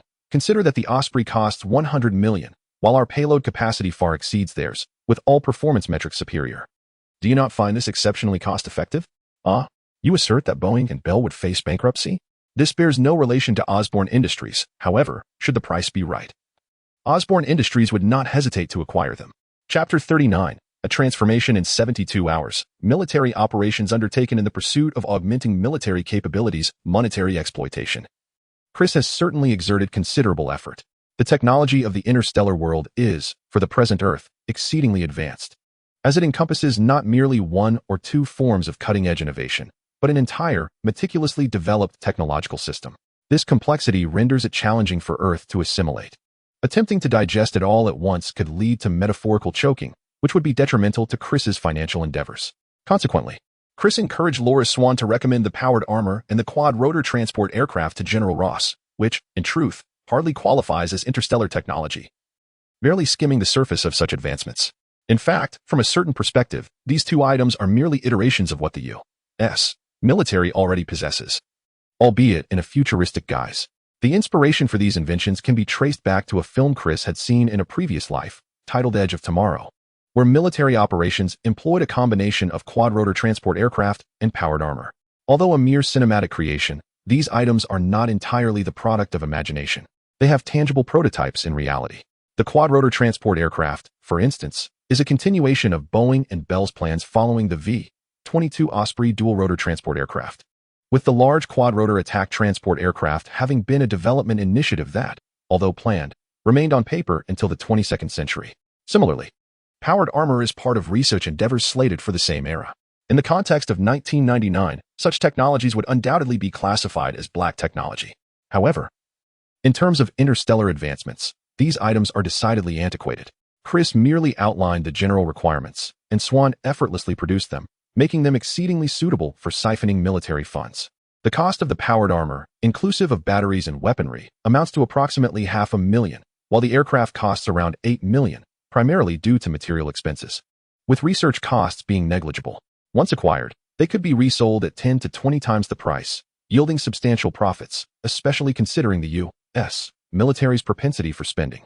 After all, these items are indeed superior to the current arsenal of the military. While this world boasts numerous forms of black technology, they are either held by powerful factions and corporations or belong to experimental equipment that cannot be deployed on a large scale, rendering conventional military supplies rather dismal. Otherwise, the military would not be marginalized during significant future events, overshadowed by entities like S.H.I.E.L.D. in the Avengers. Now, Osborn Corporation's ability to provide effective equipment is met with enthusiasm from the military, who have no cause for disdain. Moreover, Osborn's provision of free trial services positions them as a commendable vendor. Thus, the cooperation regarding Raccoon City was readily accepted by the Secretary of Defense and General Ross, as it presents a mutually beneficial scenario. Firstly, it allows for an evaluation of Osborn's equipment to determine if it truly performs as well as Swan suggests. Should it prove effective, a subsequent large-scale deployment would undoubtedly enhance military capabilities significantly. Secondly, this collaboration serves as an excellent opportunity to bolster the military's public image. In this world, the American military, akin to Chris's past life, serves as the global police force. As the most formidable army on the planet, it inevitably attracts substantial attention, including negative press, particularly concerning wars of an aggressive nature. Such narratives tarnish the military's image not only abroad, but also in the minds of domestic citizens. However, should the crisis in Raccoon City be resolved successfully, the narrative would shift dramatically. This endeavor represents the annihilation of malevolent forces and the salvation of the world. For Chris, the advantages of this situation are glaringly apparent. His persistent desire to confront the Umbrella Corporation is driven by self-interest. Should he manage to consume Umbrella Corporation, whether through Osborn Enterprises or by his own means, he stands to gain significantly. Yet, this world is rife with diverse organizations and factions. If Chris were to engage in the Raccoon City crisis solely under his name or the banner of Osborn Enterprises, even with a successful resolution, it would merely be perceived as corporate rivalry, dog eat dog, black consuming black, provoking discontent and scrutiny from these factions, while dealing with villainous organizations is manageable. As Chris can readily thwart their advances, the challenge arises when self-proclaimed righteous entities turn their ire towards Osborn Enterprises. This poses a dilemma. For Chris cannot confront these individuals as he would with the villainous factions. Otherwise, he risks becoming the very antagonist he seeks to oppose. Although, in some respects, Chris embodies the role of a major villain, such truths must remain unspoken. It is also evidently impossible for Osborn Enterprises to emerge from this incident without reaping any benefits. However, with the military serving as a shield, the situation transforms entirely. As a supplier to the military, aiding their noble cause in resolving the Raccoon City crisis, it would be entirely reasonable for such a conscientious enterprise to receive due rewards. Consequently, Osborn could, with legitimacy, absorb a significant portion of Umbrella's assets under the auspices of military support. While the gains might be slightly diminished, since the military would not operate without compensation, this would alleviate any lingering concerns.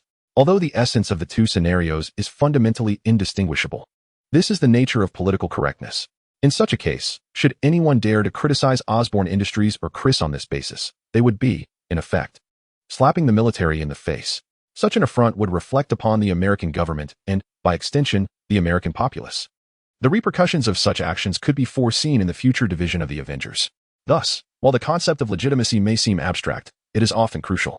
Under the weight of self-interest, military action is notably swift. A rapid response unit, led by the 2nd Battalion of the 75th Ranger Regiment and supported by the 3rd Brigade of the 2nd Infantry Division, has been assembled. Thanks to intelligence provided by Chris, these forces will be equipped with appropriate anti-biochemical gear and trained for engagements with the undead. Should the Raccoon City crisis escalate, they will be dispatched without delay. 120 sets of powered armor and 3 transport aircraft shall be entrusted to the elite forces of the Army, the Green Beret Special Forces, who will take center stage in this operation, tasked with rescuing the beleaguered citizens of Raccoon City. It will also serve as a moment for the military to unveil their heroic battalion. What? To extinguish the source before the bioweapon crisis fully erupts? What a farce. If the populace of Raccoon City is not allowed to witness the horror of the bioweapon crisis, how can the splendor of the American military be showcased? How could they promote their grand achievements in saving the world? Chapter 40. A perilous situation in 72 hours as Chris conspired with the military, preparing for a grand operation. Ethan and his team of agents within the hive found themselves in dire straits. Within the hive, the number of lost had exceeded 500, however. The zombies previously released by Ethan numbered only in the dozens. After all, Ethan had only detonated those laboratories obstructing their path, while many more zombies remained sealed within other areas by the AI known as Red Queen. Furthermore, these zombies exhibited a notably slow pace. Observant fans of the Resident Evil film series would recognize that the zombies in the first two installments moved sluggishly, relying primarily on their sheer numbers. It was only in the third installment that the virus underwent deeper mutations, accelerating the zombie speed. Thus, while a handful of zombies posed a nuisance for Ethan and his group, they were not insurmountable. Regrettably, within the experimental zone's laboratory, there was a kennel. In comparison to the zombies, these zombie dogs presented a far greater threat. Were it not for Ethan and his team's exceptional skills, casualties might have ensued. After a frantic dash, they managed to close a large door, temporarily eluding the horde of zombies, arriving at what the hive's map designated as a cafeteria. "Are you certain we haven't gone astray?" Ethan inquired, observing the so-called cafeteria, which was nothing more than sealed cryogenic chambers, devoid of any semblance to a dining area. A frown creased his brow. "I assure you, the map indicates this is indeed the place," Kaplan replied, presenting his electronic map to Ethan. "Clearly, Umbrella Corporation is concealing some secrets here," Matt pondered aloud. "What, pray tell, is contained within these sealed cryogenic chambers?" Martin directed his gaze toward James Sherd. "Do not regard me with such looks. I am fully aware of your thoughts. Yet I too am in the dark regarding their contents. I am merely following orders." James Sherd shrugged. "It is simple enough. We shall open one and discover the truth," Ethan declared, undeterred. Approaching the control panel of a cryogenic chamber, he began to operate it. The previous encounters with animating, aggressive corpses had left him profoundly shaken, and he was now eager to uncover what secrets Umbrella Corporation had hidden away. However, as fate would have it, the contents of the cryogenic chamber were not to be trifled with. Soon, with Ethan's manipulation, the green indicator light on the chamber transitioned to red, and with a hiss, the chamber was unsealed. A grotesque creature devoid of skin and eyes, with sharp claws and a bare, exposed brain, materialized before the eyes of all present. It was none other than the elite bioorganism known as the Licker from the Biohazard series. Numerous syringes were affixed to its body, originally delivering a continuous supply of tranquilizers, which, combined with low temperatures, suppressed the cellular activity of the Licker. However, as Ethan deactivated the cryogenic chamber, the syringes ceased their delivery, and the Licker began to stir from its slumber. "What in the world is this?" Upon encountering the Licker, Ethan, with an air of nonchalance, approached and prodded its head with his firearm. Suddenly, the creature broke free from its restraints and lunged at Ethan with a claw. Though Ethan reacted swiftly, he was still slashed across the chest, leaving a gash in its wake. Bang, bang, bang. Realizing Ethan was under attack, Matt immediately opened fire on the Licker's head, not stopping until an entire magazine was expended. The Licker lay motionless thereafter. Ordinarily, the Licker would not succumb so easily, as its speed made it difficult for an average person to track its movements. However, this particular Licker, having just awakened and still sluggish from its confinement, was unable to evade Matt's barrage of shots, ultimately leading to its demise. After all, the Licker lacked the impenetrable exoskeleton of an alien. Damn it, Ethan, oblivious to the consequences of being clawed by the Licker, believed he had narrowly escaped disaster. "Are you all right?" the others inquired, gazing at him with concern. "I'm fine. Thank you," Ethan replied with a sigh of relief, rising to his feet. "Wait, something is not right." At that moment, Alice's voice cut through the air. The group turned to see the indicator lights of all the cryogenic chambers shift from green to red. "Allow me to present you with a small gift," Weskio announced with a sinister grin from the control room of the mainframe. "Now, let us welcome our esteemed guests." Upon witnessing the change in the indicator lights, the group, already familiar with the horrors of the Licker, turned pale.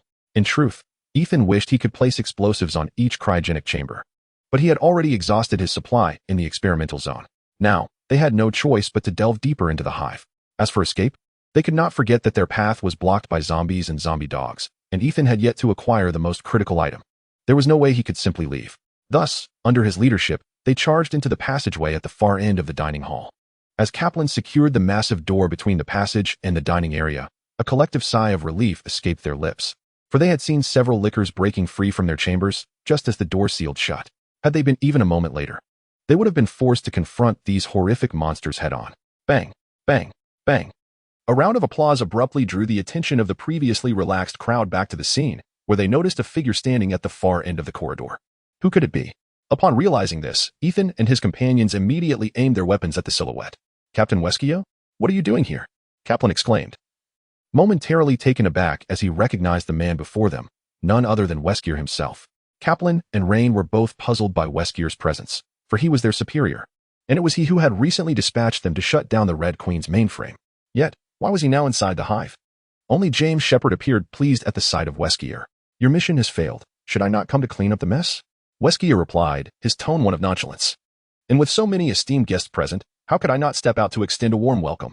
By the way, I wonder how you feel about the gift I sent you? Did you release those creatures outside? Ethan asked coldly. Indeed. Do you fancy those little treasures? They're the latest products from Umbrella Corporation.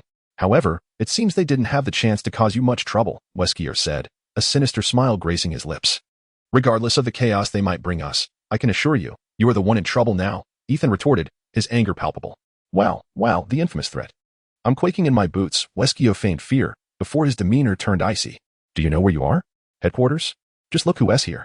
With that, Weskier clapped his hands, and from the shadows emerged a figure. Benji, Ethan, Matt, and Barton were all taken aback. The person who appeared was supposed to be their ally waiting outside the hive to assist them. Hey, guys, I'm sorry, Benji said, his face etched with despair. It was at this moment that Ethan and the others noticed Benji was being held hostage, a gun pressed against his temple. The hand wielding the weapon was slender and delicate, leading their gaze to its owner, a short-haired Asian woman clad in a red evening gown, none other than Weskier's top subordinate. Ada Wong, what do you want? Ethan gritted his teeth, his concern for Benji evident. Benji was his earliest partner in the team, and he could not forsake his life. I don't want much. I merely hope you can entertain those children outside, Weskier replied, and as his words echoed, the massive steel door behind Ethan and his companions erupted with a thunderous sound, beginning to warp. The lickers outside were launching an assault on the barrier. Weskier's intentions were crystal clear. He intended to confine Ethan and his team here to face the lickers. You madman! Ethan seethed but dared not act recklessly. Thank you for the compliment. Enjoy yourselves, Weskier grinned wickedly, preparing to depart. Wait, Commander, what about me? James Shepard exclaimed in a panic as he witnessed Weskier's intent to leave. Apologies, James. I seem to have completely forgotten about you. Upon hearing James speak, Weskier slapped his forehead and remarked, my sincerest apologies. Do you recall my previous statement? The Umbrella Corporation does not tolerate incompetence. With that, he departed towards the control room, leaving James in despair. As Weskier exited, Ada Wong, holding Benji hostage, gestured towards Ethan and his group, then forcefully kicked Benji in their direction, obstructing their potential line of fire. In a swift motion, a heavy door slammed shut, sealing off their escape route. At that moment, a thunderous crash echoed behind Ethan and the others, as a gaping hole was torn through the door, revealing the grotesque figures of the lickers outside. Damn it, Kaplan! Benji! Think of a way to open the door. The sight of these hideous creatures on the verge of breaking through sent the group into a frenzy. I'm trying.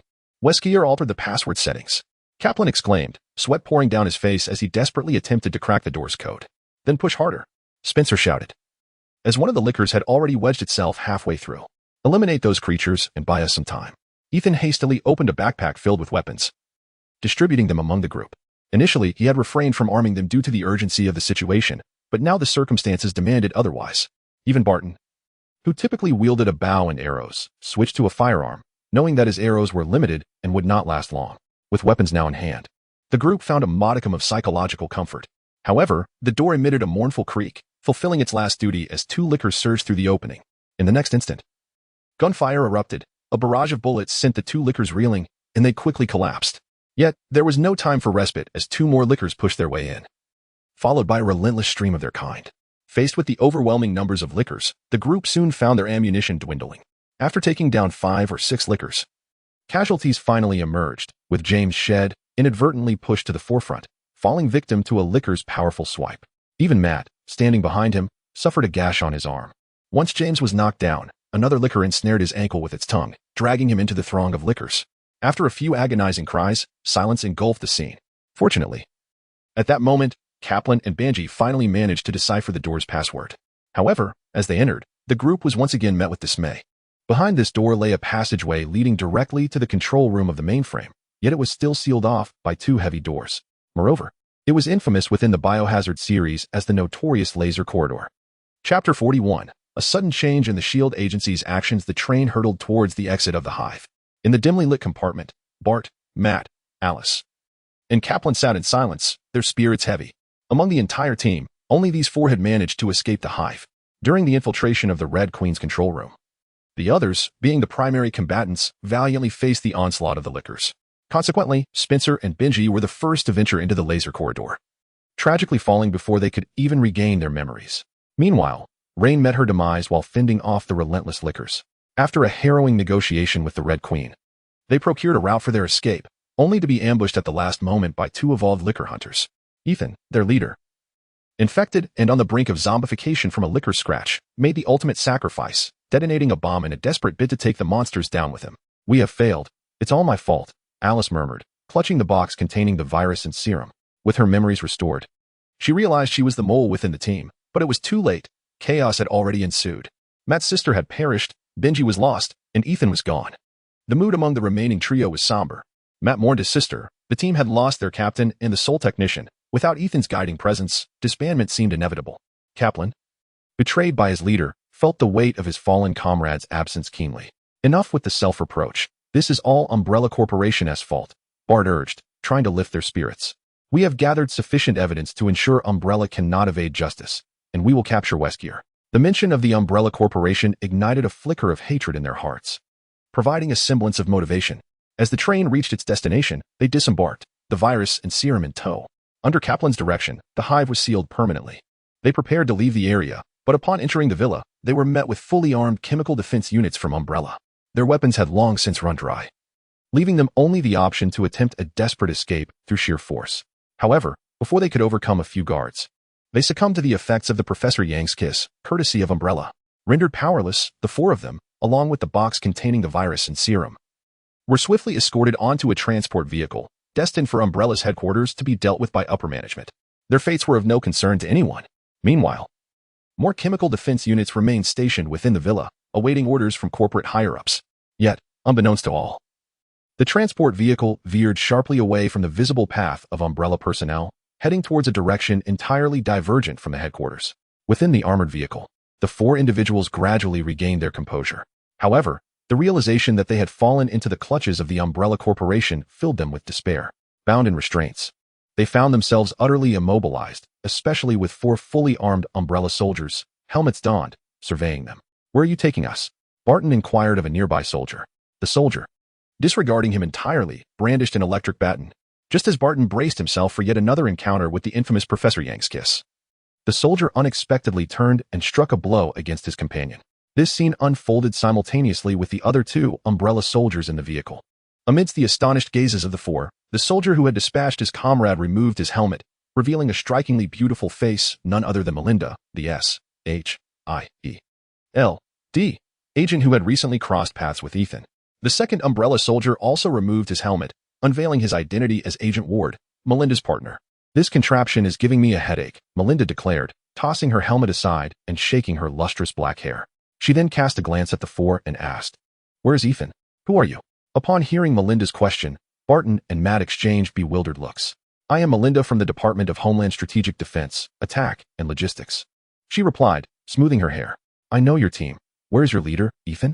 "I'm sorry, but I've never heard of your so-called Homeland Logistics Bureau. I cannot provide any information," Barton responded with a hint of stiffness, uncertain of their intentions and opting for non-cooperation. Alice and the others, assessing the situation, chose to side with Barton. "Ah, that's fine. I can have someone else speak to you regarding your attitude," Melinda replied unperturbed, retrieving a portable computer. After a few moments of manipulation, a black, bald, one-eyed figure appeared on the screen. "Clint Barton, I am Nick Fury. Perhaps you've heard of me." The imposing figure began. "Yes, I have seen your name on the list of former directors," Barton hesitated before nodding. Although SHIELD and his organization were often at odds, this was primarily due to overlapping functions and differing objectives. However, Fury had once served in a capacity that made him well acquainted with team leader Ethan, despite their differences. As an experienced agent, Barton was certainly aware of this formidable figure. "That was my previous role. I now don a different uniform," Fury acknowledged, gesturing as a document personally signed by the team's direct superior, the operations director, and the current director materialized on the screen. "I have already communicated with your superior. From this point forward, Your team is officially integrated into the Department of Homeland Strategic Defense, Attack, and Logistics, under Agent Melinda's jurisdiction. Do you have any further questions? Fury indicated the document, awaiting Barton's response. Though he has once held the esteemed position of director, Nick Fury still commands considerable respect within numerous departments across the United States. As it stands, a squad is en route to his location. However, it appears that Nick Fury remains unaware of the grievous losses the squad has already endured. Out of 4 members, 2 have perished, one of whom was the squad leader.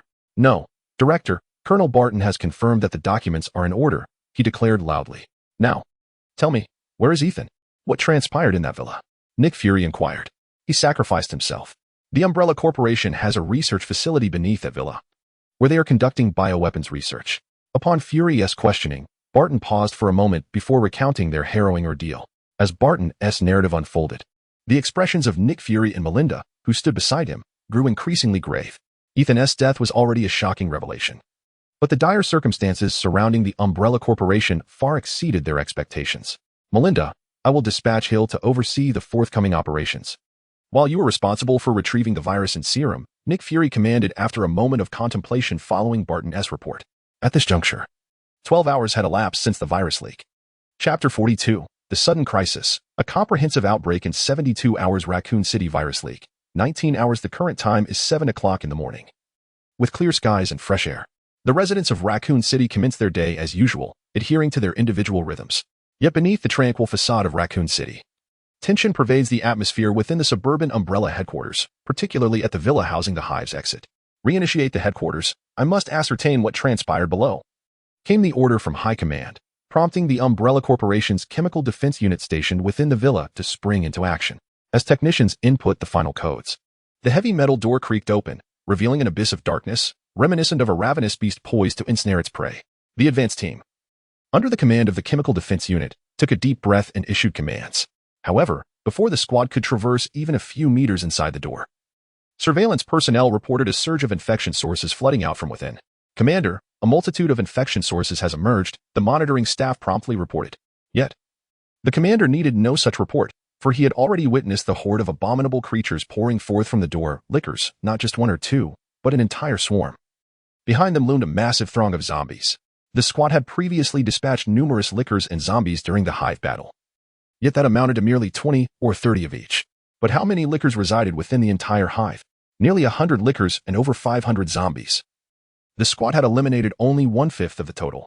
The remaining 4/5 now prepared to extend a grand welcome to the Umbrella Corporation's Chemical Defense Unit. Moreover, in stark contrast to the cramped confines of the Hive, the outside world evidently offers a more suitable environment for the agile lickers to maneuver. The chemical warfare units find it exceedingly difficult to target these swift creatures, and even if they manage to strike, the damage inflicted is merely a trivial annoyance to such resilient beings. For the lickers, as long as their vital points remain unscathed, they face no real threat. Their vulnerabilities are limited to their exposed heads and their fragile hearts. However, targeting their hearts is generally an impractical endeavor, as lickers predominantly remain prone, rendering their hearts largely concealed and inaccessible. Thus, the only viable approach to eliminate them involves aiming for the head. Yet, in relatively open spaces, ordinary individuals struggle to even hit the licker's body, let alone their heads. Furthermore, even if a headshot is achieved, insufficient firepower would still fail to bring down a licker. Of course, one could resort to high-caliber weaponry to obliterate them, provided one can land a shot. Consequently, within mere minutes, the meticulously laid traps and barriers established by the Umbrella Corporation around the villa were shattered by the onslaught of these lickers, compounded by the overwhelming presence of a vast horde of zombies. The true outbreak of the biohazard had commenced. As the chemical warfare units of the Umbrella Corporation faced annihilation, a cloaked figure emerged from within the villa's gates, flanked by 2 hunters, predators evolved from the lickers, who mirrored its movements, while the zombies regarded the figure with indifference. The silhouette surveyed its surroundings, selected a direction, and with a sweep of its arm, commanded the throng of lickers and hunters to charge forth. As it too advanced in that very direction, this path led directly to the headquarters of the Umbrella Corporation. Simultaneously, as the Hive succumbed entirely to chaos, the upper echelons of the Umbrella Corporation received word of the situation and sprang into action. Under the directive of the chairman, Dr. Thomas Isaac Pseudo, a substantial convoy of vehicles and helicopters surged into Raccoon City, dispersing to various locales in preparation for the immediate evacuation of key figures associated with the corporation. Naturally, Chris, the third largest shareholder of Umbrella, fell within this evacuation plan. However, Upon the convoy's arrival at the residence designated for Chris by the corporation, they discovered it utterly deserted. Not only was Chris absent, but his assistant, bodyguard, and all personnel from Osborne Corporation had vanished, leaving behind only a few bewildered servants. Simultaneously missing were significant researchers from the Umbrella Corporation, including Dr. Ashford, one of the original developers of the virus, and his daughter. Upon receiving this troubling news, Dr. Isaacs, pseudo, seemed to grasp the gravity of the situation and erupted with fury, shattering his banana-shaped smartphone, a product of Osborne Corporation, which he deemed essential. Thomas Isaacs gazed at the Umbrella official before him, declaring, "Mr. Thomas is listening. Raccoon City is entrusted to you. Since Raccoon City has reached its end, let it serve as a testing ground. When necessary, we can initiate the Vengeance Goddess Project to assess our combat capabilities. However, remember to evacuate by 6 a.m. tomorrow, as I will order the deployment of a nuclear bomb for a thorough cleansing. Is there any issue?" Isaac spoke while putting on his coat. "Of course. There is no problem, sir." Upon hearing Isaac's words, Thomas felt a surge of excitement. Previously, he had merely been an ordinary mid-level employee within the Umbrella Corporation. But Isaac's statement evidently promoted him to the role of Raccoon City's overseer, catapulting him into the upper echelons of management, which thrilled him immensely. "Excellent." After glancing at Thomas, Isaac nodded and exited the office, leading his team away from the Umbrella Corporation building. With the outbreak of the biohazard, this place was no longer safe. He intended to head to the Nevada base to maintain control over the situation. However, just as he boarded the aircraft, he had a change of heart. Activate Subject 1 and instruct it to continue the virus research at Nevada. Contact Weskier and have him proceed to the Japan base to oversee operations. "We are heading to California," Isaac commanded. As Isaac's orders were issued, within the depths of the Umbrella Corporation base in the Nevada desert, a cultivation tank was activated, revealing another Isaac within.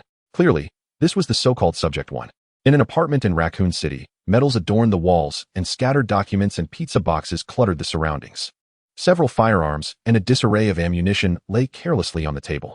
It was hard to believe this was the residence of a woman, let alone a beautiful one. Yet, a piece of clothing draped over a chair, a pair of underwear on the floor, and the striking photographs of the owner on the walls confirmed this reality. On the expansive sofa bed, a bundle beneath the sheets squirmed, emitting curious sounds. The entire atmosphere appeared strangely harmonious. However, this serene ambience was swiftly shattered by the ringtone of a mobile phone at the bedside. The squirming bundle paused momentarily. A strong arm emerged to silence the intrusive device. And then the sheets resumed their movement. It seemed the phone was intent on disrupting this tranquility, as it rang again almost immediately. The arm reached out once more to power it off, tossing the device aside, allowing the world to fall silent once more.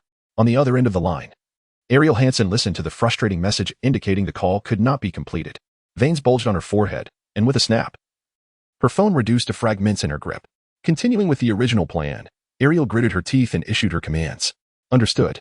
Standing before her, Glavenhill swallowed hard, nodded, and promptly hurried off to fulfill her orders. Chapter 43. The protagonist of the 72-hour crisis. More than an hour later, after completing her morning exercise, Jill lazily rose from her bed. After a refreshing shower, she began to dress, while Chris lay in bed, watching. Observing the lovely woman as she dressed was indeed a picturesque scene. In the past 2 days in Raccoon City, apart from attending meetings with the Umbrella Corporation, Chris had spent nearly all his time in the company of Jill, the police officer. He had already prepared everything necessary and was merely waiting to reap the final rewards. Other matters could be left to the capable hands of Aileen Hansen, Glavenhill, and others. All he desired was to quietly indulge in romantic pursuits. Of course, this decision came at a cost, as Aileen Hansen's once stellar favorability rating of 95 plummeted to 85. Yet, Chris deemed this sacrifice worthwhile. "Are you not planning to get up?" Jill, now dressed, sat on a chair, lighting a cigarette. Upon finishing her statement, she casually switched on the television and police radio on the table. With the enticing show concluded, Chris found no reason to linger in bed any longer and began to rise. What on earth is this? While Chris was dressing, Jill was already taken aback by the news broadcast on the television. A mere glance from Chris revealed the unfolding situation. The news was reporting on a biohazard crisis that had evidently begun to spread while he and Jill were preoccupied with their own endeavors. The severity of the situation had escalated significantly, yet the ordinary citizens of Raccoon City remained oblivious, with the news framing it merely as a special violent incident. "It is the work of the Umbrella Corporation. It seems Raccoon City is no longer safe," Chris remarked as he finished dressing. "What is that?" Jill appeared somewhat bewildered. "Bioweapons. On the surface, the Umbrella Corporation primarily focuses on biomedical technology. However, their greatest source of profit, much like Osborne, is arms manufacturing. The distinction lies in our dealings with conventional arms, while they specialize in biochemical weaponry, Chris elucidated to Jill. But all weapons carry inherent risks. Even the safest firearms can misfire. The current predicament stems from a viral leak that the Umbrella Corporation has been researching. Originally developed to combat terminal illnesses like progeria and amyotrophic lateral sclerosis, they enhanced its infectivity and mutability, transforming it into a terrifying bioweapon. Infected individuals will undergo complete mutation within a short span, depending on their immune response, if they do not receive timely injections of an antiviral serum. They will become mindless creatures driven solely by their predatory instincts. The only way to neutralize them is to target their central nervous system, specifically the head. How do you know so much? Is Osborne Industries involved as well? Jill inquired, her tone tinged with skepticism after hearing Chris's explanation. By the way, you are now the third largest shareholder of the Umbrella Corporation, Chris replied. Despite her position as a police officer, Jill viewed it merely as a job. Her nature was not one to overly lament the plight of humanity, and thus she bore no significant aversion to Chris's identity as an arms dealer. In fact, her personality inclined her towards a fascination with various weapons. Otherwise, she would not have enlisted in the military or pursued a career in law enforcement. Biochemical weapons, however, stand as an exception. Their infectiousness and pathogenicity have instilled a profound fear and rejection from mainstream moral perspectives since their inception, an instinctive dread rooted in humanity's aversion to disease. Do not be so quick to draw conclusions. Bear in mind that my status as a shareholder in Umbrella Corporation is but a recent development. The research on viruses has been ongoing for over a decade, a time when I was merely a child, Chris remarked with an innocent expression. Although he had played a minor role in the outbreak, he genuinely had no direct involvement, did he? Upon hearing this, Jill found it somewhat reasonable. Yet a second thought struck her. But you are aware that Umbrella is developing biochemical weapons, and you have invested in the company. That remains a fact, does it not? Indeed. Yet this was not our intention, nor that of Osborne's company. It was a suggestion from the military. Chris nonchalantly shifted the blame onto the military. How so? Jill inquired. Her curiosity piqued at the mention of military involvement. Umbrella had previously attempted to market their biochemical weapons to the military, which had considered procurement. But ultimately the proposal was rejected. However, upon discovering that Umbrella's weapons could not be acquired, the military sought to sell them to foreign organizations, thus commissioning Osborne's company to invest in Umbrella for further inquiry. Chris had long since conspired with the military. This rationale was quite fitting, and to some extent, it was indeed a fact. My assertions are drawn from this investigative process. What shall we do now? Jill accepted Chris's reasoning after he spoke. The best course of action would be to refrain from venturing out. Dangers lurk everywhere. By 8 p.m. tonight, the military will arrive in Raccoon City, and once that occurs, we can depart safely, Chris proposed. No, I cannot simply wait here. The precinct requires assistance. Although reason dictated that Chris's suggestion was the most prudent, the various cries for help emanating from the police channel compelled her to act, especially since the officers in the precinct were her colleagues and friends. With that, Jill began to gather her belongings, preparing to head to the police station. All right, I knew you wouldn't be able to sit still. Do not fret. I have already prepared new equipment for you, Chris remarked, observing Jill as she loaded bullets into a magazine, shaking his head. New equipment? Jill inquired, puzzled by Chris's statement. Without further explanation, Chris dialed his bodyguard's number. Minutes later, the two bodyguards who had been waiting downstairs for Chris all night trudged up to the apartment, carrying 4 boxes. Raccoon City is no longer safe. You should head to Hanson's place, Chris instructed, allowing the bodyguards to set down the boxes, then dismissing them. He had equipped the 2 men, but their gear was not extraordinary. It was sufficient to ensure their safe passage to where Eric Hanson resided. The defenses at Hanson's location would withstand even a horde of tyrants, let alone a mere throng of shambling corpses. Are these all weapons? Jill asked, gazing at the boxes after the bodyguards left. There are a total of 4 boxes, 2 of which are rectangular and unmistakably gun cases. The nature of the other 2 remains a mystery. Chris, without providing an answer, opted to unveil their contents. The first to be opened were the 2 gun cases, revealing 2 sleek silver-gray rifles accompanied by an assortment of ammunition, all resting quietly within. Jill was immediately captivated by the beauty of one rifle, though she couldn't help but ponder its sheer size.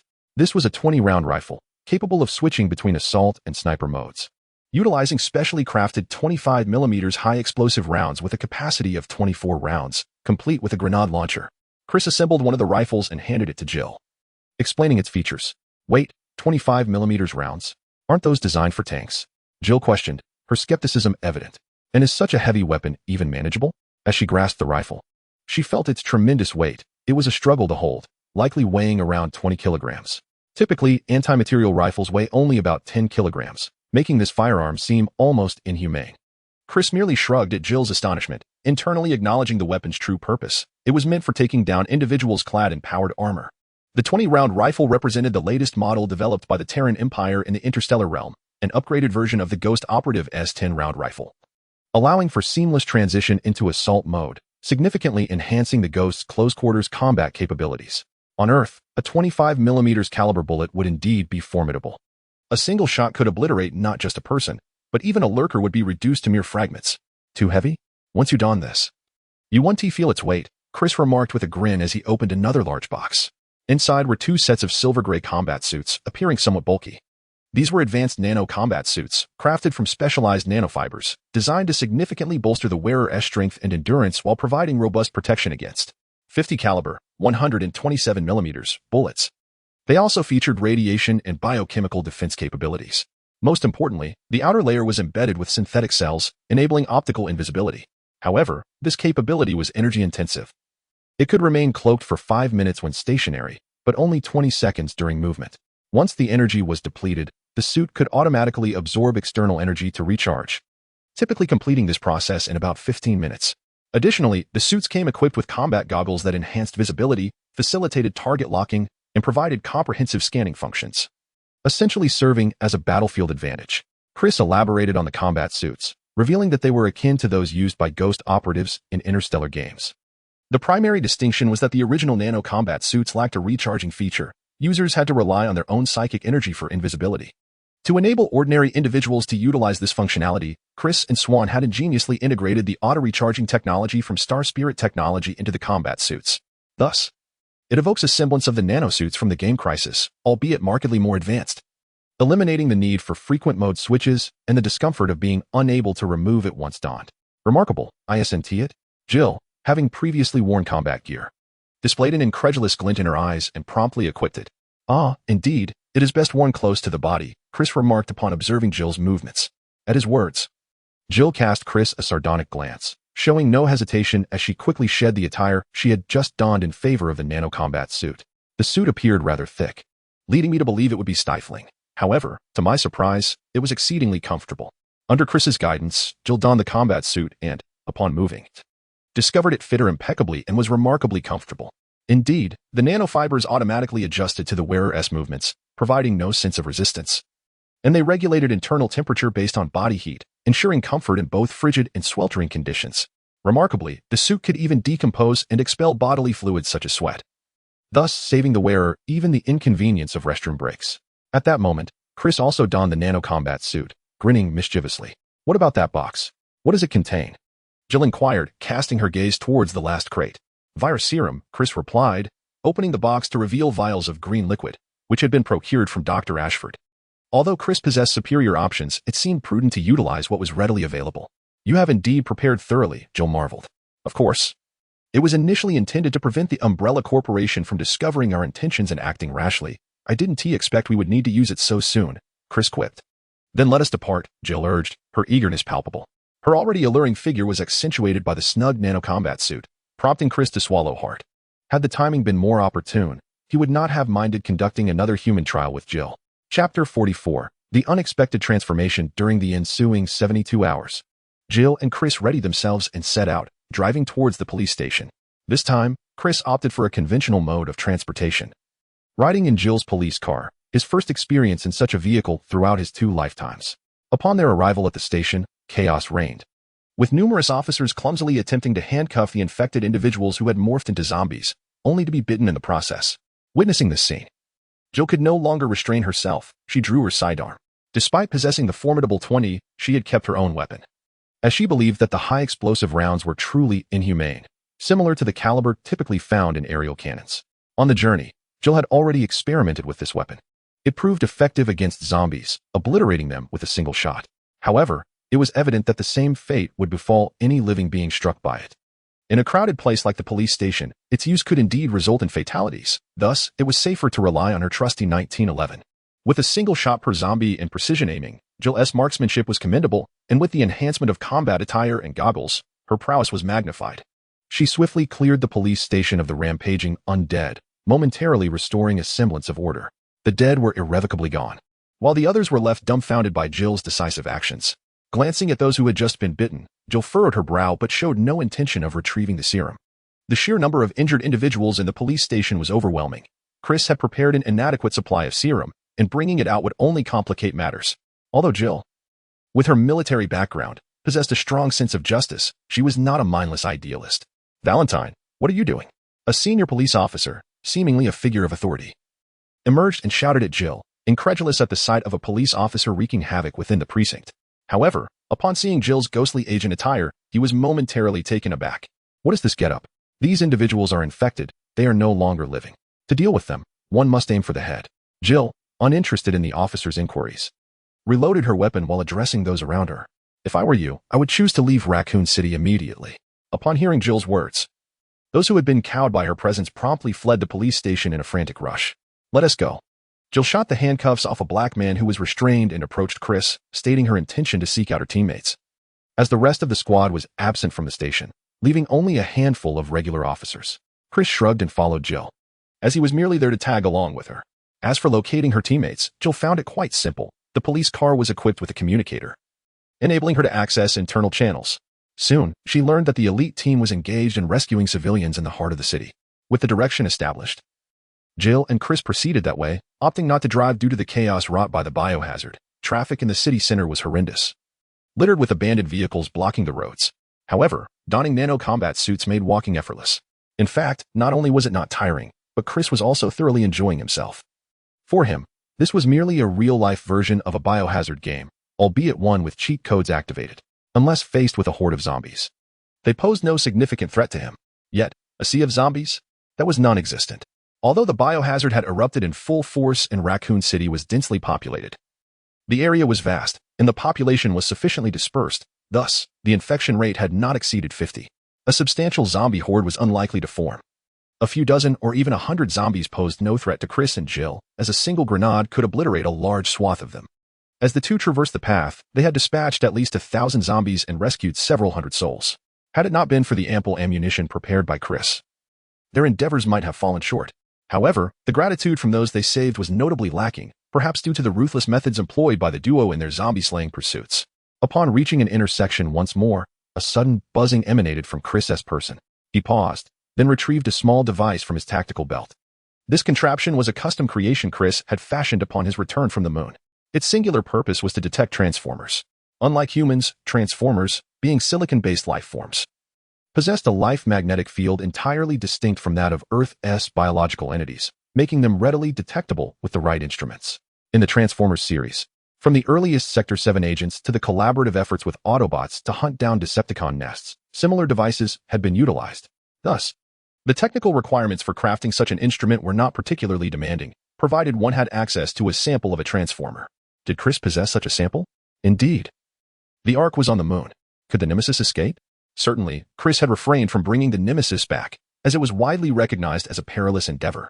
It was better suited to ensnare Optimus Prime and Megatron. As for the Ark, Chris had no intention of reclaiming it, given its severe damage. Repairing it would be less efficient than constructing a new vessel altogether. Nevertheless, Chris had not returned empty-handed. The primary objective of acquiring the star chart was certainly achieved. Furthermore, the ship's main control system had been successfully restored by Swan, yielding numerous valuable components, including data extracted from the Nemesis's core. The only drawback was that this information was encoded in Cybertronian script. However, this was inconsequential. He would leave the analysis to his aide. In truth, Swan harbored a keen interest in these silicon-based life forms. Had Chris not intervened, it was likely that Swan would have disassembled the Nemesis on the spot. Ultimately, he did manage to remove one of its arms and procure 2 energy cylinders. Chris could only hope that Ratchet's medical expertise would suffice. Otherwise, the Nemesis would undoubtedly be left in a crippled state. Yet, upon reflection, it seemed that incapacitating the Nemesis might inadvertently assist the Autobots. Thus, the creation of a device capable of detecting transformers posed no challenge for Chris. Of course, he had no need to construct it himself. The device he possessed was, in fact, crafted by Swan. Observing the instrument's readings, he turned to gaze in the direction indicated, revealing a bustling Autobot city.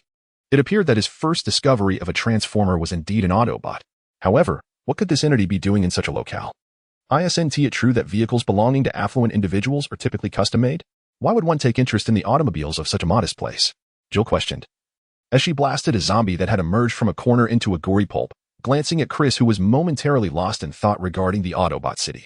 If all goes as expected, this is a vehicle that wealth alone cannot procure, Chris remarked with a knowing grin.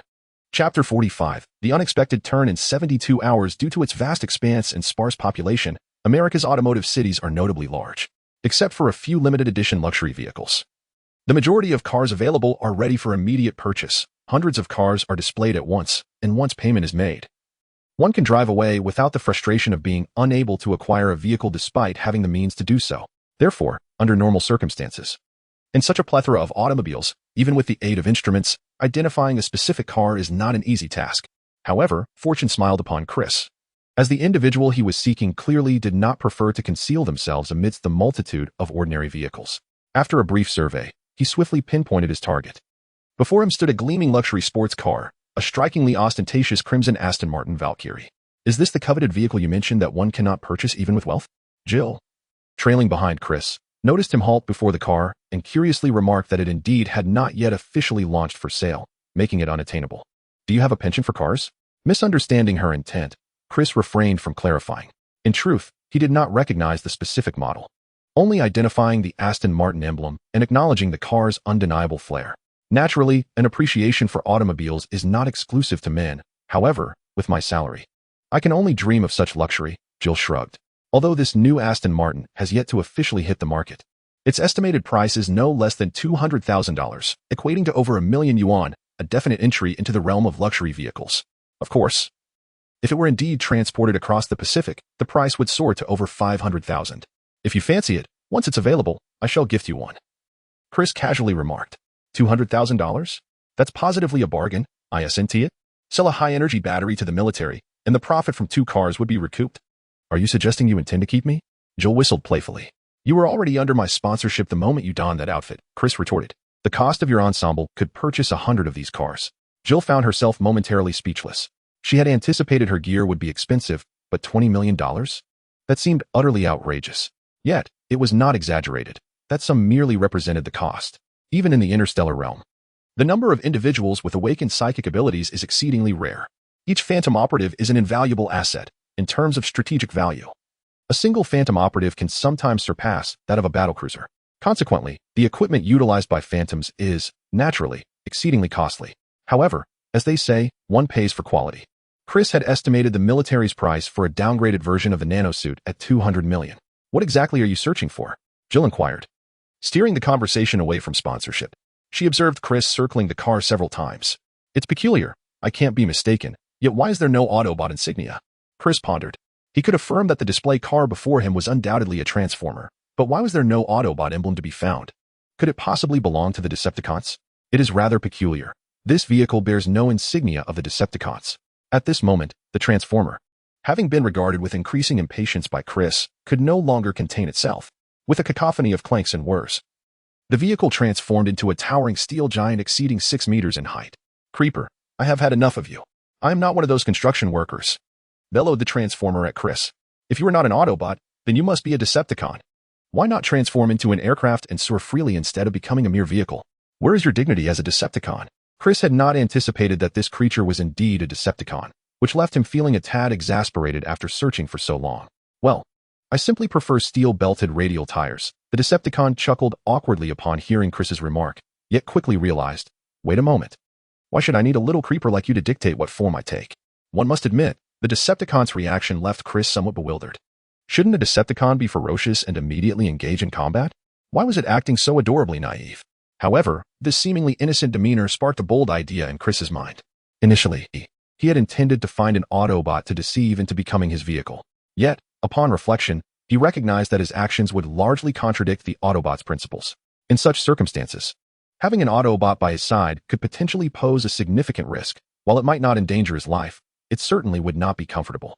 But what if a Decepticon were to serve as his vehicle? Decepticons are known for their rebellious nature. They could be subdued. If they only heed Megatron, then Megatron could be eliminated. If that fails, perhaps even the Fallen could be vanquished. And if that too falls short, then annihilation of humanity would not be too late. With this train of thought, Chris's gaze softened as he regarded the Decepticon. By the way, little creeper, how do you know about the Autobots? Have you encountered them? The Decepticon, feeling somewhat uncomfortable under Chris's scrutiny, immediately adopted a menacing demeanor and inquired, what is your name? Chris chose to ignore the query and instead posed a question of his own. Cough, cough. You have hit the nail on the head. I am the Chief Medical Officer of Lord Megatron, the most dashing Decepticon. Knockout. The Decepticon declared with enthusiasm upon hearing Chris's question. Ah, so you are a fence-sitter. Chris remarked with a slight smirk, feeling increasingly assured. Knockout, although a new character within the Decepticon ranks, had not appeared in the Transformers film series but was introduced in the Transformers Prime animated series. He serves as the Decepticons' medic and holds a significant position within the faction. Nevertheless, despite being a newcomer, he did not align himself fully with any faction. Lacking any insignia, and exhibited a personality that revered strength above all, devoid of the typical Decepticon's volatility. Most importantly, this individual harbors no grand ambitions. Rather than engaging in the feudal contest for power, he would find greater significance in indulging himself in a hot oil bath or enjoying a full body polish. It is precisely this eccentric nature that garnered him an unexpectedly high level of popularity upon his introduction, earning him a place among the illustrious trio of Decepticon beauties. You inquire about the three beauties? I shall refrain from disclosing that they are Starscream, Soundwave, and Ravage. However, one might ponder why Ravage would be present in Raccoon City. Could it be that his absence from the film is attributed to being obliterated by a nuclear bomb in Raccoon City? Indeed, this seems a plausible theory.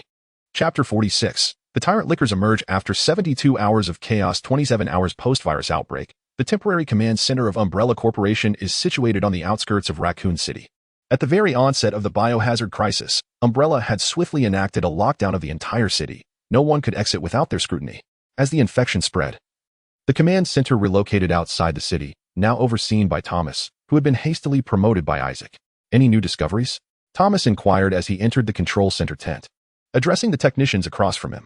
Although they had evacuated the city, it did not imply that Umbrella was oblivious to the happenings within. After all, the city's infrastructure was constructed by them, and it was laden with various surveillance systems, all under their control, monitoring every event unfolding in the city.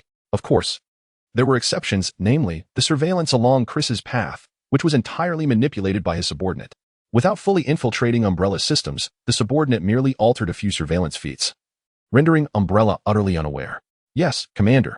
We have just detected that infected entities are breaching the headquarters, and they are being directed by someone. The technician, upon hearing Thomas's inquiry, immediately brought up a feed showing the interior of the former Umbrella headquarters. The images flickered, clearly revealing numerous lickers roaming within the building. The final frame fixed upon a hooded figure, evidently orchestrating the lickers. What a surprise it is to discover someone capable of controlling lickers. Yet, one cannot help but wonder from whence this figure has emerged. 5 minutes prior, the individual has now vacated the Umbrella headquarters, the technician responded.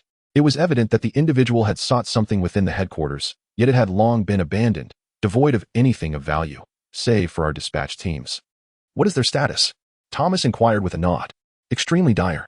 The squad has suffered heavy losses, scattered throughout the city, in urgent need of rescue, the technician reported. With the outbreak of the biohazard, the remaining teams had all been deployed into Raccoon City. A group of miscreants. Let them be. Activate the Vengeance Goddess plan.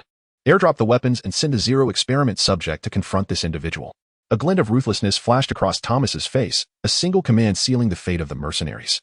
Although the squad was affiliated with Umbrella Corporation, its composition was intricate, primarily consisting of mercenaries with little allegiance to the company. Thus, the higher-ups at Umbrella never truly regarded the squad with seriousness. Under the present circumstances, being treated as expendable was entirely expected. However, Commander, the Zero experiment subject is unstable. The technician hesitated upon hearing Thomas's order. This is an order, soldier, Thomas replied, his expression one of impatience. Very well, Commander, initiating the Vengeance Goddess plan. Releasing the Zero experiment subject, the technician reluctantly relayed the command to his subordinates. With the decree issued, a secret laboratory beneath the Umbrella Corporation building was activated. And within its confines, a pair of crimson eyes suddenly opened wide. In a bar located on a street in the heart of Raccoon City, sporadic gunfire rang out. With each shot, a zombie attempting to approach the establishment would fall lifeless. Members of various squads had established a relatively stable defense around the bar. In truth, these members had surmised their abandonment after repeatedly seeking aid from headquarters to no avail. After all, no one was a fool. Especially not these mercenaries who danced on the edge of danger.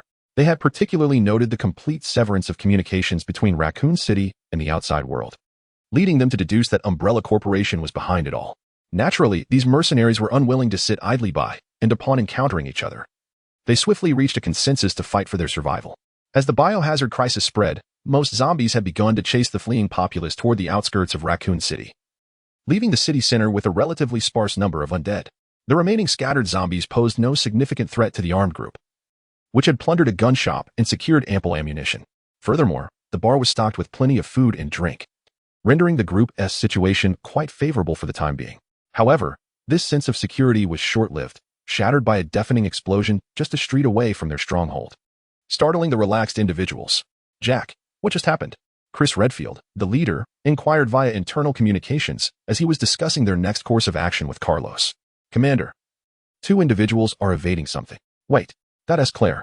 Oh my god, what sort of monster is that?" "Commander, your sister is in danger." "Jack." The sniper on the rooftop peered through his scope and instantly recognized one of the fleeing figures, none other than the sister of his commander. Hot on Claire's heels was an exceptionally tall figure, one that bore no resemblance to a normal human being. "What? How did Claire end up in Raccoon City?" Upon hearing Jack's response and realizing his sister was in peril, Chris Redfield could no longer remain still. He immediately grasped his weapon and rushed towards the direction indicated by Jack. Witnessing their captain's mobilization, the other team members, who had not been assigned to lookout duties, promptly followed suit. The allies, including Carlos and others, could not merely stand by and also accompanied him. As Chris hastened towards the location specified by Jack, he soon discovered Claire in a state of desperate flight. In that moment, he also caught sight of the true form of the figure pursuing her. Towering over 2 meters, clad in a leather restraining coat, with greenish skin and a glaring bald head, if Chris Osborne were present, he would instantly recognize this creature as a tyrant. Specifically the Zero experiment created by the Umbrella Corporation. "Claire," Chris Redfield shouted to his distressed sister. "Leon, that's my brother. We must hurry," Claire exclaimed, her eyes lighting up upon hearing Chris's call, immediately addressing her fellow escapee. It turned out that the person fleeing alongside her was none other than the rookie Leon Kennedy, who was supposed to report to the Raccoon City Police Department that very day. The two swiftly made their way towards the direction where Chris and the others were located. To provide cover for the pair, Chris and his team promptly aimed their weapons at the tyrant. In the next moment, gunfire erupted like the sound of popping beans, as countless bullets rained into the tyrant's body. The cacophony persisted until the last bullet was discharged from their magazines, leaving an eerie silence in its wake. Damage level at 17, initiating self-repair, reported the technician controlling the tyrant from the temporary umbrella camp outside the city. "Dealing with a group of traitors? Let us see how much weight you carry, Zero. Eliminate them," Thomas sneered as he observed the Redfield siblings through the tyrant's perspective. Although his intention in unleashing the tyrant was to target someone capable of controlling the lickers, he was also curious to witness the creature's prowess against those it encountered. What transpired next left everyone astounded. Despite being riddled with bullets, the tyrant merely paused briefly before resuming its motion, raising its weapon, a rotary machine gun. "Take cover," Chris Redfield bellowed, darting aside. In truth, the others, well aware of the machine gun's destructive power, had already sought refuge behind whatever cover they could find. In the next instant, gunfire erupted anew. However, the roles of attack and defense had reversed. The power of the rotary machine gun was evidently far superior to the combined fire of rifles and handguns. Within mere seconds, 500 rounds were unleashed, resulting in numerous team members falling, either unable to find adequate cover or finding their shelter insufficiently sturdy. Once the gunfire ceased, only 5 individuals remained from the group that had arrived with Chris, including the escaping Claire and Leon. The surviving quintet consisted of the Redfield siblings, Leon, and the team leader Carlos, along with teammate Nikolai. Truly, one could say that they were deserving of their titles as Chris's allies in the valiantly Sangwon. Fortuitously, Carlos and Nicola possess resilient lives. However, the nightmare remains unresolved. The 5 companions scarcely had a moment to grieve for their fallen comrade when they beheld the tyrant discarding his machine gun and raising a rocket launcher aloft. They were deprived of even a moment's reprieve, forced to flee for their lives. Just as the rocket launcher was poised to fire, a licker emerged from the shadows, pouncing upon the tyrant's arm that clutched the weapon. Soon, 2, then 3, and ultimately dozens of lickers encircled the tyrant, while a hooded figure appeared on a nearby rooftop.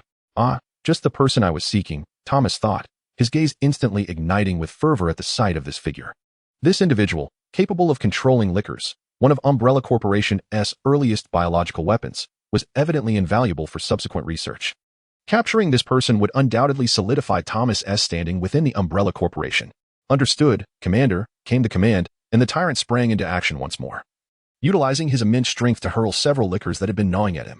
One was seized in his grasp and slammed to the ground, followed by a punch that reduced its head, flesh and bone alike, to mere fragments. Such a straightforward and brutal method left the Redfield siblings and their companions at a distance, swallowing their own saliva in disbelief. Chapter 47, another one meanwhile. In the heart of the city, as two bioweapons clashed head-on, Chris was not idle at the Auto City showroom. Chris was no invincible hero. He could not simply sway his body to compel submission, particularly against an opponent like Megatron, who, despite lacking a faction insignia, was nonetheless a formidable threat. Crawler, speak quickly. How do you know about us? Have you encountered those construction workers? Knockout inquired with an unfriendly tone. No, but I do know where your leader, Megatron, is located. And I suggest you adopt a more respectful tone, Chris replied, shrugging nonchalantly. Respect? You'll debate respect with a mere insect? Knockout erupted into laughter upon hearing Chris's words. In contrast to other more vicious Decepticons, Knockout had a relatively mild temperament, yet he remained a Decepticon of considerable power. Even as a medic, one could attain no standing without strength among the Decepticon ranks.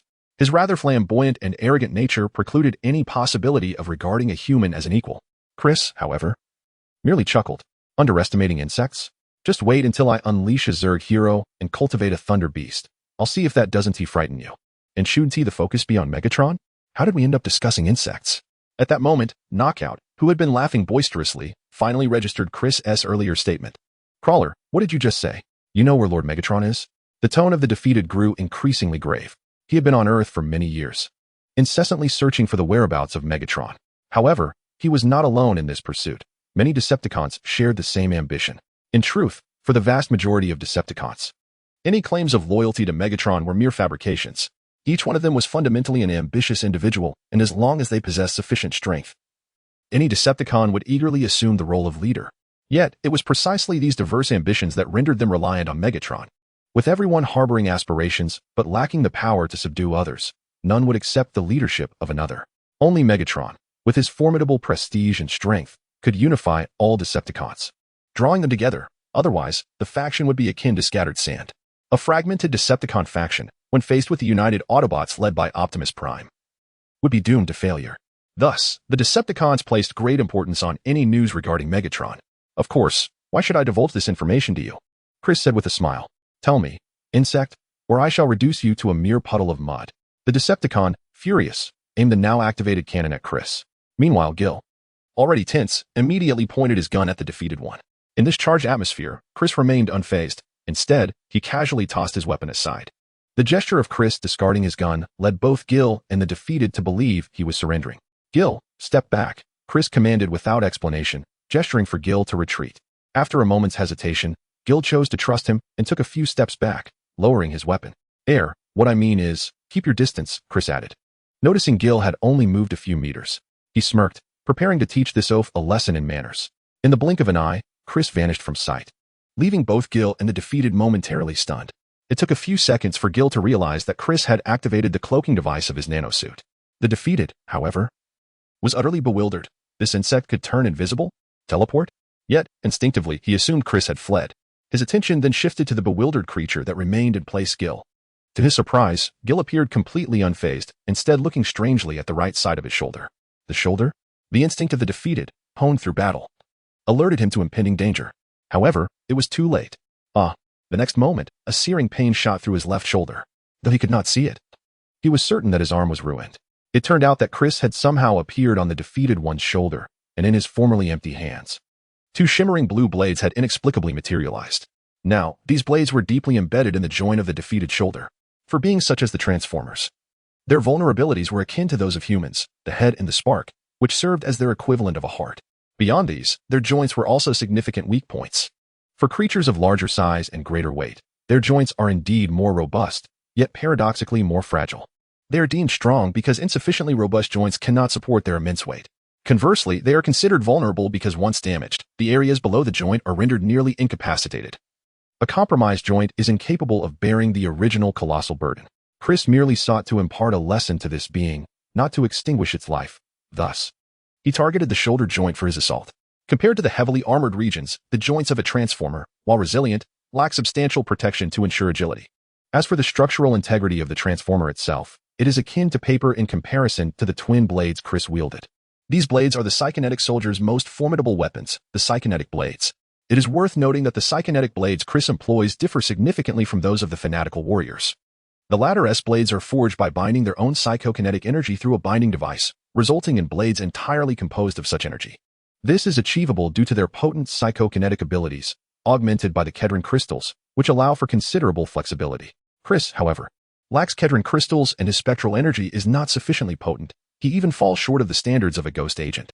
Nevertheless, he discovered a novel method inspired by enchanting in games, crafting a blade capable of withstanding spectral energy and infusing it with such energy to vastly amplify its power. While it may not match the original in strength or sharpness, it proves highly effective against transformers. Now, can we converse properly? After incapacitating one of its arms, Chris leaped back to the ground, casting a cold smile at the still howling foe. Don't even think about it, reptile. Strike, come save me. The downed adversary cried out desperately. Oh, is there another? Chris paused, momentarily taken aback by the plea. In the next moment, a colossal off-road vehicle crashed through the wall and barreled into the exhibition hall, transforming into a being even taller than the fallen foe, making a grand entrance. However, the spectacle was short-lived, as Jill, who had been lurking nearby, promptly blasted it in the face with a grenade, sending it tumbling. Chapter 48. A sky full of stars. 30 hours after the virus outbreak, night fell gradually. In the heart of Raccoon City, the battle between the Devourer and the Tyrant raged on, under the command of the hooded figure. The overwhelming numbers of crawlers initially held the upper hand, yet this advantage proved fleeting. The Tyrant's strength was overwhelmingly formidable. The Devourer could not withstand a single strike from it. Although the Devourer's sharp fangs and claws could inflict damage, these wounds healed at a visibly rapid pace. Damn it. Those things can't hold out much longer.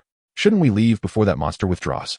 Seeing the drastic reduction in the number of lickers, Carlos could not help but furrow his brow. How could this be? That individual was clearly aiding us. How could we abandon him? Claire immediately retorted. Who knows if that guy is even human? A normal person would never command such a creature. I absolutely do not wish to remain here, Nicola interjected, shaking his head in disagreement. Regardless of that fellow's intentions, he has at least saved us. Moreover, if we cannot eliminate that green monster, where can we possibly go? The entire city is sealed off by Umbrella Corporation. As long as we remain in Raccoon City, we remain susceptible to another attack by this monster. It would be wiser to devise a plan to confront it here, Leon sided with Claire. Chris Redfield glanced at his sister and shook his head in resignation. He understood that once his stubborn sister had made up her mind, there was no changing it. He could only choose to align himself with her. Carlos and Nicola exchanged a resigned glance and nodded in agreement. Although they were merely a temporary alliance, retreating at this juncture was not their style. Thus, they decided to fight. Not just the four of them, but the remaining personnel left in the bar also sprang into action, increasing their ranks to 15. Their original weapons were insufficient to inflict effective damage on the Tyrant, so they required more potent firepower, which they knew they could find at the weapon shop they had previously visited. Although the shop could only sell ordinary firearms, it did not hinder the shopkeeper from accumulating some special items. For instance, a dozen high-explosive grenades, a Butterlay 109, a 7 rocket launcher, a well-preserved and functional 42 machine gun, and a rather peculiar body pillow. HM? It seems something odd has slipped in. Anyway, the shopkeeper's collection had been thoroughly rummaged through. One could only hope that he had turned into a zombie. If he had fled, upon his return, he might well wish he had become a zombie instead. However, when Leon and his companions found suitable weapons, the battle between the Tyrant and the Lickers had already reached its conclusion. Apart from the 4 Lickers still entangled with the Tyrant, the hooded figure had vanished, evidently having retreated when the situation became dire. Leon and the others could not voice any objections. After all, the other party had effectively rescued them. Come on, baby, try this, Leon exclaimed as he prepared to fire. In the next moment, a projectile with a fiery tail shot towards the Tyrant. The Tyrant, too, sensed the incoming missile. Remnants of its human consciousness instinctively urged it to evade. However, entangled with the Lickers, it had no room to maneuver and could only endure the hit. What is the situation? Upon witnessing the Tyrant being struck, Thomas from the Umbrella camp immediately inquired of his subordinates. Sir, Zero is still alive, but we have lost control over it, one of the men reported after struggling for some time. It was evident that although the recent strike had not inflicted fatal damage on the Tyrant, it had obliterated Umbrella's control device. However, this news is far from favorable, both for the Umbrella Corporation and for Leon and his companions. An uncontrollable beast is the most perilous of threats. In a fit of rage, Thomas smashed a computer before storming out of the control center's tent. As he stepped outside, a multitude of lights suddenly illuminated his face. While in the heart of Raccoon City, Leon and his allies found themselves once again cornered. After enduring a strike from the Tyrant, not only had the constraining suit been rendered obsolete, but the creature itself had grown even more formidable. Its height had surged by nearly half a meter, and its once stout fingers had transformed into enormous, razor-sharp claws. Moreover, its speed remained unabated.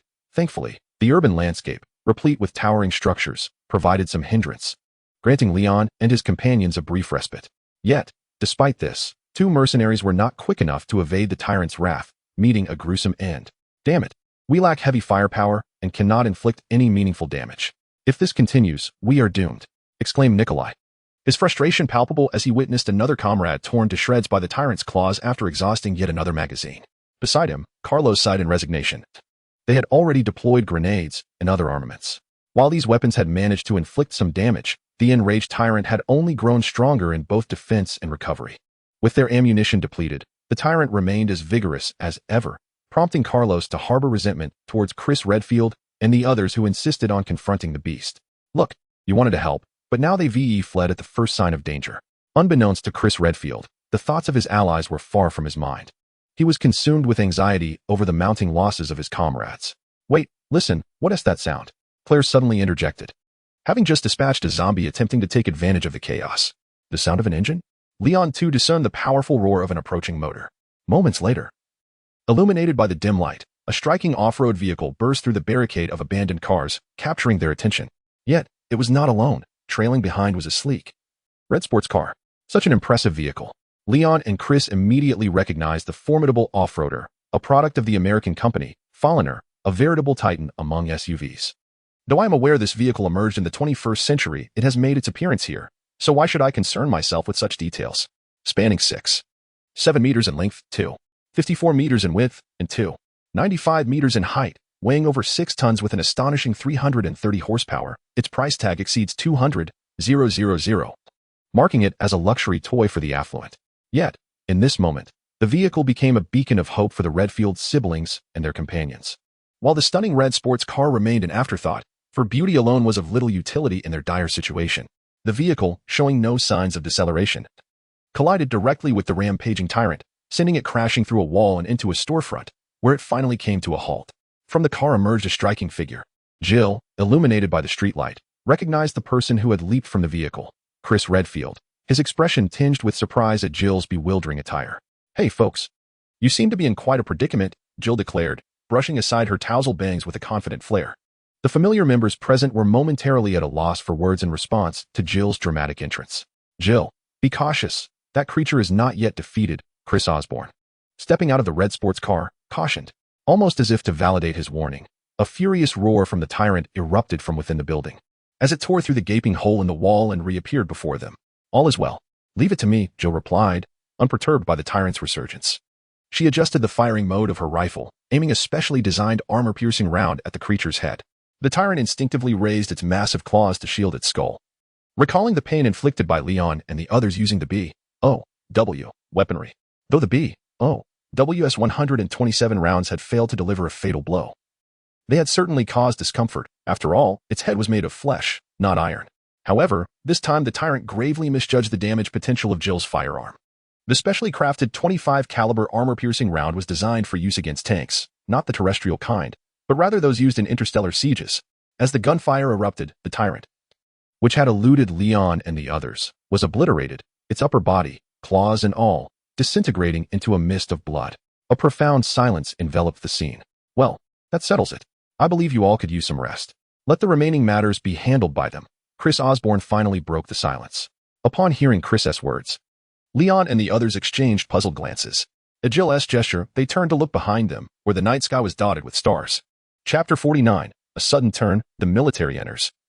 And the harvest begins. What they observed was not the genuine twinkle of stars, but the navigation lights of aircraft belonging to the Army Aviation Corps. Indeed, the military had arrived. The first to enter the city were specialized units clad in powered armor supplied by the Osborne Corporation, organized into teams of 12, totaling 10 teams, tasked with exterminating every infected individual they encountered, particularly the lickers. Yet, Chris had not anticipated the emergence of a creature capable of controlling the lickers, which resulted in the majority of them perishing in their confrontation with the tyrant. The few that remained were largely under the control of the enigmatic figure, leaving only a scant number scattered throughout the city's shadows. Following the Green Berets were the main forces of the 75th Ranger Regiment, whose convoy of Humvees, guided by armed helicopters in the sky, swept through the streets in search of survivors. Lastly, the 2nd Mechanized Infantry Division is tasked with apprehending and controlling personnel from the Umbrella Corporation, continuing to secure the city and establishing safe zones within it. The survivors rescued by the Rangers are not permitted to leave the city immediately. Instead, They must undergo comprehensive examinations within the safe zones before being allowed to depart. However, both the Rangers and the 2nd Mechanized Infantry Division are equipped with an abundance of viral vaccines, though viruses possess the potential to be devastating weapons capable of annihilating worlds. For Chris, who possesses interstellar technology, they are hardly a formidable challenge. In the realm of infection, the Zerg are true masters, adept at infecting and assimilating indigenous life forms, a common tactic for their dominion over various planets. In this regard, viruses are trivial. Moreover, when it comes to combating infections, humanity is equally skilled. Before encountering the Zerg, humanity faced numerous viral infections, as the vast cosmos inevitably exposes one to unfamiliar pathogens. After encountering the Zerg, human research in this field has accelerated remarkably. Ariel Hansen, having suffered from prior setbacks, has become an expert among experts, securing viral samples from Dr. Ashford. She unraveled the complexities of this seemingly insurmountable virus within a single night, subsequently developing a vaccine that surpassed the efficacy of the original produced by the Umbrella Corporation. Once administered, this vaccine provides immunity against reinfection, although if one's brain is consumed, that would be a different matter. Osborne Industries, already housing several biopharmaceutical factories, began working overtime to produce the vaccine as soon as Ariel Hansen completed her work. Within hours of the military's deployment, over 20,000 doses of the vaccine were distributed to the soldiers participating in this operation. For Raccoon City, which has been ravaged by the virus, leaving only a fraction of its population as survivors, this quantity of vaccines is more than sufficient. As for the airborne vaccine reminiscent of the one in the final chapter of Resident Evil, Ariel Hansen indicated that further research is needed.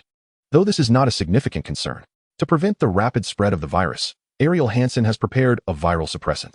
While this agent cannot entirely eradicate the virus, it can comprehensively suppress its activity, inhibit its replication, and even enhance the human immune response to some degree.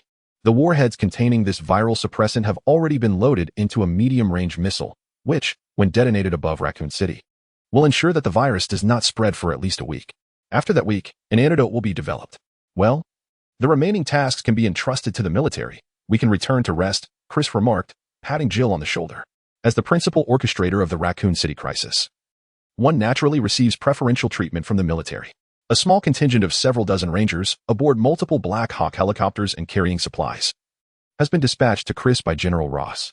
However, this assistance proves to be of little value to Chris, instead benefiting the surviving members of his group and the few rescued souls they had previously saved. Following the Tyrant encounter, the once relatively intact group has dwindled to a mere handful. Aside from the Chris siblings, who originally numbered 15, only 3 remain, along with Leon. Similarly, the initial dozen members have been reduced to Carlos, Nikolai, and a mercenary named Yuri. I'm sorry, I wish I could stay with them a while longer, Jill murmured, pressing a gentle kiss on Chris's cheek. Rest assured, I shall not disclose their existence. The loss of friends today has been overwhelming, and Jill clearly cannot return to her rest as if nothing has happened. Well, I must attend to my duties. The Osborne Corporation, in collaboration with the military, will establish a temporary command center at the former Umbrella Corporation building. Should you need anything, feel free to seek me out, Chris replied. He decided to take the injured and grieving with him for now. It was only natural to mourn the loss of friends and colleagues. After all, the number of casualties this time was significant, and it would be hard for anyone to bear. Nevertheless, Chris could not linger here any longer. There remained much for him to accomplish. With the military's formal arrival, he was poised to commence his harvesting operation. A substantial influx of commercial elites and technical researchers from the Osborne Corporation would begin to assume control of all Umbrella Corporation matters under military protection, particularly the internal documents of the company. Valuable assets would be reclaimed as property of the Osborne Corporation, while worthless items would serve as incriminating evidence against Umbrella. Simultaneously, various media outlets affiliated with the Osborne Corporation would document the devastation in Raccoon City, the horror of the zombies, and the despair of its citizens. They would also capture scenes of American soldiers heroically exterminating the undead, selflessly rescuing civilians, and apprehending high-ranking Umbrella officials, criminals. Most importantly, the contributions of the Osborne Corporation during this crisis would be publicized, such as providing the military with protective equipment, swiftly developing vaccines, and offering various relief supplies to the suffering populace. These recorded events would undoubtedly become headline news across major media platforms by dawn. Consequently, the valiant American military and the altruistic Osborne Group would emerge as heroes in the eyes of the nation and the world, while the Umbrella Corporation would be vilified as a despicable pariah. The corporation's stock would inevitably plummet, leaving investors holding Umbrella shares with no opportunity to divest. A wave of despair would sweep through Wall Street, as the fallout from this calamity would lead to a frenzy of foreign investors abandoning their positions. Subsequently, Osborne Corporation could assert its position as the primary creditor, compelling Umbrella Corporation into forced bankruptcy and subsequently seizing its vast global assets, valued at over $400 billion. Although a substantial portion of the profits would inevitably be allocated to the nations and governments housing these assets, it is undeniable that Osborne Corporation would secure at least half of the substantial gains. The price Osborne paid was merely a collection of modified weaponry and some inexpensive supplies. A trivial cost compared to the immense returns. The thought of the imminent profits brought a broad smile to Chris's face after arduous years of effort. He had elevated Osborne Corporation from a mere $200 billion in market value to $800 billion. Now, just a few days later, he was poised to effortlessly acquire thousands of billions. Could bank heists even compare? No financial institution in the world possessed such wealth, unless one dared to rob the Federal Reserve. Bidding farewell to Jill, Chris climbed into a rugged four-wheel drive vehicle. Just as before, the vehicle cleared the path, bulldozing through any obstacles, while the red Aston Martin trailed behind. However, apart from Jill, who was privy to the situation, no one else knew that this car was an extraterrestrial entity, and the driver of the Aston Martin was merely a holographic projection. Indeed, these two vehicles were the very Decepticons Chris had encountered earlier: Breakdown, the Aston Martin, and his companion, Knockout. After being thoroughly bested by Chris and Jill, Breakdown chose to surrender, while Knockout was entirely subservient to him. Thus, under Chris's intimidating persuasion reminiscent of Megatron, the two Decepticons readily agreed to become his vehicles. Chris was well aware that these two would not easily submit to him, but now that they were in his possession, he had ample time to maneuver their loyalty. This crisis in Raccoon City proved to be immensely profitable for Chris. In stark contrast to his elation, the other faction involved in the Raccoon City crisis, S.H.I.E.L.D., found itself in a rather difficult predicament. Chapter 50. Reopening the Hive Director. What should we do now? Maria Hill inquired, addressing the communication screen mounted on the wall of S.H.I.E.L.D.'s temporary base in Raccoon City, where the face of Nick Fury, the director of S.H.I.E.L.D., appeared. Evacuate. The White House has issued a directive. The Raccoon City incident will be fully handled by the Department of Defense. S.H.I.E.L.D. is no longer in a position to intervene. Nick Fury sighed in resignation. S.H.I.E.L.D. had been monitoring Umbrella Corporation for quite some time, but had failed to find sufficient evidence until they obtained substantial proof from a surviving squad. To this end, Nick Fury had dispatched Maria Hill, one of his most capable subordinates, along with a tactical team, to Raccoon City. However, it was evident that S.H.I.E.L.D. had yet to grasp the terrifying nature of the virus. As a result, Maria Hill, accompanied by her team, had just infiltrated Raccoon City when the crisis erupted in full force. Had it not been for Barton and others from the squad, who had experienced the biohazard crisis in the Hive, this action team might not have survived. However, survival was all they could manage, as any subsequent operations were out of the question without further support. Before S.H.I.E.L.D. headquarters could devise a comprehensive plan, the military took the initiative, receiving direct authorization from the White House. With the assistance of Oscorp, the military was thoroughly prepared, swiftly regaining control of the situation and completely sidelining S.H.I.E.L.D.'s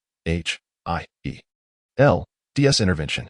The agency's only notable acquisition was perhaps Barton, Matt, Alice, and Kaplan, all of whom showed great promise as agents. Barton and Matt were already recognized elites, and according to Melinda's feedback, Alice also demonstrated exceptional potential, while Kaplan proved to be a competent technician, thereby justifying his recruitment by S.H.I.E.L.D. The four individuals saved by Melinda were essentially destined to be absorbed into S.H.I.E.L.D. Understanding this, Director Maria Hill nodded and terminated the communication. After closing the line, Nick Fury picked up a document from the table, the top of which prominently featured a photograph of Chris Oscorp. The incident in Raccoon City had significantly benefited Oscorp, a fact that S.H.I.E.L.D. could not overlook. Being at the eye of the storm, Chris Oscorp became a primary suspect for Nick Fury. He even harbored a foreboding sense that Oscorp might be entangled in the previous Antarctic incident. However, Nick Fury found himself at an impasse. Chris Oscorp's identity was far too sensitive. As the heir to the world's largest conglomerate, S.H.I.E.L.D. dared not act recklessly against him and could only monitor him closely. Unbeknownst to Chris, he had been placed on S.H.I.E.L.D.'s watch list. At that moment, he was preoccupied with reaping the fruits of his triumph. Even if he were aware of the situation, he likely would not be overly concerned. Without the Avengers, S.H.I.E.L.D. D posed little threat to him, especially compared to the Hydra elements lurking within the agency. Though SHIELD could be regarded as the most formidable intelligence organization globally, its power was relative to ordinary individuals. For someone like Chris, who possessed considerable status and influence, SHIELD was merely a government entity with slightly more authority. In the absence of evidence, any action SHIELD attempted against Chris would only invite trouble, especially with the military acting as his shield. As dawn broke over Raccoon City, the entire city appeared eerily tranquil. 42 hours have elapsed since the outbreak of the biohazard. Following a night of relentless military sweeps, the streets of Raccoon City have been largely purged of the undead, leaving only a handful of stragglers scattered in various corners, occasionally provoking sporadic gunfire. At the entrance of the hive, the epicenter of this crisis, Chris, clad in a ghost nanosuit, stood at the threshold of the villa, flanked by Graven in powered armor and the Hellhound squad. "I believe Isaac has had his fill of slumber. Now, let us awaken them," Chris remarked with a cold smirk, leading the charge into the villa. Upon entering, they were met with a grim sight of corpses, each with shattered skulls, the handiwork of the Green Beret Special Forces. The military, now the vanguard against the biohazard, had not overlooked the hive, the origin of this calamity. Thus, General Ross himself donned powered armor, commanding a special forces unit into the hive to eradicate all infected within its confines, a display of remarkable valor. However, it was evident to Chris that this was not mere heroism. He was acutely aware of General Ross's ulterior motives. Driven by an obsession with the biotechnological advancements of Umbrella Corporation, Ross had long been fascinated by human enhancement technology, particularly the formidable green behemoths. It was no wonder he became enamored with the Tyrant, a creature of similar stature and might.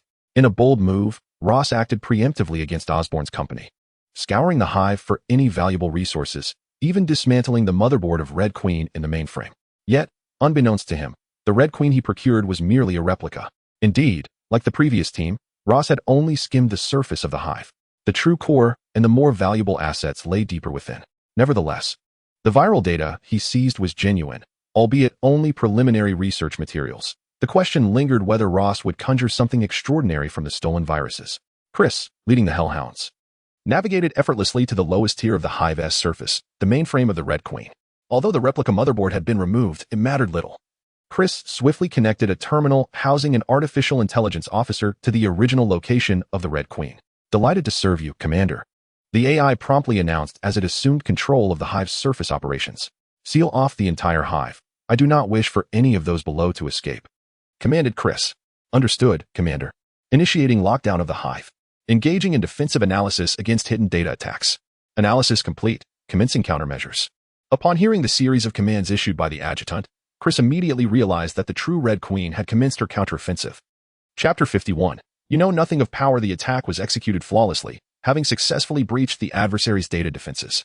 Although the Red Queen was indeed a formidable artificial intelligence, it was evident that there remained a significant disparity when compared to the adjutant.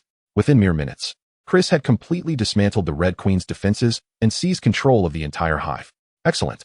Let us meet the true Dr. Isaacs." Chris nodded in satisfaction. "Understood, Commander," the adjutant replied.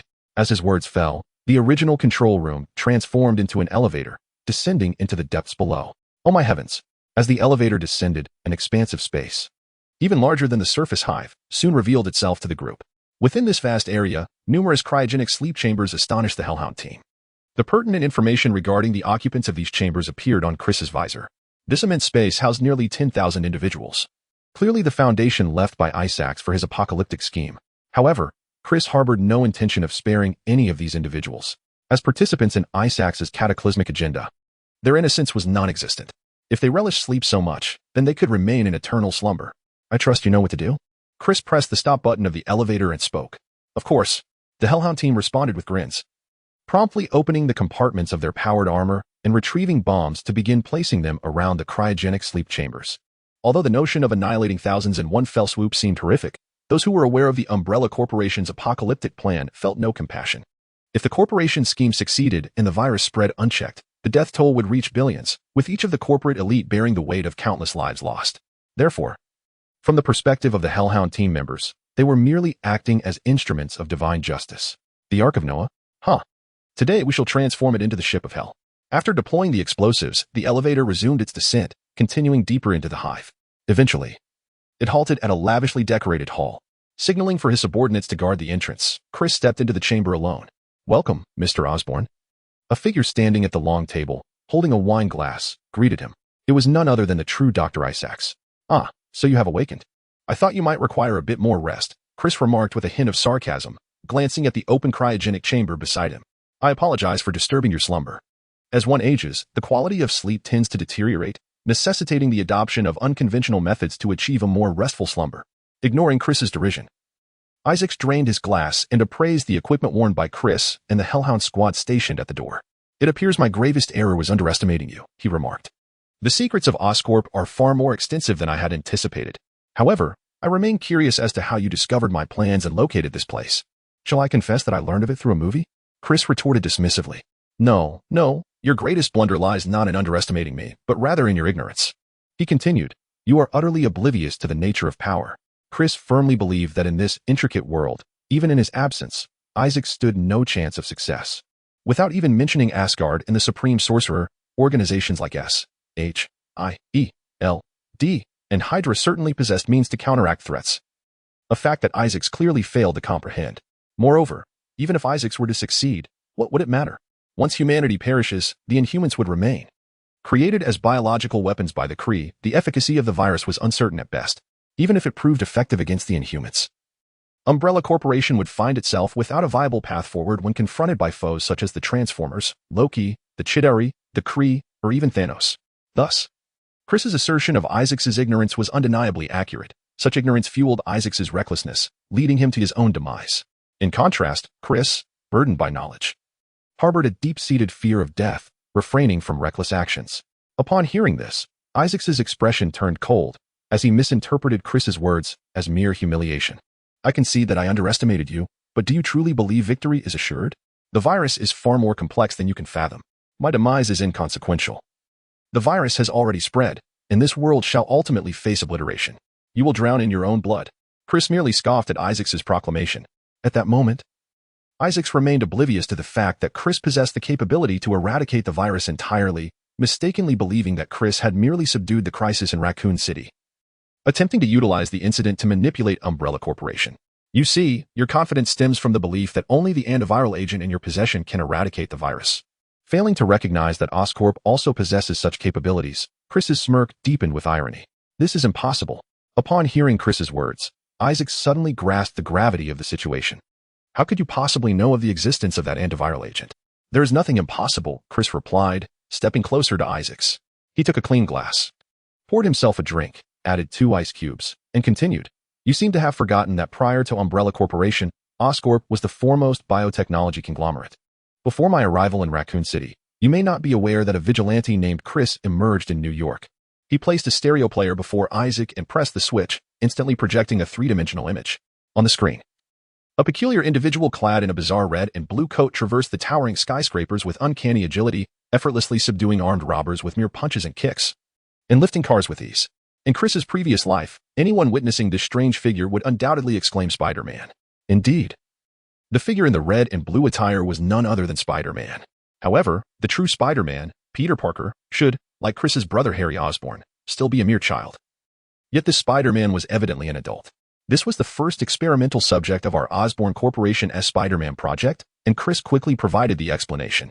Our company had utilized spider genetics to create a new biological serum that bestows individuals with spider-like abilities, amplifying their strength, enhancing their sensory perception, and granting extraordinary endurance, reflexes, agility, speed, and regenerative capabilities.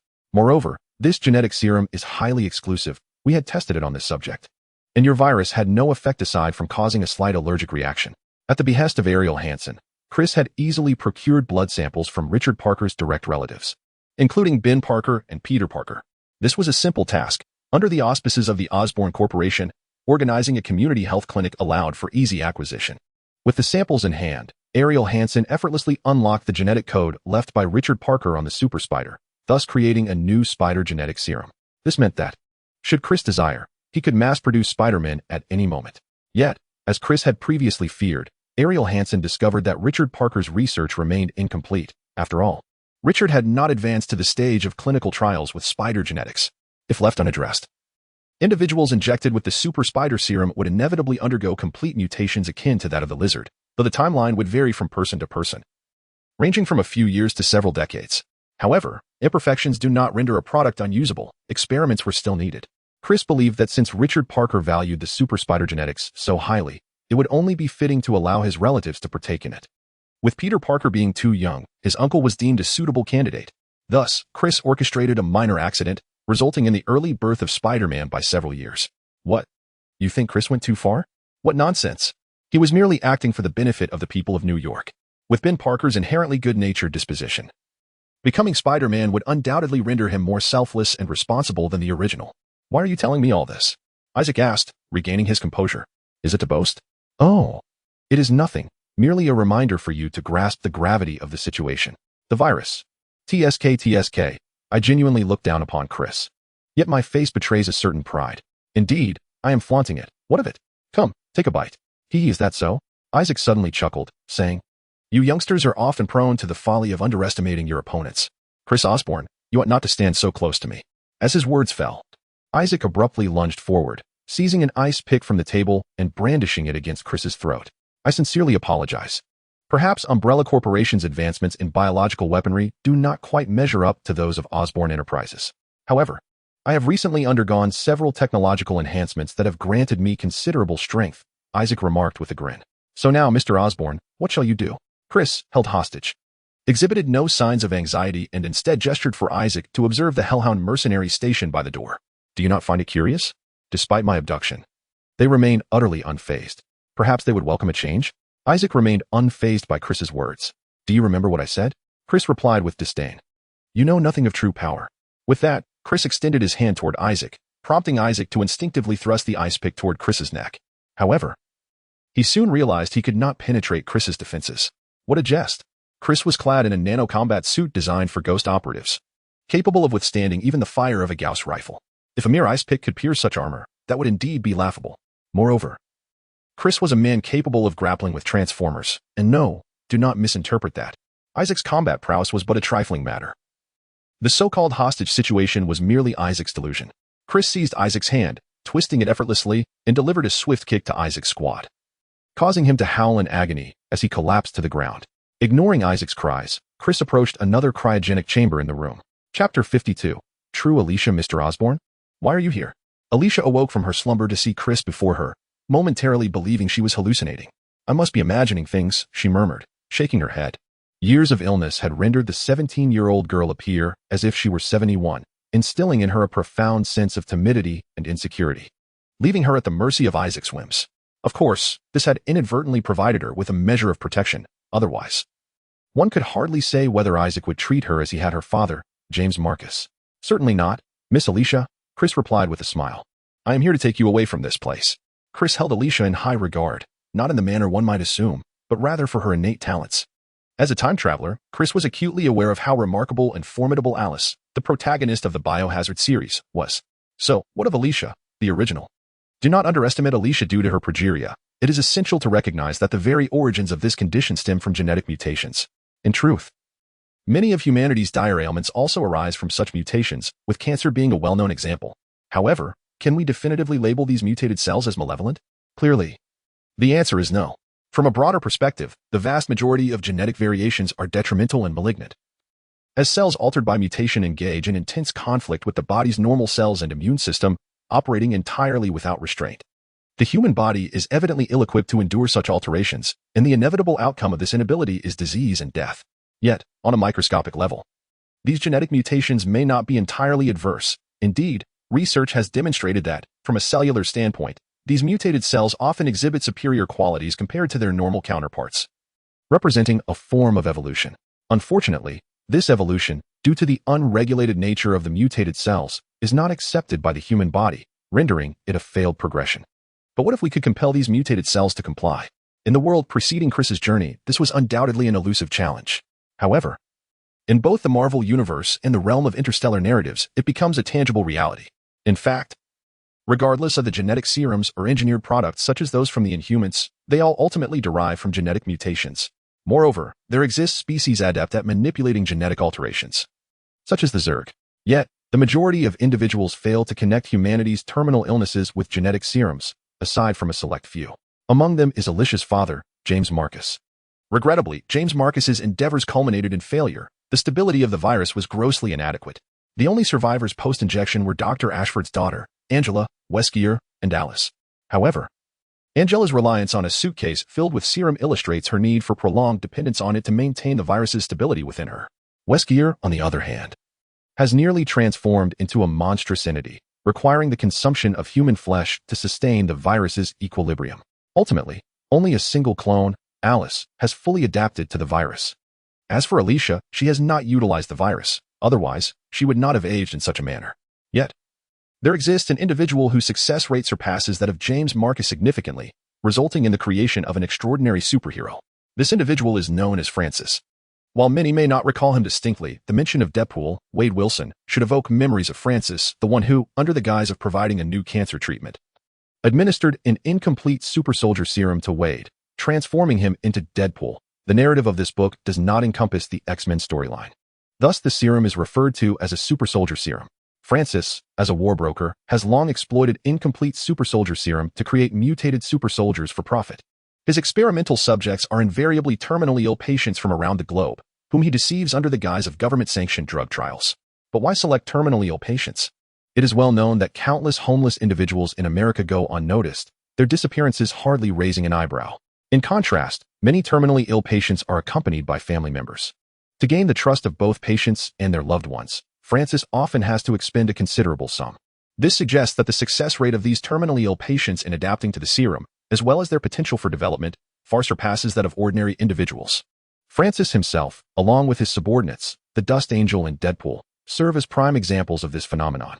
Notably, the serum Francis employs is a flawed version of a super soldier serum, so one cannot help but wonder what might result from a flawless genetic serum derived from interstellar sources. However, despite this knowledge, Chris is reluctant to waste such a precious genetic serum on patients whose potential remains uncertain. After all, the perfect genetic serum is a rare treasure for Chris, reserved for his family alone. In this context, Alessia, who potentially possesses sufficient capability, emerges as a target worthy of experimentation. Will Alessia awaken her psychic abilities or perhaps other powers after receiving the perfect genetic serum? To what extent might she evolve? Chris is filled with anticipation. As for whether activating Alessia's innate talents would render her uncontrollable like Alice from the films, one should not underestimate the human governments of the interstellar realm. Kerrigan and Nova are undoubtedly formidable, yet even they are reduced to mere instruments under the influence of brainwashing psychic regulators. Chris does not believe that Alessia's abilities could rival theirs. At this moment, Alessia notices Isaac struggling to rise from the ground nearby. Although Chris had severed Isaac's hands and feet, the artificial intelligence assistance system implanted within him allows him to maintain stable vital signs and return to normal movement despite his grievous injuries. One must concede that Isaac is quite the genius in this regard. Not only has he created the formidable AI known as Red Queen, but he has also integrated the assistance system into his own body. Chris muses that Isaac has indeed chosen the wrong path. With such exceptional software skills, he should be in the information technology sector rather than the biotech field. With these thoughts in mind, Chris draws his pistol and fires 2 rounds into Isaac's knees, causing him to collapse once more onto the ground in pain. In simpler terms, I have unraveled the sinister plot of the nefarious Dr. Isaac, thwarted a bioweapon crisis caused by a virus, and saved the world. I then discovered the lair of this malevolent doctor, vanquished him, and rescued the princess, completing my mission. Chris spoke with a warm demeanor, asking, "What do you think, Miss Alicia Marcus? Are you not moved?" However, Chris's smooth talking did not elicit any gratitude from Alicia. Clearly, having lived under the shadow of Dr. Isaac for years, Alicia, though somewhat timid and lacking in confidence, was not foolish enough to trust Chris's insincere smile. Especially when Chris casually mentioned his role in bringing down Isaac, it sent a shiver down Alicia's spine. The notion of a hero rescuing a damsel in distress? Had Alicia truly resembled a beautiful 17-year-old maiden, she might have believed it. However, with her current state, she understood that while Chris's claims of stopping Isaac's conspiracy and saving the world were true, the ulterior motives behind them were known only to Chris himself. Presently, she could only declare that she had narrowly escaped one peril, only to fall into another. "What is it that you desire?" Alicia inquired coldly, observing her response. Chris shrugged in mild disinterest. Intelligent and rational women were seldom charming. "It's quite simple. If you sign the equity transfer agreement, not only will you gain your freedom, but I can also assure you that I will cure your ailment, allowing you to live a life akin to that of a normal person," Chris stated. Of course, The notion of signing an equity transfer was a fade. With the dawn of a new day, everything in Raccoon City had become headline news. The stocks of Umbrella Corporation had plummeted to worthlessness. Whether Alicia signed the agreement was inconsequential. Chris merely sought to reassure her and ensure her compliance. After all, Alicia's current health was dire, and it could not be remedied solely by an injection of genetic serum. A multifaceted treatment approach was essential for her recovery. Should she refuse to cooperate during this process, she risked exacerbating her own condition, which would leave Chris at a loss. Is what you say true? Alicia asked, her excitement palpable. Although she remained skeptical, if Chris's words held any truth, then exchanging the entire Umbrella Corporation for her freedom and health seemed entirely reasonable. Though she had survived these years, the degree of suffering she had endured was, frankly, worse than death itself. Indeed, it is true. As long as you cooperate. This will not pose a challenge for Osborne Corporation. I presume you have heard of the hereditary ailments within the Osborne family? As Chris spoke, he retrieved a syringe from his tactical belt. If you are feeling uncertain, I can first administer treatment to you, and you may sign afterward without concern. Upon hearing Chris's words, Alessia felt a renewed sense of trust. The hereditary illness of the Osborne family was not a secret among the elite, yet years ago, rumors surfaced claiming that this genetic disorder had been cured. Could it be that there was some truth to these whispers? What is this? As Alessia observed the green liquid within the syringe that Chris produced, she furrowed her brow, for its hue resembled that of a viral serum. Oh, do not misunderstand. This is not a viral serum, but rather a form of nanotherapy. While it cannot cure your ailment, it may alleviate your discomfort, Chris assured, waving the syringe. Strangely, it appeared that whether it was a virus, super soldier serum, or interstellar genetic enhancement agent, they all tended to be blue, while therapeutic agents were predominantly green. The syringe in Chris's hand contained a widely used nanotherapeutic agent in the interstellar realm, known for its remarkable restorative properties, ideally suited to stabilize Alessia's condition. As the liquid entered her system, why does this feel peculiar? Alessia indeed sensed a significant improvement, further solidifying her trust in Chris. Once she was assured that Alessia's condition was stable, Chris summoned 2 Hellhound mercenaries to assist her into a wheelchair and escort her away from the hive. You cannot do this. Let me out. Alessia heard Isaac's desperate pleas echoing from behind the thick isolation door, causing a long-lost smile to grace her face. Under the protection of the Hellhound mercenaries, she departed alongside Chris. As for Isaac, he, along with his empire, was utterly obliterated in the explosion. The tremendous blast reverberated throughout Raccoon City, though fortunately, its depth prevented any casualties, merely inciting a moment of panic among the surviving populace and station troops. Days later, Chris gazed upon a young girl who bore a striking resemblance to Alice, yet appeared significantly younger, and a satisfied smile spread across his face. From this day forth, you shall be known as Alice. At your command, my master. Chapter 53, Family 72 hours after the virus leak. A missile containing the virus antibody hastily developed by Iriel Hansen detonated above Raccoon City, marking a temporary cessation of the crisis. However, due to Chris's nefarious intentions, the antibody produced by Umbrella to decisively end the bioapocalypse differed from that created by Iriel Hansen, which could only eradicate viruses present in the air and was ineffective against those already infiltrated into the human body. In other words, those like the concealed Weskier, the hooded figure capable of controlling the lickers, and various other viral carriers would remain unaffected by this development. After all, if Chris were to completely eradicate the virus, those intrigued by it would find themselves unable to exploit it for their own purposes. Without anyone to create chaos, how would Chris, the arms dealer, continue to profit? As for how the virus might escape, that is not a concern for Chris.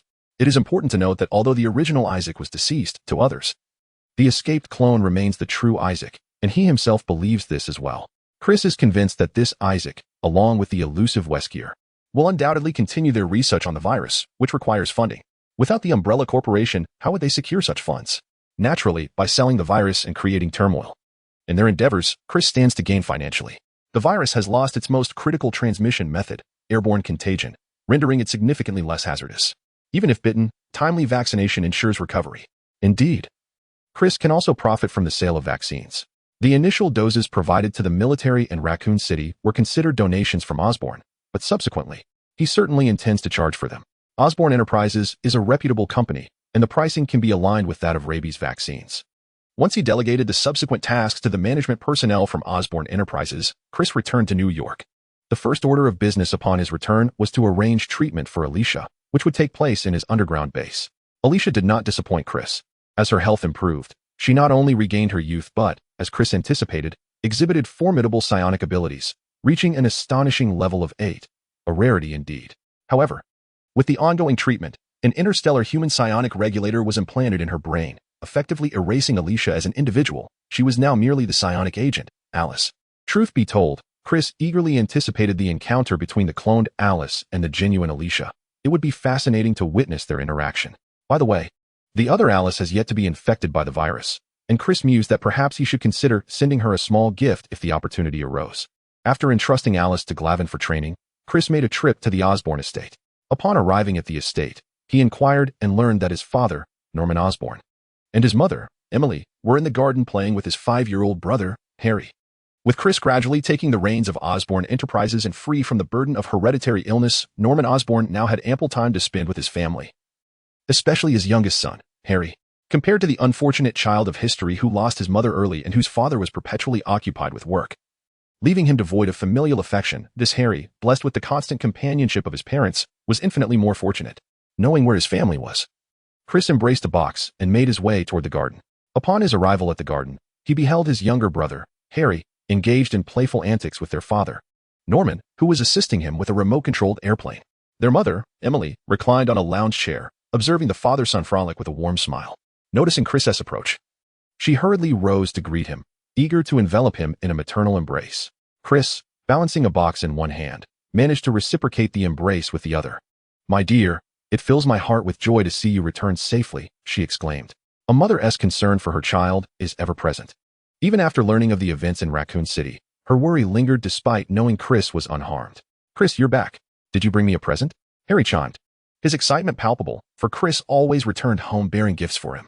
"Of course, take a look at this," Chris replied with a smile, placing the box before Harry. "Well, they're so adorable." Both Harry and Emily's eyes sparkled with delight upon gazing into the box, which housed 6 tiny puppies, joyfully tumbling over one another with their fluffy, endearing forms. However, Norman's expression grew somewhat peculiar as he approached and beheld the 6 pups. The Osborns were accustomed to having numerous dogs, but these were not the trained German Shepherds or Dobermans typically employed as guard dogs. Rather, they were playful pets. Nevertheless, Norman was well aware of the breeds Chris had brought, for their notoriety was unmistakable. Indeed, there were 3 distinct breeds, 4 black and white, and 2 pure white, forming the delightful trio of sled dogs, Alaskan Malamute, Siberian Husky, and Samoyed. After a moment's contemplation, Norman refrained from further commentary. Although these breeds exhibited a certain foolishness, they were known for their affectionate nature, ease of care, and suitability for boys. The concern that they might wreak havoc was unfounded. The expansive Osborn estate, spanning thousands of acres, was ample space for a few dogs to frolic freely. Once Chris had shared a few words with his mother and played with the puppies alongside Harry, he finally settled down with Norman. "The situation in Raccoon City has been handled quite well. Those board members are ecstatic," Norman chuckled. "How could they not be? Though the bulk of the fortune belongs to the Osborn family, the major shareholders also stand to gain significantly, each with billions at stake, which is far easier than acquiring through theft. Merely being pleased is insufficient. If they wish to successfully acquire the Umbrella Corporation's assets, they must exert themselves even further." Chris raised an eyebrow. "Indeed, with such immense interests at stake, their enthusiasm will far surpass your expectations," Norman laughed softly. "After that experience, those old-timers will no longer meddle in your affairs, and I can confidently entrust the Osborn Company to you. Therefore, I am preparing to step down from my role as chairman." "Father?" Chris exclaimed, taken aback by this revelation. Do not overthink it," Norman Osborn waved his hand dismissively. "My decision to step down is primarily due to my intention to pursue a political campaign." "A campaign? You intend to enter politics?" Chris was further astonished, but soon realized that Norman's foray into politics would indeed be a positive development. Although numerous legislators and officials are sponsored by the Osborn family, supporting others in politics is inherently different from having one's own family member in the political arena. "Indeed, I have begun to assemble my campaign team," Norman nodded. "Next year marks the election year, and the current momentum within the party is promising. Should I decide to run, I would have a solid foundation." Chris nodded in response. Despite the stark differences between this world and his previous life, the trajectory of politics remains largely consistent. Historically, leaders have shown little variation, and barring any unforeseen circumstances, next year's presidency is likely to fall into the hands of that reckless cowboy. The Osborn family, like him, belongs to the Republican Party, and thus, with favorable winds, Norman's chances of success in his campaign are quite substantial. "Do you have a specific target in mind, Father?" Chris inquired. "Indeed. My campaign advisor has presented me with 2 options. One is to run for state senator to secure a congressional seat, and the other is to vie for the position of mayor of New York City. However, they lean more towards the mayoral candidacy." The recent events in Raccoon City have significantly enhanced the reputation of Osborn Enterprises. While the primary benefits have been reaped by the Oregon region, New York has also felt the impact. Moreover, the previous Godzilla incident has plummeted the approval ratings of the former New York City mayor, Albert, to an all-time low. "If I enter the race, winning should not pose a major challenge," Norman Osborn replied. In truth, there was another option he refrained from mentioning: to directly participate in the presidential election next year. However, he dismissed this choice at the outset. True to Norman Osborn's nature, he would either refrain from action or pursue it with utmost excellence. With numerous formidable competitors in next year's election, the likelihood of his success remained slim. Even with the Osborn Company's prominent role in the Raccoon City incident, had Chris been aware of Norman's consideration for this option, he would certainly have concurred. Running for president at this juncture is indeed unwise, especially since contemporary America is not the future's fractured state, where candidates face increasingly dire circumstances. The competition remains fierce. However, upon hearing Norman's intention to run for mayor of New York City, Chris's countenance turned pale. "What? Why such a strong reaction, Chris?" Norman questioned, perplexed by his son's response. "Ahem, I believe, father, that if you were set on pursuing a political career, you could aim for a higher position, perhaps directly running for senator. After all, our family's enterprises span the globe, not merely confined to New York. While the mayoralty is commendable, it may prove challenging to manage comprehensively, wouldn't you agree? Gaining a voice in Congress would be vastly different," Chris pondered before responding. "You and I share the same sentiment. I too perceive the role of the mayor of New York City as somewhat constrictive." Norman's words have assuaged Chris's concerns. The vast chasm of the mayoral position is one that only those inclined may leap into. We must certainly refrain from such folly. Not only the mayor, but even the governor of New York State is beyond our reach, not to mention the presidency, which holds the same allure. After all, Norman is merely in his 40s and has undergone the most advanced genetic treatments, significantly extending his lifespan. Living for another century is hardly an insurmountable challenge, and there will be ample opportunities for him to ascend to the presidency, perhaps even becoming the leader of humanity itself. Oh, having a father who was a president does seem rather exhilarating, does it not? Chapter 54, The Accident After Sharing a Dinner with Family. Chris embarked on his journey back to the company. At this juncture, he need not drive himself, for his vehicle has now transformed into a fully autonomous Marvel, entirely voice-controlled. Following the resolution of the Raccoon City incident, both Knockout and Barricade, who had reached an agreement with him, were naturally brought back by Chris. The damages inflicted by Chris and Jill upon these two have long been repaired. After all, Knockout serves as the medic for the Decepticons, and minor injuries such as a severed hand or lost parts are trifling matters. Subsequently, Knockout became Chris's vehicle, while Barricade remained at the base to assist Swindle with research. Knockout, apart from being flamboyant and narcissistic, possesses a cunning nature that makes him inherently restless. Placing him at the base without supervision could lead to unpredictable outcomes. Thus, it is better to keep him close, for he is rather timid and, after facing Chris's wrath, is generally loath to defy his orders, except for one stipulation: the color change. At Chris's behest, Knockout's exterior design has been altered to resemble Chris's preferred model, a Mercedes, yet he steadfastly refuses to adopt the silver-gray hue that Chris favors, regardless of the threats or temptations presented. In stark contrast, Barricade's demeanor is one of earnest simplicity. One could hardly fathom that this is the nature of a Decepticon. It is truly a marvel how these two Transformers, possessing such opposite temperaments, manage to forge a strong friendship, particularly since Barricade is entirely devoted to Knockout. Nonetheless, Barricade's character is well suited to assist Swindle in their research endeavors. It must be acknowledged that the value these two Transformers bring to Chris extends far beyond mere brute force or transportation.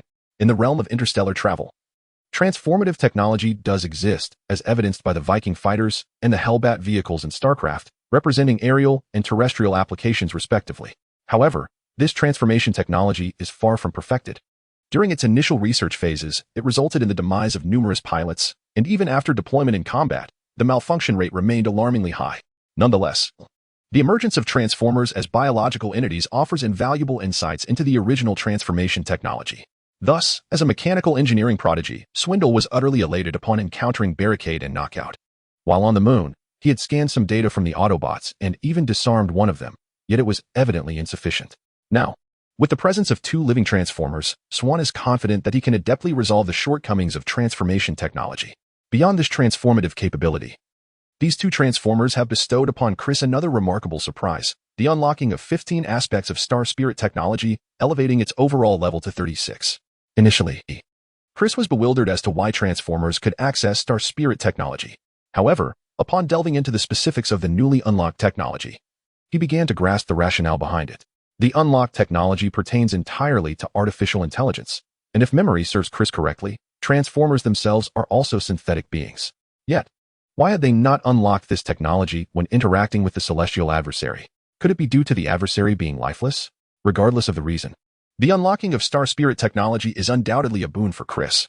The artificial intelligence technology of the Star Spirits is evidently more advanced than that of humanity. Although many of the Star Spirit technologies, aside from the rudimentary probe AI, require support from the Cataline crystal, such as mechanical sentinels and colossal war machines, this does not imply that these technologies are rendered useless without the crystal. They simply lack the same level of excellence. Among the array of unlocked technologies, there exists a particularly unique one known as the Purifier. The Purifier is designed to convert the consciousness of living beings into that of artificial intelligence. While the Star Spirits utilize the Cataline crystal in this process, Chris believes that it might still be feasible even in its absence. Just as Chris was contemplating the viability of the Purifier technology, the vehicle suddenly came to a halt. "Hey, Commander, it seems there has been an accident up ahead," the vehicle's AI, known as Knockdown, alerted Chris. Upon hearing this, Chris snapped back to reality. Realizing that they had reached the Brooklyn Bridge, where traffic had come to a standstill, and faint flames and thick smoke were visible in the distance, clearly indicating that something was amiss. "Lieutenant, can you retrieve the imagery?" Chris inquired, furrowing his brow at the situation. "Yes, Commander." Retrieving the imagery now, came the prompt response. And soon a visual of the scene appeared before Chris. Just as Knockdown had surmised, an accident had indeed occurred, and it appeared to be quite severe. Amid the chaos, Chris spotted an unexpected figure, what seemed to be a rock-like individual. Beside him stood two men and a woman. One was Reed, a well-known scientist from New York. The other appeared to be Captain America? No, it must be Johnny Storm, the Human Torch, and the woman, presumably, was Susan Storm, the Invisible Woman. So, the Fantastic Four had made their appearance? Chris mused, a frown creasing his brow. He had momentarily overlooked their affairs while focusing on the issues surrounding the Umbrella Corporation. "Lieutenant, compile and retrieve all recent reports regarding the Victor Group. I need to understand what has transpired." "Commander, the data has been collected. The Victor Group space station has encountered an accident amidst a cosmic storm, leading to a dramatic decline in their stock prices, which have now plummeted below the initial offering price. According to media reports, relevant investment banks are preparing to withdraw their capital. If this is indeed the case, the Victor Group faces imminent bankruptcy." The aide swiftly provided Chris with the answer. It appears our friends from Sokovia, indeed, not Lavinia, but Sokovia, are having a rather tumultuous time," Chris remarked, raising an eyebrow at the aide's revelation. Just then, a chorus of gasps erupted from outside, and Chris beheld a vibrant figure clad in red and blue swinging past the rooftop, none other than the Spider-Man he had single-handedly crafted. "Well, this certainly livens up New York." Chris chuckled at the sight of Spider-Man and the Fantastic Four convening so swiftly. "Retreat. We shall take another route." Chris observed the scene relayed by the aide, where the Fantastic Four and Spider-Man united to rescue those in peril, a playful smile gracing his lips. Chapter 55, A Splash of Water, Mr. "Victor Von Doom has been waiting for you for over half an hour," announced Aaron Hansen as Chris returned to the office. "Let him in," Chris instructed, connecting the dots regarding the recent reports about the Victor Group and surmising Doom's purpose for visiting. An hour prior, a traffic accident had occurred on the Brooklyn Bridge, involving a rescue vehicle on the brink of plummeting off the bridge, with a man possessing the ability to stretch his body, whom people referred to as part of the Fantastic Four, effectuating a rescue. Upon entering Chris's office, Doom was greeted by a news report featuring the Fantastic Four on television. The initial hint of amusement on his face quickly darkened. Noticing this change, Chris thoughtfully switched off the television. He could empathize with Doom's current disposition, despite the Victor Group's financial backing and efforts in researching the cosmic storm. All the accolades and profits were being claimed by Reed. Doom not only faced a complete loss of investment and a space station but also the impending ruin of his company, coupled with ridicule from investors, and the painful theft of his girlfriend, truly, a double loss of both wealth and love. Such circumstances would be intolerable for anyone. "You are already aware," Doom began, attempting to steady his emotions. "Of course, with such fervor surrounding the incident, it would be challenging for anyone to remain oblivious," Chris replied, moving to the bar to pour 2 glasses of whiskey. The Rubber Boy, Fire Fist Ace, Diamond Joe, and the Invisible Woman with her stealthy powers, what a formidable ensemble they make, regardless of the world they inhabit. "Does this imply you, too, will refuse to assist me?" Doom chuckled bitterly. "Indeed, I am but a stray dog now. Who would care?" "Oh, would you mind sharing who comprises their ranks?" Chris presented a glass of wine to Doom while casually glancing at the scar on his cheek in the gloved hand, noting that the transformation of this Doctor of Destruction had nearly reached completion. Who else could it be? Wall Street, Rockefeller, Hammer, Stark. Doom downed the contents of his glass and clenched his teeth in anger. The mere thought of their mockery ignited a fierce rage within him. Observing Doom's intense fury, Chris shrugged, remarking that this was merely the stark reality of a capitalist society, wasn't it? When one stands atop the world, they are praised, celebrated, and even worshipped to the point of kneeling to kiss one's boots. Yet, when one plummets to the depths of despair, devoid of any utility, they are quick to trample upon you without hesitation. Indeed, such is the nature of reality. My apologies for the intrusion. Hearing Chris's words, Doom couldn't help but let out a self-deprecating chuckle, preparing to rise and depart. In his view, Chris's statement constituted a rejection. Are you leaving just like that? Chris inquired, noticing his movement. What else is there to do? Are you expecting me to allow you to trample on me as well? Doom replied with irony. When have I ever said I wouldn't assist you? A faint smile played on Chris's lips. This remark halted Doom's departure, leaving him in silence for a considerable time. Are you certain? Why not? Chris replied with a light laugh. We are friends, are we not? Friends? Doom paused, reflecting in silence. In his days of success, he had believed himself surrounded by many friends, yet in failure, those so-called friends vanished. Even if I possess nothing now, are you still willing to cherish our friendship? Slowly returning to sit before Chris's desk, Doom inquired. Of course, I am different from them. I never gauge friendships based on wealth, for they could never surpass my own, Chris asserted, echoing the commanding declaration of Principal Wong from a past life, which now bore even greater conviction in his present self. Hearing this, Doom found himself momentarily speechless. You make a compelling point. I am at a loss for words. The Osborne Company had already established itself as the world's largest conglomerate and continued to absorb the assets of the Umbrella Corporation. As the primary heir to the Osborne Company, Chris's words seemed entirely justified. Moreover, you are not without worth. In many respects, your value is incalculable. Chris gazed at Doom's gloved hands in the flickering lights in the office, which fluctuated with Doom's emotional turmoil, subtly indicating his meaning. Who would dare claim that the future Dr. Doom lacks value? Chris thought to himself. Despite this Doom not being the omnipotent figure from the comics, his worth remained immeasurable. In Chris's psychic perception, this individual's energy index had soared beyond the limits. Aside from the supreme sorcerer he had glimpsed before, Chris had never encountered anyone more radiant. Are you suggesting? Doom, catching Chris's gaze, began to realize something.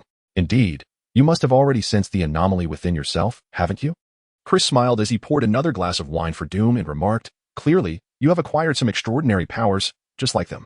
Do not doubt it. This is undoubtedly a boon. Trust me, with this newfound strength, you can achieve far more than those for individuals, who are but mere jesters in comparison. Chris's intention to assist Doom was not a whimsical decision, it was a well-considered plan. Presently, Chris's technological prowess on Earth is unparalleled. However, in terms of mystical power, he still finds himself wanting. Aside from the recently deceived Level 8 Spectre, Alice, he possesses no formidable allies. Although the technology of the interstellar realm offers some defense against those with mystical abilities, it falls short of the complete celestial technology needed to compete effectively. In this regard, Chris currently lacks a swift means of enhancement, making the pursuit of allies exceedingly necessary. Doom, the future Dr. Doom, is evidently an excellent candidate for collaboration. Despite his ominous title, Doom is not the maniacal world destroyer that Isaac is. According to the trajectory of history, while this Dr. Doom will eventually become a formidable villain, resorting to overwhelming violence, that transformation occurs only when he is cornered by the predatory forces of Wall Street. Yet, what if Chris were to assist him in reclaiming everything through lawful means? It is unlikely that Doom would prostrate himself before Chris. He is a figure of ambition and pride. Even if he dared to bow, Chris would hesitate to accept. However, binding their interests could easily align them on the same side. Chris could even leverage his foresight, as he did in Raccoon City, to mold Doom into a hero of New York, America, and perhaps the world. At that juncture, Chris would not expect a direct return from Doom. The mere act of speaking up at pivotal moments would be reward enough for him. It is worth noting that compared to a superpower like Osborne, the Victor Group's market value peaked at merely around $10 billion. A mere investment of $8 to $10 billion from Osborne could revive the Victor Group. Such an amount is trivial for Chris. Chapter 56. Phil Coulson the following day, at the reception following the Victor Group's press conference. To our collaboration. The two crystalline glasses clinked gently, the ruby-red liquid creating ripples before Chris and Doom savored it in one gulp. I truly appreciate you, Chris. Otherwise, I would likely have to return to Sokovia, Doom said, setting down his glass, his expression relaxed. He even ventured to joke about his heritage, a topic he usually avoided, particularly after having made a strong statement before the former investment banker. In the West, Eastern Europeans have historically been subjected to discrimination due to the polarizing divide of ideologies. While this regional bias is not as severe as racial discrimination, it remains pervasive and has not dissipated over the years, especially considering that it has been merely 8 years since the end of the Cold War. Nevertheless, Eastern European women, particularly those with long legs, continue to attract considerable admiration. Doom is evidently among them. He endured significant prejudice during his school years, and it was only after founding the Victor Group that such circumstances began to wane, though the underlying issues remain unknown.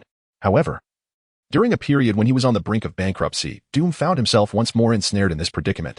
Chris was the sole individual who refrained from mocking him for his background and instead offered assistance.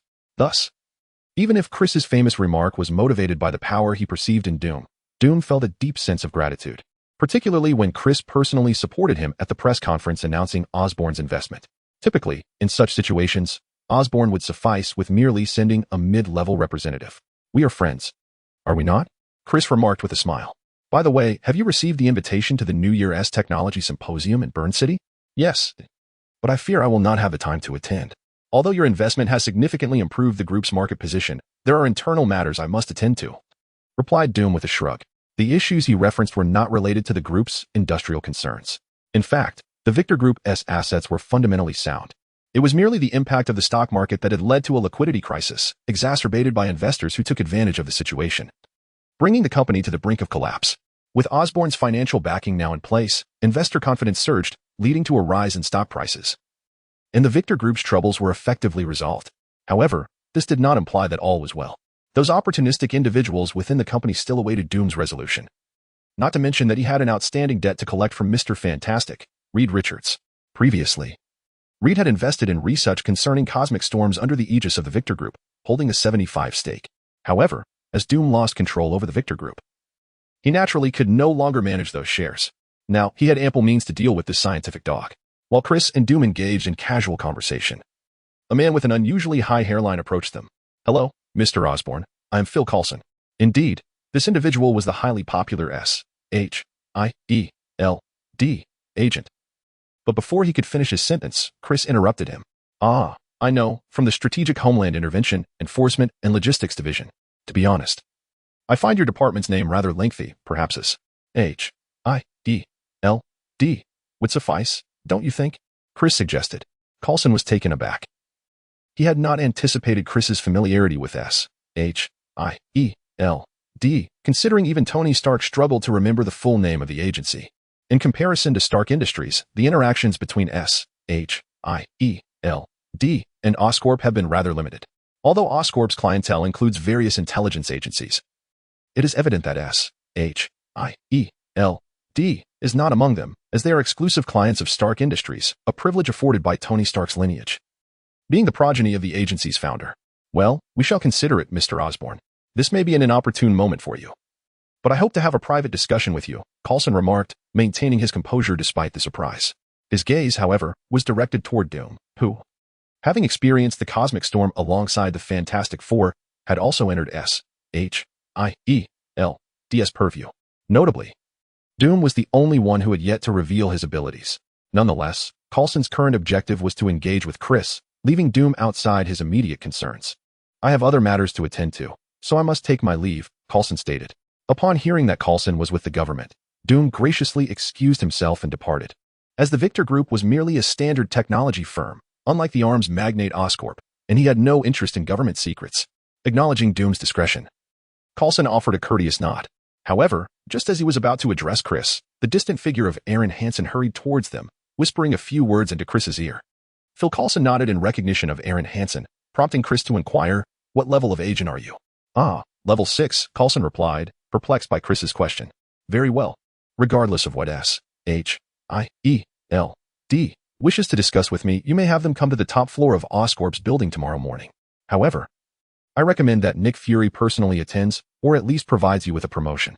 Chris did not regard the agent with any particular reverence due to Coulson's previous popularity in his past life. Their statuses were simply not equivalent. Who is Chris? He is the primary heir to Oscorp, the chief executive officer, and soon to assume the role of chairman, effectively becoming the ultimate authority within the entire conglomerate. He typically interacts with high-ranking military and political officials. Even General Ross must converse with him with utmost respect. What rank does a level 6 agent equate to? In military terms, it is akin to a colonel. Naturally, due to the unique nature of intelligence work, a level 6 agent enjoys certain privileges. Nonetheless, that status is rather modest. It may intimidate the average wealthy individual, but before a genuine figure of power such as Chris, a mere level 6 agent from S.H.I.E.L.D. lacks the standing to engage in equal discourse, even if this particular agent is a trusted confidant of Nick Fury. After all, such conduct from S.H.I.E.L.D. could be perceived as a slight against him.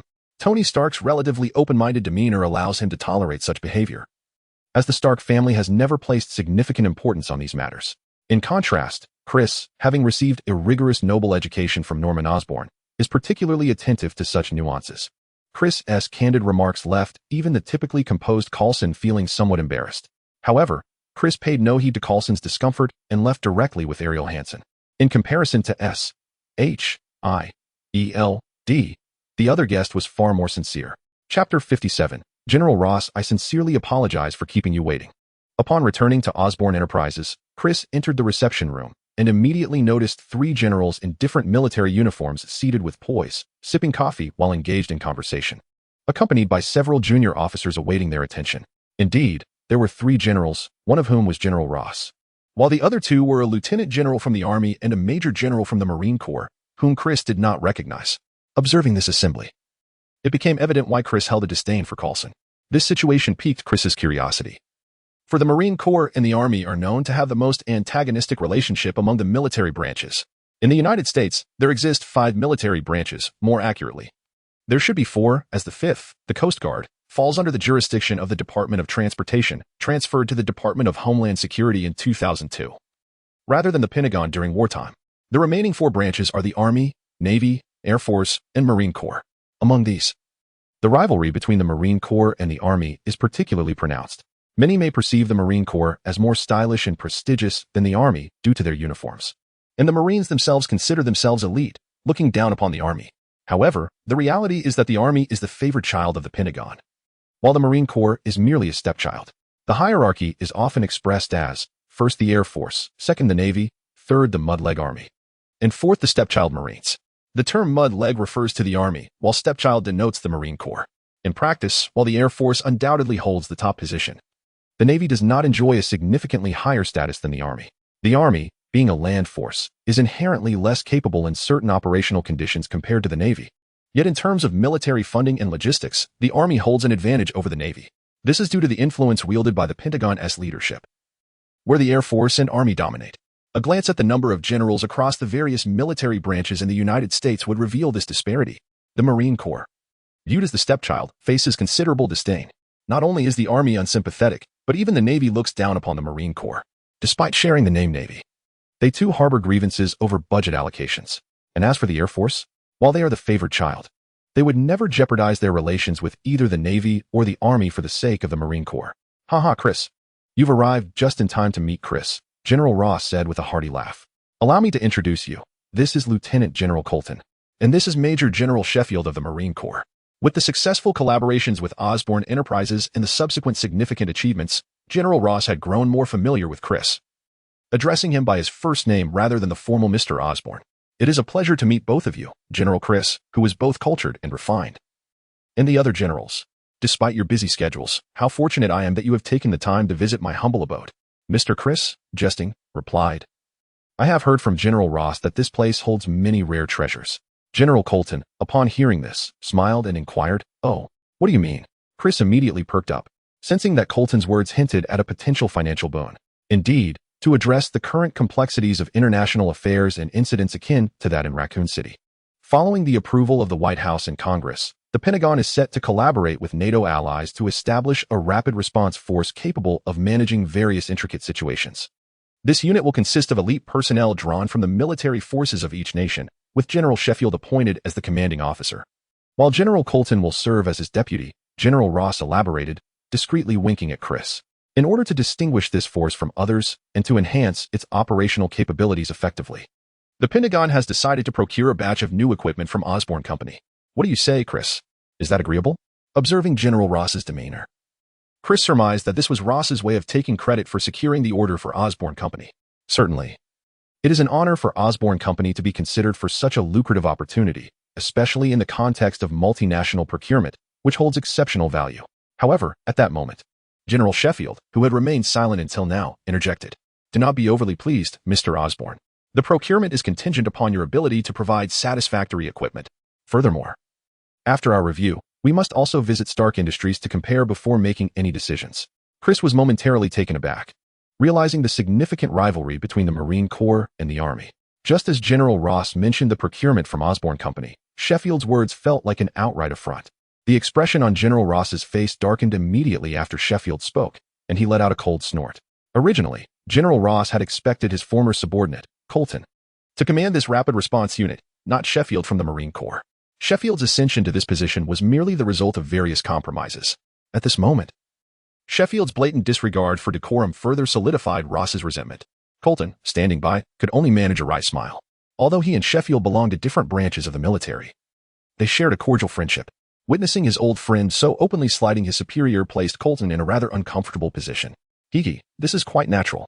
Just recently, I had the weapons department compile a list of new products from Osborn Corporation that we plan to introduce to our allied nations. If the esteemed generals do not mind, they may accompany me to observe Osborn's offerings. The atmosphere grew awkward, prompting Osborn to smooth things over. Internally, he felt a deep displeasure towards Sheffield's remarks. However, his well-cultivated demeanor prevented any sign of discontent from surfacing, and he had no intention of targeting this individual, for it was unnecessary. Sheffield, already at a disadvantage due to his military branch, had also incurred the wrath of Ross, a significant figure at the Pentagon. What could possibly improve his situation? At that moment, Chris was more intrigued by the unit mentioned by Ross. I appreciate your assistance, he said. Although Ross's good humor had been nearly shattered by Sheffield, he recognized that it was not the time to lash out. He nodded and proceeded ahead. Herbert, you ought not to speak in that manner. General Ross is the one overseeing this procurement, Colton whispered to Sheffield, expressing his discontent. But I am the highest commander of this unit, Jill. I must be accountable for my soldiers. Their weapons are their lifeblood. If the weaponry is substandard, I will categorically oppose the procurement, General Sheffield replied coldly. Colton could not help but feel a sense of helplessness. He understood the need to be responsible for the soldiers but questioned whether this was the right moment to confront a powerful figure. Faced with his friend's stubbornness, he found himself at a loss for words. Under Chris's guidance, the group boarded a helicopter and arrived at a weapons factory located in the Queens District. Upon disembarking, the factory's manager approached them, accompanied by a striking woman who was none other than Jill Valentine. Although the crisis in Raccoon City had passed, the events there remained an indelible nightmare for the surviving residents. Consequently, following the conclusion of the quarantine, the majority of survivors departed Raccoon City with their possessions and government aid. Today, Raccoon City has become a ghost town, inhabited only by a small contingent of troops and personnel from Osborn Corporation, rendering the local government and police department unnecessary. Unlike other nations, the United States has a tri-level police system comprising federal, state, and local law enforcement, each independent of the others, with salaries determined by their respective governments. Beyond federal law enforcement, officers from the other two levels are not recognized outside their jurisdictions, unlike in some countries, where an officer could simply transfer elsewhere if they cease to serve in one location.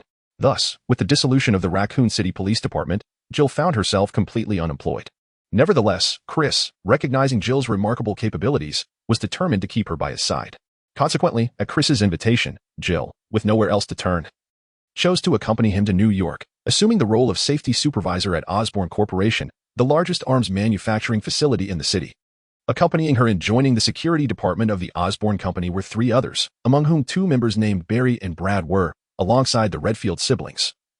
Among the few survivors of the Tyrant War, the remaining individual was a young girl named Rebecca, who surprisingly managed to survive alone throughout the Raccoon City crisis. However, Rebecca did not join the security department of the Osborn Company. Rather, she distinguished herself with her exceptional expertise and secured a position in the research department, working within the headquarters. As for the others, they did not accept Jill's invitation. Indeed, it was Jill's invitation, not that of the Osborn Company. After all, the Redfield siblings and Leon were regarded as calamities. Why would Chris want to recruit them into the Osborn Company? If they had accepted Jill's invitation, Chris would have been burdened with how to accommodate them, so their absence was fortuitous. According to the intelligence Chris received, among the survivors in Raccoon City, Claire had returned to university, displaying a certain carelessness. Her brother, Chris Redfield, due to his military background, had been recruited back into the armed forces. Along with former members Carlos and Nikolai, the remaining soldier, Yuri, opted to return to Russia, while Leon Kennedy reportedly joined Claire in Los Angeles, suggesting they had rekindled their connection. Furthermore, the whereabouts of the clones of Weskier and Isaacs remain shrouded in mystery. However, Chris surmised that they were likely hiding within an Umbrella facility. From Chris's recollection, Umbrella had established several underground bases resembling hives across the globe, with at least 7 or 8 in existence. While identifying these bases would not pose a significant challenge for Chris, he was disinclined to tackle such formidable tasks. Describing these bases as formidable does not imply they are difficult to breach. Despite their stringent defenses, they would be as fragile as paper against interstellar weaponry. However, apart from the bases located in the Arctic, from Resident Evil 5, in the American desert, from Resident Evil 3, the remainder are situated in major cities like Paris and London. Engaging in combat there would undoubtedly attract considerable attention from various governments, potentially leading to complications without any tangible benefits. Moreover, nations are preparing to establish new rapid response forces, and Chris pondered whether he could provide them with some intelligence if necessary. In contrast to his interest in Weskier and Isaacs, Chris was particularly intrigued by the entity capable of controlling liquors that had appeared in Raccoon City. If located, it could be captured for further study. Accompanied by personnel from the weapons factory, Chris and the military representatives entered the testing ground. Thanks to Chris's prior notice, the head of the weapons factory had already prepared the equipment listed in Chris's inventory. Jill, please demonstrate the weapons from the new inventory to the generals. Starting with the firearms. Gazing at the myriad of splendid equipment surrounding him, Chris addressed Jill, clad in sleek black attire. No problem, he affirmed, as Jill, personally appointed by Chris as the security officer, had become well acquainted with all the weaponry in the factory. It was only fitting for her to serve as the demonstrator. The majority of our new equipment at Osborne Corporation is developed on the foundation of advanced power armor weapon platforms. Wait a moment, Jill interjected. Is the power armor you refer to the same type used by the Army's Special Forces during the Raccoon City incident? While that armor is impressive, it appears ill-suited for covert operations. Our newly formed unit will often require stealth, and we certainly cannot don such cumbersome power armor. Does this render these weapons ineffective? Before she could finish her thought, Sheffield interrupted her. The general, misinterpreting Jill's slightly astonished gaze, scanned the faces of the attendees. Noticing General Ross's unwavering expression and Chris's calm smile, he seemed to grasp the situation. These weapons do not necessitate power armor for operation. They merely achieve their full combat potential when paired with it. Furthermore, our Osborne Corporation has developed specialized combat suits for covert operations. With that, Jill retrieved a seemingly ordinary camouflage jumpsuit from a nearby table, slipping it on as she elaborated. This is the optical camouflage combat suit specially designed by Osborne Corporation. It can project the scenery behind the wearer to the front. Perhaps we could whimsically refer to it as an invisibility cloak. As her words concluded, Jill pressed a button on her belt, and she vanished from everyone's sight. The astonishment was palpable, even for Sheffield, who had been intent on finding faults. Although optical invisibility had long been a subject of theoretical research among nations, it was astounding to witness Osborne Corporation materializing it into a tangible reality. Generals Ross and Colton were equally captivated. However, Jill's voice unexpectedly emerged from behind General Sheffield, startling him into an instinctive reach for his weapon. Fortunately, he quickly regained his composure, though his expression soured. Observing this, Chris discreetly gave Jill a thumbs up, while General Ross erupted into hearty laughter. Ahem. What do you mean by not perfect? Colton, witnessing his old friend's embarrassment, quickly interjected, seeking to smooth over the moment. It primarily concerns the energy issue. Due to the need for lightweight design, the batteries cannot be too large, limiting the duration of invisibility. Even with our company's most advanced high-energy battery, it can only last for 30 minutes, Jill explained with a smile. That's sufficient. 30 minutes can accomplish a great deal. General Ross nodded in satisfaction. In addition to this optical combat suit, I am eager to present 2 models of power armor. Jill, having neatly set aside the combat suit, approached the rack displaying the 2 types of power armor. Firstly, this Type 1 power armor, Radiation Series 51, the very kind utilized during the Raccoon City operation, is something General Ross is likely quite familiar with. Jill pointed towards the power armor, explaining that it employs an extensive amount of synthetic armor, providing formidable protection. However, due to its considerable size, it can accommodate a significant array of heavy weaponry, making it particularly suitable for frontal assaults. Yet, as General Sheffield has previously mentioned, it is ill-suited for stealth operations and lacks agility. On the other hand, we have this powered exoskeleton from Call of Duty 11. Jill began to introduce another type of combat suit, the powered exoskeleton. In contrast to the Type 1 power armor, it forgoes the heavy external armor, resulting in reduced protective capabilities and a limited capacity for heavy weaponry. However, it boasts remarkable agility, making it ideal for special operations. These 3 combat suits were all designed by Swan based on Chris's specifications. Compared to the warfare of the interstellar realm, these suits are practically useless. Nonetheless, for contemporary Earth, They represent unparalleled instruments of destruction. Although, in terms of individual combat effectiveness, they cannot compete with Iron Man's suit or the power armor. Even the most defensively robust Type 1 combat suit could be rendered inoperative with a single shot. However, if deployed en masse, even Iron Man would find himself in retreat. After concluding the discussion on the combat suits, it was time to turn to the weaponry. The 392 gas-cooled, bullpup mid-range rifle, utilizing 7.62mm semi-explosive armor-piercing rounds, is compatible with NATO standard ammunition and has a magazine capacity of 15 rounds, with adjustable automatic and semi-automatic firing modes. The gas-cooled assault rifle also employs 7.62mm rounds, available in magazine capacities of 30 and 60 rounds. There is also a personal defense handgun for individual soldiers. The aforementioned weapons are sourced from the Halo series. For detailed descriptions, inquiries can be directed to search engines. The weaponry provided by Osborne Company can be said to surpass all weapons in this era globally in terms of applicability, firepower, stability, and precision. After Jill demonstrated each weapon at the shooting range, all military personnel were left in awe, their envy palpable.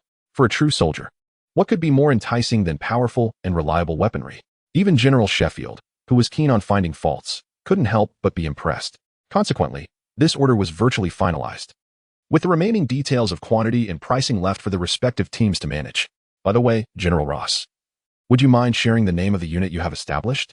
After solidifying the intent to purchase, Chris casually inquired. The provisional name for this unit is Task Force 141, implying who knows what this means. General Ross responded. Chapter 59, not for sale. Upon learning the name of Task Force 141, Chris cast an odd glance at General Sheffield. Call of Duty, indeed? This general is quite a figure, one of the instigators of the Russo-American War. However, considering that this world has its Avengers and the Chitauri have already surrendered, what kind of storm could the Russians possibly stir? Unless the Russians have their own version of the Avengers or something akin to it. It appears that they might indeed possess such a presence. Chris couldn't help but recall a rather lackluster special effects rendition of the Avengers he had seen in his previous life, which the Russians referred to as the Guardians. If the Guardians truly exist, that would certainly be intriguing. However, regardless of whether the Guardians are real or not, Chris felt he could play a role in the potential conflict between the United States and Russia. How did I perform? Gil inquired, approaching Chris with a smile after seeing off General Ross and his entourage. Quite well. How would you like me to reward you? Chris replied, wrapping his arms around her slender waist with a chuckle, though he instantly regretted his choice of words. As expected, Gil's azure eyes sparkled mischievously as she made the request he dreaded the most. Then give me the Decepticon, Barricade. Back in Raccoon City, Gil had set her sights on the formidable car form of Barricade, but Chris had consistently refused. This was not due to any stinginess on Chris's part, but rather because, despite Barricade's seemingly simple demeanor, he was still a Decepticon. Although he appeared to be compliant under Chris's authority, his true intentions were uncertain. Moreover, Barricade had previously been on the receiving end of Gil's wrath in Raccoon City. What if he sought revenge? After all, Gil was merely an ordinary human, unlike Chris, who had undergone genetic enhancements and possessed psychic abilities. The notion of leaving Barricade and Swindle alone at the base was feasible only because the entire facility was under the watchful eye of his aide. Any mischief from Barricade would be tantamount to signing his own death warrant. What is this? You claim to want to support me, yet you hesitate to part with a mere vehicle? Gil pressed, sensing Chris's hesitation. Cough, cough, Gil. You must understand that not giving you Barricade is for your own good. How about this? I will procure something equally splendid for you, one that certainly rivals that Decepticon. Chris responded, clearing his throat as he made his promise. Speaking of vehicles, Chris was reminded of the project Swindle had been working on recently, which Gil would undoubtedly find appealing. Very well, but if I am not satisfied, I expect a return policy, Gil replied with a satisfied nod. However, that vehicle is beyond your current physical capabilities. It will require genetic modification. Let us visit headquarters tomorrow, Chris suggested. Is it that genetic enhancement you mentioned before? I thought you had forgotten, Gil remarked. She was deeply impressed by the combat prowess Chris displayed against Barricade and Knockout, and she was aware of the genetic enhancement. However, given the time that had passed, she assumed Chris had forgotten his promise to provide her with such an enhancement. How could I forget your matters? Well, if it weren't for today's discussion, I might have indeed overlooked it, Chris admitted, though he would never confess to such a lapse. By the way, are you feeling all right now? I'm sorry, but I'm about to clock out, Gil said, immediately discerning Chris's intentions. That will not do. I am your superior, and I now require you to work overtime, Chris stated with a serious expression. Do not forget my original profession. What you are engaging in is workplace harassment, Jill firmly remarked as she swatted away an inappropriate hand. Is that so? Then, esteemed officer, May I consult you privately regarding some legal matters? Chris whispered into Jill's ear, inquiring if her original police uniform was still in her possession. In the dead of night, a fierce confrontation between law enforcement and criminals was unfolding within a certain mansion. Mr. Chris, there is a case requiring your cooperation, Jill, clad in a federal police uniform and holding handcuffs, said with a grave demeanor. Humph, Officer Jill Valentine. It seems you do not comprehend your predicament, Chris declared, aiming his firearm at her. Damn it, you are assaulting an officer. This is a serious offense in the Federation. It is not too late to stand down. Due to her resistance, Officer Jill soon found herself breathless, her uniform in disarray. Haha, since it is already a serious crime. You cannot be allowed to leave alive, Officer Jill. Prepare to meet your end. With that, a relentless barrage of gunfire erupted. Each shot aimed at the vital points of Officer Jill. Thus, Officer Jill met her demise. The following morning, Chris arrived early at the office. Fully aware that he had an appointment with S.H.I.E.L.D. today, though he was uncertain who would be arriving. Upon reaching the office, he learned from Ari Hansen that S.H.I.E.L.D.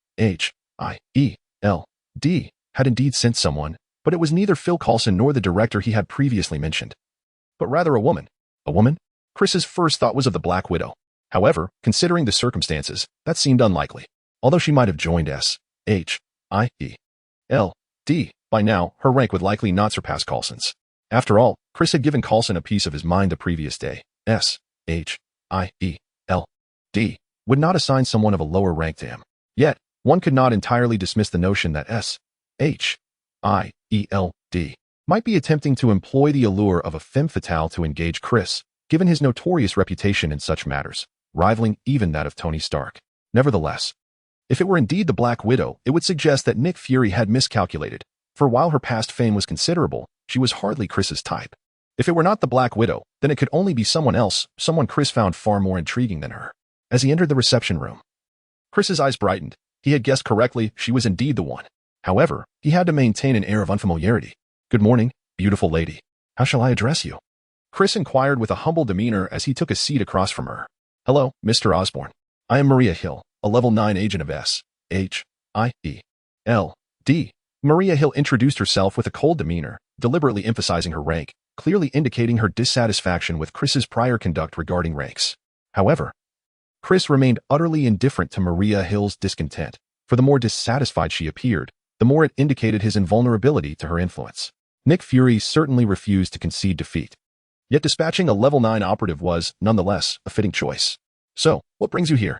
Chris inquired with a light chuckle, teasing Nick Fury, while disregarding Maria Hill's increasingly grim countenance and redirecting the conversation to the matter at hand, leaving her no opportunity to erupt. Mr. Osborn, I am aware that your company has recently provided the military with a batch of specialized weaponry. We hope Osborn Enterprises can likewise furnish S.H.I.E.L.D. with a selection, Maria Hill stated, regaining her composure as a trained senior agent and articulating her intent. Ah, I see, Chris replied with a nod, but I must decline. Chapter 60, Divergent Paths, Unfitting Alliances. At this moment, Maria Hill was somewhat bewildered, questioning whether she had misheard him. Did Chris Osborn just say what she thought he did? A refusal? Do arms dealers truly forgo profits? Given Chris's prior demeanor towards Coulson, it was evident he held no fondness for S.H.I.E.L.D. Maria had anticipated that engaging with him would not be a simple affair, yet she had not foreseen such a straightforward and categorical rejection, which effectively severed any prospect of deeper collaboration. Why? Maria Hill fixed her gaze on Chris, her curiosity piqued. I have an exclusive agreement with the military. Any arms sales outside of them require their consent, Chris explained, though it was evident that this justification was merely a fade. Although arms companies typically enter into such agreements with the military, they usually pertain to cutting-edge technology. Moreover, even if an arms dealer breaches such a contract, much like Obadiah Stane, who clandestinely sold weapons to foreign entities, as long as they do not genuinely infringe upon official interests, the parties involved tend to turn a blind eye, for after all, capitalists must profit, do they not? Furthermore, organizations like S.H.I.E.L.D., which possess equal or even superior authority to the military, render such agreements practically void. Chris's statement was merely a pretext to refuse, signaling to S.H.I.E.L.D.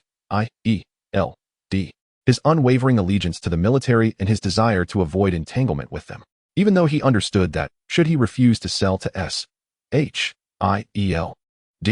they could acquire samples through connections within the military and proceed with imitation, an endeavor in which S.H. was quite adept, and given their own research capabilities, replicating the equipment sold to the military by Chris would not pose a significant challenge. However, regardless of this knowledge, Chris would resolutely refuse to sell even a single screw. While others might be oblivious, Chris was acutely aware that represented a colossal pitfall. Whether aiding or opposing them would ultimately prove to be a thankless endeavor. Assisting entails not only confronting Hydra and similar organizations, but also remaining vigilant against itself, particularly given Nick Fury's notoriously distrustful demeanor. One may extend goodwill, yet it is not guaranteed that he will appreciate it. Rather, he may incessantly probe your vulnerabilities. In an environment where one is not entirely in control, they become a target. This encapsulates the operational ethos of Moreover, facing could lead to further complications, as they might leverage entities like the Avengers against Osborn, which would undoubtedly cause Chris considerable distress. Thus, the most prudent approach in dealing with is to delineate clear boundaries. Mr. Chris, do you harbor any misconceptions about Upon hearing Chris attribute his situation to collaboration with the military, Maria Hill mistakenly inferred that only the military was at play. The discord between the military and is indeed profound. Unlike the internal strife among the military branches vying for funding, which remains an internal affair, the military's conflict with arises from fundamental clashes of interest. Although Nick Fury, as the director of is an American, the organization itself operates as a multinational coalition, with the United Nations Council as its authority. Its funding derives from member nations, thereby representing global interests rather than solely American ones, even if the United States holds a significant stake. The Council can even circumvent Fury's directives and issue orders directly to This was exemplified during the Battle of New York, where the Council disregarded Fury and commanded a nuclear strike on Manhattan. While Hydra's interference played a role, the underlying issues were clear.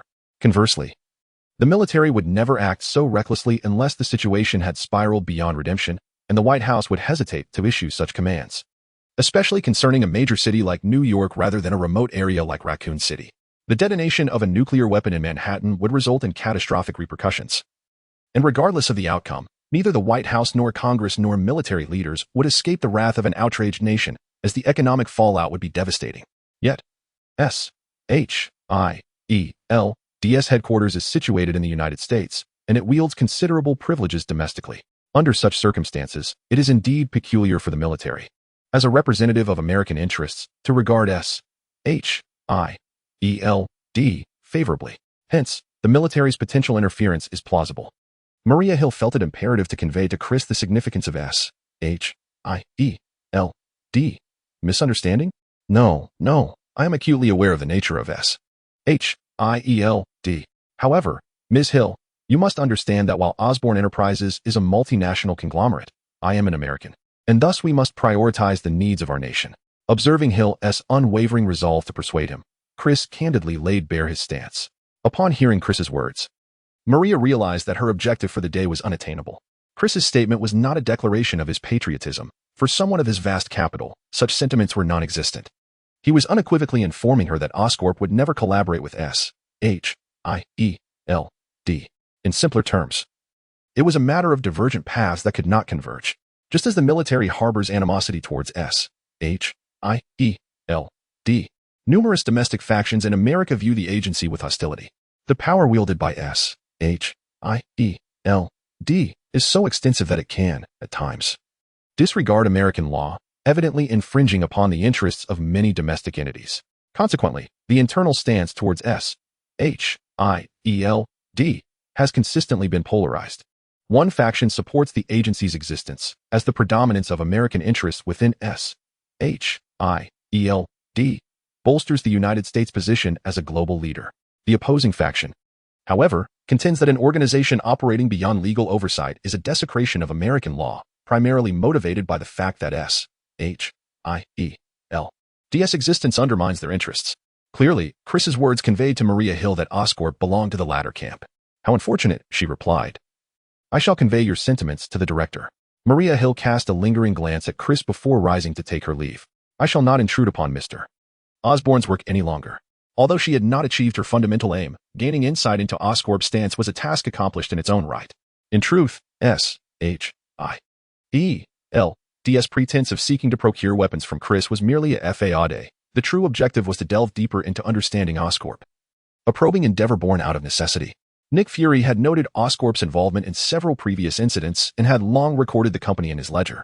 He had dispatched agents multiple times, attempting to infiltrate Oscorp's inner workings, yet he discovered that regardless of their exceptional skills and relentless efforts, they could not penetrate the upper echelons of Oscorp, nor could they access any core secrets. After all, Chris had not idled away the years. He had fortified Oscorp into an impenetrable fortress. Despite having numerous shareholders, those individuals were unable to directly influence the company's operations. If they were content to passively await their dividends, there was no issue. Chris was not a miser. He would not withhold due profits. However, any attempt to intervene in specific matters? Chris possessed ample means to sideline any individuals sent by shareholders and could easily fabricate errors, resulting in both the individuals and their shares being ousted. After numerous lessons learned, only a fool would seek to trouble Oscorp, especially when the company continued to generate profits for them. The true executives of Osborne Corporation, those who have access to confidential information, have long been indoctrinated. The brainwashing technology of the interstellar world is incomparable to the half-hearted methods of Hydra. These individuals belong to a category where they would unhesitatingly follow Chris to their demise. Moreover, akin to Chris's base, all critical positions within Osborne Corporation are directly overseen by a super-artificial intelligence known as the Adjutant, rendering external infiltration impossible. Even if an intrusion were to occur, any valuable information would be promptly destroyed by the Adjutant. Under such circumstances, it is inconceivable for S.H.I.E.L.D. to gain access to the core secrets of Osborne. Faced with repeated failures, S.H.I.E.L.D. had no choice but to resort to official channels to reach out to Chris in an attempt to uncover the truth. However, it turned out that Chris was entirely impervious to their advances. Nevertheless, this would undoubtedly place Chris on S.H.I.E.L.D.'s radar. Yet, Chris remained indifferent, stating, "Who cares? If S.H.I.E.L.D. dared to employ underhanded tactics, he would retaliate in kind, and within the bounds of the law." Did they truly believe that the legal team supported by Osborne and the congressman were mere idlers? Chapter 61. Europe and the NATO military base in Vicenza, Italy. An armed helicopter gently descended onto the helipad. Carlos and Nikolai disembarked with their gear. Approaching them was a waiting female officer, elegantly dressed in uniform. "Yes, I am Carlos Oliveira." Carlos nodded in acknowledgement. "Hello, beautiful. I am Sergeant Nikolai Zinovov. May I know your name?" "I have never seen such a stunning female officer," Nikolai remarked, gazing at her exquisite figure. "Emily LaCroix, Marine Corps Major. You should address me as Sir, Soldier." The officer introduced herself with a polished smile. "Very well, sir." Nikolai replied sheepishly, saluting her. "Follow me. You are the last to arrive." The officer chuckled lightly as she led them towards a distant Humvee. "That lady is truly captivating," Nikolai remarked, swallowing hard as he watched Major Emily walk ahead. Carlos rolled his eyes. He had no words for his comrade. Soon, Carlos and Nikolai were brought to a training ground, where over 20 individuals were already present, chatting in small groups. Most were clad in various military uniforms, presumably elite forces from different nations, while a small number were dressed in suits and ties. Upon seeing Major Emily's arrival, several individuals began to whistle. Major Emily, unfazed, smiled and after dropping off Carlos and Nikolai, drove away, allowing the soldiers to enjoy themselves for a moment. By tomorrow, these assembled warriors would surely come to understand the meaning of respecting women. "Hey, brothers, where are you from?" As Carlos and Nikolai approached the group of soldiers, an older gentleman with a cigar and a beret pulled out 2 cigars from his chest pocket and offered, "Care for one?" Carlos Oliveira, formerly of Israel 101, now serves the United States Department of Defense. He graciously accepted a cigar. Nikolai Genadevich Novikov, a former member of the GRU, now also works for the Department of Defense, likewise took a cigar and replied, "Good fellow, I am John Price, hailing from the United Kingdom." The older gentleman thumped Carlos on the chest in self-introduction, then gestured toward a soldier nearby with a mohawk hairstyle, proceeding with introductions. "This is Captain John McTavish, also from my homeland. You may call him Soap, as he is our leader." Upon hearing this nickname, Carlos and Nikolai discreetly retreated a couple of steps, ignoring each other's friendly salutations. "Lieutenant Simon Riley, known as Ghost." Our technical officer, Price, indicated a man wearing a skull mask. Ghost nodded toward the two. Here we are in the Mediterranean. Aren't you worried about getting sunspots wearing a mask in this sweltering heat? This is Sergeant Gary Sanderson, nicknamed Roach, an assault specialist, Private Joseph Allen, an elite ranger. Is your colleague. And the driver is from Australia, Rick, from Australia, Fatty, from Canada, Royce, from Canada, Zero, from the United States Marine Corps, and Zaki, a Navy SEAL. This gentleman is Bob Tan, a mercenary from the French Foreign Legion, hailing from that remarkable land, skilled in martial arts and quite formidable, Price concluded, pointing to the last Asian soldier. Upon hearing Price's introduction, Bob Tan struck a pose akin to Bruce Lee, indicating, indeed, I am extremely capable. What about those individuals?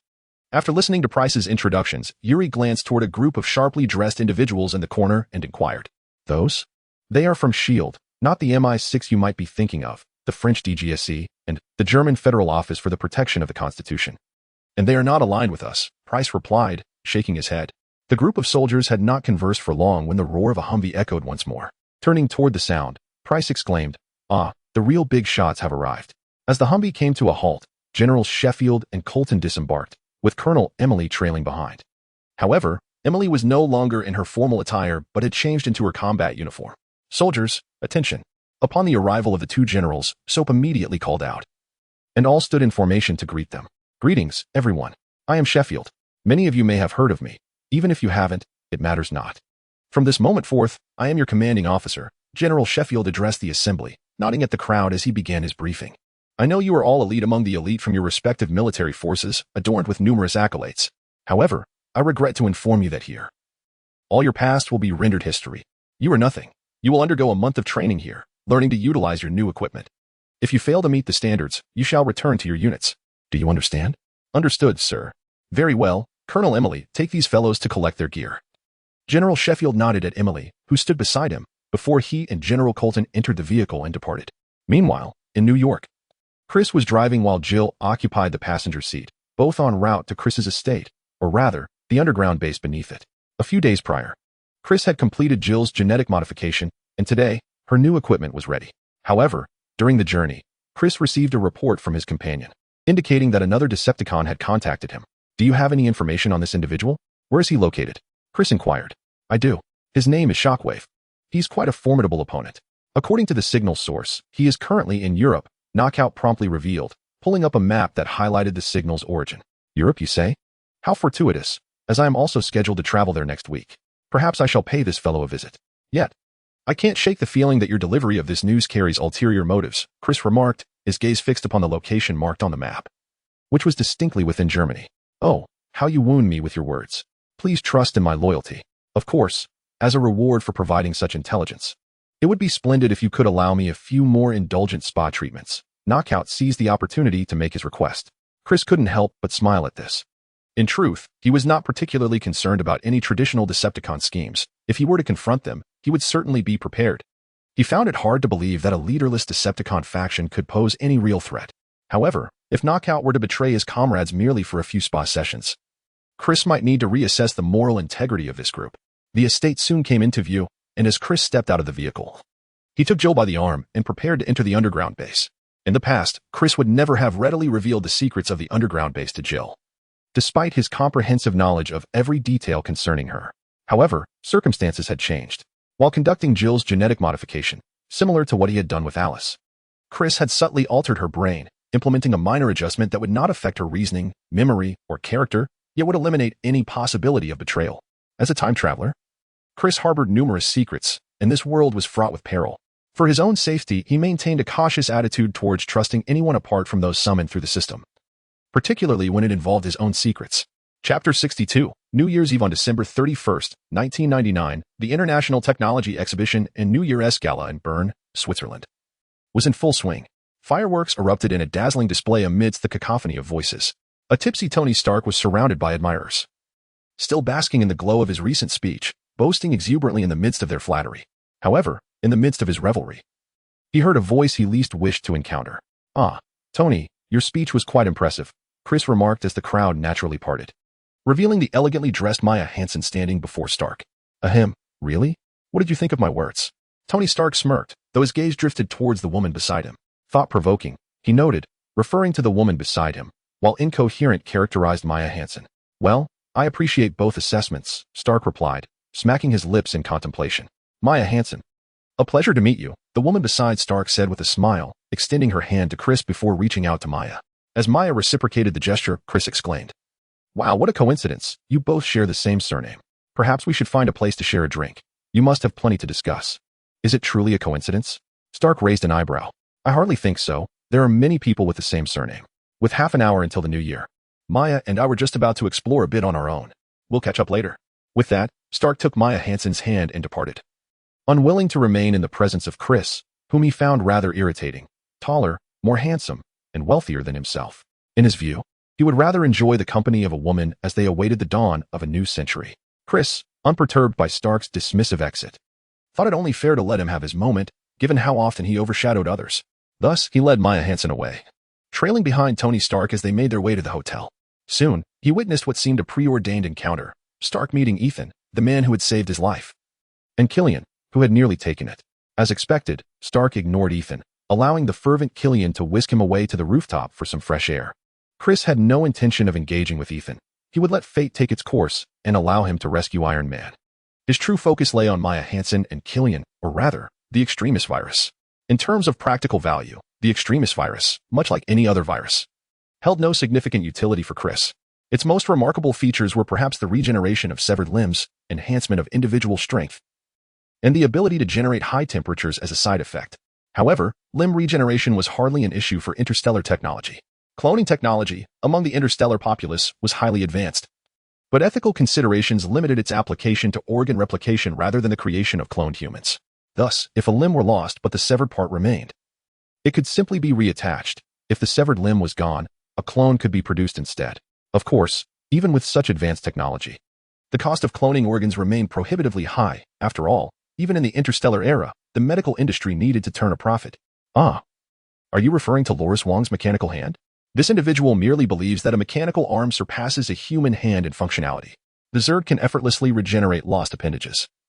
All that is required is to return to the incubation chamber for a slight adjustment. However, such a privilege is reserved exclusively for the higher-tier Zerg. While the lower-tier variants are considered expendable, as long as their mobility is not hindered, losing a limb is inconsequential. Should their movement be significantly impaired, they can simply be devoured or recycled. These creatures are not particularly discerning. As for the Protoss, it must be said that their technological prowess, derived from archaeological insights, has led them astray. Rather than seeking methods to restore lost limbs, they have opted to construct a combat-ready nutrient pod to languish within. Thus, the limb regeneration capability granted by the Despair virus holds little value for Chris, given that the virus carries adverse side effects. In contrast, enhancements to physical strength and the unstable high-temperature side effects are far more advantageous. Upon learning of the existence of Unit 141, Chris became fixated on this notion. With the support of Osborne Corporation's equipment, he surmised that mere viral biological weapons and conventional armed organizations would scarcely pose a sufficient threat to the well-prepared 141. After all, while viral biological weapons are formidable, their lack of intellect is a common flaw. With adequate firepower, they can be easily dispatched. Therefore, Chris deemed it necessary to upgrade the adversaries of 141. Clearly, the Despair virus presents an excellent option, compared to mindless viral biological weapons. Seasoned soldiers equipped with the Despair virus would pose a significantly greater danger. They would be ideal for instigating chaos. And those in the Middle East and Eastern Europe would undoubtedly be willing to pay a handsome sum for such a resource. Naturally, Chris had already prepared for the involvement of Maya Hansen and Killian. It was impossible for Chris to confront them personally. Not only was he unable to do so, but he also had to maintain a complete distance, as both Maya Hansen and Killian were unstable personalities, one soft-hearted, the other dangerously unhinged, akin to ticking time bombs. 2 hours later, on the rooftop, Killian surveyed the city of Bern, consumed by the impulse to leap from the edge. He had truly fallen for Tony Stark's words. Standing here like a fool, exposed to the cold wind for over 2 hours. His heart was heavy with despair, burdened by Stark's mockery and his own folly. At that moment, a melodious female voice echoed behind him. Startled, Killian turned around only to find nothingness. Who dares to approach in such circumstances? Panic gripped Killian as he contemplated the absurdity of being lured here only to face an apparition. Do not be alarmed, he heard, as a golden-haired girl in a form-fitting suit materialized before him, seemingly born of the air itself. Are you a specter? Killian stammered, retreating into a corner. Of course, I am human, Dr. Killian. Tell me, how does it feel to be the butt of someone's joke? The girl flashed a captivating smile. Yet her words struck Killian as nothing short of a blatant humiliation. Are you here at Stark's behest to mock me? Very well. Inform him that he has succeeded. Killian erupted in a frenzy of curses. With a dismissive click of her tongue, the girl remarked, I once believed that the person I valued would prove to be remarkable. Yet I find myself confronted by nothing more than a worthless wretch. In response to Killian's vitriolic outbursts, she retorted with a cold smile, I am not worthless. I am certainly not worthless. The fragile psyche of Killian, already battered by his disabilities, teetered on the brink of collapse as he incessantly murmured this assertion. Is it not true? The girl scoffed, your frenzied curses merely unveil your irredeemable insecurities. Who are you, and what is it you seek? In the face of her relentless humiliation, Killian suddenly regained his composure. Oh, you've managed to calm down. How intriguing, she noted, impressed by his unexpected tranquility. As for who I am merely the one here to assist you, she asserted. Assist me? Why would you do that? As you said, I am just a worthless individual, Killian scoffed. You claim to hold me in high regard? Who is this you? Who I am is inconsequential. What matters is that I genuinely intend to help you, she replied. I am quite curious to hear how you plan to aid me. Killian responded with a cold smirk. Why do you think Tony Stark feels so at ease in belittling you? Is it merely because of your disabilities? The girl articulated slowly. No. It is simply because you lack power, status, and strength. If you were to possess sufficient authority and standing, then neither Tony Stark nor anyone else would dare to humiliate you. Should they attempt to do so, you must demonstrate the consequences of their actions through sheer force. Would you not agree? Moreover, I can help you attain a healthy body. What must I do? Killian found himself intrigued. Enticed by her words that resonated with the allure of power and strength he had long coveted, having endured discrimination due to his physical limitations. Now is not the time. Return and rest. When the moment is right, I shall reach out to you, she chuckled softly, vanishing from Killian's sight as mysteriously as she had appeared. Wait. You have yet to reveal your identity, he called out urgently as she disappeared. My name is Alice, came her delicate whisper carried by the air. Alice? Killian murmured to himself, gazing in the direction of her vanishing form. The following morning, Maya Hansen awoke with a sense of melancholy. Realizing that Tony Stark's presence was no longer beside her, she spotted a note left by Stark and could not help but smile wryly at her own folly. Knowing full well Stark's character, she had foolishly flung herself into the flames. At that moment, a sudden knock at the hotel room door filled Maya with hope. Yet, upon opening it, she found it was empty, devoid of the figure she had anticipated. As she closed the door in disappointment and turned back into the room, she was startled to discover that another person had inexplicably appeared within. Greetings, Dr. Maya Hansen. Allow me to introduce myself. My name is Alice. I trust that our forthcoming conversation will be most enjoyable. Chapter 63, The Initial Encounter on the evening of January 6th, in Berlin. The populace remained enraptured by the festivities of the New Year and Epiphany. However, within a factory located in the Friedrichshain district, the atmosphere was decidedly tense. Once the most chaotic area of East Berlin, Friedrichshain had seen gradual improvement in its environment over nearly a decade following the reunification of Germany. In the future, it was poised to become a hallmark of Berlin street culture. Yet, at present, it remained one of the most impoverished and disorderly regions in the city, synonymous with homelessness, immigration, refugee crises, and poverty, where crime flourished. This environment provided a natural cover for the Umbrella Corporation, and this factory served as the entrance and exit to their Berlin base, in stark contrast to the virtually defenseless Raccoon City base of Europe. The Berlin outpost was heavily fortified, with numerous visible and concealed guards. The Umbrella Corporation had transformed from a mere multinational conglomerate into an entity classified as a top-tier terrorist organization by nations across the globe, particularly on this night. As a shipment of viruses was set to depart for Eastern Europe, the employees of the German division of the Umbrella Corporation were on high alert, anxious to avoid any missteps. At a concealed guard post in the southeast corner of the factory, a mercenary from Umbrella dutifully reported his observations. Unbeknownst to him, an unusual distortion in the air materialized in the corner of his vision. 10 minutes later, he issued another safety signal. But just as he completed his report and ended the call, his neck suddenly twisted with a sickening crack, and he was dead. A man clad in camouflage emerged from the void, declaring that the target had been eliminated. Similar occurrences transpired simultaneously at various guard posts, while within the Umbrella Corporation's headquarters.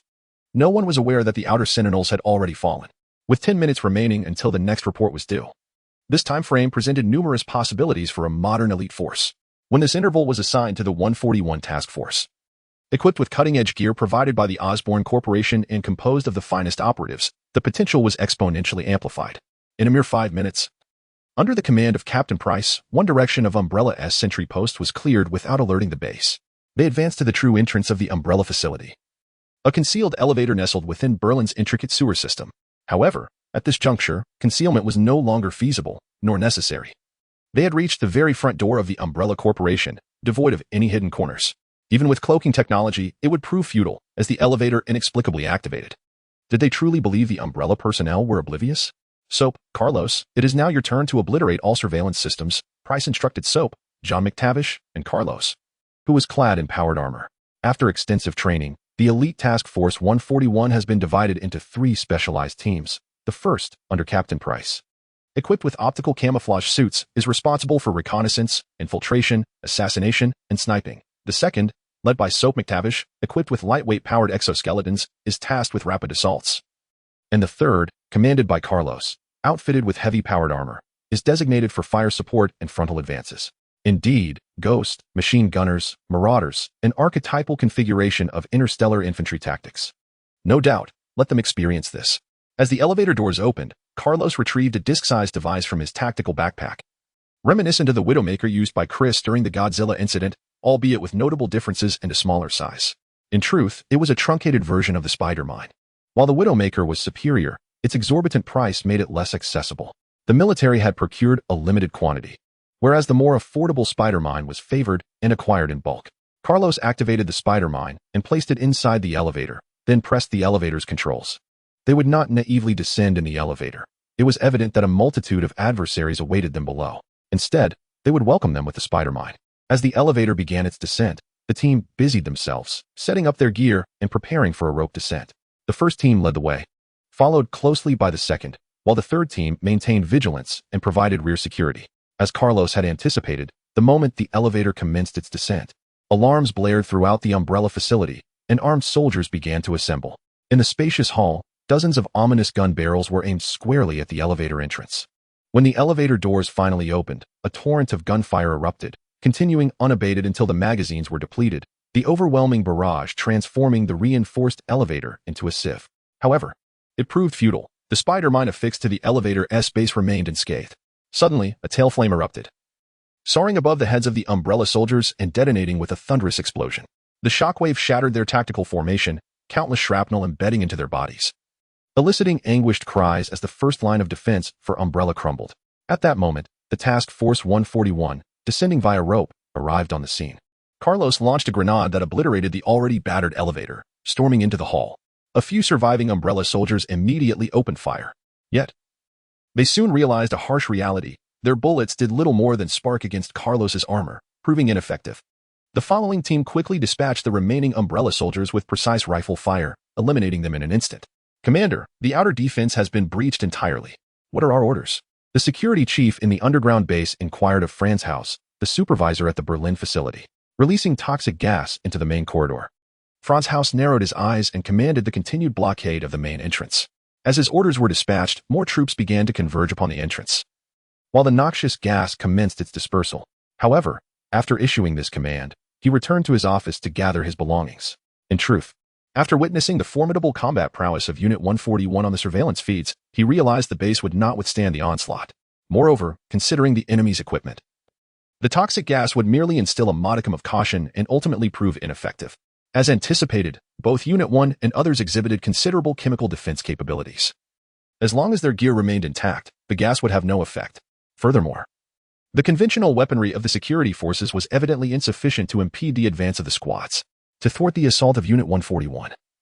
It was crystal clear that the Umbrella Corporation required heavier firepower. Yet, this iteration of the Umbrella Corporation was far from the unparalleled entity of the Resident Evil universe. Their most potent arsenal was limited to grenades and rocket launchers. While these posed a certain threat to the elite squad, it was abundantly evident that the soldiers of the Umbrella Corporation were significantly outmatched by Unit 141 in terms of proficiency, yielding negligible results in combat. Fully prepared, Unit 141 surged into the Umbrella base, akin to a deity unchallenged, traversing the premises as if it were an uninhabited realm. By the time Franz had completed his packing, he discovered that a substantial portion of the base had already succumbed to the invasion. Faced with this dire predicament, a flash of malevolence crossed Franz's face as he pressed a red button concealed beneath his desk. With the activation of this mechanism, dozens of cryogenic chambers deep within the base, much like those in the Raccoon City facility, sprang open, revealing the lurking liquors within. In another laboratory, 2 colossal monstrosities, larger than the Tyrant, were also unleashed, each accompanied by an exaggeratedly large battle axe. Lo and behold, these were the bioorganic weapons of the Umbrella Corporation, the Axeman Butchers. Having executed these preparations, Franz clutched 2 boxes and dashed towards an obscure corner of the base, where a hidden passage led directly to the underground sewers of Berlin. This route was known only to him, the overseer of the base. Once he entered the labyrinthine and intricate sewer system of Berlin, the intruders would find it nearly impossible to locate him. After running for over half an hour within the secret passage, Franz finally beheld the exit leading to the sewers. A smile gracing his features. At that moment, he was truly grateful for the combat software developed by Isaacs. Without it, his physical endurance would have surely succumbed to exhaustion on such a lengthy trek. However, just as his smile blossomed, his head suddenly erupted, transforming into a mist of crimson, and his body collapsed helplessly to the ground, the boxes tumbling beside him. A slender figure, wielding a rifle nearly her own size, emerged behind Franz, approached his side, and retrieved the 2 boxes. As I pondered how to evade the soldiers while carrying my belongings, I was unexpectedly shown a clear path. My gratitude extends to the FedEx courier, whose melodious voice echoed through the corridor before she vanished, much like her master. After a grueling battle lasting several minutes, during which we managed to eliminate all the leeches and a squad of 2 giant axe-wielding butchers, we arrived at the scene to discover only a headless corpse awaiting us. Alas, this is rather unfortunate. Upon examining the lifeless body, we found Franz's identification card, confirming his identity, which prompted a silent exchange of glances between me and Carlos. Although the initial skirmish of Task Force 141 was deemed a resounding success, it was evident that the current outcome was far from what we desired. Clearly, if no one had simultaneously targeted the Umbrella Corporation, it meant that our operational plans had been compromised. Regardless of the scenario, a shadow loomed over the newly established Task Force 141. Chapter 64. The Overworked and Unhappy Dog. As the title suggests, the overworked individual, who was scheduled to finish at 2200 hours, felt quite disheartened today. They missed their chance, and tomorrow seems even bleaker. Chapter 65. One becomes 4 simultaneously. As Task Force 141 launched their assault on the Umbrella Corporation's Berlin base, a transport spaceship gracefully descended outside a canyon in the southeastern Alps of Bavaria.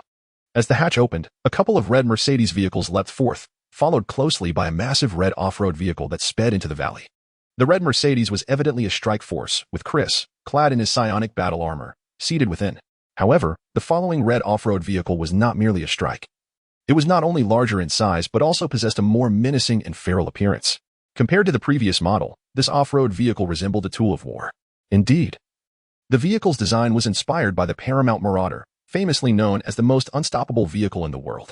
This version was significantly larger than its predecessor, which measured only 6.14 meters, while this one exceeded 7 meters in length, with a width of 2.5 meters and a height of 2.8 meters. Not straying far from the original's dimensions. Not only did it differ in size, but the disparity in weaponry was astronomical. The vehicle's metal was crafted from a heavy alloy steel, similar to that used in the Interstellar Sentry's arc light siege tanks. While its armor might not be excessively thick, it was more than capable of withstanding the majority of contemporary weaponry on Earth. In terms of armament, it was equipped with 2 Gatling cannons reminiscent of those on Viking aircraft, capable of effortlessly dispatching large swathes of light to medium-armored adversaries. Additionally, it featured a quadruple-mounted Punisher grenade launcher, effective in obliterating enemy vehicles and structures. Furthermore, it was armed with a railgun similar to the Battle Wolf mechs from the Interstellar realm, utilizing plasma-guided energy projectiles. This was an incredibly formidable penetrative weapon, and Chris could scarcely conceive of any terrestrial technology capable of withstanding its firepower. Moreover, this vehicle possesses the remarkable ability to transform. In fact, it is a creation of Rory Swan, who, utilizing the data from Transformers and integrating the transformation technology from the Interstellar realm, brought this marvel to life. It is entirely natural for such a vehicle to be capable of metamorphosis, as its prototype is the vehicle whimsically dubbed Fire Train by players, known for its fierce appearance. Of course, although the transformation vehicle is technically based on the Fire Train, after extensive modifications, it bears no resemblance to its prototype in terms of both appearance and equipment.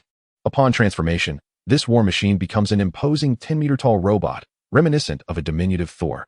However, thanks to the Transformers technology employed, this creation exhibits a degree of agility far surpassing that of Thor, or indeed any mecha from the interstellar world. The operation of power armor and mechs in the interstellar realm predominantly relies on manual, force feedback, intelligent assistance, as evidenced by the sluggish efficiency of the Viking and Thor. They are incapable of unleashing the true potential of this mech. Therefore, to effectively harness the capabilities of this war machine, its operation is governed by a more advanced neural sensory control system derived from the Protoss. It is important to note that this is merely a neural sensory device. distinct from the neural links utilized by the Protoss's Dragon Knights or the Immortals' pursuers. Humanity lacks the neural chains of the Protoss, rendering true neural linking impossible unless, akin to the humans in the Matrix, one were to undergo extreme measures. Additionally, humans do not possess the formidable mental prowess of the Protoss. True neural linking would result in injuries to the mech that could feed back onto the pilot. This is purely speculative, of course, as I have never piloted one myself. Who knows how they operate? However, Tychus has indeed piloted the prototype Odin while clad in power armor. This transformative mech is a gift from Chris to Jill. And at this moment, it is Jill who commands this war machine. Chris and Jill have come here for a Decepticon. Specifically the one that recently sent a distress signal after defeating their adversary. Can we negotiate something? The Decepticon suddenly addressed Chris. What is it? Chris inquired. Next time you sit on me, could you possibly wear different attire? While I must admit your outfit is quite striking, it is rather uncomfortable. And my genuine leather seats are nearly wearing out. The Decepticon internally cursed 1,000 times, pondering who else in the world, apart from Chris, would don armor while seated in a supercar.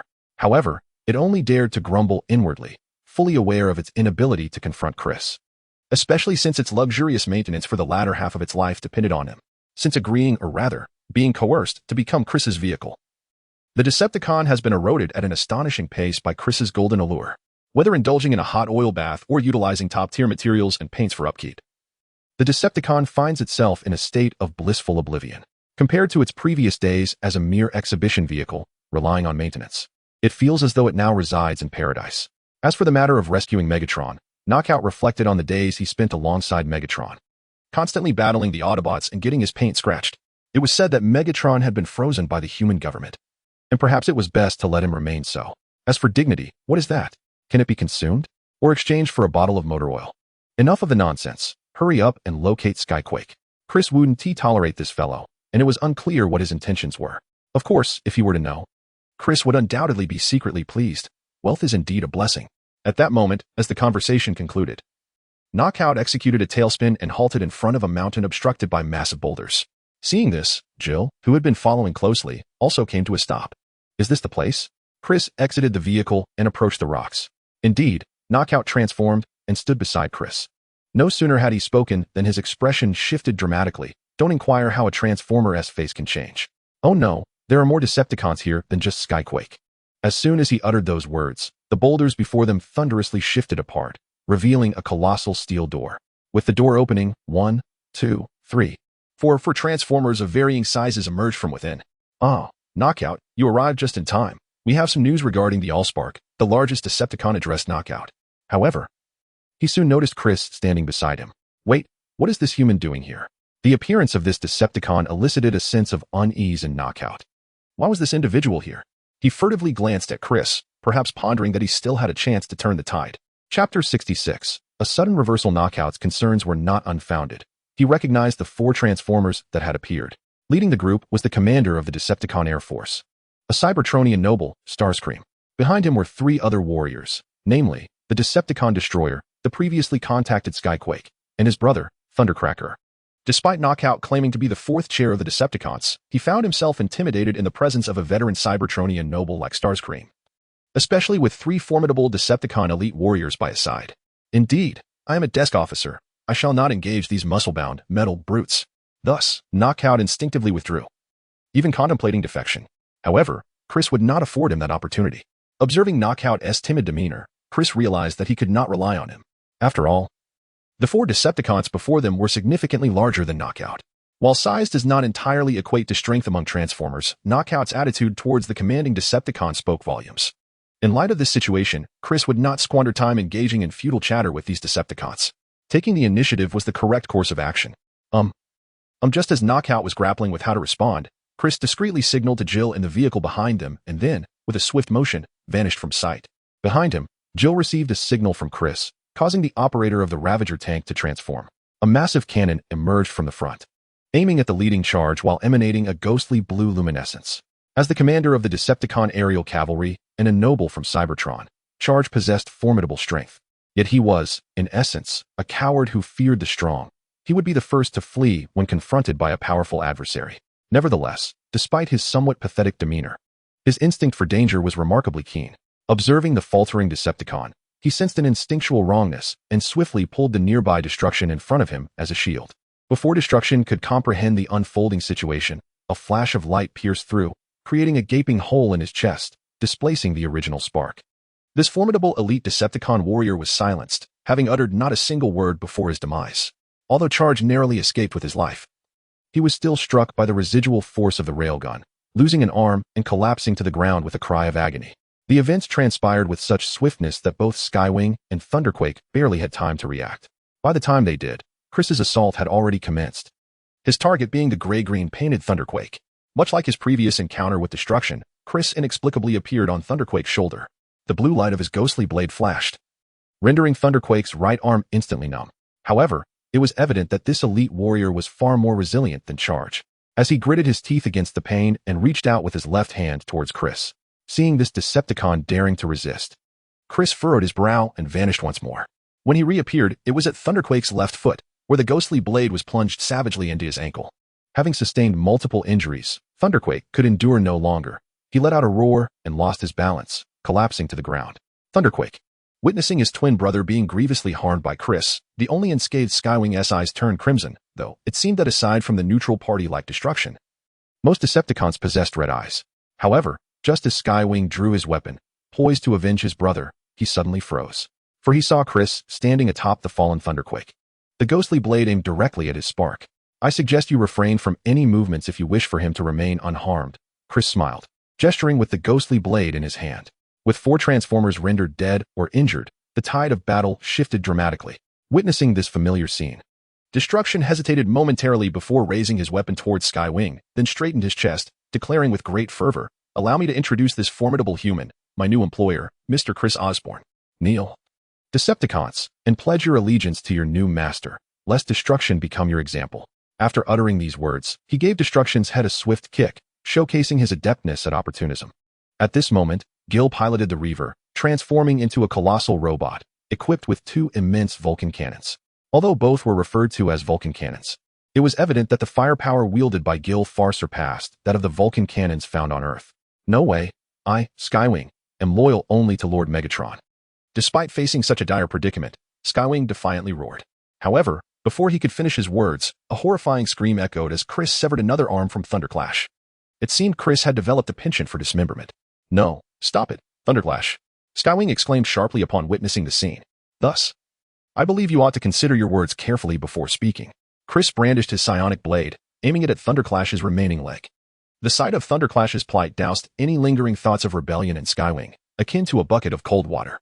Although he was fiercely loyal to Megatron, this loyalty evidently paled in comparison to the bond he shared with Thunderclash. This scenario suddenly made Chris feel like a villain holding hostages. Yet he couldn't shake the thrill it brought him. Regardless, he knew that without such measures, these behemoths would not comply. "We surrender." At that moment, the one-armed Charge became the final straw that broke Skywing's mental defenses. "What? Charge, Lord Megatron?" Skywing was momentarily taken aback. "Enough. There is no Megatron here. I am your commander." The Transformer known as Charge impatiently interrupted Skywing, pondering whether he failed to notice their current predicament. Refusal to surrender is tantamount to seeking death. Megatron, day in and day out. Where is he when we need him? For a Cybertronian noble like Charge, loyalty to Megatron was rather minimal. It was more about a utilitarian relationship, much like during World War II, when military officials and Junker nobles aligned themselves with the F-Rare, supporting him when he was ascendant, yet ready to trample upon him when he fell from grace. Now, with Megatron's whereabouts uncertain and the Decepticons in disarray, Charge felt no pressure to surrender. Skywing was left utterly speechless. Indeed, as a member of the Decepticon aerial cavalry, Charge was their true commander, while Megatron was merely their leader.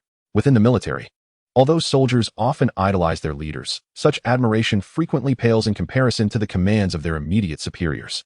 Moreover, due to Thunderclash's actions, Skywing's resistance had diminished to its lowest point. Observing this, Chris displayed a satisfied smile. As long as these individuals capitulated, the remaining matters would be straightforward. Chapter 67, Convergence of Storms. The Ten Commandments Gang, an ancient organization in the Middle East, remains shrouded in mystery regarding its origins. What is known is that this group wields immense power across the Eurasian region. In the Cormira region of the Middle East, an armed faction of the Ten Commandments Gang is active. This group, perceived externally as a formidable terrorist organization, is in reality a mere insignificant offshoot of the larger Ten Commandments. However, due to its lack of distinguishing features, this armed faction has readily become a target for manipulation and recruitment by other forces. Within the main tent of the Ten Commandments camp, representatives from 3 factions took their seats. The prominent figure presiding over the gathering was naturally Asaba, the leader of the Ten Commandments in the Cormyra region. Flanking him on either side were no ordinary individuals. One was Imran Zakhaev, the head of a Russian extremist organization, and the other was the Middle Eastern warlord, Khalil al-Assad. Both are notorious figures, infamous worldwide and featured on various nations' blacklists.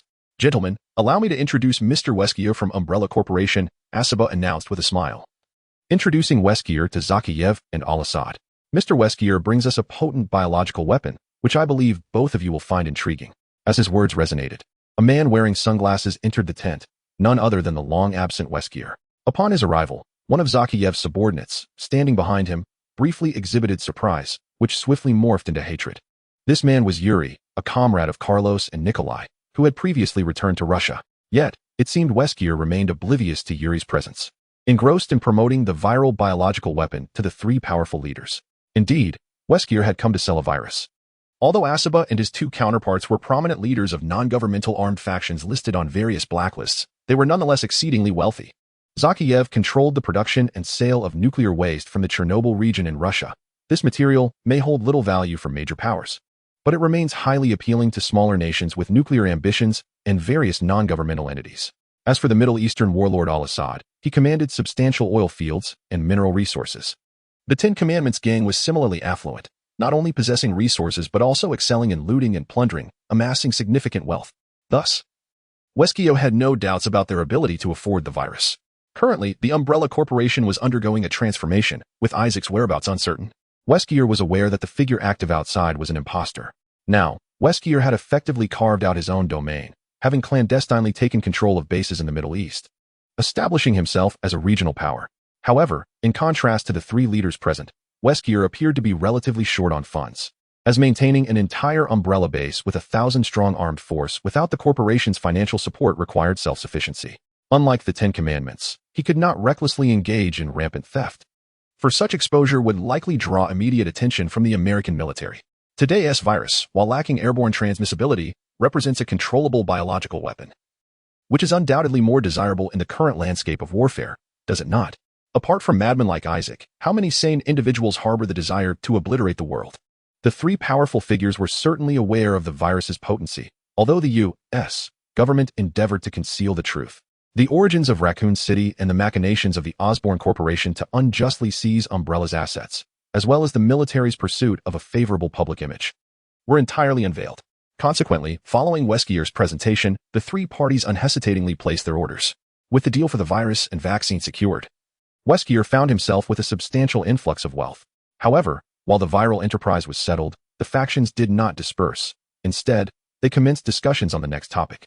Since the dissolution of the Great Soviet Union, the world has lost its equilibrium. The Western world, led by the United States, incessantly exploits Western values and economic models to erode and undermine our nation's interests for their own gain. Both Russia and those present are victims of this dynamic. And if our homeland seeks revival, the Western world spearheaded by Britain and America will be our most formidable obstacle. Zakhaev began to boast about his extremist theories. Yet, al-Assad expressed concern, stating that the Western world's might was overwhelming, and we are not their match. Indeed, this is why we must unite, replied Zakhaev. Europe, Asia, Africa, we must continually expand our strength to confront the Americans, mustn't we? If we stand together, we will wield a formidable power. And Weskier's Umbrella Corporation can also provide us with scientific and technological support, correct? Zakhaev turned his gaze toward Weskier. Certainly. Weskier would be delighted for them to confront the Americans. The more chaotic the world became, the more lucrative the virus would be. As for the countless lives that might be lost, who would care? However, those present failed to notice that one of al-Assad's subordinates, listening to the frenzied plans, clenched his fingers white with anxiety, as did Yuri, who stood beside Zakhaev. After all, while their discussions had not escalated to the level of world destruction, they were indeed alarming. Should these individuals succeed, the world would plunge once more into endless warfare, potentially igniting a third world war. Thus, following this brief alliance of their forces, the details and agenda of the meeting swiftly reached the desks of leaders across the Western nations. With a call to action from their heads, intelligence organizations began mobilizing, including agencies like SHIELD and Task Force 141, dedicated to saving the world. In no time, the entire Middle East became a nexus of turmoil, heralding the onset of a grand spectacle. Meanwhile, back in the United States, Chris who was training several new captives in the form of Transformers, certainly would not miss this unfolding drama, regardless of his motives or stance. With the intelligence resources at his disposal, seizing some advantage from the situation would be exceedingly simple. However, it is still early to join this grand feast. At this moment, Chris is focusing his attention on another matter. If all goes as planned, he is about to gain a formidable subordinate. Chapter 68. Concerning StarCraft as an individual lacking in gaming prowess, the author can only engage in the storyline of StarCraft, and even then, only at a standard difficulty level. Engaging in competitive play or cooperative modes often leads to self-inflicted hardship. Nevertheless, as a devoted fan of StarCraft who promptly purchases every new expansion, it is more accurate to say that I am a Blizzard enthusiast. My passion for Blizzard's games is indisputable, though with the passage of time, my fervor for gaming has diminished. Nowadays, I merely indulge in a few rounds of Hearthstone or partake in some campaign missions occasionally. Nonetheless, I possess a modicum of personal understanding of StarCraft, thus I would like to clarify certain contentious issues that have arisen among readers. Regarding the term Zerg, many readers have expressed significant objections to my use of this term. Let me explain. In the game, the Protoss name for the Zerg is the breath of the Creator. However, among humans, there is no official designation, hence the use of a general term is appropriate. Indeed, it is a general reference. The term Zerg is derived from the original English and is itself a neologism, with its meaning rooted in earth or land. The chemical suffix zine refers to a category of organic compounds rather than a specific substance. Thus, my interpretation of Zerg is as organic compounds that emerge from the earth. And clearly, this general reference is applicable to gas as well. Even natural gas in reality can be referred to as Zerg. Regarding the battlecruiser, many have raised substantial concerns about the assertion that its size is merely over 500 meters. However, I wish to clarify that in StarCraft, battlecruisers are classified by tiers, akin to naval vessels in reality, which include corvettes, cruisers, and battleships designed to address varying circumstances. Due to gameplay considerations, the game only delineates one type, while in actuality, there exist various classifications, such as the Leviathan class at 500 meters, the Behemoth class at 800 meters, the Terran class, approximately 1 kilometer, in the highest tier, the Gorgon class, exceeding 2 kilometers. The protagonist constructs the most rudimentary Leviathan class in an underground base. Chapter 69. The Disappearing Punisher in Puerto Rico, at Aguadilla Beach. A father and son duo, their heads bobbing above the water, are engaged in a diving excursion. A proud father exchanges high-fives with his son, Frank, declaring, "It's time for lunch." A woman in a long dress sets the table on the beach, calling out to the duo in the sea, while two older couples and several others are gathered nearby. These individuals are friends and family of Frank. After retiring at the beginning of the year, Frank Castor swiftly transitioned into the workforce. As a newcomer and an elite with a military background, he was soon entrusted with a significant responsibility to go undercover in a military arms trafficking case. Frank remarkably accomplished his mission, and in doing so, not only leaped 2 ranks to become a senior agent, but also earned an extended vacation to spend with his family. Without hesitation, he whisked his loved ones away to Puerto Rico, nestled in the Caribbean, a destination he selected to relish the time he had long desired to share with them after his military service.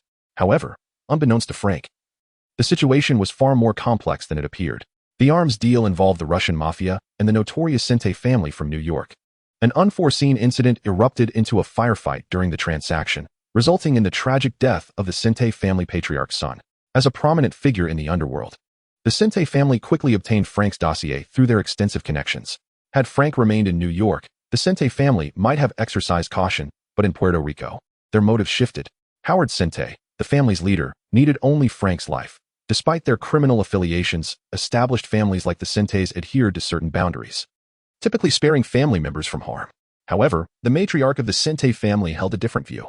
Consumed by the anguish of losing her child, she sought vengeance against Frank's entire family, exemplifying the adage that a woman's wrath can be the most lethal. Had fate not intervened, Frank would have undoubtedly faced the heart-wrenching loss of his wife, child, and parents, spiraling into darkness as a punisher.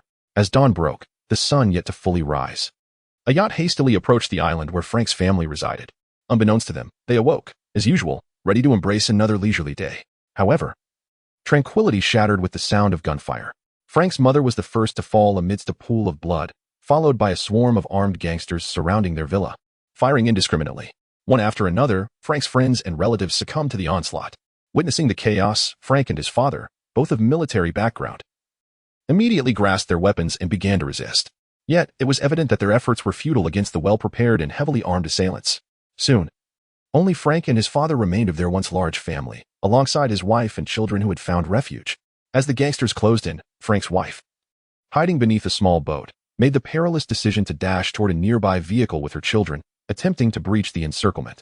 Their emergence captured the attention of all, prompting Frank and his father to rush forward to shield their escape. Yet, they were still unable to prevent the gangsters from aiming their weapons at the fleeing mother and children, just as it seemed Frank's family would meet their tragic end. The sudden roar of a helicopter shattered the air above them. Though the assailants targeting Frank's family were desperate criminals, ultimately, they were merely untrained gang members. Upon hearing the approaching sound of helicopters, they inexplicably abandoned their attack and redirected their focus to the two helicopters in the sky. Frank, with his military background, immediately recognized the aircraft as the commonly used Little Bird armed helicopters of Special Forces. As the helicopters descended, Frank clearly observed fully armed special operators positioned on either side, prepared for deployment. The arrival of the helicopters tightened Frank's chest with apprehension, for the absence of any insignia on the aircraft and its occupants indicated that they belonged neither to the military nor the police, but rather to an unknown armed faction. While Frank would have welcomed assistance from allies, the prospect of adversaries filled him with dread. Fortunately, the worst of his fears did not materialize. Gunfire erupted once more. Yet this time, it was not Frank's family that fell, but the gang members instead. Clearly, this unknown armed group had come to his aid. The gang members, who had intended to assassinate Frank's family, stood no chance against the rescuing force. Frank quickly discerned that the operational style of this unit was entirely reminiscent of Special Forces, albeit even more ruthless. Each shot was lethal, leaving no survivors and denying the enemy any opportunity to surrender. Frank could only commend their efficiency. He felt no sympathy for the gangsters who had slain his family. In fact, as he beheld the lifeless bodies of his loved ones, a surge of vengeful anger toward the gang members surged within him. At that moment, several armed soldiers approached Frank, shielding his wife and child, while others, guided by the hovering helicopters, continued to eliminate any remaining threats. Having narrowly escaped death, Frank embraced his wife and child, tears streaming down his face. Although he still bore the pain of losing his loved ones, the survival of his family instilled a glimmer of hope within this hardened man. One of the soldiers protecting Frank's family spoke up. "Frank Castle? Yes, it's me."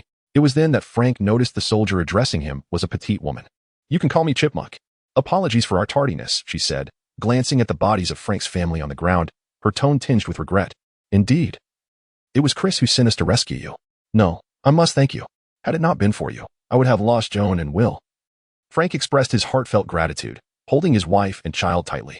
However, curiosity gnawed at him as he pondered their identity and the reasons behind their timely intervention. Yet, Frank would never learn that these individuals could have arrived even sooner. "This is not the place for conversation. Come with us, and you will discover all that you seek." Chipmunk gestured for him to follow. "What about our families?" Frank inquired. "Do you wish for those who seek to harm you to know that you and your loved ones still draw breath? Or do you expect us to provide unwavering protection for you and your kin?" The chipmunk retorted. Caught off guard by this response, Frank realized that, indeed, he was indifferent to the threat against himself. However, the safety of his wife, children, and elderly father weighed heavily on his mind. It was evident that the other party bore no obligation to safeguard them until they achieved their desires. Frank was acutely aware that there was no chance of unprovoked assistance. Their intentions were undoubtedly driven by specific motives. Yet, he found himself perplexed by what aspect of his freedom could possibly be of interest to them. And he was equally eager to discern who sought the demise of his entire family. Consequently, aligning himself with their agenda while concealing the whereabouts of his loved ones appeared to be the most prudent course of action. Moreover, Frank could not ascertain whether a refusal would provoke a more forceful response from them.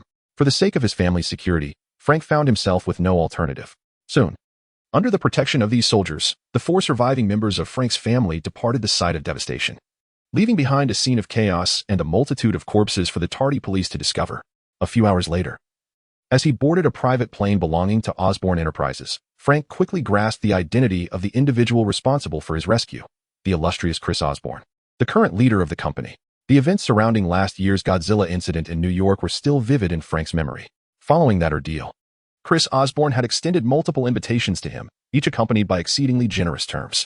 Although tempted, Frank had declined due to a prior commitment to an invitation from his old boss, subsequently immersing himself in work. Afterward, he had relegated the matter to the recesses of his mind. However, it was evident that Chris had maintained a watchful eye on him. Otherwise, such a swift rescue would have been implausible. Frank could not fathom what aspect of his existence would attract the attention of such a powerful and influential young man as Chris Osborne. Suddenly, An uncharacteristically wild thought crossed Frank's mind, leaving him with an unsettling chill. If this were true, should he accept or decline? Should Chris ever learn of Frank's fanciful speculations? He might very well order the termination of Frank and his family. Yet, the fact that Frank was still capable of such thoughts indicated that his spirits were evidently intact. Far from the complete descent into darkness that history had once foretold, the impulsive, zealous Punisher who sought to eradicate evil would likely not resurface. Chapter 70. A conversation in the new Osborn Tower. Frank encountered Chris in the latter's office within the newly constructed Osborn Tower. Indeed, with the arrival of the new year, the Osborn Company building had been completed and was now operational, towering at a height of 404 meters above ground. The new Osborn Tower surpassed the nearby Stark Tower by nearly 70 meters, eclipsing the surrounding structures. Its distinctive design made it resemble an upright spacecraft from an external perspective. Certainly, everyone would merely perceive this as Chris's personal hobby and would not genuinely believe that this building is a spacecraft. After all, there abound structures in the world that resemble spaceships. What significance does one more hold? However, few would imagine that this architecturally peculiar edifice is, in fact, a spacecraft. A colossal strategic cruiser measuring over 500 meters in length. Beyond the 400 meters visible above ground, an additional 100 meters is deeply ensconced beneath the earth. The concept of transforming the new Osborn Company building into a battleship initially struck Chris as a whimsical notion. Yet, upon further contemplation, he recognized the feasibility of this idea. In the realm of interstellar travel, the adept mastery of anti-gravity systems has rendered the elevation of structures, particularly military installations, into the cosmos a commonplace phenomenon. What Chris envisioned was not dissimilar to this practice, with the sole caveat being the necessity for confidentiality. Fortunately, this proved not to be a formidable challenge. When the plans for the new building were unveiled, Chris boldly proclaimed that the Osborn Company's new headquarters would be constructed as a model of a space battleship. Indeed, a model it would be. Despite the use of an unprecedented superalloy, an empty shell devoid of propulsion or armament cannot be deemed anything other than a mere model. It is akin to crafting a suit that mirrors Iron Man's exterior from the same metal, yet lacking J.A.R.V.I.S., an arc reactor, or any of the advanced technologies intrinsic to the Iron Man suit. Regardless of its superior materials and impressive design, it remains merely a sophisticated replica, not the genuine article. Moreover, to substantiate that this structure is indeed just a model, the entire construction process was semi-open, permitting media coverage and tours. Chris further articulated that this design was intended to embody the aspiration for the Osborn Company to soar from Earth into the cosmos like a true space battleship.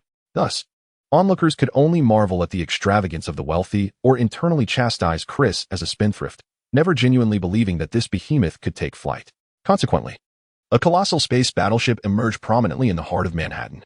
With the completion of the main structure, the construction team began to withdraw, sealing the edifice for interior renovations, which would not be publicly accessible. After all, the Osborn Company is a military enterprise, and maintaining a degree of secrecy is entirely customary, so no one found this peculiar. However, during this phase, under the control of an artificial intelligence aid, numerous engineering robots rapidly transformed this hollow shell into a bona fide warship.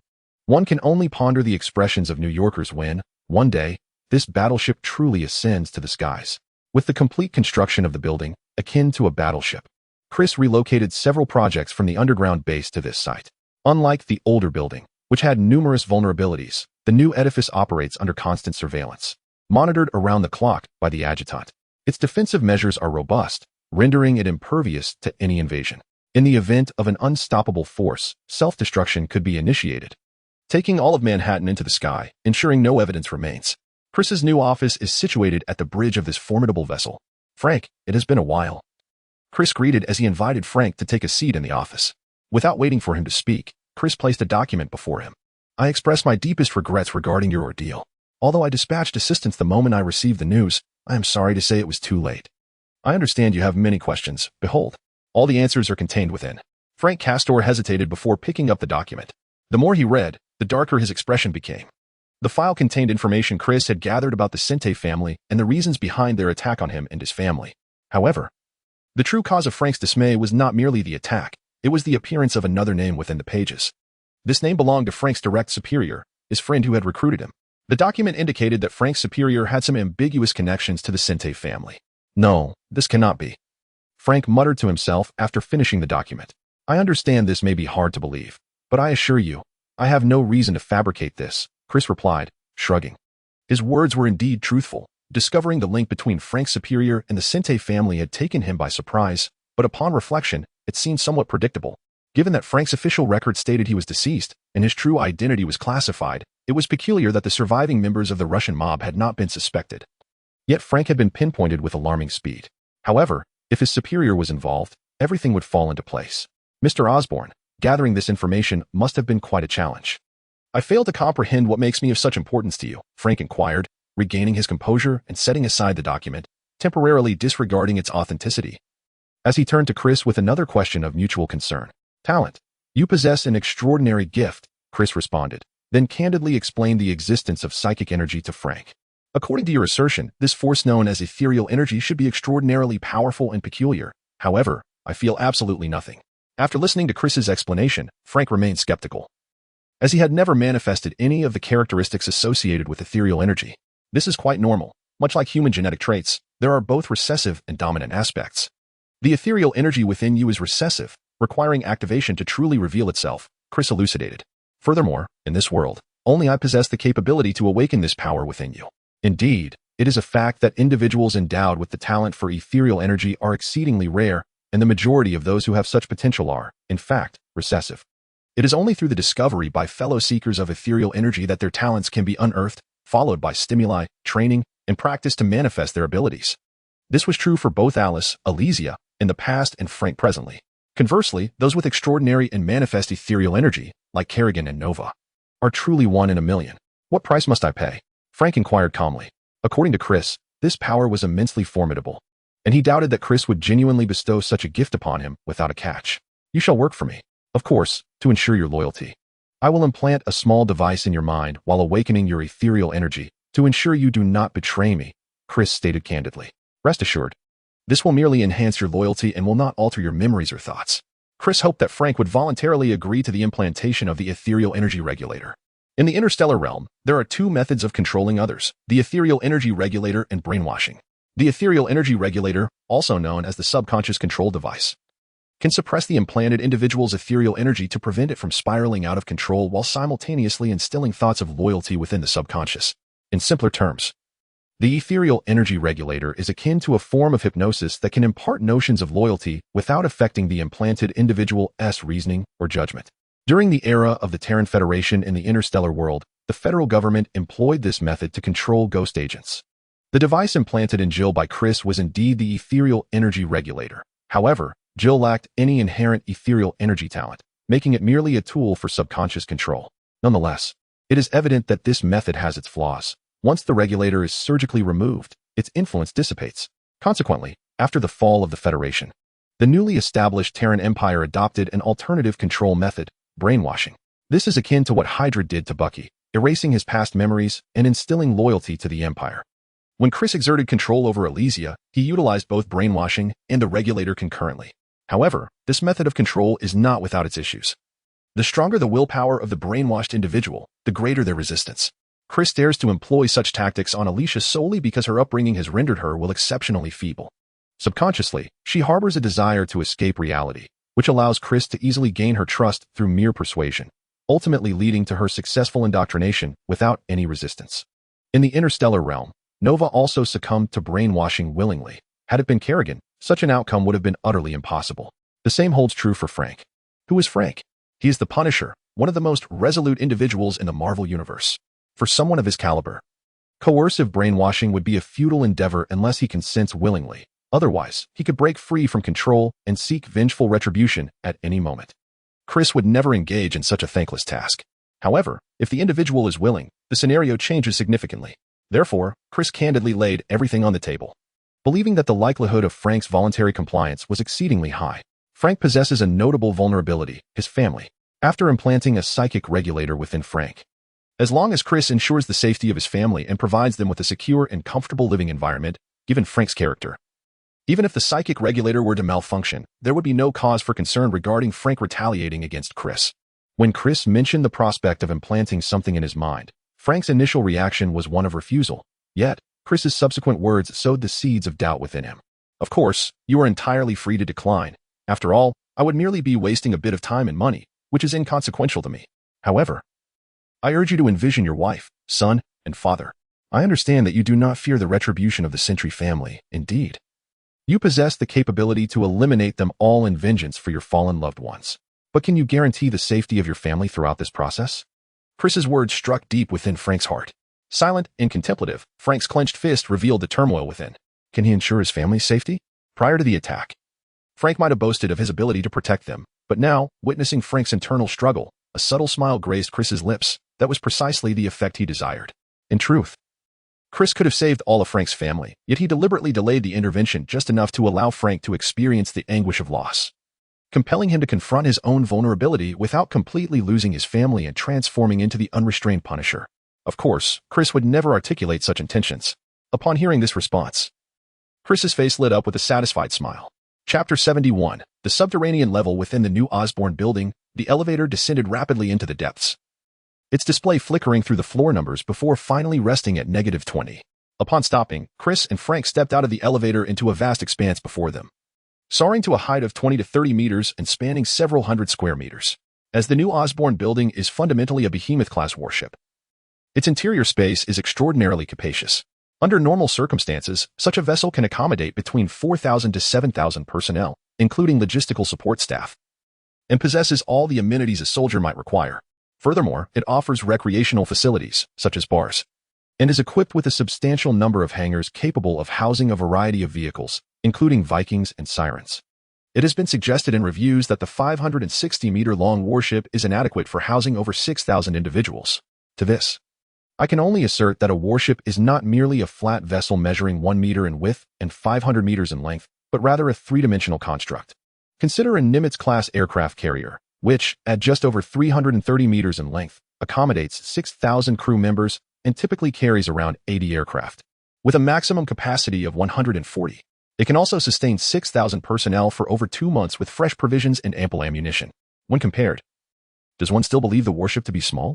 Moreover, regarding the warship that crashed, it was amidst the clouds, not the atmosphere. If the clouds and atmosphere were the same, would mountains that allow one to gaze upon a sea of clouds not reach the heavens? Look up at the sky. That azure expanse is the true atmosphere. However, this warship now exists as a structure, and many non-essential elements have been removed. Its true core lies primarily underground. The entire subterranean space extends approximately 150 meters deep, consisting of 22 levels, with each floor ranging from a minimum of 34 meters to over 30 meters in height. The most critical levels are, in fact, only 3, one housing the energy core, which is the location of the ship's reactor. This warship utilizes the latest model of reactor from the Terran Empire of the interstellar realm, serving not only the functionalities of the vessel but also powering the formidable Yamato cannon. What? You inquire about the placement of the Yamato cannon? Do you truly believe that the central beam, which extends straight to the rooftop, is inconsequential? Another essential area is the armory and heavy manufacturing plant, designated for the creation and storage of advanced equipment. Naturally, this primarily concerns medium to small-sized armaments, with the largest being the Hurricane battle vehicle, siege tanks, and Siren Vikings. Notably, the quantities are limited, not due to space constraints or production capabilities, but rather because there is a lack of personnel to utilize them. Currently, Chris's operational forces, including Glavin's mercenaries, number merely a handful, barely exceeding a dozen individuals. How many vehicles could they possibly employ? For the time being, having just a few of each type of armament suffices. Acquiring more would simply lead to an absence of utility. As for driving capabilities, there is no cause for concern. In fact, apart from certain specialized equipment such as the Viking fighter, which, while easily produced in the game, is regarded as specialized equipment in the real world, requiring the most skilled pilots to operate, the operation of most conventional vehicles is facilitated by intelligent systems. Furthermore, dedicated holographic training devices ensure that mastering these vehicles is not significantly more challenging than driving a car. However, while initial proficiency is attainable, achieving mastery is an entirely different endeavor. The final point is that Chris brought Frank to this experimental zone, which is also the domain of Ari Hansen, while the energy core and armory previously belonged to Swan. Upon entering the hall, Frank observed a bustling scene, teeming with activity. Yet a closer inspection revealed that these were not actual humans, but rather humanoid robots, a significant number of which were armed automatons. In the realm of StarCraft, players rarely encounter robots aside from the intelligent overseer and expendables like widow mines and spider mines, but this does not imply their absence. The creation of such a powerful overseer, alongside formidable war machines like the Thor, raises the question of why robots could not be manufactured as well. In the StarCraft universe, Conventional robots are primarily utilized for civilian and research purposes, with military applications being conspicuously absent, hence their absence from the battlefield. This does not indicate that humanity in the StarCraft universe is foolish for not deploying armed robots to combat the overwhelming Zerg. Rather, it reflects the perilous nature of employing large-scale robotic armies in a context where technological levels are closely matched. The use of robots in warfare typically necessitates a sufficiently robust intelligent terminal to command them, akin to Chris's Overseer or Stark's Jarvis. Otherwise, one may find directing a battalion of robots to be an unreliable venture. However, these intelligent terminals are ultimately just highly advanced computers, susceptible to being compromised by even more powerful systems. In Avengers: Age of Ultron, Ultron exemplifies this, as he swiftly transformed Stark's Iron Legion into his own army, nearly demolishing Stark Tower. Similarly, humanity's recourse to robotic armies against the Protoss, experts in robotic warfare, could be viewed as delivering a courier service. With regards to the Zerg, one should not underestimate their intelligence merely because they engage in physical combat. The higher echelons of Zerg are vastly more astute than humans and are adept manipulators, capable of controlling humans through infection, thereby commandeering all human-operated devices. This begs the question, how do you think the aberrant combat units emerged? Thus, aside from strategic command centers and large warships that necessitate artificial intelligence, humanity generally refrains from utilizing any form of AI in combat scenarios. To prevent such an AI from being commandeered by foes, there are fundamentally three avenues available, one being to endow the AI with genuine self-awareness, thereby transforming it into a true form of life. However, the consequences of such actions are evident when one reflects upon Ultron, Skynet, and the purifiers of the Xel'Naga, entities that once rebelled and were subsequently sealed away, only to be resurrected for use once more. These serve as stark reminders, do they not? Even the Transformers have origins rooted in similar circumstances. Alternatively, there exists a different paradigm, akin to that of the Xel'Naga, wherein entities possess a Kydarian crystal that bestows a semblance of cognitive ability upon machines, yet without inciting rebellion. The final category comprises those whose technological prowess surpasses that of their counterparts by an astronomical margin. Chris, on Earth, exemplifies this scenario. Should Chris desire it, his aide could easily commandeer the entire global network. Yet what astonished Frank most was not merely the presence of these robots. Although Uncle Ben's intellect is among the highest echelons in the Marvel Universe, comparable to that of Tony Stark, he is evidently not a technophile. Therefore, while he acknowledges the advanced appearance of these machines, he does not express excessive astonishment. Uncle Ben's intellect is wholly dedicated to warfare strategy, rendering him a master of tactical warfare. This is precisely why Chris holds him in such high regard. What truly left Frank in awe was the sight of a creature resembling Godzilla. Indeed, it was Godzilla, albeit a juvenile. Standing at less than 10 meters tall, a mere infant in comparison to its progenitor. Having encountered Godzilla up close and having dispatched numerous smaller versions, Frank could not mistake it. This particular Godzilla was secretly acquired from an egg that Chris had intercepted, now raised in captivity as a subject for Hansen's experiments. The experimental facility housed numerous specimens, including 2 xenomorphs, a pair of eggs retrieved from Antarctica, which Chris had managed to hatch using the assistance of 2 death row inmates. However, it appeared that these 2 rogue xenomorphs were exhibiting tendencies toward mutation into a queen. Both were undergoing transformation, and a fierce confrontation seemed inevitable. Additionally, there were 2 grotesque creatures, each the height of a human, a breed of puppy created by Chris. These beings were contained within transparent isolation chambers, constructed from a specialized material typically used for starship windows. Not only do these chambers possess triple-layered defenses, but they are also remarkably resilient, fortified to withstand artillery from siege tanks. Even if the Hulk were to arrive, it would likely take considerable time for him to break free. As for the beings held captive, they would do well to remain subdued. The armed robots surrounding them are far from defenseless. It appears that Oscorp harbors an abundance of secrets. Upon witnessing this spectacle, Frank regarded Chris with a peculiar expression, marveling at the implications of such entities' existence. One could surmise, without a doubt, that Oscorp's ambitions are far from modest. Indeed, and I am not afraid to disclose that this merely scratches the surface of Oscorp's aspirations. What? Are you having second thoughts? Chris quipped in response. No, having made a promise, I shall not retract it. I merely hope that Oscorp does not engage in inhumane endeavors akin to those of the Umbrella Corporation, Frank replied, shaking his head at Chris's candid admission. Rest assured, I am a legitimate businessman, Chris remarked with a shrug, his words resonating with utmost sincerity. Unlike the nefarious villains, Chris aspired to be a harvester of honey, providing a better and safer living environment for humanity, which in turn would yield a continuous supply of honey to sustain him. It was a remarkably harmonious and ideal state, was it not? Let us not dwell on this, however, Allow me to introduce you to your attending physician. Chris waved his hand, deftly shifting the conversation as he guided Frank toward Hansen's location.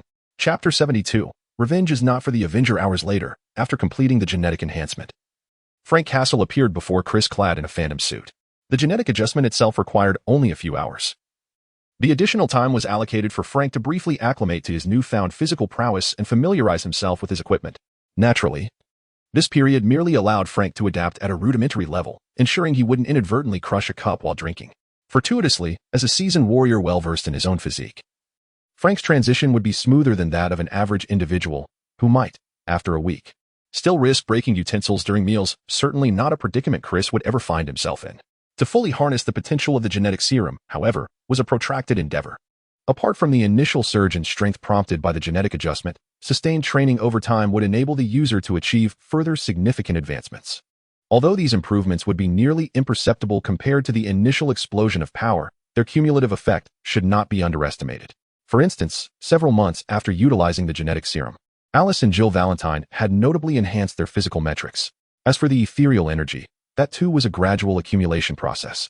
Despite Frank's innate fifth-level talent, it did not imply that he would instantly attain such proficiency upon activation. Chris had toiled for years to barely graze the fifth level. Could Frank expect to reach it immediately? Even if Chris's talent paled in comparison to Frank's, the latter would require at least a year or two of rigorous training to fully express the quintessence of his fifth-level capabilities. Yet, there exists an undeniable phenomenon in this world: talent. For instance, Alice had activated her ethereal abilities only a few months prior and had already achieved a sixth-level status, with seventh level within her grasp. In the realm of interstellar existence, consider the case of Kerrigan, the Queen of Blades, who, at the tender age of 12, displayed an ethereal energy level exceeding 6 without any training. Was there any logic to that? Thus, talent, as it stands, is a curious matter. Chris bore no envy. Not in the slightest. Indeed, he emphasized this sentiment thrice. What if one's ethereal energy was high? It would still succumb to defeat. In contrast to the ghostly suits worn by Jill Valentine and Alice, Frank's stealth suit was a deep black, adorned with a striking white skull insignia on the chest, an aesthetic specifically requested by Chris during its creation. Although he had forsaken the role of Punisher, he still found merit in such an ensemble. First, seek vengeance, then cherish time with family before returning to training. Observing Frank's new attire, Chris nodded with satisfaction. Despite still acclimating to his physical form and ethereal energy, the current Frank was incomparable to his former self. Furthermore, clad in a spectral suit, he was more than equipped to handle a criminal syndicate, a veritable case of using a sledgehammer to crack a nut. Nevertheless, this was Frank's vendetta, and it was only fitting that he should exact it himself. Had it been entrusted to another, he would likely have been displeased. Although the ethereal energy regulator ensured Frank's obedience to Chris, no alterations had been made to his memories, allowing him to remain the same Frank Castor when not on assignment. 3 nights later, Harper, newly appointed as the head of the New York branch's special agents, was preparing to retire for the night when he received a call from his deputy. "Chief, there's been an incident," his deputy said, his voice tinged with urgency. "What happened?" Harper asked, furrowing his brow. "It's the Sente family. There's been a shootout at Sente Manor." The city police responded, "And we've just received word that all members of the Sente family are dead." His deputy swallowed hard, aware that he was also implicated in dealings with the Sente family. In the United States, the functions of law enforcement often overlap significantly, and it is well known that the New York City Police Department and the branch office have a contentious relationship, with the entire Sente family wiped out in a gang conflict and the case now in the hands of the city police. The potential for evidence of their dealings with the Sente family to fall into the wrong hands was alarming. The mere thought of their evidence being seized by the police was a nightmare for the deputy, prompting him to inform Harper immediately. Harper recognized the gravity of the situation. He needed to take control of the case before the police could gather any evidence against him. "I'll head over now," he said decisively, unperturbed about the prospect of reclaiming case jurisdiction from the police. His authority as the newly appointed head of the special agents empowered him to assume control over the investigation. After hanging up the phone, Harper swiftly donned his attire and made his way to the garage, ready to drive to Sente Manor. However, upon entering the vehicle, he found himself unable to start the engine. Just as he was about to step out to investigate, a large cylindrical object pressed against the back of his head. Years of professional experience alerted Harper to the nature of this threat. "Who are you? Do you have any idea who I am?" He feigned calm under duress. "Of course. I know you, Agent Harper." "Oh no, perhaps I should call you Director Harper now." A magnetic voice emanated from the back seat, revealing a familiar visage in the rearview mirror. "Frank, you're alive? How wonderful." Harper exclaimed with surprise upon seeing the familiar face. Yet Frank keenly detected a fleeting hint of alarm in his eyes. "Indeed, I suppose this is rather disappointing for you, Frank replied coldly. Cough, Frank, I understand you are quite distressed. But Harper's words were abruptly cut short as Frank struck him in the face with the butt of his gun, sending several bloody teeth flying. Frank had restrained his strength. Otherwise, that blow would have reduced Harper's head to a pulpy mess. Distressed? Merely distressed? Frank sneered. Recalling times when a flat tire would annoy him, when a flight delay would irk him, or when the New York Yankees won a game, which would irritate him, it seems the punishment uncle is a Mets fan. Yet, if nearly being annihilated along with one's family could be dismissed as mere distress, perhaps you should experience it yourself. I misspoke, Frank. I deeply regret what has transpired with you, but you must trust me. I can certainly help you apprehend the murderer. Harper implored, wincing in pain. Apprehend the murderer? I fear that will no longer be necessary, Frank retorted with a chilling laugh. Tossing a stack of documents onto the lamenting Harper, Harper's eyes immediately fell upon one document detailing Frank's identity, which he recognized as one he had delivered to Howard Center, the patriarch of the Center family. Did you orchestrate this against the Center family? Upon seeing the documents and recalling the recent phone call from his subordinate, Harper quickly pieced together the situation. It was evident that the other materials also pertained to his connections with the Center family. At a loss for words, Frank mocked, observing Harper's astonishment. You believe the Center family's power was so vast that they could act with impunity? If the documents Chris showed me merely hinted that you betrayed Frank, then the information I obtained from the Center family unequivocally confirms your guilt. Betraying Frank is the least of your offenses. Many of these crimes are, to the outside world, utterly shocking. No, Frank, these are all fabrications. You must believe me. You must, Harper pleaded, tears streaming down his face as he desperately sought Frank's mercy. Believe you? My greatest folly was once placing such trust in you, Frank murmured. Farewell, my friend. At these words, Harper instinctively closed his eyes, preparing for death. However, moments later, he opened his eyes to discover that Frank had departed without him noticing. Gone? Just like that? The realization filled Harper with unexpected relief. His adversary had spared him. In a hurry, Harper flung open the car door, intent on escaping this cursed place. Yet, as he exited the vehicle, a peculiar sound emanated from beneath it. Driven by curiosity, he crouched down to peer under the car, only to see gasoline hissing out onto the ground. Wait, gasoline? Harper gasped, glancing at the ground around him. Unbeknownst to him, the garage floor shimmered with the reflection of the dim yellow lights. It was not water, but gasoline. Frank's earlier blow had rendered him incapable of detecting the gasoline scent. In the next instant, accompanied by Harper's anguished screams, flames erupted, engulfing the garage and the entire villa in a violent inferno. In the distance, within a vehicle on the street, Frank gazed at the towering flames, igniting a cigar. In his past, Frank had abstained from smoking. However, after witnessing Chris indulge in cigars, he found it rather stylish and discreetly acquired a box from him. Where is that special box of Normar Fernandez cigars? Chris murmured as he rummaged through his cigar cabinet, never once contemplating the notion of theft. His office boasted a security level surpassing that of the President of the United States. Chapter 73, Operation Umbrella in Nevada, over 100 kilometers from Las Vegas. A solitary farmhouse stood amidst the vast expanse of the arid wilderness. In a state dominated by desolate landscapes, such a small farm remained inconspicuous, especially given that no road lay within a 10-kilometer radius. Thus, it was beyond anyone's imagination that beneath this unremarkable farmhouse, a massive underground city thrived. Indeed, this was a secret base of the Umbrella Corporation, boasting a high level of confidentiality, ranking third among all its facilities. The first, naturally, was the base in Raccoon City. Not the surface one, but the deeper facility severed by Chris. If not for Chris's knowledge of the narrative, one could hardly fathom the existence of a base beneath a base. The second was an abandoned Soviet military installation located in the Kamchatka Peninsula within the Arctic Circle, where Isaac's clones took refuge. Chris had long since mastered the location of that base, but the clones still held value, and he was disinclined to eliminate the entity prematurely. The third base, located in Nevada, was also managed by an Isaac, Zero from the Arctic, while this one could be deemed one. Curiously, neither was aware of their cloned existence. Otherwise, their dedication to their duties would be inexplicable. The only distinction lay in Zero's awareness of one's existence, granting him authority superior to that of one. The only individuals cognizant of their inauthenticity were likely Chris and Westgear, who had retreated to the Middle East. Consequently, the location of this Nevada base remained highly classified. Even the supervisors of other bases were oblivious to its precise whereabouts. However, this secret base was eventually discovered, not by the 141 Task Force, renowned for dismantling umbrella facilities across Europe, but by SHIELD, as the foremost organization under the International Security Council, essentially the Security Council, SHIELD, faced mounting pressure, primarily due to the actions of the 141 Task Force and the Umbrella Corporation. The organization's sluggish response during the Raccoon City crisis had already incited dissatisfaction among the Security Council, prompting SHIELD to intensify their investigations into the remnants of Umbrella. Regrettably, nearly every time, the 141, covertly aided by Chris's intelligence, has managed to seize the initiative. Although there are agents from SHIELD within the 141, it is evident that their personnel, whether intentionally or unintentionally, find themselves marginalized compared to those dispatched by other intelligence agencies. They are relegated to menial logistical tasks, unable to access any substantial intelligence. Nick Fury, faced with this dilemma, has grown increasingly despondent, his countenance darkening day by day, though it remains imperceptible to others. However, fortune favors the diligent.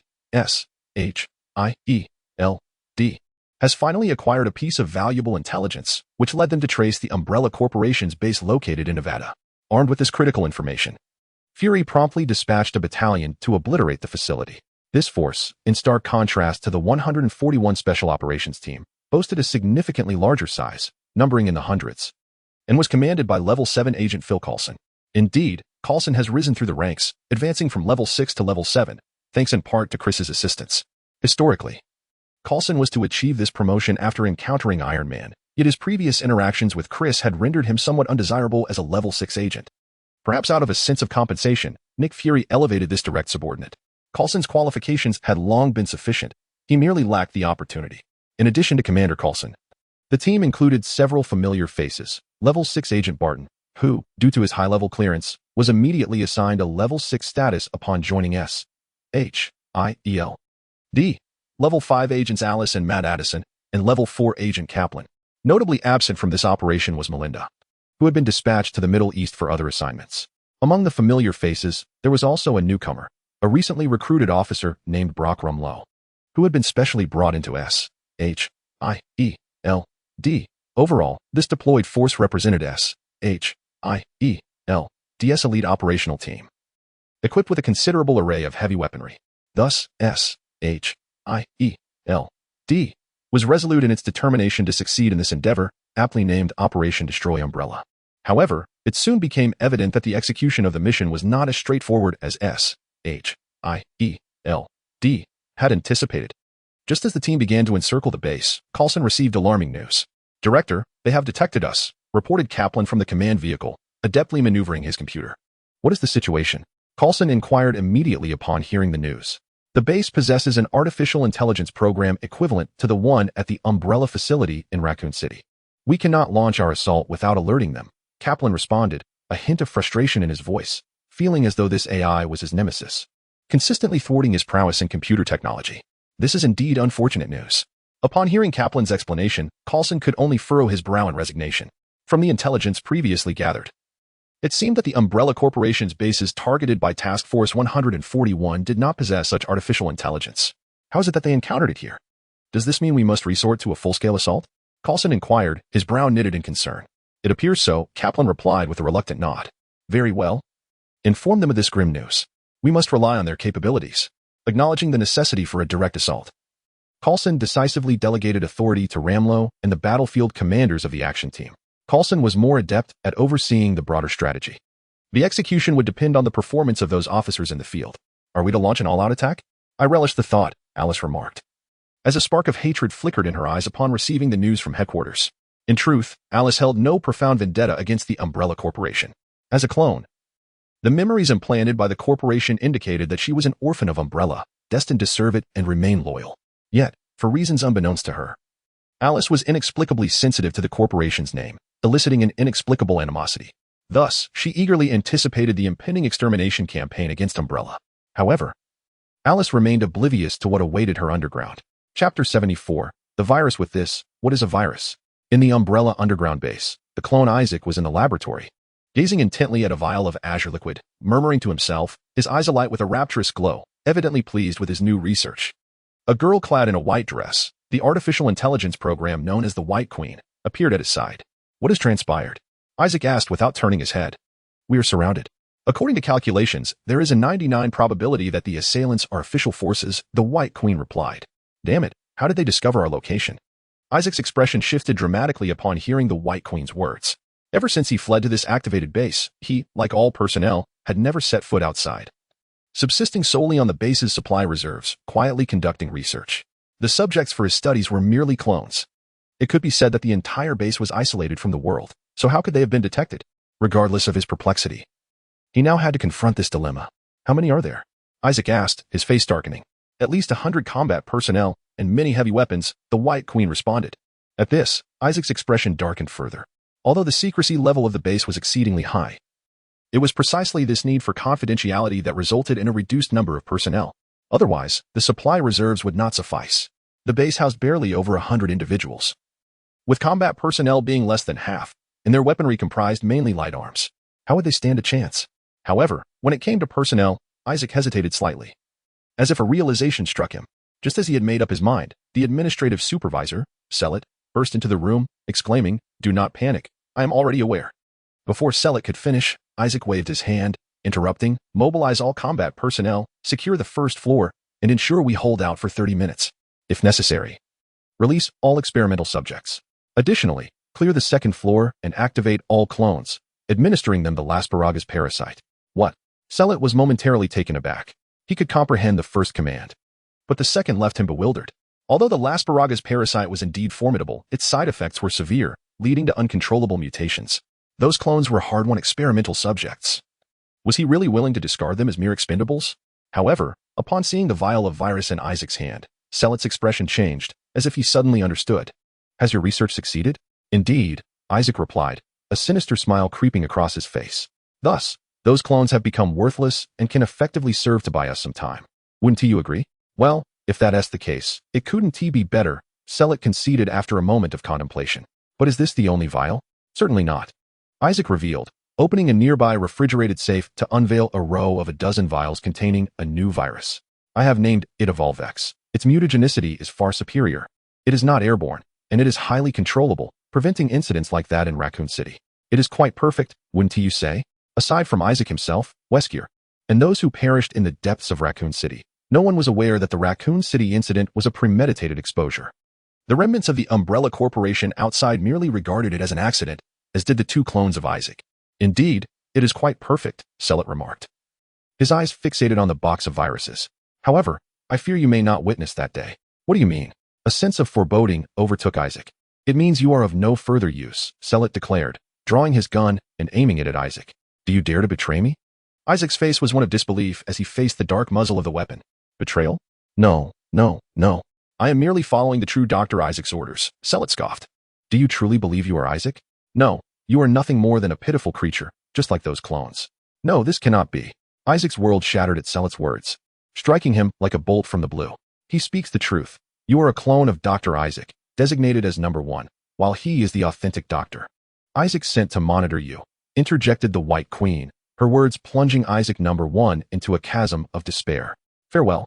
Sareth discharged a bullet that struck Isaac, one at the heart's location, as he proceeded to the refrigeration unit to gather the virus. He commanded the White Queen to instruct all combat personnel to secure the first floor and clear the second, activating the test subjects and injecting them with the Lasparaga's parasite. "As you wish, Commander."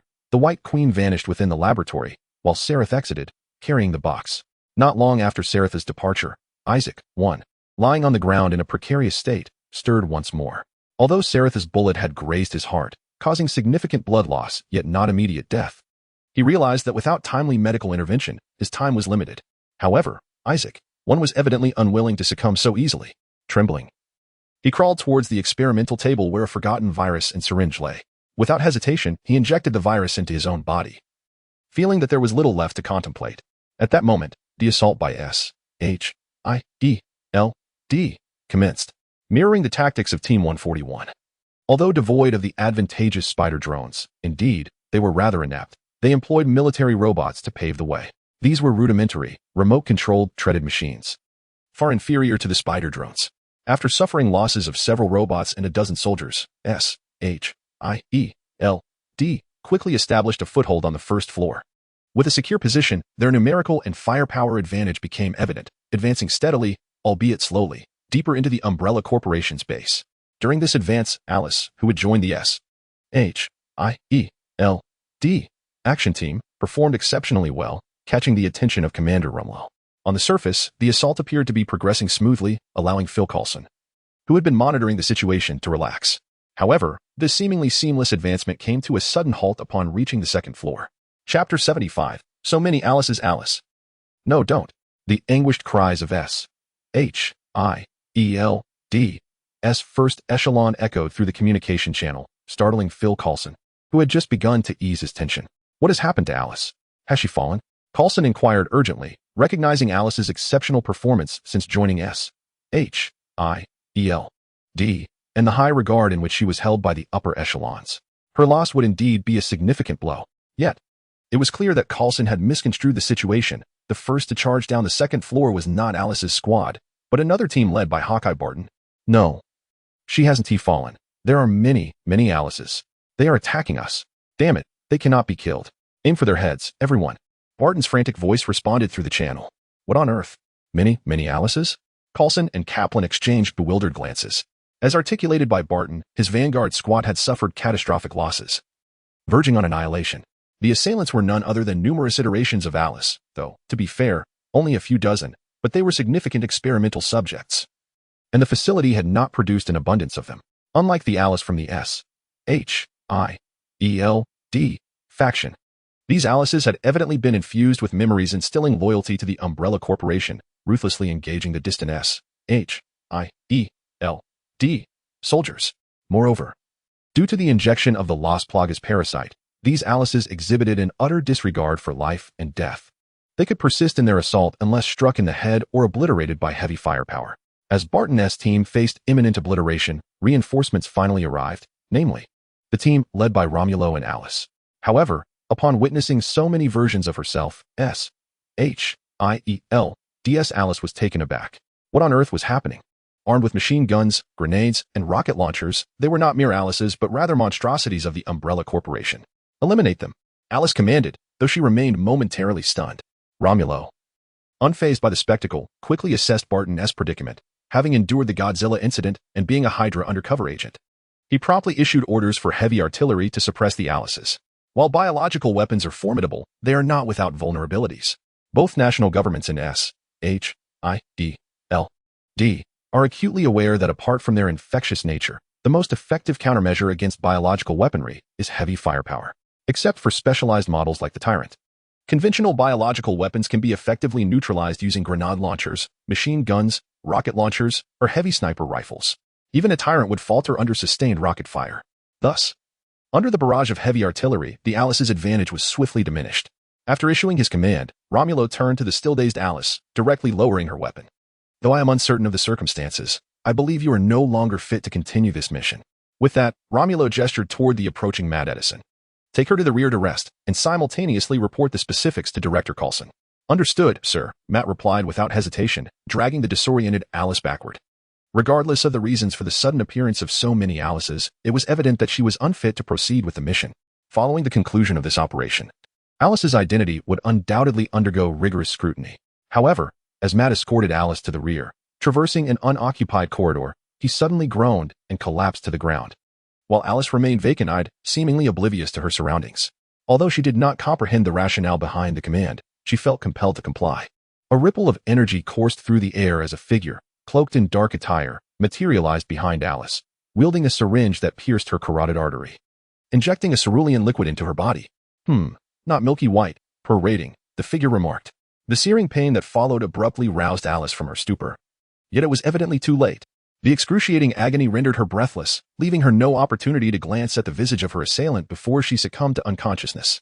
The shadowy figure, discarding the syringe, murmured a dismal wish for her to have a pleasant dream, although he harbored little belief in its feasibility after administering such a substance. The intruder was none other than Frank Castle, now a ghostly operative under Osborn's command. And the substance he had just injected into Alice was none other than a primitive virus. In truth, this operation by S. H. I. E. L. D. had long been anticipated by Chris. The agency's discovery of this clandestine base was facilitated by information deliberately leaked by Chris, who had sought to guide S. H. I. E. L. D. to it. Although initially unaware of the precise location of the base, finding an underground facility posed little challenge for Chris. For no matter how formidable humanity might appear, it pales in comparison to the might of the Zerg. The rationale behind disclosing the base's location to S. H. I. E. L. D. was rather straightforward. He was disinclined to dispatch anyone personally to engage with it, as the remote location held no value for him. Nor did the contents within the base bear practical significance. The items of worth within the base could be distilled into three categories: the new virus from Isaac's cloning research, the Umbrella Corporation's cloning technology, and an artificial intelligence known as the White Queen. However, to Chris, neither the virus nor the cloning technology held any merit. After all, could these viruses possibly surpass the infection capabilities of the Zerg? Chris would assert that he could cultivate a strain that would effortlessly annihilate the entire planet. The interstellar realm, particularly Ariel Hansen's Havenstar colony, boasted technology far more advanced than that of Earth, with unparalleled defensive and chemical countermeasures. It was not a matter of mere extermination. Moreover, cloning technology proved utterly redundant. Humanity in the interstellar domain had already mastered it, with capabilities that surpassed those of the Umbrella Corporation. Although Chris found himself somewhat short-handed, he would never resort to utilizing such technology for the creation of armies or subordinates. Cloning technology has always been a contentious issue, both on Earth and among humanity in the interstellar sphere. Clearly, in the interstellar world, cloning was prohibited by both the Earth government and the nascent Terran Federation, as well as the Terran Empire. Of course, whether clandestine activities occurred in private was an entirely different matter. On the surface, it was strictly forbidden. Chris, too, stood firmly opposed to cloning technology. One might accuse him of being overly sentimental, yet he unabashedly embraced that sentiment. Thus, regarding the cloned Alice, Chris instinctively harbored disdain, particularly when he possessed his own form, which was not only younger and more beautiful than the clone but also more robust, undoubtedly a consequence of genetic enhancements, making him far superior to the clone in every aspect. The reason for retaining the clones is primarily rooted in a playful mindset. Thus, he specifically dispatched Frank to administer a virus injection to the clone. Should the clone survive, the game may continue. If it perishes, then so be it, merely a lost amusement, with no significant repercussions. As for the final White Queen, while the little girl is undeniably adorable, she is merely a rudimentary artificial intelligence. Chris remarked that, should he desire, he could easily create a dozen more. Most importantly, Chris is not a lullicon. Just observe the women around him. His preference leans more towards mature women. Therefore, undertaking the arduous task of assaulting a base devoid of value was of little interest to Chris. He would rather let S.H.I.E.L.D. handle such matters. Naturally, Chris would not allow S.H.I.E.L.D. to acquire anything of substantial worth. Frank's sole purpose for being there was to inject Alice and to cause destruction. Chapter 76, The Future of Humanity? Deep within the second floor of the Umbrella base, faced with relentless attacks from numerous resilient adversaries, the Alice clones fell one after another, their operational space continually constricting. Eventually, the last few clones were forced into the third floor, the lowest level of the facility. Just as Barton and Lamro were leading the assault team in a victorious pursuit, they were suddenly met with the anguished cries, roars, and gunfire from the retreating Alice clones below, which soon fell silent. Upon hearing the commotion, Barton and Lamro's expressions turned grave, and they personally led the way, cautiously entering the third floor. However, upon the doors opening, they were met with a scene of devastation. The flickering emergency lights illuminated the scattered instruments and debris, severed limbs, and pools of blood strewn about, with deep claw marks etched into several walls. What on earth transpired here? Barton's expression was serious. Regardless of the events, it was undoubtedly not a good sign. It was likely yet another abnormality conjured by the Umbrella Corporation. Lamro pondered aloud, suggesting that for safety's sake, everyone should stay together and avoid being isolated. Clearly, in the face of an unknown enemy, dividing forces to search would be an exceptionally foolish strategy. Lamro's choice was the most prudent, to which Barton readily agreed. Under their leadership, the S.H.I.E.L.D. action team cautiously continued their search deeper into the facility, yet they discovered nothing alive, only corpses. Among them were a few deceased Alice clones, and the gruesome state of the bodies sent chills down the spines of the elite S.H.I.E.L.D. agents. It was not until they reached a laboratory that a sudden flash of white light illuminated the flank of the action team. A soldier, already under the oppressive atmosphere, instinctively opened fire at the source of the light, prompting the rest to follow suit, unleashing a volley of gunfire in that direction. Ceasefire! Ceasefire! The loud shouts of Barton and Rumlow finally prompted the soldiers to release their triggers. At that moment, everyone could see that they were not shooting at some monstrous creature, but rather at a little girl clad in white. Despite the barrage of gunfire, this little girl appeared entirely unscathed. She was, in fact, the artificial intelligence known as the White Queen. Do not be alarmed. This is merely a computer, not a living being, she reassured them. Barton, having previous experiences from Raccoon City and having encountered the Red Queen, calmed his subordinates. I apologize. I did not intend to frighten you, the little girl said. I am an artificial intelligence. I am aware. I have seen your sister, Barton replied as he lowered his bow. So, what has transpired here? It cannot be the same as Raccoon City, can it? No, this is all the doing of Dr. Isaacs, the White Queen responded. Isaacs? He is here? Upon hearing this name, both Barton and Rumlow's eyes glimmered with excitement. He was indeed a significant target. As the former chairman of the Umbrella Corporation, the mastermind behind Raccoon City, Isaacs was now considered the world's most wanted criminal. Capturing him would be a monumental achievement. However, the White Queen's next words swiftly dampened their enthusiasm. He is not the real Isaacs, but rather a clone of him, the White Queen elaborated. Wait, a clone? At the mention of this term, Barton and Rumlow exchanged glances, instantly recalling the clones associated with Alice. Yes, they were all experimental clones created by the facility for Dr. Isaacs' research. Once his research was completed, he, too, as a clone, was deemed waste and disposed of by the facility's overseer. However, the injured Dr. Isaacs did not perish immediately. He injected himself with a novel virus he had developed, which caused his body to undergo extensive mutations, allowing him to eliminate everyone within the facility. The White Queen recounted the events that transpired on the third floor, her narration reaching the ears of Phil Coulson in the command vehicle. Well then, our course of action is clear. Rumlow, Barton, locate Isaacs and eliminate him, Coulson commanded over the communication channel. Understood, sir, the two responded promptly. Before turning to the White Queen. Now tell us, where is he? I have confined him in the deepest laboratory, but I fear I cannot hold him for much longer. She replied. Everyone, remain vigilant. Under the guidance of the White Queen, the S.H.I.E.L.D. action team swiftly arrived at the entrance of the laboratory she had mentioned. When the door swung open, they were greeted by the sight of a massive figure standing within the lab. It was the mutated Isaacs, as described by the White Queen. At his feet lay a twisted corpse dressed in a suit. Anyone familiar with the individual would immediately recognize that it was the original facility overseer, Starlit. Clearly, he had been unable to escape the clutches of the mutated Isaacs as he attempted to evacuate. However, at that moment, no one paid any heed to the corpse. All eyes were fixated on Isaacs, for his appearance had become utterly grotesque. The left side of Isaac has retained its human form. Yet the right side presents a stark contrast. The area where the right shoulder once existed has been supplanted by a colossal eyeball. And the lower part of the right arm has morphed into a formidable claw. The skin on his chest has vanished, revealing grotesque muscle tissue, rendering him an unsettling sight. Ah, guests have arrived. Welcome, for here you shall witness the new future of humanity, Isaac proclaimed with a sinister smile. However, Romulo appeared disinterested. Perceiving that Isaac's mind had been irrevocably tainted by the virus. The future of humanity belongs to us, Hydra. Who do you think you are? Eliminate him with a rocket launcher. At Romulo's command, a barrage of rockets was unleashed, enveloping Isaac in a violent inferno. The future of humanity? With that repulsive visage? Romulo scoffed. Take a good look in the mirror. Unbeknownst to Romulo, at the moment of the rocket's detonation, an invisible shield materialized before Isaac, absorbing the shockwaves, flames, and shrapnel unleashed by the explosion. As the smoke cleared, Isaac emerged unscathed before the eyes of the S.H.I.E.L.D. operatives. Hee. I can hear some delightful little hearts racing. Oh, how they quicken.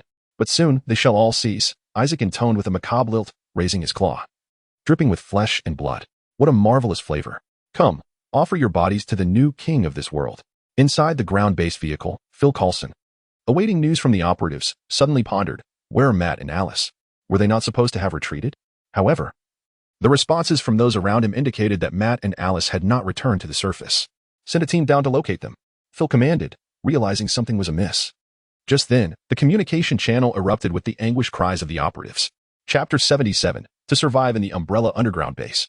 In a corner of a laboratory on the first floor, Matt slowly regained consciousness, with Alice lying beside him. It was Frank who had knocked Matt unconscious and injected Alice with the virus. To avoid their immediate discovery, he had relocated them to this laboratory before departing. In truth, administering the injection to Alice was merely a secondary task. His true objective was not this Umbrella facility, even though his old comrade Romulo was part of this operation.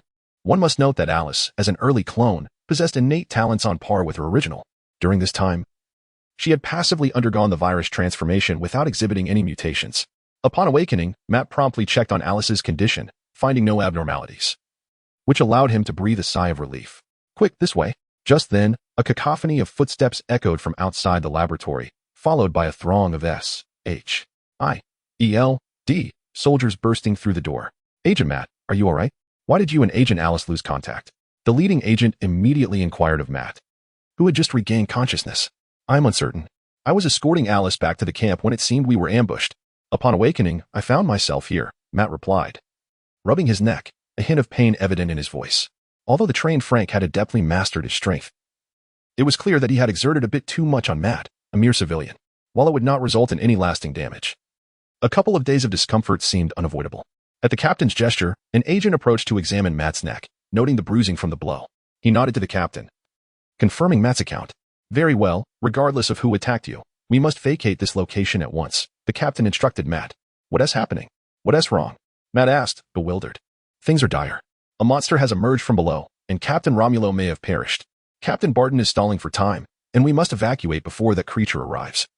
The captain rapidly explained. What? Captain Romulo has fallen? How could that be? Matt exclaimed, shock etched on his face. Despite Romulo having joined S.H.I.E.L.D. for a shorter duration than himself, his decisive military demeanor and exceptional tactical skills had earned the admiration of many within the agency, Matt included. Thus, the news of Romulo's demise was utterly incredulous. Nonetheless, despite his disbelief, Matt complied with the captain's orders and followed him out, while the unconscious Alice was carried away by two soldiers. Just minutes after their departure, Barton, along with a disheveled group of S.H.I.E.L.D. operatives, retreated to the same location, representing the last batch to withdraw from the assault on the base. This contingent, under the leadership of Romulo and Barton, had penetrated deep into the facility to confront Dr. Isaacs, comprising over 30 agents. Yet, only 8 returned alongside Barton, with Romulo absent among them.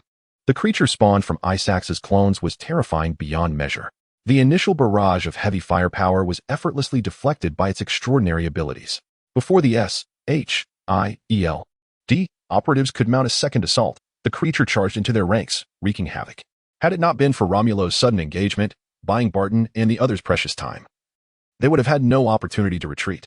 The last sight Barton had of Romulo was him being flung against the wall by Isaac's claw, collapsing motionless to the ground. During their escape, they were fortunate to have the White Queen's assistance in sealing several passage doors, which delayed Isaac's pursuit. Their only recourse now was to retreat to the surface, where ground forces could employ heavier firepower against the monstrous threat. As for Romulo, Barton could only offer a moment of silence in his honor.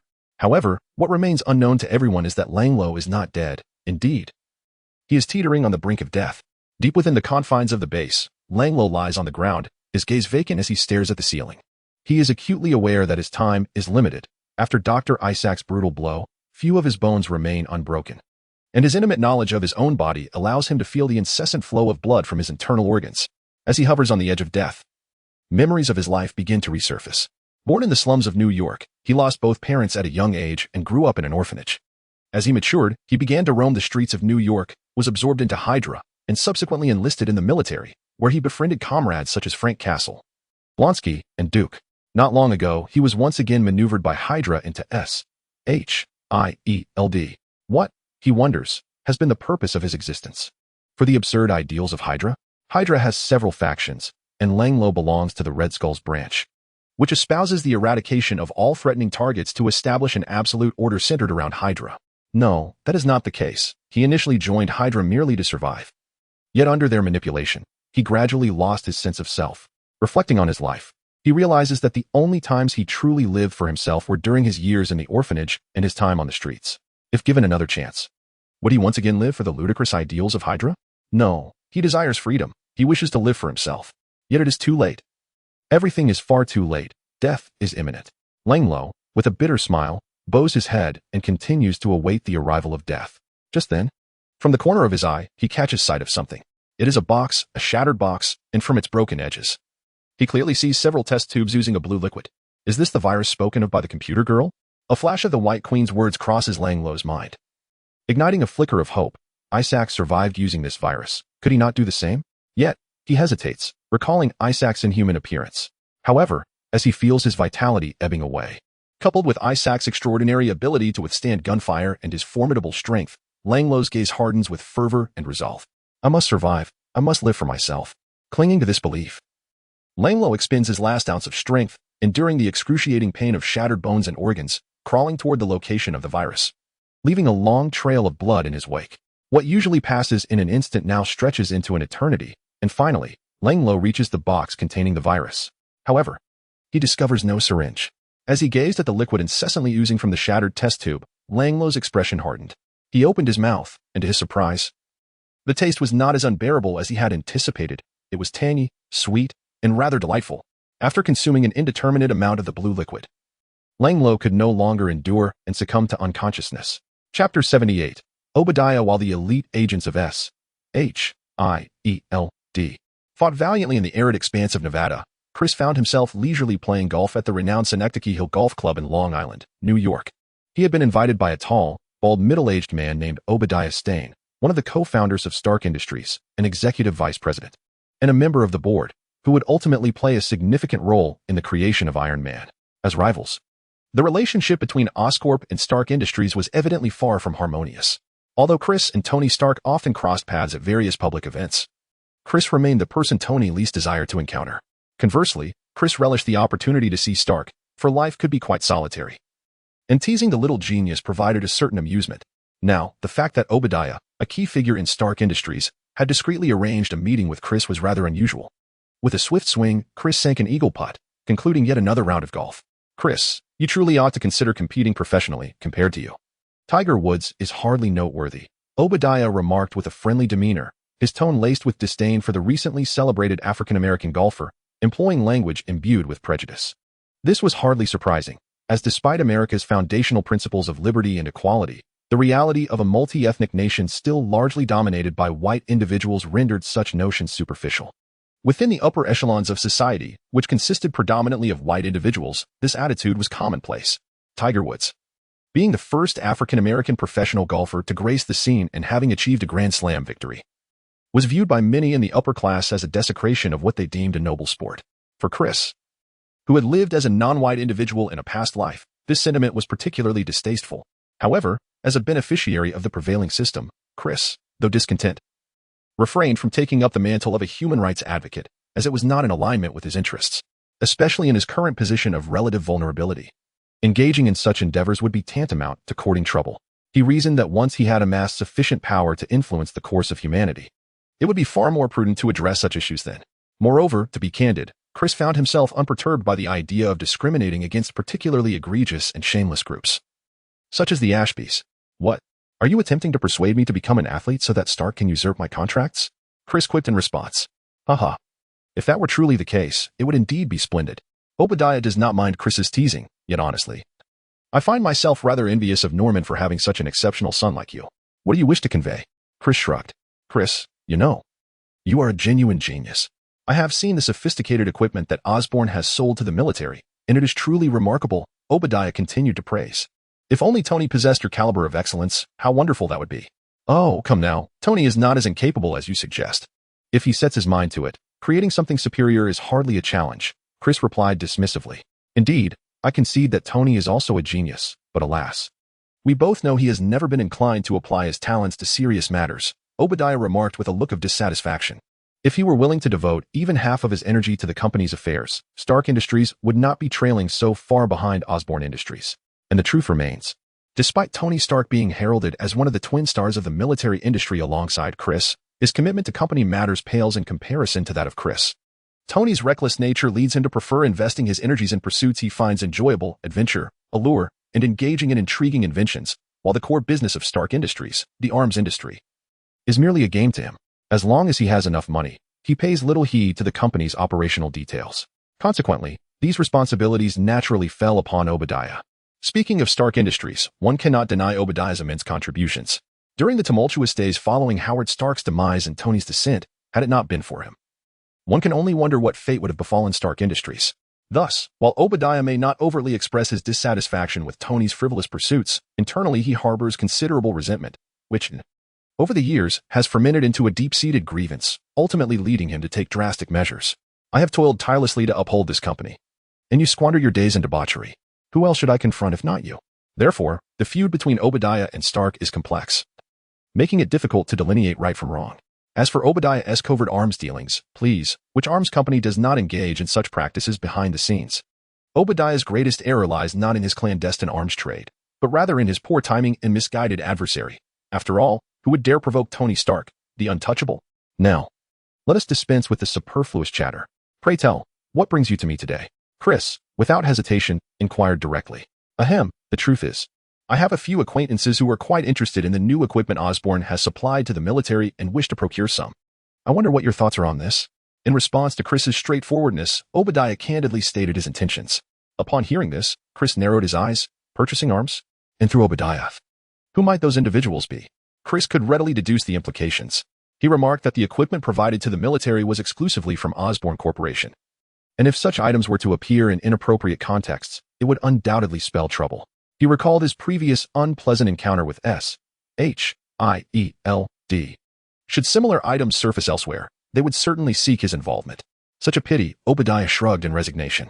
Although he had arranged to meet Chris, he had not anticipated any success, given their merely average relationship. If not for the persistent request of his clients, he would not have subjected himself to this fruitless endeavor.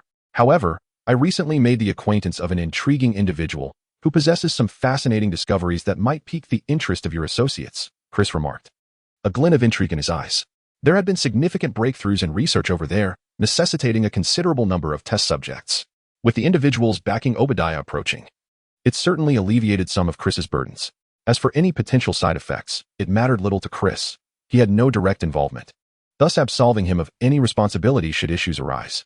Chapter 79, Codename 47 in Nevada. Nick Fury and Maria Hill disembarked from the helicopter and entered SHIELD's temporary encampment. The scene before them was one of desolation, with numerous wounded soldiers being continuously evacuated to hospitals for treatment. Faced with this grim reality, Nick Fury entered the command center with an impassive demeanor. Although this operation had resulted in considerable losses for SHIELD,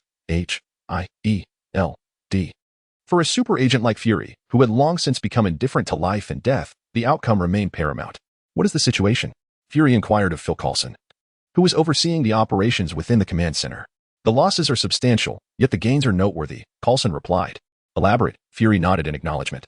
This umbrella facility was established by Dr. Isaac to develop new biological weapons. However, it is not Dr. Isaac himself who conducts the research, but rather his clone. Phil Coulson explained. A clone? Upon hearing this term, Fury's interest was piqued. Indeed, the cloning technology at Umbrella Corporation is highly advanced. In addition to Dr. Isaac's clone, they have cultivated numerous Alice clones within this facility for experimental purposes, Coulson continued. Alice clones. What is their significance? Maria Hill asked, perplexed. Is there something exceptional about them? Perhaps, but I believe it would be more persuasive if another individual elucidates this matter, Coulson stated, producing a remote control and pressing a button. A white figure materialized within the command center. It was the White Queen. Greetings, Director, the White Queen addressed Coulson. Who is this? Nick Fury furrowed his brow. The artificial intelligence of the Umbrella Corporation, specifically the sister model to the Red Queen, known as the White Queen, possesses unparalleled knowledge of the secrets of this base. As introduced by Coulson, he then turned to the White Queen and requested an overview of the Alice Project. The Alice Project was inadvertently discovered by Dr. Isaacs, who found an exceptional compatibility between Alice's genes and the virus. Consequently, he cultivated a plethora of clones of Alice for experimental purposes. Through the interaction of the two, he invented the virus. Although the virus is non-contagious, it exhibits an extraordinary capacity for mutation in its hosts. Presently, it appears that this mutation manifests differently among individuals. As explained by the White Queen, different for each individual? Maria Hill inquired. Does that imply there are other cases aside from the clone of Isaac's? Indeed, replied Phil Coulson, stepping aside to draw back a curtain that revealed two makeshift biohazard containment chambers, presenting Nick Fury and Maria Hill with the side of Alice and Ronan lying on surgical tables within. Alice and Ronan? How did they become infected? Nick Fury asked, furrowing his brow. Although both Alice and Ronan were newcomers, they had demonstrated exceptional capabilities after joining SHIELD, making them two of Fury's most valued protégés. Thus, the unexpected incident left him perturbed. It was not an infection in the conventional sense, rather. During Alice and Matt's withdrawal from the base, they were ambushed, and Alice was artificially injected. We have no leads on the perpetrator, Phil Coulson stated, his expression darkening. At that time, the first floor was clearly under SHIELD's control, yet it still suffered an attack. This is quite the affront to my authority. Is there no surveillance footage? Nick Fury's frown deepened. If the assailants were from the Umbrella Corporation, it would be manageable. However, if otherwise, the implications could be grave. All surveillance at the incident location was deemed compromised beforehand, and I could not capture any valuable footage, the White Queen answered. Were there no vaccinations? The virus vaccine is publicly available, and SHIELD would naturally be well prepared to confront the Umbrella Corporation's base. There were none. For when we discovered Alice, she had already surpassed the mutation phase, yet she had not succumbed to zombification, Coulson explained. Moreover, our experts noted that under the virus's influence, all of Alice's cells exhibited remarkable vitality. In fact, in terms of activity, she surpasses even the legendary Captain America. What does that imply? Maria Hill asked, momentarily perplexed. What connection does this have with the missing Captain America? This suggests that we may soon have a super soldier even more formidable than the legendary Captain America. Nick Fury interjected, providing a response to Coulson's statement. Assuming there are no unforeseen circumstances, Coulson nodded. And what of Ronan? Maria Hill inquired further. Ramlo has also endured the mutation phase. However, even if he had not, we would have had no recourse, for we possess no vaccine against this novel virus. Unlike Alice, Ramlo willingly ingested the virus. Phil Coulson gazed at Ramlo, who lay unresponsive upon the hospital bed. Why would he do such a thing? Inquired Maria Hill. It must be a desperate bid for survival, Coulson replied with a shrug, motioning for the White Queen to display the surveillance footage from that time. As you command, sir. The White Queen nodded, and the image of a figure vanished, replaced by a recording of S.H.I.E.L.D. agents besieging the mutated Isaac. In the footage, Isaac was a veritable force of destruction. The agent's weapons proved utterly ineffective against him. The sight of a rocket exploding in midair, mere yards from Isaac, deepened the grim expressions of Nick Fury and Maria Hill. What transpired? Fury inquired. The virus seems to unlock latent human potential. Evidently, Isaac has awakened some superhuman abilities. Coulson explained. He recounted how, in an effort to shield others during the retreat, Ramlo was gravely injured by the mutated Isaac. Given the circumstances, had he not received prompt medical attention, he would not have survived more than 10 minutes. As Coulson recounted the events, the footage displayed Ramlo's struggling to crawl towards the virus. Prior to their assault on Isaac, Ramlo had acquired some knowledge about the virus from the White Queen. Thus, I surmise that in his near-death state, he opted to consume the virus in hopes of survival, Coulson stated. He is indeed a warrior, Fury nodded, refraining from further inquiry. Had he found himself in a similar predicament, he might have made the same choice. Exactly, and fortuitously, like Alice, he successfully navigated the mutation phase. In fact, his cellular activity may even surpass that of Alice, Coulson concluded. However, despite both having survived the mutation phase, experts expressed uncertainty regarding potential after-effects. I believe both require prolonged observation, Fury acknowledged, nodding. He ordered their return, along with the pertinent data on the virus and cloning technology, to establish a research team designated as Project 47. Understood, sir, came the reply. Subsequently, Nick Fury departed the command center, feeling quite satisfied with the operation. Although they had suffered significant personnel losses, the virus, cloning technology, the White Queen, and 2 suspected super soldiers were all assets capable of compensating for their losses. Yet, was the reality truly so?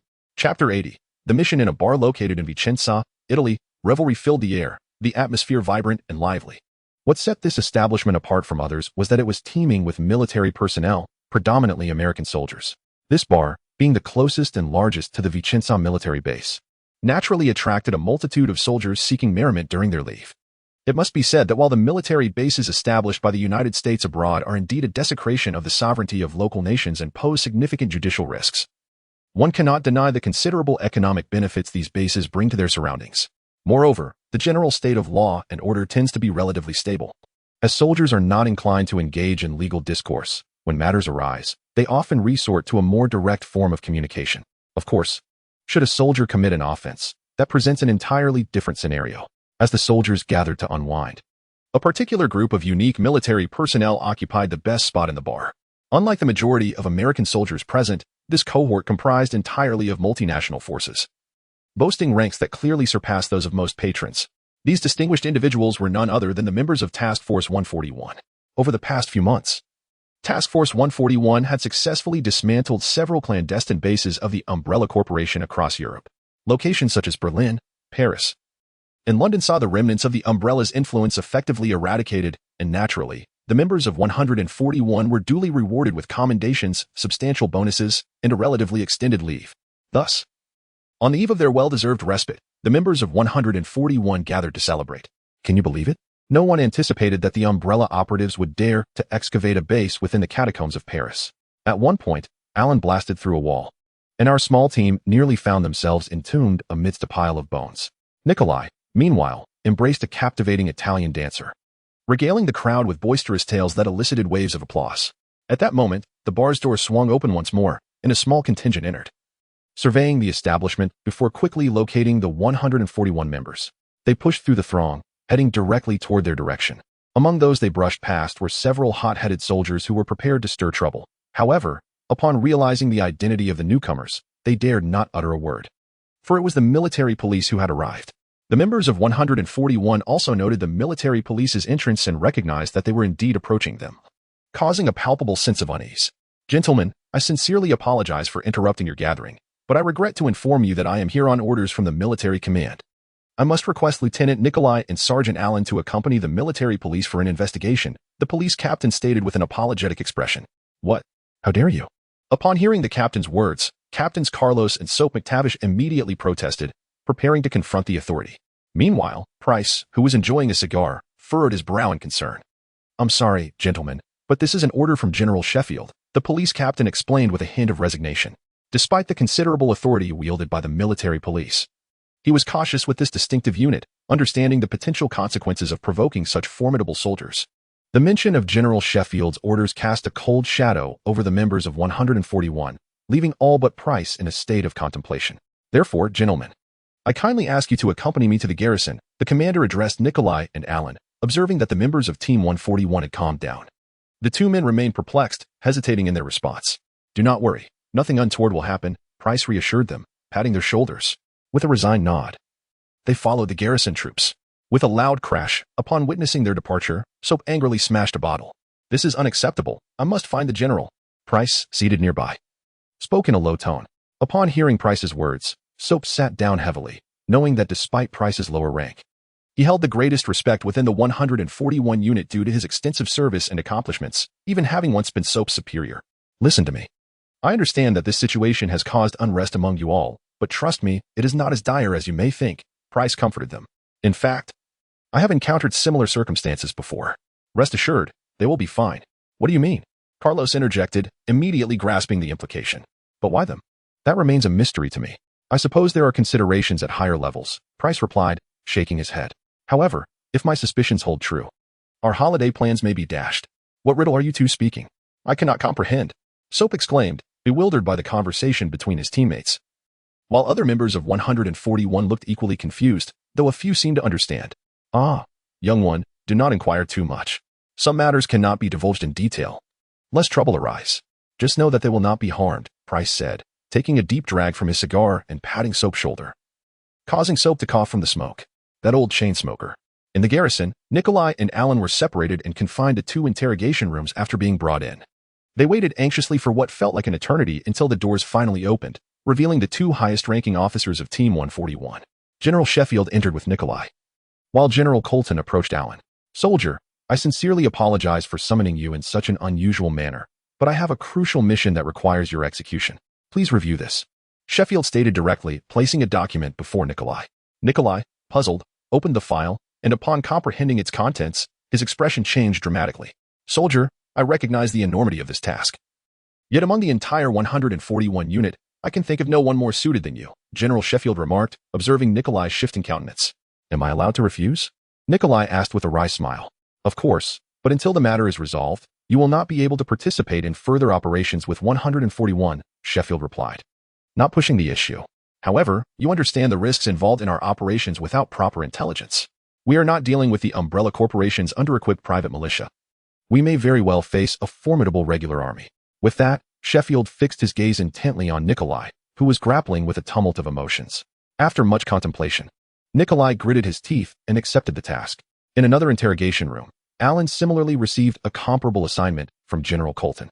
The missions of both men were strikingly similar, both tasked with infiltrating a Russian extremist organization as undercover operatives.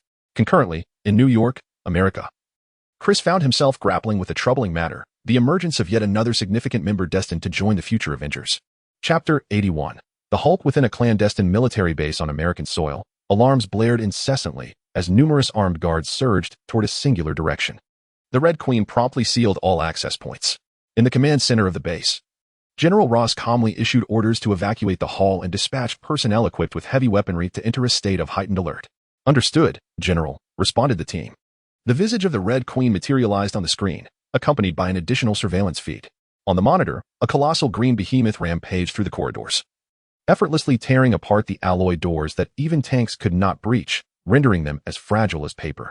This green monstrosity was none other than one of the most fearsome creatures in the Marvel Universe, the Hulk. Originally, the Hulk was not supposed to manifest at this early stage. In the established timeline, according to the 2003 film, the Hulk was the result of the experiments conducted by Bruce Banner's father, David Banner.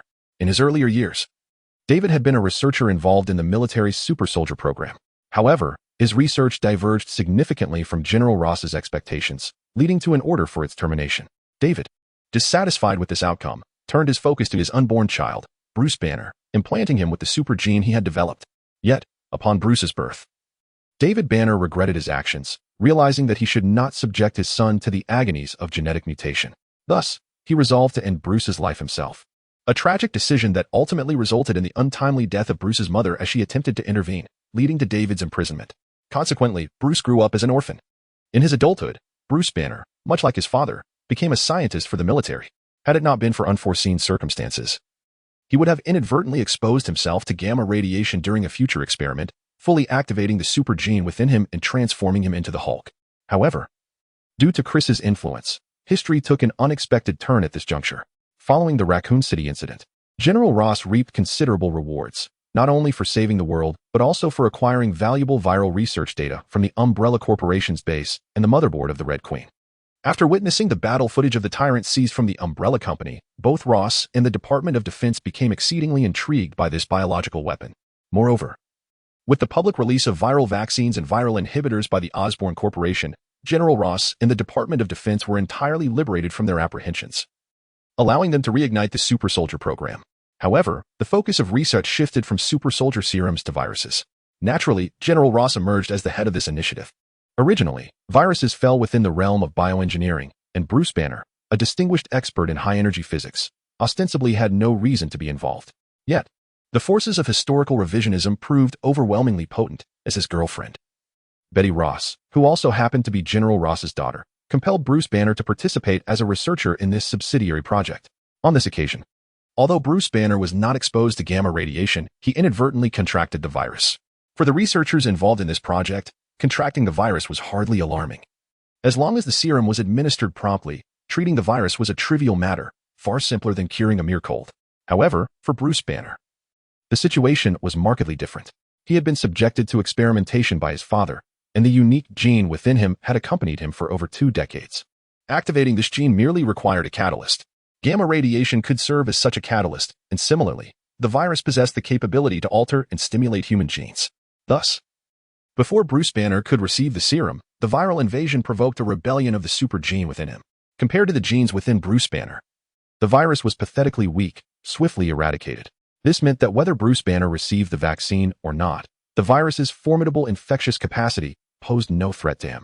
However, while the virus could not infect Bruce Banner, it successfully activated the super gene within him. Consequently, the Hulk emerged before the astonished gaze of onlookers. Clearly, aside from Bruce Banner's father, even Bruce himself was oblivious to the condition of his own body. Nearly everyone believed that Bruce Banner had become a unique, mutated form of the virus. Although the hues differed slightly, a deep green versus a lighter green, they were both, fundamentally, green. The implications of this outcome were evident. Bruce Banner became a target that the military needed to control and study. Thus, events unfolded with an almost inevitable cadence. The human form of Bruce Banner was manageable, but the Hulk? Oh, what a jest. The Hulk was remarkably obedient. Soon, intercepting forces arrived at the scene, and an array of firearms erupted in a cacophony of gunfire. Yet, whether conventional bullets, armor-piercing rounds, incendiary devices, or airburst munitions, none had any effect on the Hulk, save for intensifying his rage. In his fury, the Hulk effortlessly inflicted severe casualties upon the intercepting troops. In response, General Ross, witnessing the chaos, issued a cold command to release experiment subjects 1 and 2. At your command, General, Red Hulk replied, proceeding to activate 2 concealed laboratories where 2 military-engineered abomination subjects were awakened. Compared to the Umbrella Corporation, it is far simpler for the military to procure test subjects. As they do not require any cloning technology, there are numerous high-security prisons across the United States from which to select. Although the death penalty is gradually being phased out in America, resulting in a limited number of death row inmates, there remains a substantial population of those sentenced to lengthy prison terms of 100 years or more. What? You mentioned human rights? Well, here is a contract. If you are willing to cooperate with military experiments, you may return home. If not, you may continue to languish in prison until death. There would be many willing to sign. Of course, once on the experimental table, your fate is no longer in your hands, as experiments inherently carry risks. Thus far, the military has utilized hundreds of violent offenders, and it has not been reported that anyone has returned. Therefore, it is hardly surprising that the military has cultivated two tyrants. Soon, these two tyrants appeared in the path of Hulk. Upon releasing the control of the tyrants and allowing them to enter an awakened state, General Ross narrowed his eyes at the advancing Hulk. Sir, the personnel within the command center were momentarily taken aback by this order. Similar to the tyrant in Raccoon City, these two experimental subjects also possessed two forms. In their normal state, the tyrants appeared more human and exhibited average combat capabilities. However, in their awakened state, they transformed into terrifying combat machines, their hands morphing into claws, and their fighting prowess doubling. The sole issue was that the awakened tyrants were completely uncontrollable. The personnel within the command center had witnessed the strength of the tyrants in their awakened forms, which were undeniably formidable, comparable to the might exhibited by Hulk at that moment. Follow the orders, General Ross commanded coldly. Yes, sir. In the face of General Ross's command, his subordinates had no choice but to comply. However, what transpired next would prove the accuracy of General Ross's orders, illuminating why he held the rank of general while they remained mere foot soldiers. Even though Ross's command also bore little efficacy. Chapter 82. I cannot assist you. The three hulking green figures collided mid-air. Hulk was decisively sent flying a considerable distance. Indeed. You read that correctly. Hulk was knocked away. The preliminarily awakened Hulk, lacking sufficient rage, was evidently not as powerful as the Hulk yet to come. While the awakened tyrants were at their peak combat capacity. Thus, it was not unexpected that the tyrants held a slight advantage, especially considering there were two of them. Witnessing Hulk being effortlessly knocked away by the tyrants, the command center, including Ross, collectively exhaled in relief. The majority believed that General Ross had been overly cautious, thinking, "It is merely a mutated being. How could the tyrants possibly fail?" However, it was evident that the unfolding events would completely overturn their assumptions. After being struck away, Hulk staggered to his feet and roared in fury, charging once more towards the tyrants. Yet, this proved futile. One of the tyrants flicked its claws, sending Hulk flying once again. Before Hulk could rise, the tyrant charged forward, delivering a relentless barrage of blows upon him. Just as Ross and his companions anticipated that Hulk would be thoroughly defeated by the tyrant, the assailant was unexpectedly propelled backwards, his entire form embedding itself within the reinforced alloy wall. A profound silence enveloped the command center, where one could hear a pin drop. Hulk gradually rose to his feet, revealing numerous wounds inflicted by the tyrant's onslaught. However, under the gaze of everyone in the command center, those injuries healed almost instantaneously, showcasing a recovery capacity that far surpassed that of the tyrant. At that moment, another tyrant, witnessing his comrade being flung aside, charged at Hulk with fervor. Yet, he too was swiftly dispatched, crashing into the wall alongside his fellow. Hulk, having just endured a savage beating, was not inclined to allow the two tyrants to escape easily. Methodically, he approached the pair, while the enraged tyrants attempted to extricate themselves from the wall. As one tyrant barely managed to free himself, Hulk's fist sent him crashing back. The second tyrant, likewise, was met with a powerful punch that hurled him back to his previous position. Remarkably, the tyrants possessed astonishing recuperative abilities, relentlessly striving to detach themselves from the wall, only to be thwarted again and again by Hulk's forceful strikes. The exchanges resembled a game of whack-a-mole. Each time they rose, Hulk would send them crashing back down, each punch causing the observers in the command room to flinch. After a relentless flurry of blows, even the tyrant's formidable healing was rendered ineffective. Dark green blood oozed from the wall as the two tyrants were reduced to nearly unrecognizable forms. Having witnessed the two tyrants utterly incapacitated, General Ross swallowed hard, a movement noticeable in his throat. His subordinate glanced at him, puzzled. "Release him outside. We shall confront him there," General Ross commanded. "Given the tyrant's defeat, we must employ more formidable firepower against Hulk. However, such measures cannot be executed within the confines of this base. Thus, we must allow Hulk to exit." Upon receiving General Ross's orders, the subordinates understood their course of action. They promptly shut down all power, leaving only a lit pathway leading outside for Hulk. Acting on instinct, Hulk followed the illuminated route and soon emerged from the base. Outside lay an expansive desert, but the crucial detail was the substantial assembly of heavy armored forces, dozens of main battle tanks and hundreds of soldiers clad in powered armor, converging upon the base.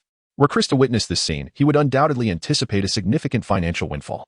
Hulk, having escaped the confines of the base, leapt with remarkable agility, covering several kilometers in a single bound. However, before he could land and regain his footing, a missile soared overhead, breaking apart into a multitude of smaller missiles that rained down upon his location. These missiles were none other than the Jericho missiles developed by Stark Industries. Under the relentless bombardment of missiles, Hulk cried out in agony. However, upon closer inspection of his condition, it became evident that while the initial shrapnel from the missiles inflicted some wounds upon him, these injuries swiftly healed. Eventually, the fragments could no longer inflict any harm. Clearly, these external assaults were continuously catalyzing Hulk's evolution, rendering him increasingly formidable. Nonetheless, the pain persisted. Thus, Hulk could only continue his flight. Yet, it was apparent that escaping the military's pursuit on American soil, especially within a military base, was no simple feat before long. He found his path obstructed by a dozen tanks and hundreds of soldiers clad in powered armor, with artillery roaring and machine guns screeching. However, none of this could deter Hulk's advance. The recent missile bombardment had amassed a sufficient reservoir of fury within him. With a single leap, he landed beside a tank. Fueled by rage, he unleashed a devastating punch, flipping the tank over before seizing its cannon and wielding the entire vehicle like a weapon. In a swift motion, the tank became airborne, vanishing into the sky. The soldiers aboard the other tanks, along with the armored troops, were left dumbfounded, wishing to retreat home. A few moments later, these unfortunate soldiers were left guarding a heap of scrap metal, watching as Hulk bounded away like an enormous frog, disappearing into the horizon. In the command center, General Ross, feeling dejected, rubbed his forehead and instructed, "Connect me to the White House and the Pentagon. I need to report to the President and the Secretary of Defense." Given the gravity of the situation, concealment was impossible. Ross's only recourse was to minimize the repercussions. After reporting to the White House and the Pentagon, Ross swiftly received authorization for military action. For the government, an uncontrollable threat like Hulk posed a significant risk domestically. "General, we have located him," came the report shortly after Ross secured authorization. "Shall we proceed?" "No, first, get me Osborn," Ross replied after a moment's contemplation. Meanwhile, Chris, who had initially intended to engage in an in-depth discussion on genetic studies with Ariel Hansen, adjusted his attire with a frown and answered General Ross's call. Upon hearing the unfolding events, Chris's expression conveyed a myriad of emotions. Hulk has manifested this early, and it's triggered by a virus? Has the virus grown powerful enough to create Hulk? And Ross, are you somehow entwined with Banner's family? "I deeply regret, General Ross, but I fear I cannot assist you this time," Chris shrugged. His mind was astounded at the thought of provoking Hulk, arguably the most unpredictable menace in the Marvel Universe.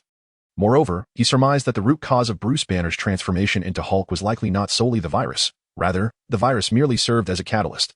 Chris, with minimal reflection, deduced that Hulk's emergence, akin to gamma radiation, suggested that the virus had stimulated Bruce Banner at the genetic level, thereby precipitating Hulk's premature birth. "How do you know this?" General Ross furrowed his brow.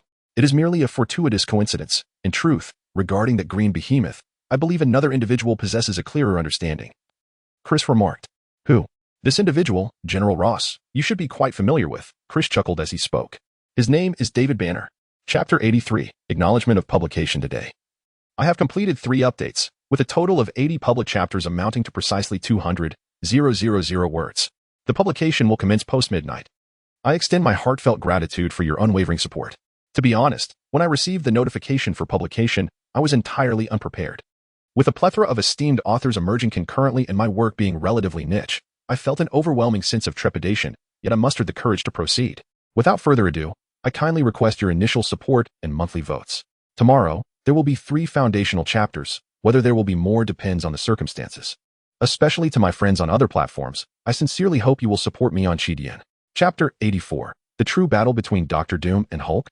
For Chris, in comparison to the more self-disciplined Bruce Banner, his father, David Banner, poses a genuine instability. After all, despite Hulk's uncontrollable nature, he at least lacks ambition, does he not? However, David Banner is quite different. He is the type to conduct experiments on his own son, and in pursuit of power, he even desires to drain Hulk's strength. Thus, Chris mused that if David relishes in absorption, so be it.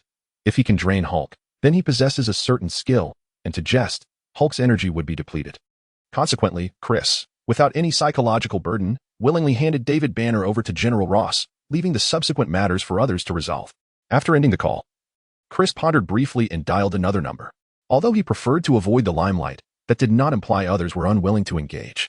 The call was swiftly connected, and a magnetic male voice resonated through the receiver, accompanied by the sounds of sirens and sporadic gunfire in the background. "Chris, what brings you to contact me at this moment?" "I am quite occupied." The voice belonged to none other than Victor Von Doom, Chris's old friend, now known as Iron Knight. rather than Dr. Doom. Thanks to Chris's assistance, Doom had indeed avoided further moral descent, and with the resurrection of the Victor Corporation, he regained control over the research project originally belonging to Reed Richards, the Fantastic Mr. Although Susan Storm had not returned to his side as a result, the Fantastic Mr. did not fare any better. In the original timeline, Susan and Reed were able to reconcile due to shared adversities and Reed's professional successes, which allowed him more capacity to win Susan's affection. However, it is evident that with the project reclaimed by Doom, Reed, who was not particularly attuned to a woman's sentiments, refocused on his career, thereby neglecting Susan's feelings once more. Thus, although Susan is not with Doom, her relationship with Reed is gradually deteriorating. If this continues, whether the Invisible Woman and Mr. Fantastic can still forge a future together remains an enigma. Naturally, Doom finds this development quite agreeable. For individuals like Doom, the acquisition of valuable assets is secondary. Their primary concern lies in ensuring that their rivals remain deprived. Consequently, Doom is currently enjoying a most comfortable life. Amidst his relatively successful endeavors in both career and romance, under the guidance, or perhaps manipulation, of Chris, Doom has officially embarked on the path to becoming a superhero, a road of no return. In Chris's view, for a superhero, the image is of utmost importance. Although Doom possesses immense power and does not rely on equipment like Tony Stark, one cannot overlook the significance of appearance. In Western culture, the archetype of chivalry is epitomized by the knight. Even in contemporary society, chivalric tales remain popular in Europe and America. Hence, while Doom's abilities could easily align with a magical persona, under Chris's persuasion, he ultimately donned a suit of alloy-crafted, pale golden knightly armor, accompanied by a colossal two-handed sword. Should anyone familiar with this armor behold it, they would undoubtedly exclaim, "The judgment set, the sword of the Grand Marshal." Although the weight of the armor and sword is considerable, it is evident that for Doom, whose body has been partially steel-hardened by cosmic storms, this burden is trivial. Thus, New York City welcomed yet another superhero, the Steel Knight, Victor. "What on earth are you doing over there?" Chris inquired, furrowing his brow at the cacophony emanating from the other end. Initially, Chris's motivation to persuade Victor Von Doom to embrace the superhero mantle stemmed from his own mischievous inclinations. Yet now, it appeared that Doom was reveling in it. "Oh, wait a moment. All right, sir. Are you ready to surrender? You see, that gun in your hand is utterly ineffective against me. I highly doubt you wish to be struck by the sword I wield. Do you? Oh, rest assured. I won't be using it to slice, but this sword weighs 75 kilograms, and a blow from it would certainly be quite painful. So, are you prepared to comply? Ah, that's right. Surrender is the way to go. The police are waiting outside for you. I have other matters to attend to, so I won't accompany you to turn yourself in." Listening to the banter on the line, Chris felt a surge of frustration. "All right, Chris, my apologies. I was just handling a robbery case. Unfortunately, the perpetrator surrendered. To be honest, I was quite tempted to give him a whack, as such opportunities are rare." Doom chattered incessantly over the phone. "This cannot possibly be the Victor the First. No, it must be someone else. Calm down. I must remain composed." Chris restrained his urge to lash out and spoke calmly into the phone. "Listen, Victor, I have a serious matter to discuss with you." "Oh? Do enlighten me." Upon hearing Chris's reference to a serious issue, Doom's demeanor shifted to one of earnestness. Chris then proceeded to recount the situation regarding Hulk and General Ross's plea for assistance, presenting the facts to Doom in their entirety. For Doom, who has become somewhat addicted to being a superhero, dealing with mundane criminal activities has turned exceedingly tedious.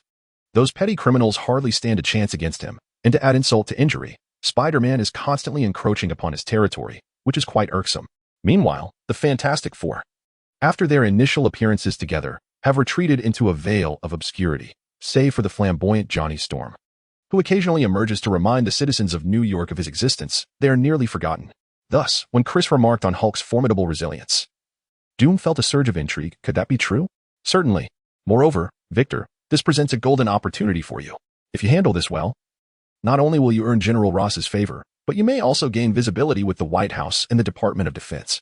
The benefits are, I believe, self-evident." Chris articulated with an air of selflessness. "Indeed, I am not merely spinning tales. I have clearly implied just how powerful the Green Giant is. And it is evident that you are eager to engage. So, should you encounter any setbacks, it would be by your own volition, would it not? Of course. Chris is not purely attempting to ensnare Victor. After all, with Victor's formidable physique, even if he were to endure a few blows from Hulk, he would undoubtedly survive. Furthermore, the advantages Chris mentioned are indeed tangible, are they not? Thus, Chris maintains a clear conscience. By the way, the notion of Iron Knight, Dr. Doom, battling Hulk is indeed quite thrilling to contemplate. Chapter 85, Doom vs. Hulk. After Chris declined General Ross's plea for assistance, he provided information regarding David Banner, prompting a swift military response that soon apprehended Banner. For reasons unknown, David Banner offered no resistance. It is worth noting that he is an absorber, albeit not entirely stable, and the idea of several soldiers subduing him seems utterly fantastical. Clearly, his intentions are far from innocent. However, the military personnel are unaware that this seemingly frail old man is a monstrous entity akin to Hulk, with David Banner in custody. The next step is to prepare for the pursuit of the Green Giant. Although Hulk has escaped the base, he remains under satellite surveillance. It appears he intends to return home. Tracking Hulk's movements leads directly to San Francisco, where Betty Ross resides, prompting the deployment of aircraft to intercept the target. A squadron of 4 armed F-15s swiftly ascends from the base, heading towards Hulk's location. Yet, upon reaching him, the aircraft find that Hulk has already arrived in San Francisco, having alighted atop the towers of the Golden Gate Bridge. The pilots are left in an awkward predicament. In such circumstances, they are certainly reluctant to launch missiles, as the risk of collateral damage to the iconic bridge is too great. Consequently, with no other options, the aircraft must resort to using their cannons. While modern aircraft cannons play a minimal role in contemporary aerial combat, they become significantly more effective in this uncomfortable scenario. However, for the Hulk, flying so low in a fighter jet is akin to courting trouble. With a powerful leap, he ascended onto the aircraft's back. The pilot of the plane was momentarily paralyzed with fear. In the original timeline, General Ross would have ordered the pilot to ascend beyond the atmosphere. But that was years later. The aircraft attacking the Hulk was the 22, capable of soaring above 30,000 meters, while the current 15, with a maximum altitude of only 15,000 meters, was utterly incapable of such maneuvers. As the pilot ejected, the other fighter jets focused their fire on the aircraft. Witnessing the Hulk perched atop, playing with the sky, General Ross decisively commanded, "Engage." Obeying the order, the remaining 3 fighter jets promptly locked onto the aircraft where the Hulk was situated. Upon seeing the pilot eject and escape the danger zone, they immediately pressed the launch button. 6 Sparrow missiles struck the aircraft almost simultaneously, unleashing a colossal explosion in the sky. Did he perish? A question swelled in everyone's hearts. Yet, mere minutes later, in downtown San Francisco, a massive green figure suddenly erupted from the ground, revealing that he had not died but had instead traversed through an underground pipeline beneath the sea to enter the city. The sudden emergence of the Hulk plunged the streets into chaos. Countless vehicles collided as they failed to react in time, while pedestrians screamed and fled in terror. The Hulk roared, smashing the ground in a fit of rage. "Hey, big guy, you can't do that. What if you hit a child? Even if you miss the kids? Damaging flowers and plants is also unacceptable." Just as the Hulk reveled in his destruction, a booming voice from a nearby rooftop captured his attention. Looking in the direction of the sound, he spotted a knight clad in heavy armor, wielding a large sword. Who is he? General Ross, observing the Hulk from a helicopter, also noticed this new figure and furrowed his brow, inquiring of his subordinates. "He's the superhero from New York City, Iron Knight Chris," a voice crackled through the communication channel. "Chris Osborn, where are you? Didn't you say you wouldn't help? And this is a military channel." General Ross's expression darkened. "This is a military channel. Do you think it's a public phone?" "Oh, all right, my apologies." "General Ross, you see, it's not that I didn't want to help, but honestly, I have no effective means to deal with this behemoth. After all, even missiles failed to take him down.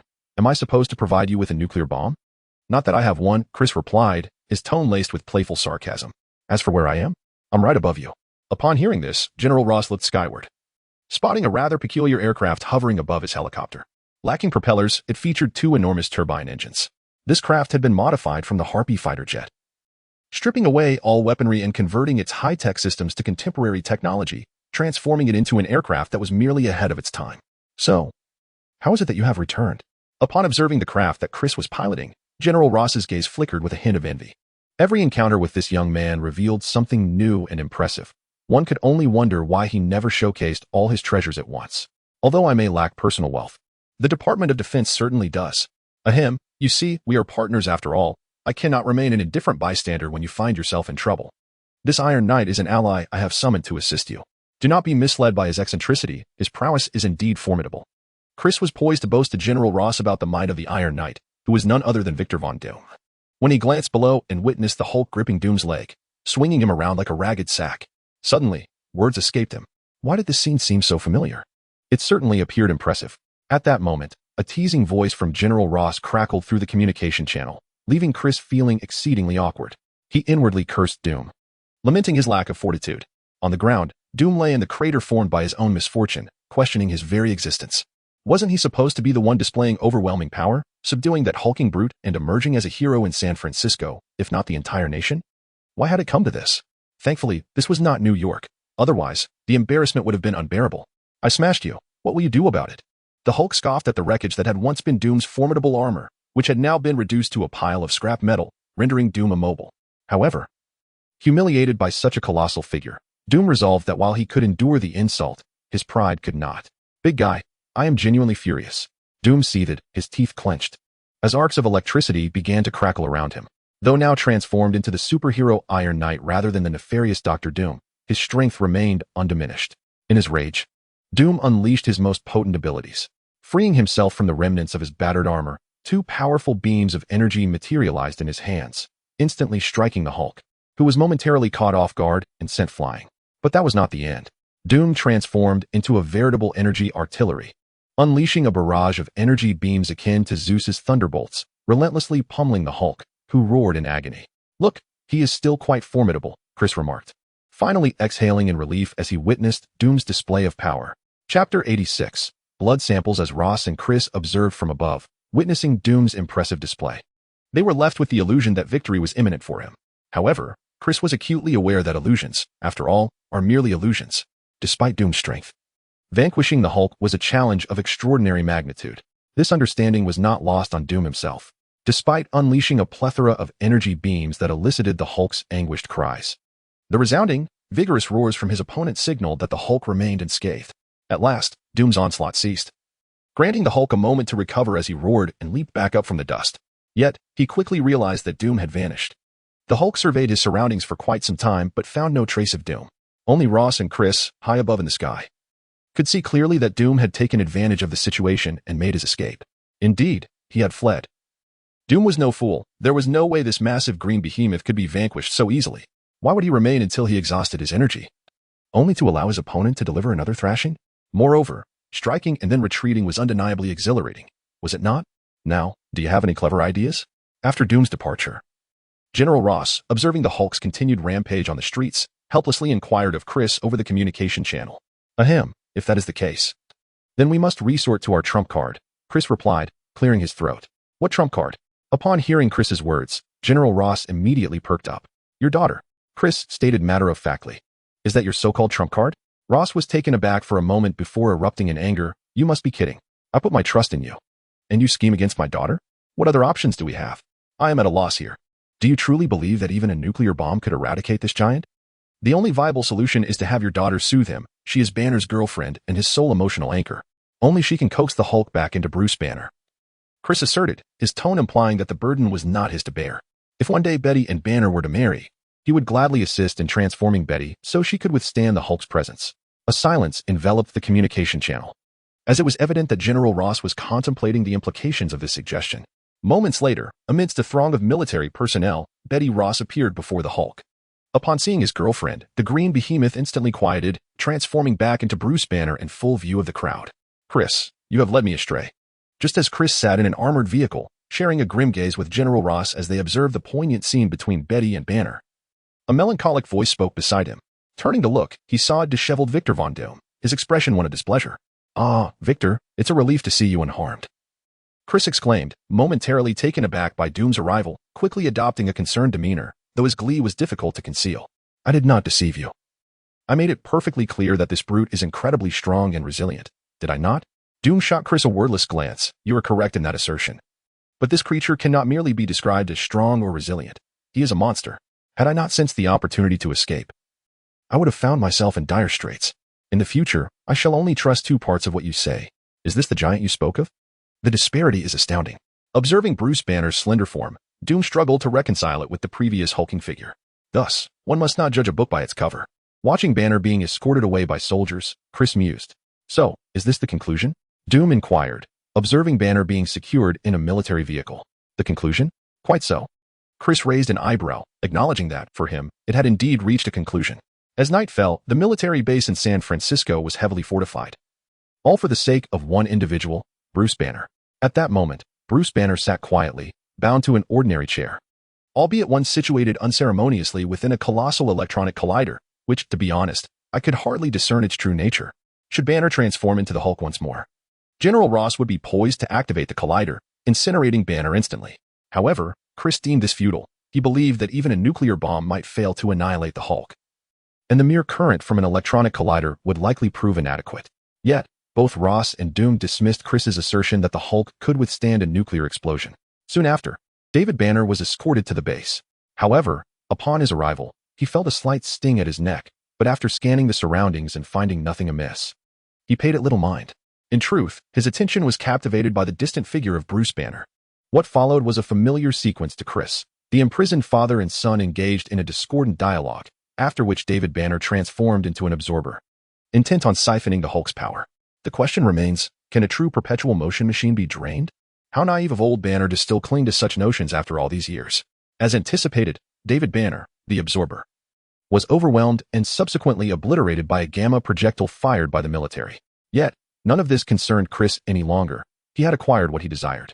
At the new Osborn building, Chris entrusted 2 blood sample collectors to Ariel Hansen for analysis. The blood contained within was none other than that of the Banner father and son. Although Chris did not directly partake in the entire process, he had orchestrated it. Under his command, the ghost operative Frank remained concealed in the shadows. During this operation to apprehend the Hulk, the creature sustained numerous injuries. Though he healed swiftly, a considerable amount of blood was still lost. Seizing the opportunity while the Hulk's attention was diverted by the military and Doom, Frank adeptly collected several samples of the Hulk's blood, which subsequently led to the slight sting David Banner felt at the base. The blood samples of the Banner father and son were among the few elements on this earth that Chris deemed worthy of investigation. How could he possibly let this opportunity slip away? Meanwhile, on the other side of the earth, in Chernobyl, Ukraine, a significant event was unfolding that would potentially alter the future global landscape. Chapter 87, Transactions and Retribution. 14 years have elapsed since the nuclear leak incident. Yet the ominous shadow cast over the entire Chernobyl region remains stubbornly persistent. In truth, even decades hence, the nuclear contamination of Chernobyl cannot be entirely eradicated. When juxtaposed with the devastation wrought by a nuclear bomb, the ramifications of a large-scale nuclear leak, such as that of Chernobyl, are far more dire. Although both nuclear explosions and leaks constitute nuclear catastrophes, their underlying principles differ fundamentally. To illustrate, a nuclear weapon can be likened to a flask containing a kilogram of high-proof alcohol, whereas a nuclear power plant houses a ton of beer. The explosion of a nuclear weapon resembles the ignition of spirits, while the combustion is intense. It is mitigated by the minimal quantity of nuclear material and the thoroughness of the explosion, leaving behind little in the way of residual high-radiation nuclear substances. Conversely, a nuclear leak, even if it were to lead to an explosion at a power plant, would never equate to a nuclear detonation, regardless of the extremity of circumstances. It is akin to attempting to ignite beer with fire. The concentration simply falls short. However, it is precisely due to this insufficient concentration that the radioactive materials can only dissipate slowly through the environment. Coupled with the vast reserves of nuclear fuel at power plants, a leak effectively scatters high-radiation nuclear substances in tonnage. This is why cities like Nagasaki and Hiroshima could achieve reconstruction within 5 years post-nuclear explosion, with the nuclear impact essentially dissipating after 20 years. In contrast, even 30 years later, Chernobyl remains a place where few dare to dwell. Yet, it is precisely the unique environment of the Chernobyl exclusion zone that has rendered it a haven for clandestine dealings. On this day, a particularly shocking transaction was completed here, involving a nuclear warhead left over from the Soviet era. Though merely a small nuclear bomb with a yield of 50,000 tons, it is still a nuclear bomb capable of obliterating an entire city. The parties engaged in this transaction were 2 factions from the quadrilateral powers that had once convened in the Middle East, the formidable warlord of the region, Carlyle al-Assad, and the leader of a Russian extremist organization, Imran Zakhaev. What do you think, Carlyle? With this nuclear device in hand, I believe it will deter the Americans, allowing you to proceed with your plans without hesitation, Zakhaev remarked, chuckling as he patted al-Assad on the shoulder while watching the bomb being loaded onto a truck. Indeed, the servants of Allah do not forget their friends. By the way, Imran, I recently acquired something remarkable from Asaba, something that can grant a rebirth of sorts and bestow unimaginable strength. I believe you will find it indispensable. Elated at the prospect of possessing the nuclear bomb, al-Assad produced a small box and handed it to Zakhaev, who gazed at it with skepticism. Oh, such wonders still exist in this world? Zakhaev replied, somewhat incredulous as he accepted the box. His left arm had been severed a decade prior during an assassination attempt, struck down by a heavy sniper rifle. Surviving that ordeal was a stroke of fortune, but now someone claimed it could regenerate. He found it hard to believe. Indeed, it was in Chernobyl, 10 years earlier, that his arm had been broken by none other than Captain Price of Team 141. Oh, my friend, You must believe me. I have witnessed this phenomenon with my own eyes. However, it is rather unstable. At the time, 3 individuals were involved, and only 2 survived. The other became a living bomb, taking his own life in a catastrophic explosion. The potency of this living bomb was immense, making it exceedingly suitable for the warriors of Allah. If it weren't for the exorbitant cost, I would have eagerly procured more, Al-Assad stated earnestly. Upon hearing Al-Assad's words, Zakiyev's interest was piqued. After all, the allure of rebirth after dismemberment is undeniably strong, and even with the potential for side effects, it is worth a trial. Is it not? The box that Al-Assad presented to Zakiyev contained, of course, the desperation virus. Previously, in Switzerland, Chris had contacted Killian and Maya Hansen. And together with Task Force 141, they had swept through the Umbrella Corporation's base, selling data and viruses from the corporation on the black market, amassing substantial funding and research support, thus accelerating the development of the desperation virus, leaving only real-world testing to be conducted. Subsequently, Obadiah presented himself eagerly. Chris had merely hinted at the company's existence, and Killian had struck a connection with Obadiah. Killian possessed the technology, while Obadiah had the market. Their first clientele was the 10 Commandments gang in the Middle East. With the 10 Commandments on board, it was evident that the various factions of the Middle Eastern alliance would also be involved. Both Al-Assad and Westgear acquired some, but Zakiyev, preoccupied with arms trading in Ukraine, remained unaware of these developments until Al-Assad presented him with this box. The contents of the box, though limited to 3 vials of the desperation virus, could serve as a lethal trump card if utilized effectively. The virus, coupled with the nuclear device from this transaction, foreshadows the considerable troubles that Task Force 141 will soon encounter, potentially leading to a significant shift in the global landscape. However, it is evident that Task Force 141 will not remain idle. Although they are still oblivious to the existence of the desperation virus, they have gleaned some clues regarding the nuclear transaction. Yet, the whereabouts of Zakiyev and Al-Assad remain enigmatic, prompting them to target Zakiyev's son, Viktor Zakiyev. As Zakiyev and Al-Assad completed their transaction and watched the truck depart, one of Zakiyev's subordinates rushed over and whispered urgently in his ear. Zakiyev's expression changed dramatically. It turned out that Task Force 141 had successfully located Viktor Zakiyev, but they had not anticipated his fierce resolve. Before the members of the task force could apprehend him, he resolutely chose to end his own life with a bullet. That night, Zakiyev summoned numerous high-ranking officials from the Russian extremist organization. Today, I received exceedingly grim news. My only flesh and blood has perished at the hands of the Americans and the British. I demand retribution, Zakiyev thundered, pounding the table, instilling terror in all present. Given the circumstances, let us proceed with a decisive action. We possess 2 formidable nuclear warheads and control several missile bases. It is time to act resolutely. One for the Americans and one for the British, a senior official declared fiercely. This individual, known as Makarov, was the most trusted subordinate of Zakiyev and held significant esteem within the extremist organization, second only to Zakiyev himself. Very well, let us proceed with this plan, Makarov. You shall lead a team to Assad. I suspect Assad may not truly dare to deploy that nuclear weapon. If the Americans approach, detonate that bomb and show them the consequences. As for the 2 warheads here, I shall oversee their launch personally, Zakiyev proclaimed with a frenzied countenance. Chapter 88. Red Spider. After the meeting concluded, everyone departed, leaving only Zakiyev and Makarov in the conference room. Zakiyev called out Makarov's name. The leader responded with utmost respect. Makarov held Zakiyev in high regard, and Zakiyev reciprocated this admiration.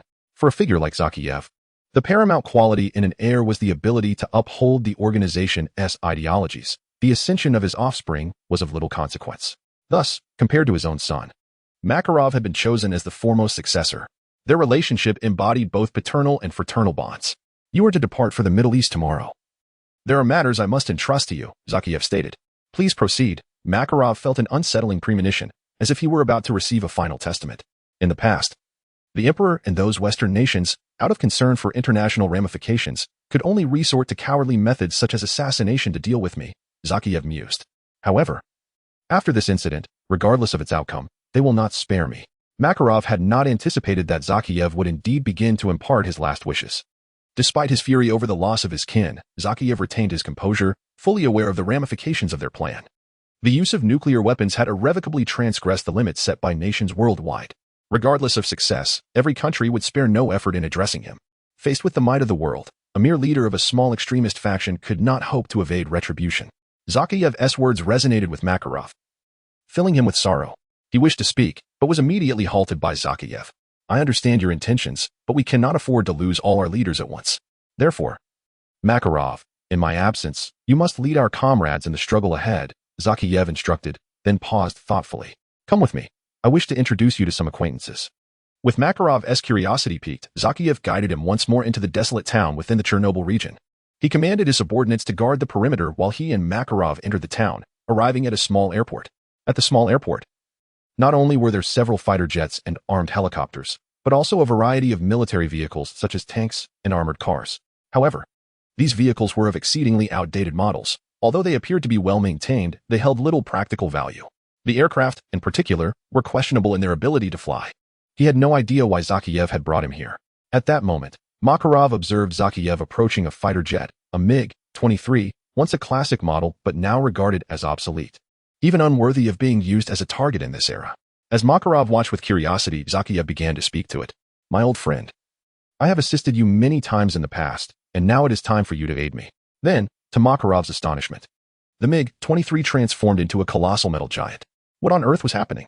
When did the former Soviet Union possess such remarkable technology? It was evident that this was not Soviet technology at all, but rather a transformer. If Chris's transformers were present, they would immediately recognize this one as the lieutenant of the Decepticon leader Megatron, Starscream.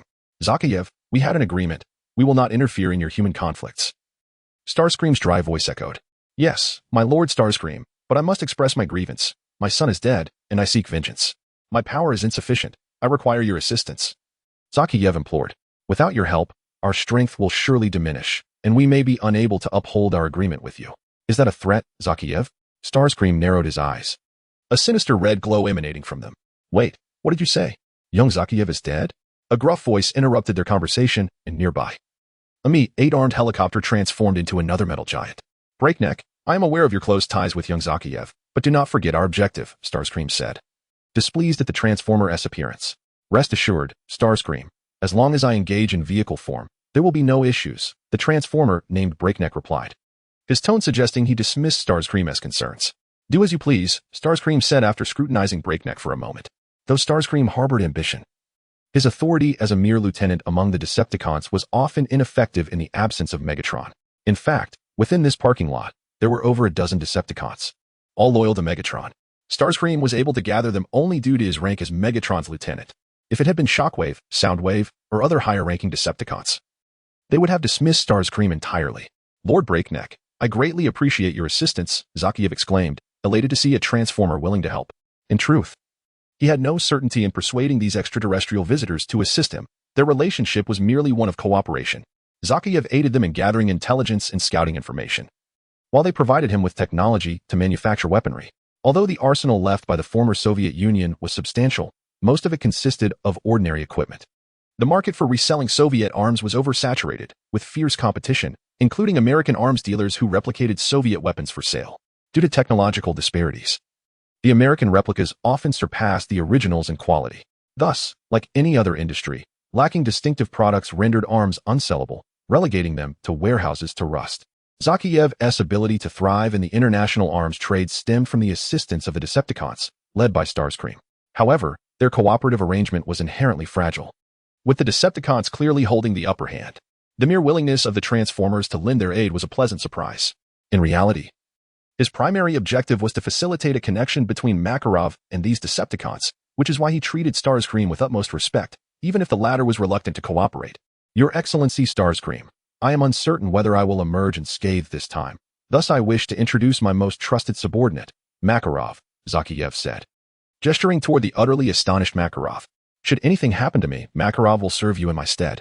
Understood, replied Starscream, albeit still nursing grievances over Barricade's insolence, responding curtly. After several minutes, Zakiyev and Makarov departed aboard an Mi-8 armed helicopter transformed by Barricade. Meanwhile, as Zakiyev steadily advanced his plans, he remained oblivious to the fact that, beyond the Western governments, another individual was contemplating how to counter him. Chapter 89. Preparing for Action 3 Nuclear Warheads. Zakiyev is quite formidable, Chris mused, marveling at the intelligence in his hands. In this world, despite the presence of numerous superheroes and clandestine forces, the overarching historical trajectory of America remained relatively consistent. However, Russia was markedly different. Although the Tsar still occupied the presidential seat, his position was not as secure. The extremist faction led by Zakiyev was exceptionally powerful, extending its influence beyond Russia and into the entirety of Eastern Europe. controlling a significant portion of the remnants of the former Soviet power. If that were not enough, Chris perceived that there were organizations akin to Hydra fanning the flames behind the scenes. Thus, even with the Tsar holding the reins of Russian power, he had no effective means to combat this extremist organization. Western European nations, too, were at a loss, as it was hardly feasible to initiate an all-out war. Should conflict arise, no nation could withstand the consequences. Consequently, they could only dispatch anonymous elite teams to conduct assassinations and sabotage, 141 special forces being a product of such circumstances. Currently, the leader of the United States embodies the archetype of a reckless cowboy, while the formidable emperor displays a domineering personality. Should Zakhaev and al-Assad succeed, fueled by the machinations of clandestine organizations, the specter of a third world war may very well emerge. This is a scenario that Chris is keen to avert. Although a conflict between two global superpowers might present lucrative opportunities for arms dealers in the short term, it poses a dire threat in the long run for someone like Chris, whose aspirations extend beyond Earth. A war would inevitably result in countless fatalities. And with so many lives lost, who would cultivate the land once humanity ventures beyond our planet? Hence, Chris is determined to quash this potential war in its infancy. However, while suppression is necessary, it is also imperative not to obliterate these extremist organizations entirely. Should entities like S.H.I.E.L.D. Hydra become idle and seek trouble, it would certainly complicate matters for him. Although Chris harbors no fear of his adversaries, they do represent a nuisance that could hinder his efforts to consolidate Earth's resources. Moreover, the absence of such extremist factions might adversely affect the sales of Chris's arms. Therefore, finding the right balance is of utmost importance to him. The situation in the Middle East can be entrusted to Alice, while matters concerning Russia will be delegated to Frank. However, two ghosts alone may not suffice, prompting Chris to consider the necessity of providing them with an additional ally. After all, the Decepticons have been feasting and lounging under his auspices for long enough. It is time for them to contribute. With this thought in mind, Chris summoned Frank, and the two proceeded to the underground armory. The armory is expansive, housing not only an array of weaponry but also the captured Transformers, Charge, Skyquake, and Thundercracker, who, after recuperating from their injuries, have been stationed here under Swan's supervision, assisting him with laborious tasks. Nevertheless, given the significance of the armory, it is imperative that the Decepticons, who do not genuinely submit, are subjected to restrictions. To safeguard against these Decepticons, the entire armory is perpetually under the control of the AI adjutant, with armed robots stationed at critical junctures, including a considerable number of modified Viking fighters also under the adjutant's command. Should any of the three Decepticons exhibit signs of insubordination, they would be swiftly neutralized. Moreover, Chris has instructed Swan to devise a special device to be installed at the core locations of these Decepticon sparks. Once activated, this device generates a powerful electric current. And positioned at such a vital point, its activation would be unbearable even for the hardiest of Decepticons like Skyquake and Thundercracker, let alone the more pliable Charge. Additionally, this device can be remotely detonated, akin to implanting a bomb within a human brain. Consequently, the three Decepticons have become exceedingly compliant, to the majority of Decepticons. Their loyalty to Megatron will always pale in comparison to the instinct for self-preservation. Ah, esteemed Mr. Chris, it is truly a pleasure to see you. How may I be of service? As Chris and Frank entered, they spotted Charge hiding lazily in a corner. Upon noticing their presence, Charge hurried over, eager to ingratiate himself. For a Decepticon like Charge, principles were non-existent. He was utterly envious of the privileges enjoyed by Knockout and Breakdown. Unlike the three of them, who were restricted in their movements, Knockout and Breakdown, the earliest allies of Chris, reveled in their favorable treatment. They had not been subjected to the dreaded timed explosives. And aside from having a tracking device implanted and being barred from certain special locations, their freedom was largely unimpeded. Knockout frequently ventured out to indulge in underground racing, while Breakdown quietly assisted Swindle. Charge lamented that as a Cybertronian noble, he had not experienced such luxuries since the fall of Cybertron. Thus, he eagerly anticipated earning Chris's favor, hoping to attain the same privileges as Knockout and Breakdown. As for Megatron, he could be damned. In truth, Charge was not alone in his sentiments. Both Quake and Thunderwing were also feeling conflicted. After all, Decepticons were sentient beings with their own thoughts, much like the vast majority of humanity who wouldn't desire a better life. The corruption of capital was not confined to humans. However, unlike the unrestrained Charge and Knockout, true warriors like Skyquake and Thunderwing held much higher principles. Conversely, once warriors like them chose to pledge their allegiance, the likelihood of betrayal diminished significantly. In contrast, those like Charge and Knockout would readily seize any opportunity to usurp power should they perceive weakness. Chris, therefore, placed greater value on Skyquake and Thunderwing, though the timing for such matters was not yet ripe. I know what you seek, Chris remarked, observing Charge's eager demeanor. I have a task that requires two of you to execute. Successfully completing it will not lift your restrictions, but it will grant you better privileges. I'll go. Charge exclaimed excitedly, disregarding the specifics of the task. I want the luxury maintenance package, and I want a hot oil bath. And you too? Chris inquired, turning his gaze to Skywake and Thunderwing. They exchanged glances, weighing their options. Thunderwing, you should go, Skywake suggested after a moment of contemplation. No, brother, you should go. Thunderwing insisted, deflecting the suggestion. Understood. I shall proceed with the refinement and enhancement of the provided text. All right, I comprehend the depth of brotherly affection between you two. Tianjin, this time, it will be you who embarks on this mission. Do not fret, such opportunities abound. As long as you both remain steadfast and diligently serve my interests, I shall ensure you are well rewarded. Chris halted the brother's modesty with a commanding order. However, before you commence your actions, I must insist on altering your appearances. The assault formations of the three Transformers, all in the guise of advanced fighter jets, would only exacerbate tensions if displayed in the sensitive regions of the Middle East and Eastern Europe, thus necessitating a transformation. Furthermore, the aircraft of the Soviet Union cannot be utilized either. Soon, Chris conceived an idea, a mischievous grin gracing his face, which rendered Frank and several Transformers nearby quite uneasy. Chapter 90, Persia, December 2000, the capital city of Persia, Tehran. The once tranquil atmosphere was abruptly engulfed by the flames of war as non-governmental armed groups invaded the city while the government forces remained unprepared. Even more disheartening for the government troops was the realization that the weaponry employed by the insurgents vastly surpassed their own in both power and sophistication. Artillery, tanks, and aircraft, various forms of modern heavy weaponry, were now in the hands of the insurgents, while the government forces were left wanting. More alarmingly, these factions were also armed with potent biological weapons and a cadre of seemingly invincible warriors, transforming the conflict into a one-sided massacre from the outset. The leader of this non-governmental armed faction was Khalid al-Assad. Within merely 3 hours of the conflict's onset, al-Assad and his forces stormed the presidential palace, capturing the current president of Persia, Afrani, and dragging him to the square before the palace. In the square, cameras and broadcasting equipment had already been set up, and al-Assad stood before them, flanked by a Caucasian man, Makarov, who had come to Persia to support al-Assad. Al-Assad, have you lost your mind? Do you realize the consequences of your actions? Afrani, held by soldiers, spat angrily. You are providing the Western nations with a pretext to wage war against us. You will plunge our nation into the abyss of conflict. You are ruining this country. Yet al-Assad merely cast a cold glance at him and replied, You are the one destroying this country. I shall save it. Let us begin, Makarov sneered. The soldiers then bound Afrani to a pillar in front of the camera, while al-Assad stepped forward to deliver his address. Today, our nation shall rise once more.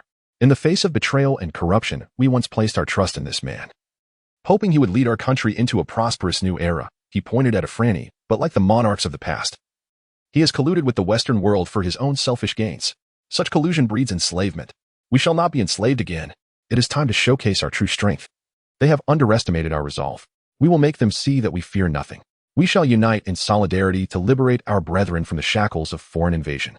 Our army is unparalleled in strength, and our cause is undeniably just. In our discourse, our legions are on the verge of achieving the magnificent objective of restoring our nation's erstwhile glory.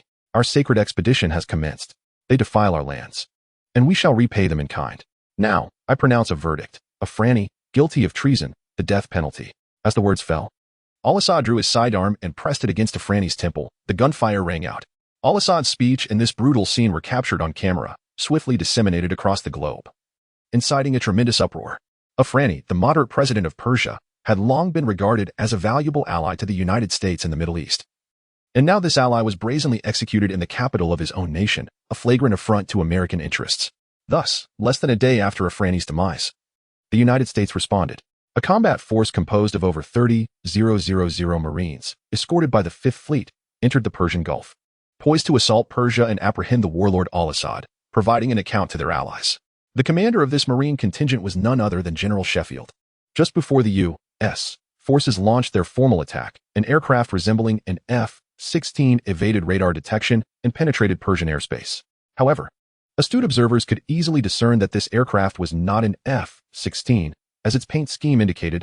No F-16 would bear such markings. Indeed, it was a transformed model of the second generation of the Chick fighter. Yet, this was not a genuine second-generation aircraft, but rather a transformation of the Skywake. While warriors like Skywake possess anti-radar capabilities, they lack optical stealth, making some degree of camouflage necessary to avoid visual detection.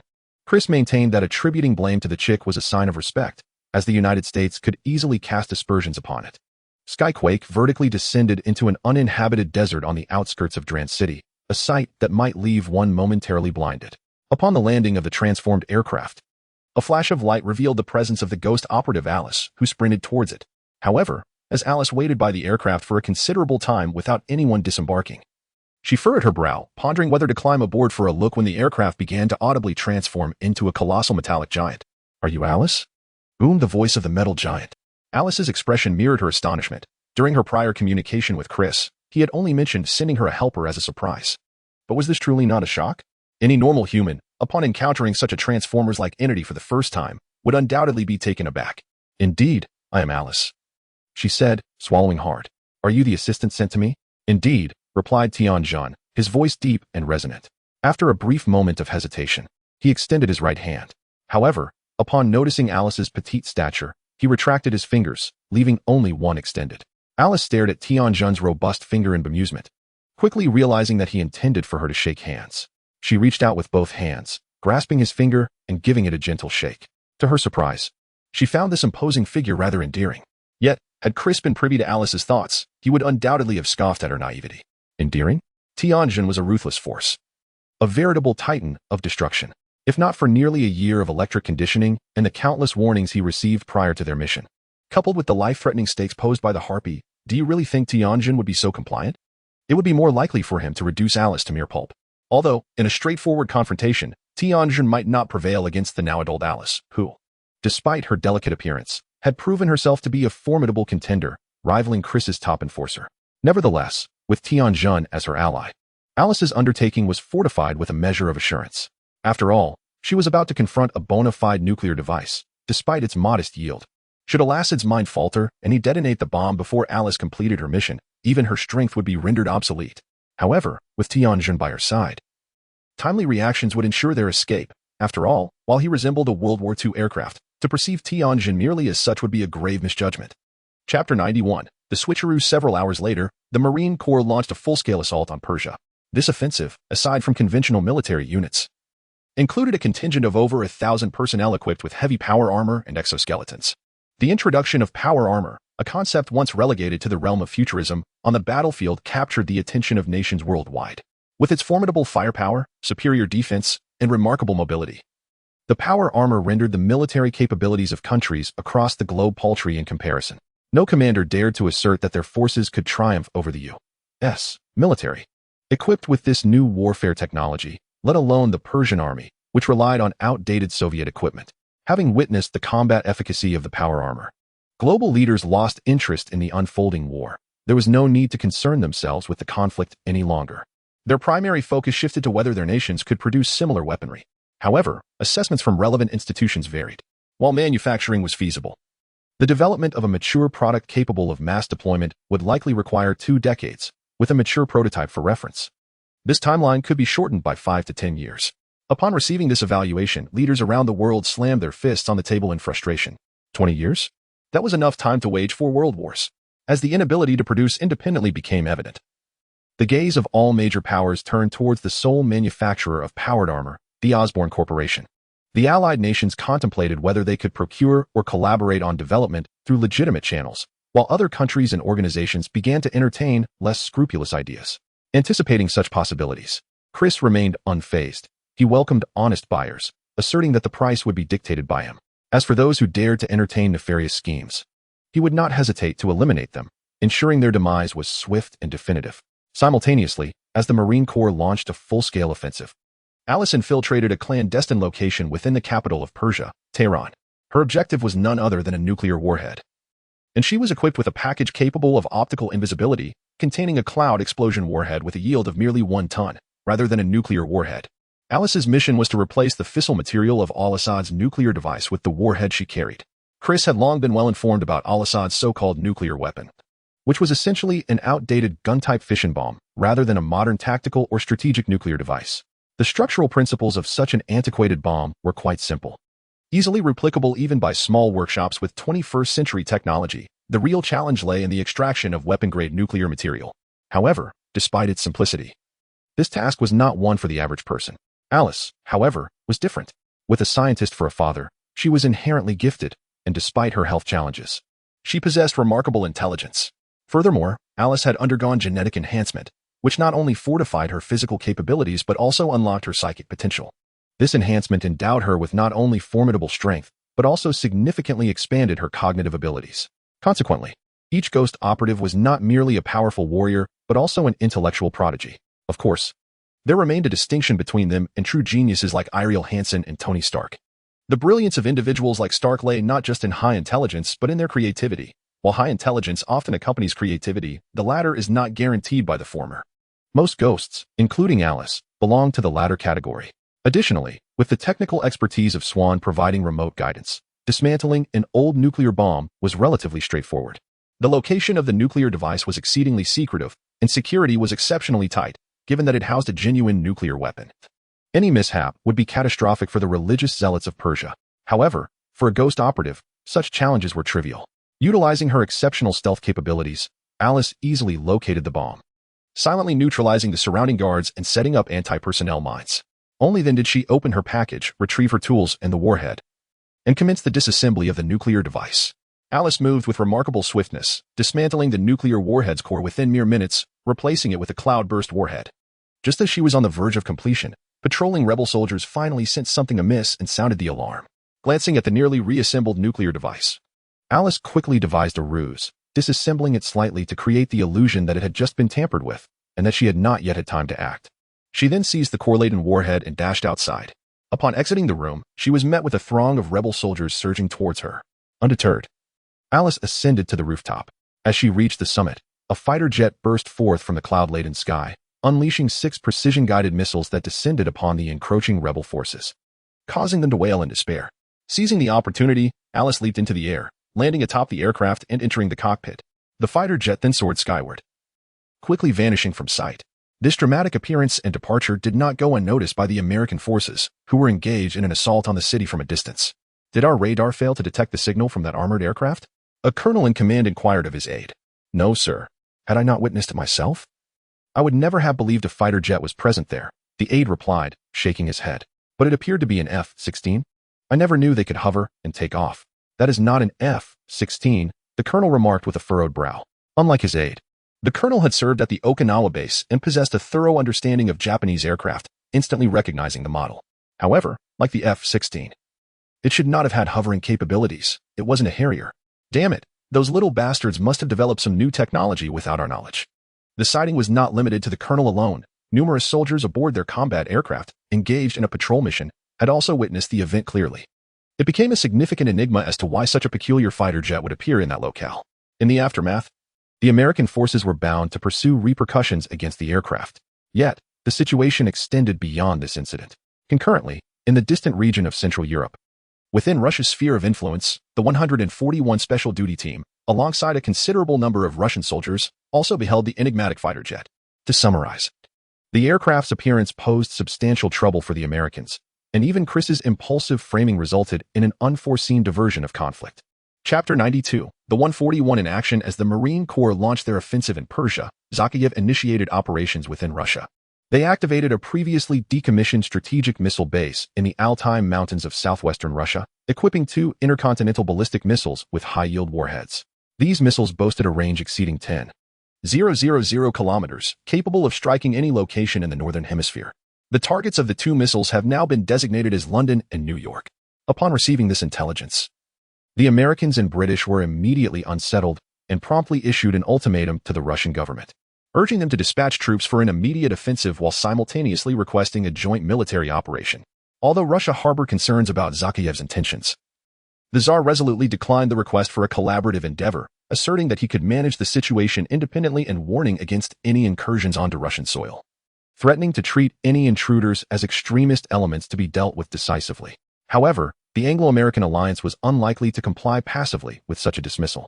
While the deployment of large forces would be impractical given Russia's refusal, the dispatch of a small contingent of elite troops remained feasible.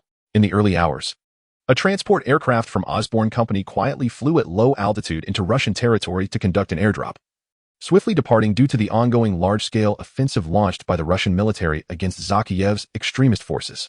The skies were intermittently patrolled by fighter jets from both sides, and the transport aircraft risked being shot down, leaving the Americans with no plausible explanation should that occur. The airdropped cargo consisted of the 141st Special Operations Team. With a thud, the metallic sound of equipment meeting the ground resonated as Carlos, operating a heavy power armor suit, landed steadily. "Damn it, I despise this method of airdrop," he complained, shaking his slightly dizzy head. "Indeed, it feels as though one is a bean rattling inside a can," Carlos concurred. The three teams, differing in their equipment, had various airdrop methods. One team donned optical camouflage combat suits that resembled standard camouflage, thus employing the conventional low-altitude parachute drop. In contrast, the power armor and the heavy armor of another team, laden with substantial weaponry, could not utilize low-altitude parachuting. Instead, their airdrop was conducted by simply releasing them from the aircraft. Of course, this release was not as simple as it sounded. A drop from such heights would be perilous without additional equipment. The airdrop mechanism involved a sensory tether, preset to a specific length. For instance, at a drop altitude of 200 meters, the tether would typically be set to around 180 to 190 meters. This tether would absorb most of the impact before breaking, allowing the airdrop personnel to descend from approximately 20 meters, a height deemed safe for power armor equipped with support frameworks and shock absorption systems. Naturally, this method was only suitable for armored suits or vehicles, as the impact force would be sufficient to sever a human body in two. Nevertheless, while safety is paramount, the exhilarating sensation, 100-fold more thrilling than riding a freefall tower, left both squads with a profound disdain for this method of aerial insertion. Enough of the idle chatter. Being young, they should not be daunted by such trivial upheaval. The squad leader, Price, remarked over the communication channel as they steadily descended towards the ground. Yet his tone betrayed a hint of schadenfreude. Standing idly by, the squad members rolled their eyes at Price's words, yet complied obediently, setting their course toward the missile base. They were well aware of the base's location, as the sounds of the skirmish between Russian forces and insurgents resonated from several kilometers away. Leading the way, the 141 Special Task Force swiftly approached the missile base, where time was of the essence as the missiles had yet to be launched. They needed to act immediately. In accordance with protocol, the squad stealthily infiltrated the missile base. However, before they could neutralize a few sentries, a gravelly voice echoed through the facility. "Ah, look. Some little pests have sneaked in." Amidst the startled gazes of the squad members, a Mi-8 helicopter in the distance transformed into a colossal steel behemoth, brandishing two aircraft machine guns aimed directly at them. This mechanical giant was none other than the Decepticon known as Brawl, who had previously pledged assistance to Zakhaev. Though the Decepticons currently resembled a pack of cornered dogs, their technological prowess was undeniable. The rudimentary optical camouflage suits employed by the squad were no match for Brawl's scanning capabilities, allowing him to detect the infiltrators almost instantaneously. If the Red Spider were to witness this scene, she would undoubtedly express her outrage, questioning the trust among the Decepticons to only manifest in vehicle form. The 141 squad's morale, on the other hand, plummeted into despair. "We were cloaked. How could we be discovered? And what in the world is that giant monstrosity? A new robot from the Foot Basin Chicken? I've never heard of any collaboration between the Foot Basin Chicken and the extremist faction. Retreat, retreat." Price shouted hoarsely through the comms. "Carlos, Soap, we need support, support." Yet it was evidently too late. Brawl unleashed a barrage from his machine guns, and several squad members, caught off guard, fell to the ground under the relentless hail of 127mm rounds. Only Price and one other quick-thinking soldier managed to evade, taking refuge in a nearby building. "If I'm not mistaken, you little crawlers must be the ones who took out young Zakhaev, right? If so, you shall accompany him to the grave," Brawl taunted, launching a missile aimed at the structure concealing Price and his comrade. Just as Brawl prepared to fire, a rocket struck him squarely in the face, obliterating a portion of his jaw and eliciting a pained cry. "Huh, take that, big guy?" Carlos, operating his powered armor, fired off 4 grenades that exploded against Brawl, stripping away fragments of his armor. The other members of the squad executed similar maneuvers, causing the fierce adversary to falter momentarily. Seizing this opportunity, the team provided cover for Price and his companion to escape the building, although Team 141 managed to rescue Price in the nick of time. Their original ambush operation morphed into an all-out assault, resulting in an intense exchange of fire that quickly alerted Zakhaev's forces stationed at the missile base. The strength of Zakhaev's troops remained formidable, primarily composed of seasoned former Soviet soldiers equipped with standard Soviet military hardware, which explained their prolonged engagement with the Russian army. Their arsenal included main battle tanks and armed helicopters, and even fighter jets, though the latter were currently preoccupied at the front lines, fending off the advances of the Russian Air Force, rendering them incapable of addressing threats from the rear. Moreover, fighter jets would be ineffectual against such infiltration-type enemies. After all, one could not risk collateral damage to their own forces.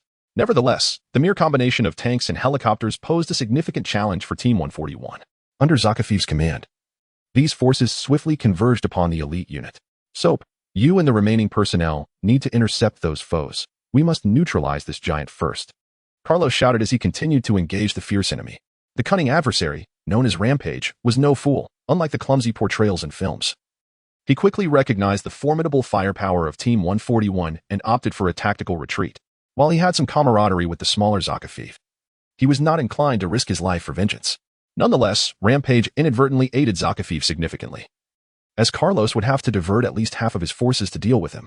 No problem, leave it to us, Soap replied, promptly leading the remaining members to establish a defensive perimeter. Xiao Chang, take your team to the east and lay mines. Ghost, head to the west, following Soap's orders. A substantial number of spider mines were deployed along the outer defense line. The northern front represented the enemy's advanced direction, while the southern flank was bordered by mountains. Though the rudimentary artificial intelligence of the spider mines was rather simplistic, they proved remarkably effective when confronted with large clusters of enemies. Before the encroaching foes could initiate their assault, they suffered significant losses, alleviating the pressure on Team 141. Moreover, the tanks within the enemy ranks were promptly targeted and systematically destroyed. The destructive power of the 125mm smoothbore cannon mounted on Zakafiv's T-80 main battle tanks was devastating against heavy-powered armor, let alone lightweight exoskeletons. In addition to these tanks, several Mi-24 hind-armed helicopters approaching from a distance became priority targets for elimination. However, it was evident that the pilots of these helicopters were seasoned veterans. After the tank units were decimated, they maintained a safe distance, hovering above and launching rocket attacks on Team 141, inflicting considerable casualties and creating substantial complications. Under such circumstances, Team 141 found it challenging not only to continue their mission of sabotaging the missiles, but even to ensure their own survival. Yet, they were clearly unwilling to abandon their objective, especially Price, who had narrowly escaped death. Carlos, you continue to hold off that behemoth. If I am not mistaken, only that giant can discover our successful repulsion of a wave of attacking foes, Price stated over the comms, then turned to the last remaining member of the squad. Bob Soap, you cover me and Tan as we proceed with the mission. No problem, good luck, Carlos swiftly replied over the communication device, while Soap nodded at Price, making a gesture of good fortune. Tan, how are we doing? Any issues? Price inquired as he readied his gear once more. Of course not, old man. I'm just worried you won't keep up with me, Bob Tan replied with a relaxed demeanor. Huh, I won't lose to a kid like you, Price chuckled, activating his optical camouflage and charging out of the base with vigor. Bob Tan immediately followed suit. Although they could not see each other, their communication devices displayed their teammates' locations, eliminating the risk of losing track of one another. The two swiftly entered the missile base, shielded by their comrades, taking advantage of the chaos as the enemy was preoccupied. However, just as they burst into the missile facility, a nearly despairing event unfolded for Team 141. Two intercontinental ballistic missiles were successfully launched, soaring into the sky. Sir, what do we do now? Bob Tan uttered in despair as he watched the missiles ascend higher. Let us pray that the anti-missile system manufactured by Osborne Corp is as reliable as their powered armor, Price said after a brief silence. Since the interception mission has failed, let us resolve to confront the architect of this calamity. Zakafiv, that damned scoundrel, Bob Tan replied, his eyes ignited with fury. The two tacitly pressed forward into the missile base, hoping to locate the culprit before Zakafiv could make his escape. As they advanced, however, a pair of fighter jets were rapidly approaching from the sky. Damn it, too late. Can we intercept those two missiles? Frank, seated in the cockpit of the fighter, inquired as he observed the flying missiles. The two missiles are too far apart and on different trajectories. We can likely intercept only one, the pilot calculated immediately. Regardless, let us take out the nearer one first, Frank decided without hesitation. All right, brace yourself and watch the master at work, he added as he accelerated towards the closer nuclear missile. Despite his noble lineage from Cybertron, Frank may not excel in tough battles, but intercepting missiles was well within his capabilities.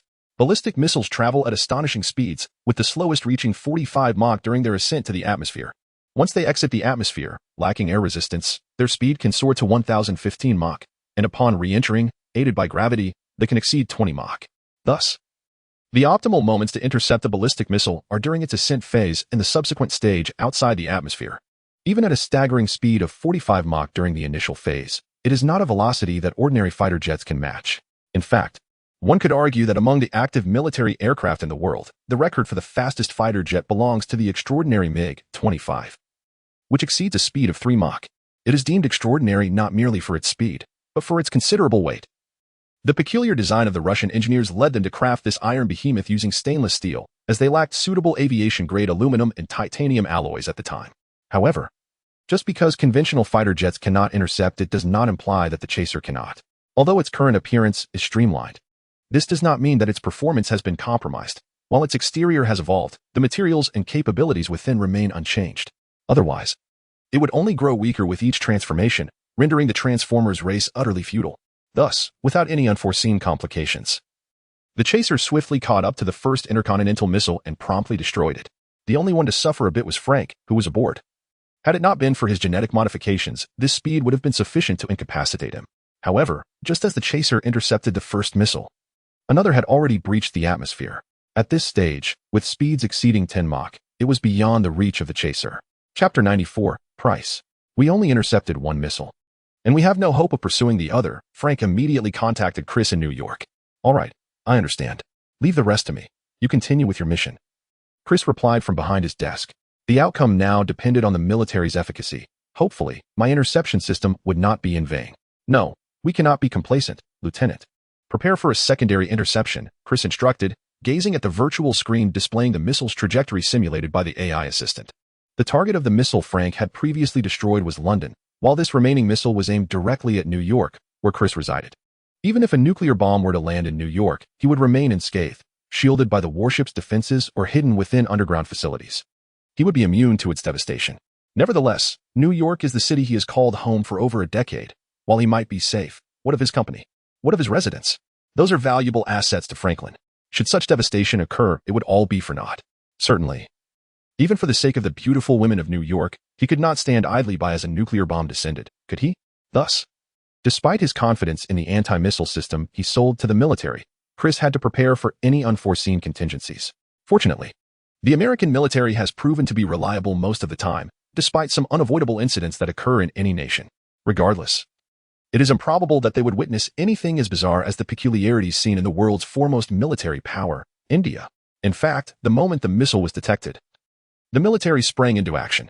Like Chris, they did not take the situation lightly. Rather than merely activating a single missile defense system, multiple military bases were engaged simultaneously. Although the Aegis system manufactured by the Osborne Company exhibited remarkable performance during the trials, it is essential to remember that experiments are merely simulations and do not equate to actual combat scenarios. Consequently, the military, prioritizing caution and resource management, initiated a substantial number of interception missiles when Zakiyev's intercontinental ballistic missile ascended into space. Within 5 minutes, the nuclear missile was precisely struck and destroyed above the Atlantic Ocean.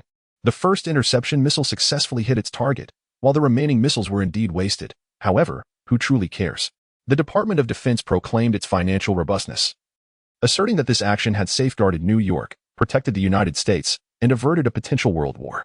Congress, how could you possibly deny reimbursement for this expenditure? Chris remarked that his own finances would soon flourish.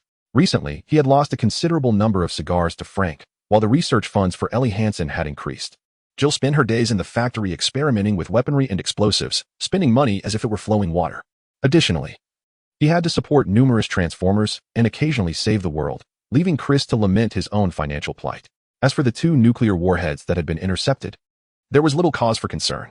Unlike the nuclear bomb sold to al-Assad, which could only serve as a timed explosive, these 2 missiles carry legitimate, modern nuclear warheads with complex detonation mechanisms.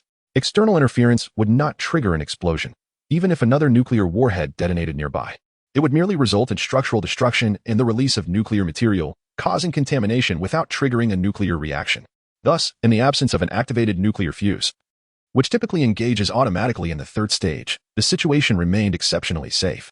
After all, no nation wishes for its missile base to be attacked, leading to an accidental detonation of their own nuclear arsenal. Meanwhile, in Russia, after concluding his communication with Chris, Frank redirected his course towards the missile base. Chris had tasked him with intercepting the missiles and dealing with Zakiyev. With the first objective nearly accomplished, only the matter of Zakiyev remained. Given the gravity of the situation, even Chris could no longer tolerate Zakiyev's presence. However, before Frank's arrival, 2 individuals had already located Zakiyev, Price and Bob Tan. Following the launch of the missile, they accessed the still-open launch silo and descended into the missile base, utilizing the formidable concealment capabilities of their optical camouflage suits. The duo navigated swiftly and undetected to the command center, where they found Zakiyev preparing to evacuate with his team. At that moment, Zakiev was accompanied by only 2 guards. Seizing the opportunity, Price stealthily approached Zakiev from behind, drawing his dagger and, without hesitation, plunged it towards Zakiev's back. However, in his urgency, Price failed to notice that Zakiev's left arm, which he had previously severed with a sniper shot, was now fully restored, as Zakiev had successfully injected himself with the dire virus. Zakiev, today marks your demise. As the dagger penetrated flesh, Price sensed that the situation was under control. Beside him, Bob fired 2 precise shots, taking down 2 guards. However, instead of hearing Zakiev's cries of anguish or curses, he was met with laughter. A mocking trio of chuckles erupted from Zakiev, who turned his back to Price, as if Price's blade had never pierced him at all. Well, aside from a brief moment of pain, Price's strike had indeed inflicted no harm upon Zakiev. Before Price could fully grasp the situation, he felt a searing heat in his hand, prompting him to instinctively release his grip. With a clang, the hilt of the knife fell to the ground, leaving only the handle behind. What was happening? Price could hardly believe his eyes as he observed Zakiev, seemingly unscathed, emanating a crimson glow and radiating steam. The dagger entirely melted away. What could possibly explain this? In an instant, Zakiev spun around, his heated arm thrusting into Price's abdomen. Price felt a numbing sensation in his gut, followed by the acrid scent of burnt flesh, as he sensed his strength ebbing away. It was then that he noticed Zakiev's intact left arm. Your hand, Price murmured in disbelief, gazing at Zakiev's limb. Surprised? Astonished? Zakiev withdrew his right arm. Gesturing to his left, my hand has returned. Yet, Price lacked the strength to focus on Zakiev's arm. He was now acutely aware of the gaping wound in his abdomen, his body pierced through, yet no blood flowed, the intense heat having sealed the injury. The area where his organs, muscles, and vertebrae once resided was now vacant. Captain John Price of Task Force 141. No. Old man. Upon witnessing Price's dire state, Bob completely lost his composure. He raised his weapon, unleashing a torrent of bullets towards Zakiev until his magazine was empty. Yet, this had little effect on Zakiev. The heat within him vaporized the bullets. Undeterred, Bob discarded his firearm and drew a dagger, charging at Zakiev. Bob's close-quarters combat skills were exceptional, but against Zakiev, who had injected himself with the desperation virus, they proved futile. If you wish to stab, then stab you shall. Had Price's lesson not been sufficient? Thus, Bob's dagger found its mark, plunging into Zakiev's chest. However, Zakiev seized Bob's right hand that gripped the dagger. This time, instead of employing the extreme heat he used on Price, Zakiev resorted to a more moderate heat, searing Bob's arm. A heart-wrenching scream escaped Bob's lips. The agony of his flesh being scorched far surpassing the torment Price had endured. Weep, scream, and then perish, as he beheld the agonized cries of Bob Tan. Zakiev wore a sinister grin. For this cold-blooded warlord, who thrived on malevolence, there existed no semblance of mercy, especially given the blood feud between both factions. The more Bob Tan screamed in torment, the more Zakiev reveled in delight. With one arm shattered, Zakiev set his sights on Bob Tan's other arm. Another round of screams echoed, and even a hardened veteran from Special Forces could not withstand such excruciating pain, ultimately succumbing to shock and losing consciousness. Ah, so fragile. Witnessing his opponent succumb to unconsciousness, Zakiev let out a derisive snort, preparing to extinguish his life entirely. At that moment, however, his head exploded violently, scattering his body lifelessly to the ground. The regenerative capabilities of the Doomsday virus were formidable, yet its mechanism relied on stimulating the brain for regeneration. Thus, without a head, it was utterly ineffective. The legendary warlord Zakiev met his demise. Following Zakiev's death, Frank's silhouette materialized from the shadows, revealing that he had been the one to eliminate Zakiev. While Zakiev was unafraid of ordinary bullets, Frank wielded a specialized Ghost 20-bore rifle with a 25mm caliber, making the act of obliterating his head a trivial task. Fragile? You are but a mere shadow of your former self. Approaching Zakiev's lifeless form, Frank spat in disdain, then turned his gaze towards the now silent Price, shaking his head in mild regret before focusing on the unconscious Bob Tan. Without hesitation, Frank drew a syringe from his waist and injected it into Bob Tan's carotid artery. The syringe contained neither a virus nor a genetic enhancement serum, but rather a nanomedical treatment. Given the severity of Bob Tan's injuries, timely intervention was crucial. Otherwise, he would soon follow in Price's footsteps.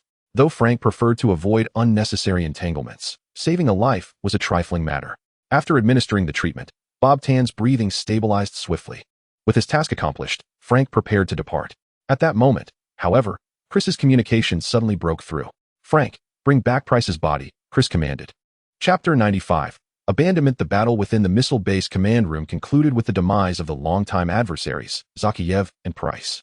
However, the skirmishes on the ground persisted, albeit with a shift in the participants involved. The powered armor utilized by Task Force 141 was merely a rudimentary version, lacking the advantages necessary to contend with a formidable opponent like the Rampage, a veritable transformer of destruction. During their exchange of fire, although they managed to inflict considerable damage on Rampage, they ultimately failed to eliminate him, resulting in the loss of 2 soldiers from their ranks. Had it not been for an inexplicable reason that prompted Rampage to revert to vehicle form and flee the scene, the losses for Carlos and his comrades could have been even more catastrophic. However, with Rampage's departure, the plight of Task Force 141 did not improve. Rather, it grew increasingly dire. The origin of the predicament lies with the peculiar emergence of 2 enigmatic soldiers, akin to Zakiev, who have been infused with the desperation virus, transforming them into formidable warriors. These 2 soldiers, seasoned veterans who had long served under Zakiev, had previously distanced themselves from his command due to disabilities. However, the 3 vials of the desperation serum bestowed upon Zakiev by Al-Assad revitalized them, granting them not only the ability to regenerate from amputation, but also extraordinary strength. Indeed, at the onset of the aggressive assault on the missile base by Team 141, these 2 warriors, under Zakiev's orders, joined the fray alongside ordinary soldiers in their pursuit of annihilating Team 141. Initially, the firepower displayed by the 141 soldiers was overwhelmingly potent, prompting the astute veterans to refrain from recklessness and adopt a more cautious approach. As the infiltration operation devolved into a full-scale assault, compounded by the presence of the formidable Blitzkrieg, the ammunition expenditure for Team 141 became alarmingly excessive. To evade the dire straits of running out of ammunition, the soldiers instinctively began to conserve their resources, utilizing their firearms solely against the ordinary infantry of Zakiev, reserving heavy firepower for the vehicles. Recognizing this critical opportunity, the 2 desperation soldiers seamlessly blended into the advancing ranks, gradually making their way toward a building at the perimeter of Team 141's missile base. Their trajectory aimed directly at the fortified position of Lieutenant Simon Riley, clad in powered exoskeleton, and the heavily armored Fatty, tasked with defense. In a parallel to Price's encounter with Zakiev, the 2 soldiers made a grave error, allowing a barrage of gunfire to strike them, which they presumed would spell their demise. Yet, upon penetrating their bodies, the bullets were instantaneously vaporized by intense heat, leaving them unharmed in a manner never before witnessed, momentarily rendering them in a state of disbelief. Seizing this moment, the 2 desperation soldiers surged toward their targets, with their primary focus on the heavily defended and heavily armed Fatty. One soldier ensnared Rick with his searing arms, while the other pierced through Fatty's chest with a burning limb. The Ghost, armed with his weapon, unleashed a series of shots that proved utterly ineffectual against the 2. Faced with the relentless approach of the desperation soldiers, Ghost decisively called for reinforcements, urgently transmitting, requesting assistance. Unidentified special enemies have emerged. Fatty has been downed. In response to Ghost's plea for aid, Soap promptly issued orders. Kong, Yu, and Royce head over to investigate the situation.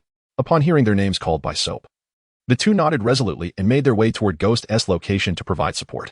Soap, Price, and Tan have yet to report any updates.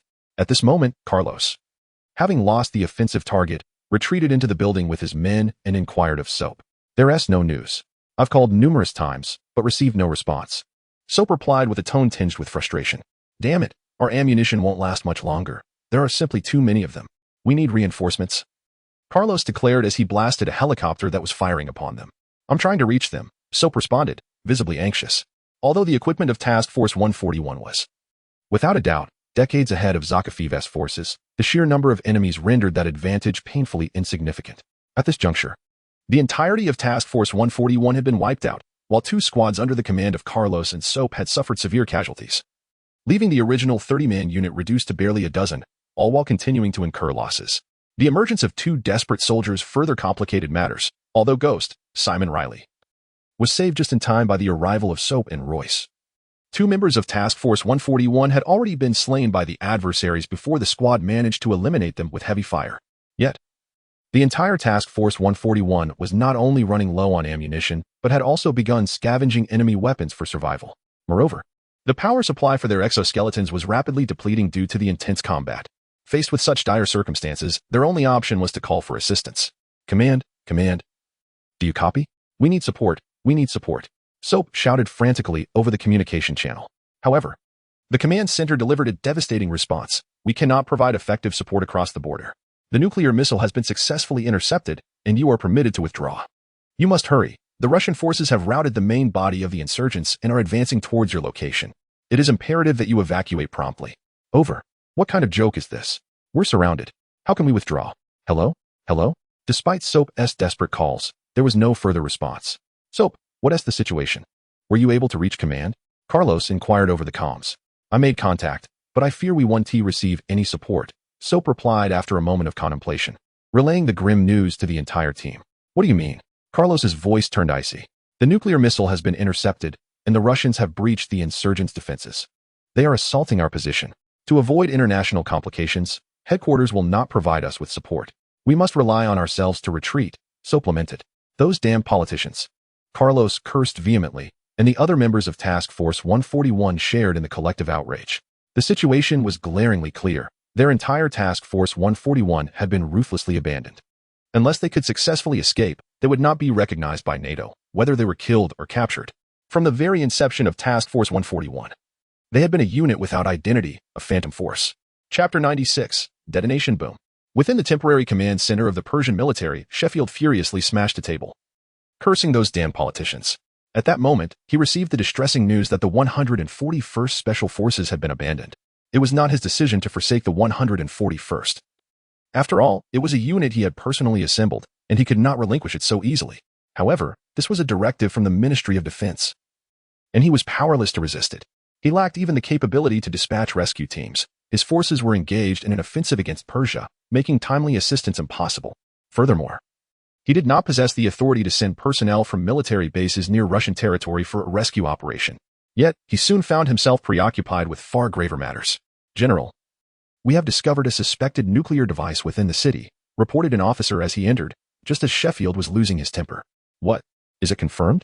Sheffield inquired immediately. It cannot be verified at this moment. The nuclear disposal team is en route to investigate, the officer replied. Immediately evacuate everyone from the area and expedite the confirmation of the target, Sheffield said, his expression grave. Why was there no prior warning?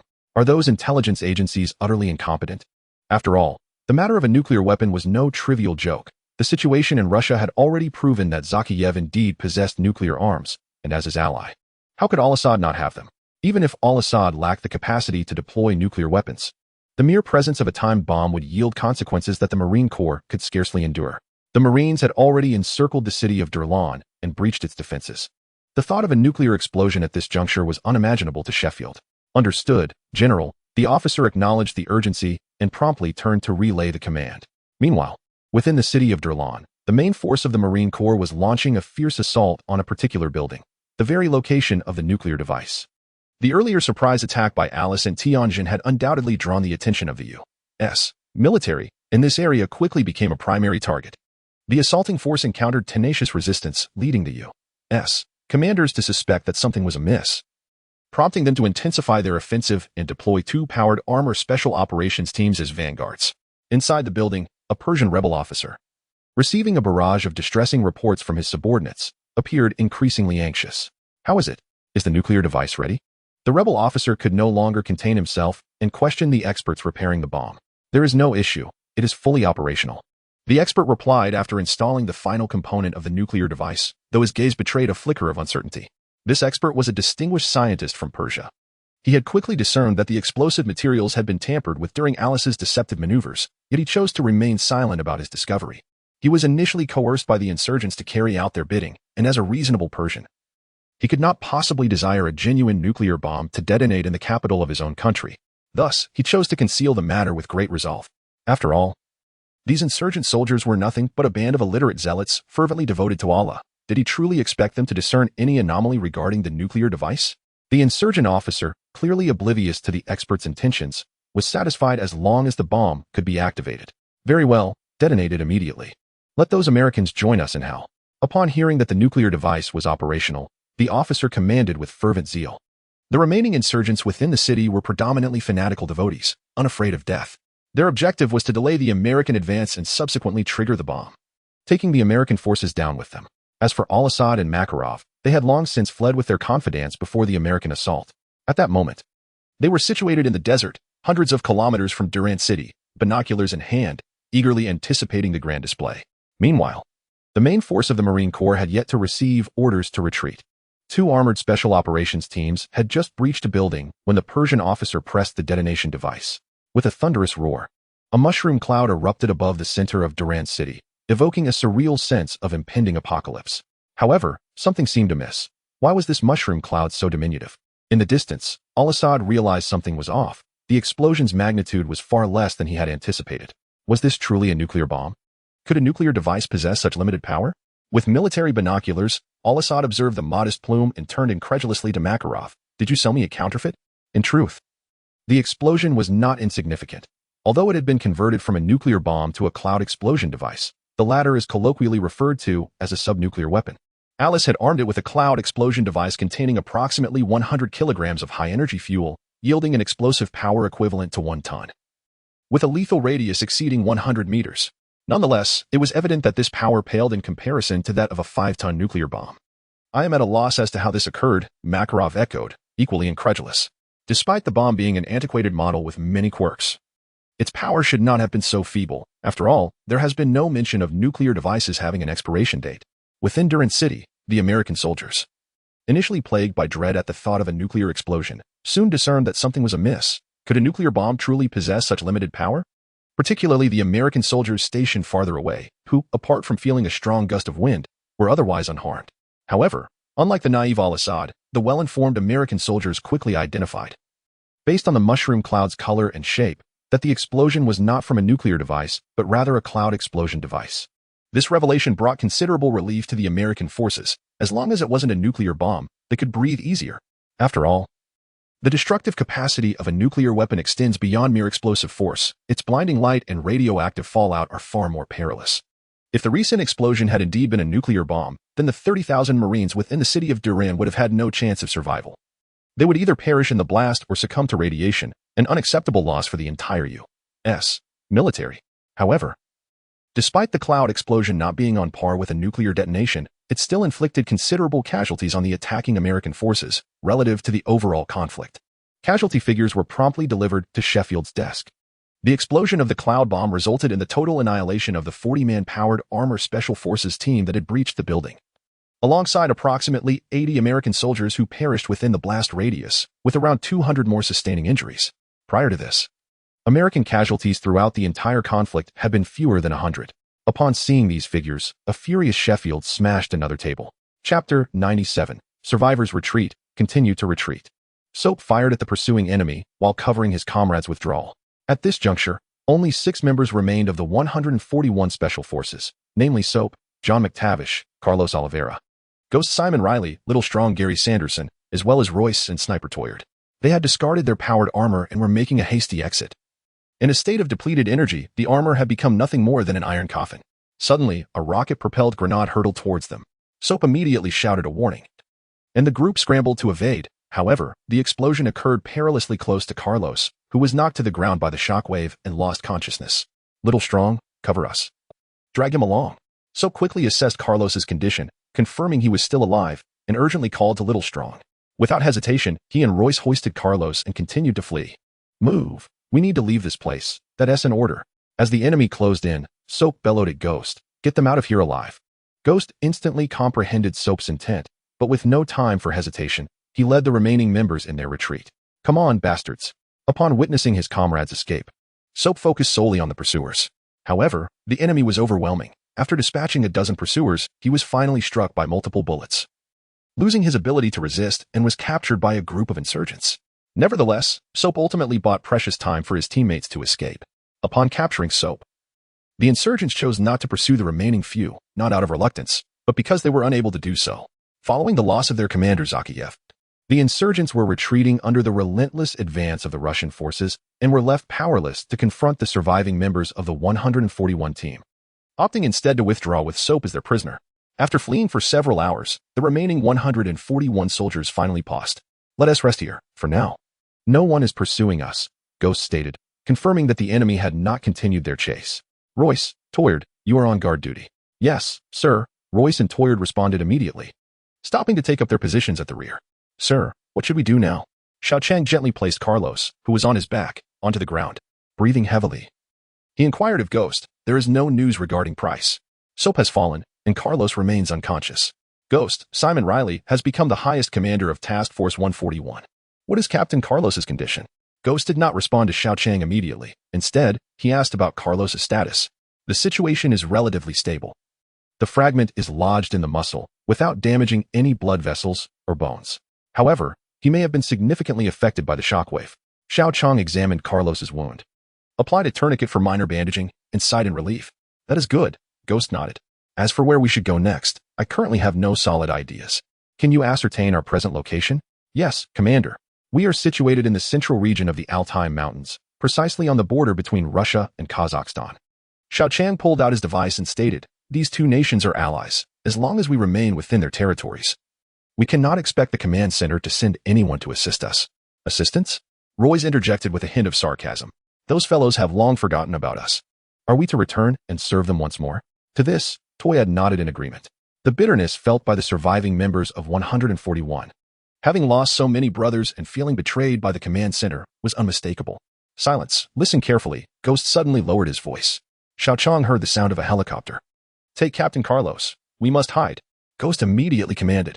The four of them were in a dire state with limited ammunition and the need to protect an unconscious Carlos. Confronting a potential armed helicopter in such conditions would be akin to suicide. However, they soon realized that the aircraft was not there to hunt them down. Minutes after they concealed themselves, a helicopter landed not far from their position, transforming midair into a massive robot upon reaching the ground. Ghost and the others instantly recognized this formidable foe, the very one that had nearly obliterated them at the missile base, the Decepticon, Barricade. Initially, they feared Barricade had come to pursue them, causing a surge of anxiety. Yet, it soon became clear that the machine was waiting for someone. Their curiosity was soon satisfied when a fighter jet appeared in the distance, similarly transforming midair into an even larger robot upon landing, none other than Charge, who had been on a mission with Frank. It turned out that Charge had detected the Decepticon's signal from Barricade before arriving at the missile base, and promptly reported the situation to Chris. It was not that Charge was unwilling to conceal this information. Barricade was brazenly confronting Task Force 141 at the missile base. By the time he arrived, Frank would also discover Barricade, making concealment impossible. Furthermore, Charge's life and freedom were entirely under Chris's control. Although Chong Feng is both an ambitious individual and a coward, he is also an astute person who knows how to gauge the situation. Weighing the pros and cons, he promptly decided to sell Kwang Biao, as it might earn him Chris's favor and elevate his own status. After receiving Chris's approval, Chong Feng then contacted Kwang Biao to arrange a meeting, intending to glean information about other Decepticons through him. This explains why Kwang Biao engaged in a skirmish with the 141 task force and withdrew midway. As for whether Chong Feng would harbor any ulterior motives during the meeting, Chris was not the least bit concerned.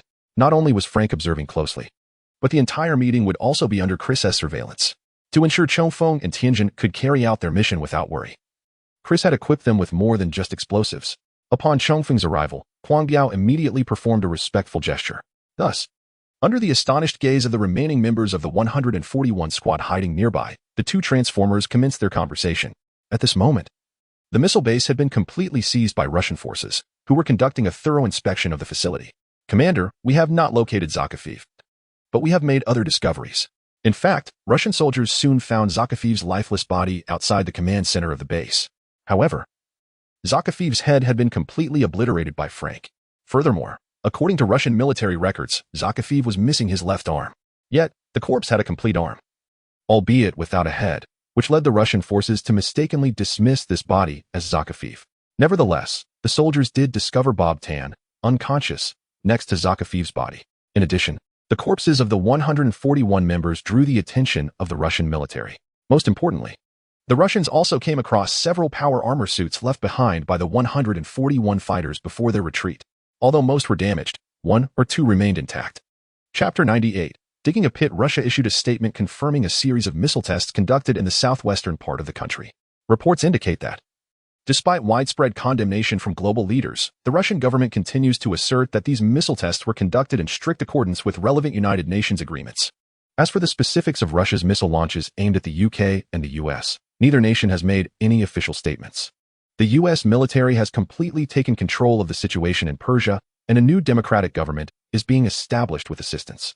The power armor developed by Osborne Company has performed remarkably well during the armed conflict in Persia, prompting multiple nations to consider procuring this revolutionary equipment. The missile crisis and the coup in Persia have now passed, leaving no clear winners.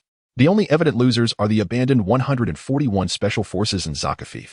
Alas, Al-Assad and Makarov remain at large, yet they are not currently stirring any turbulence, and the world seems to have returned to a semblance of peace. It seems that this time, you are poised to reap substantial profits. Within the Osborn estate, Norman Osborn, while observing the news on television, poured himself a glass of wine and strolled to the sofa.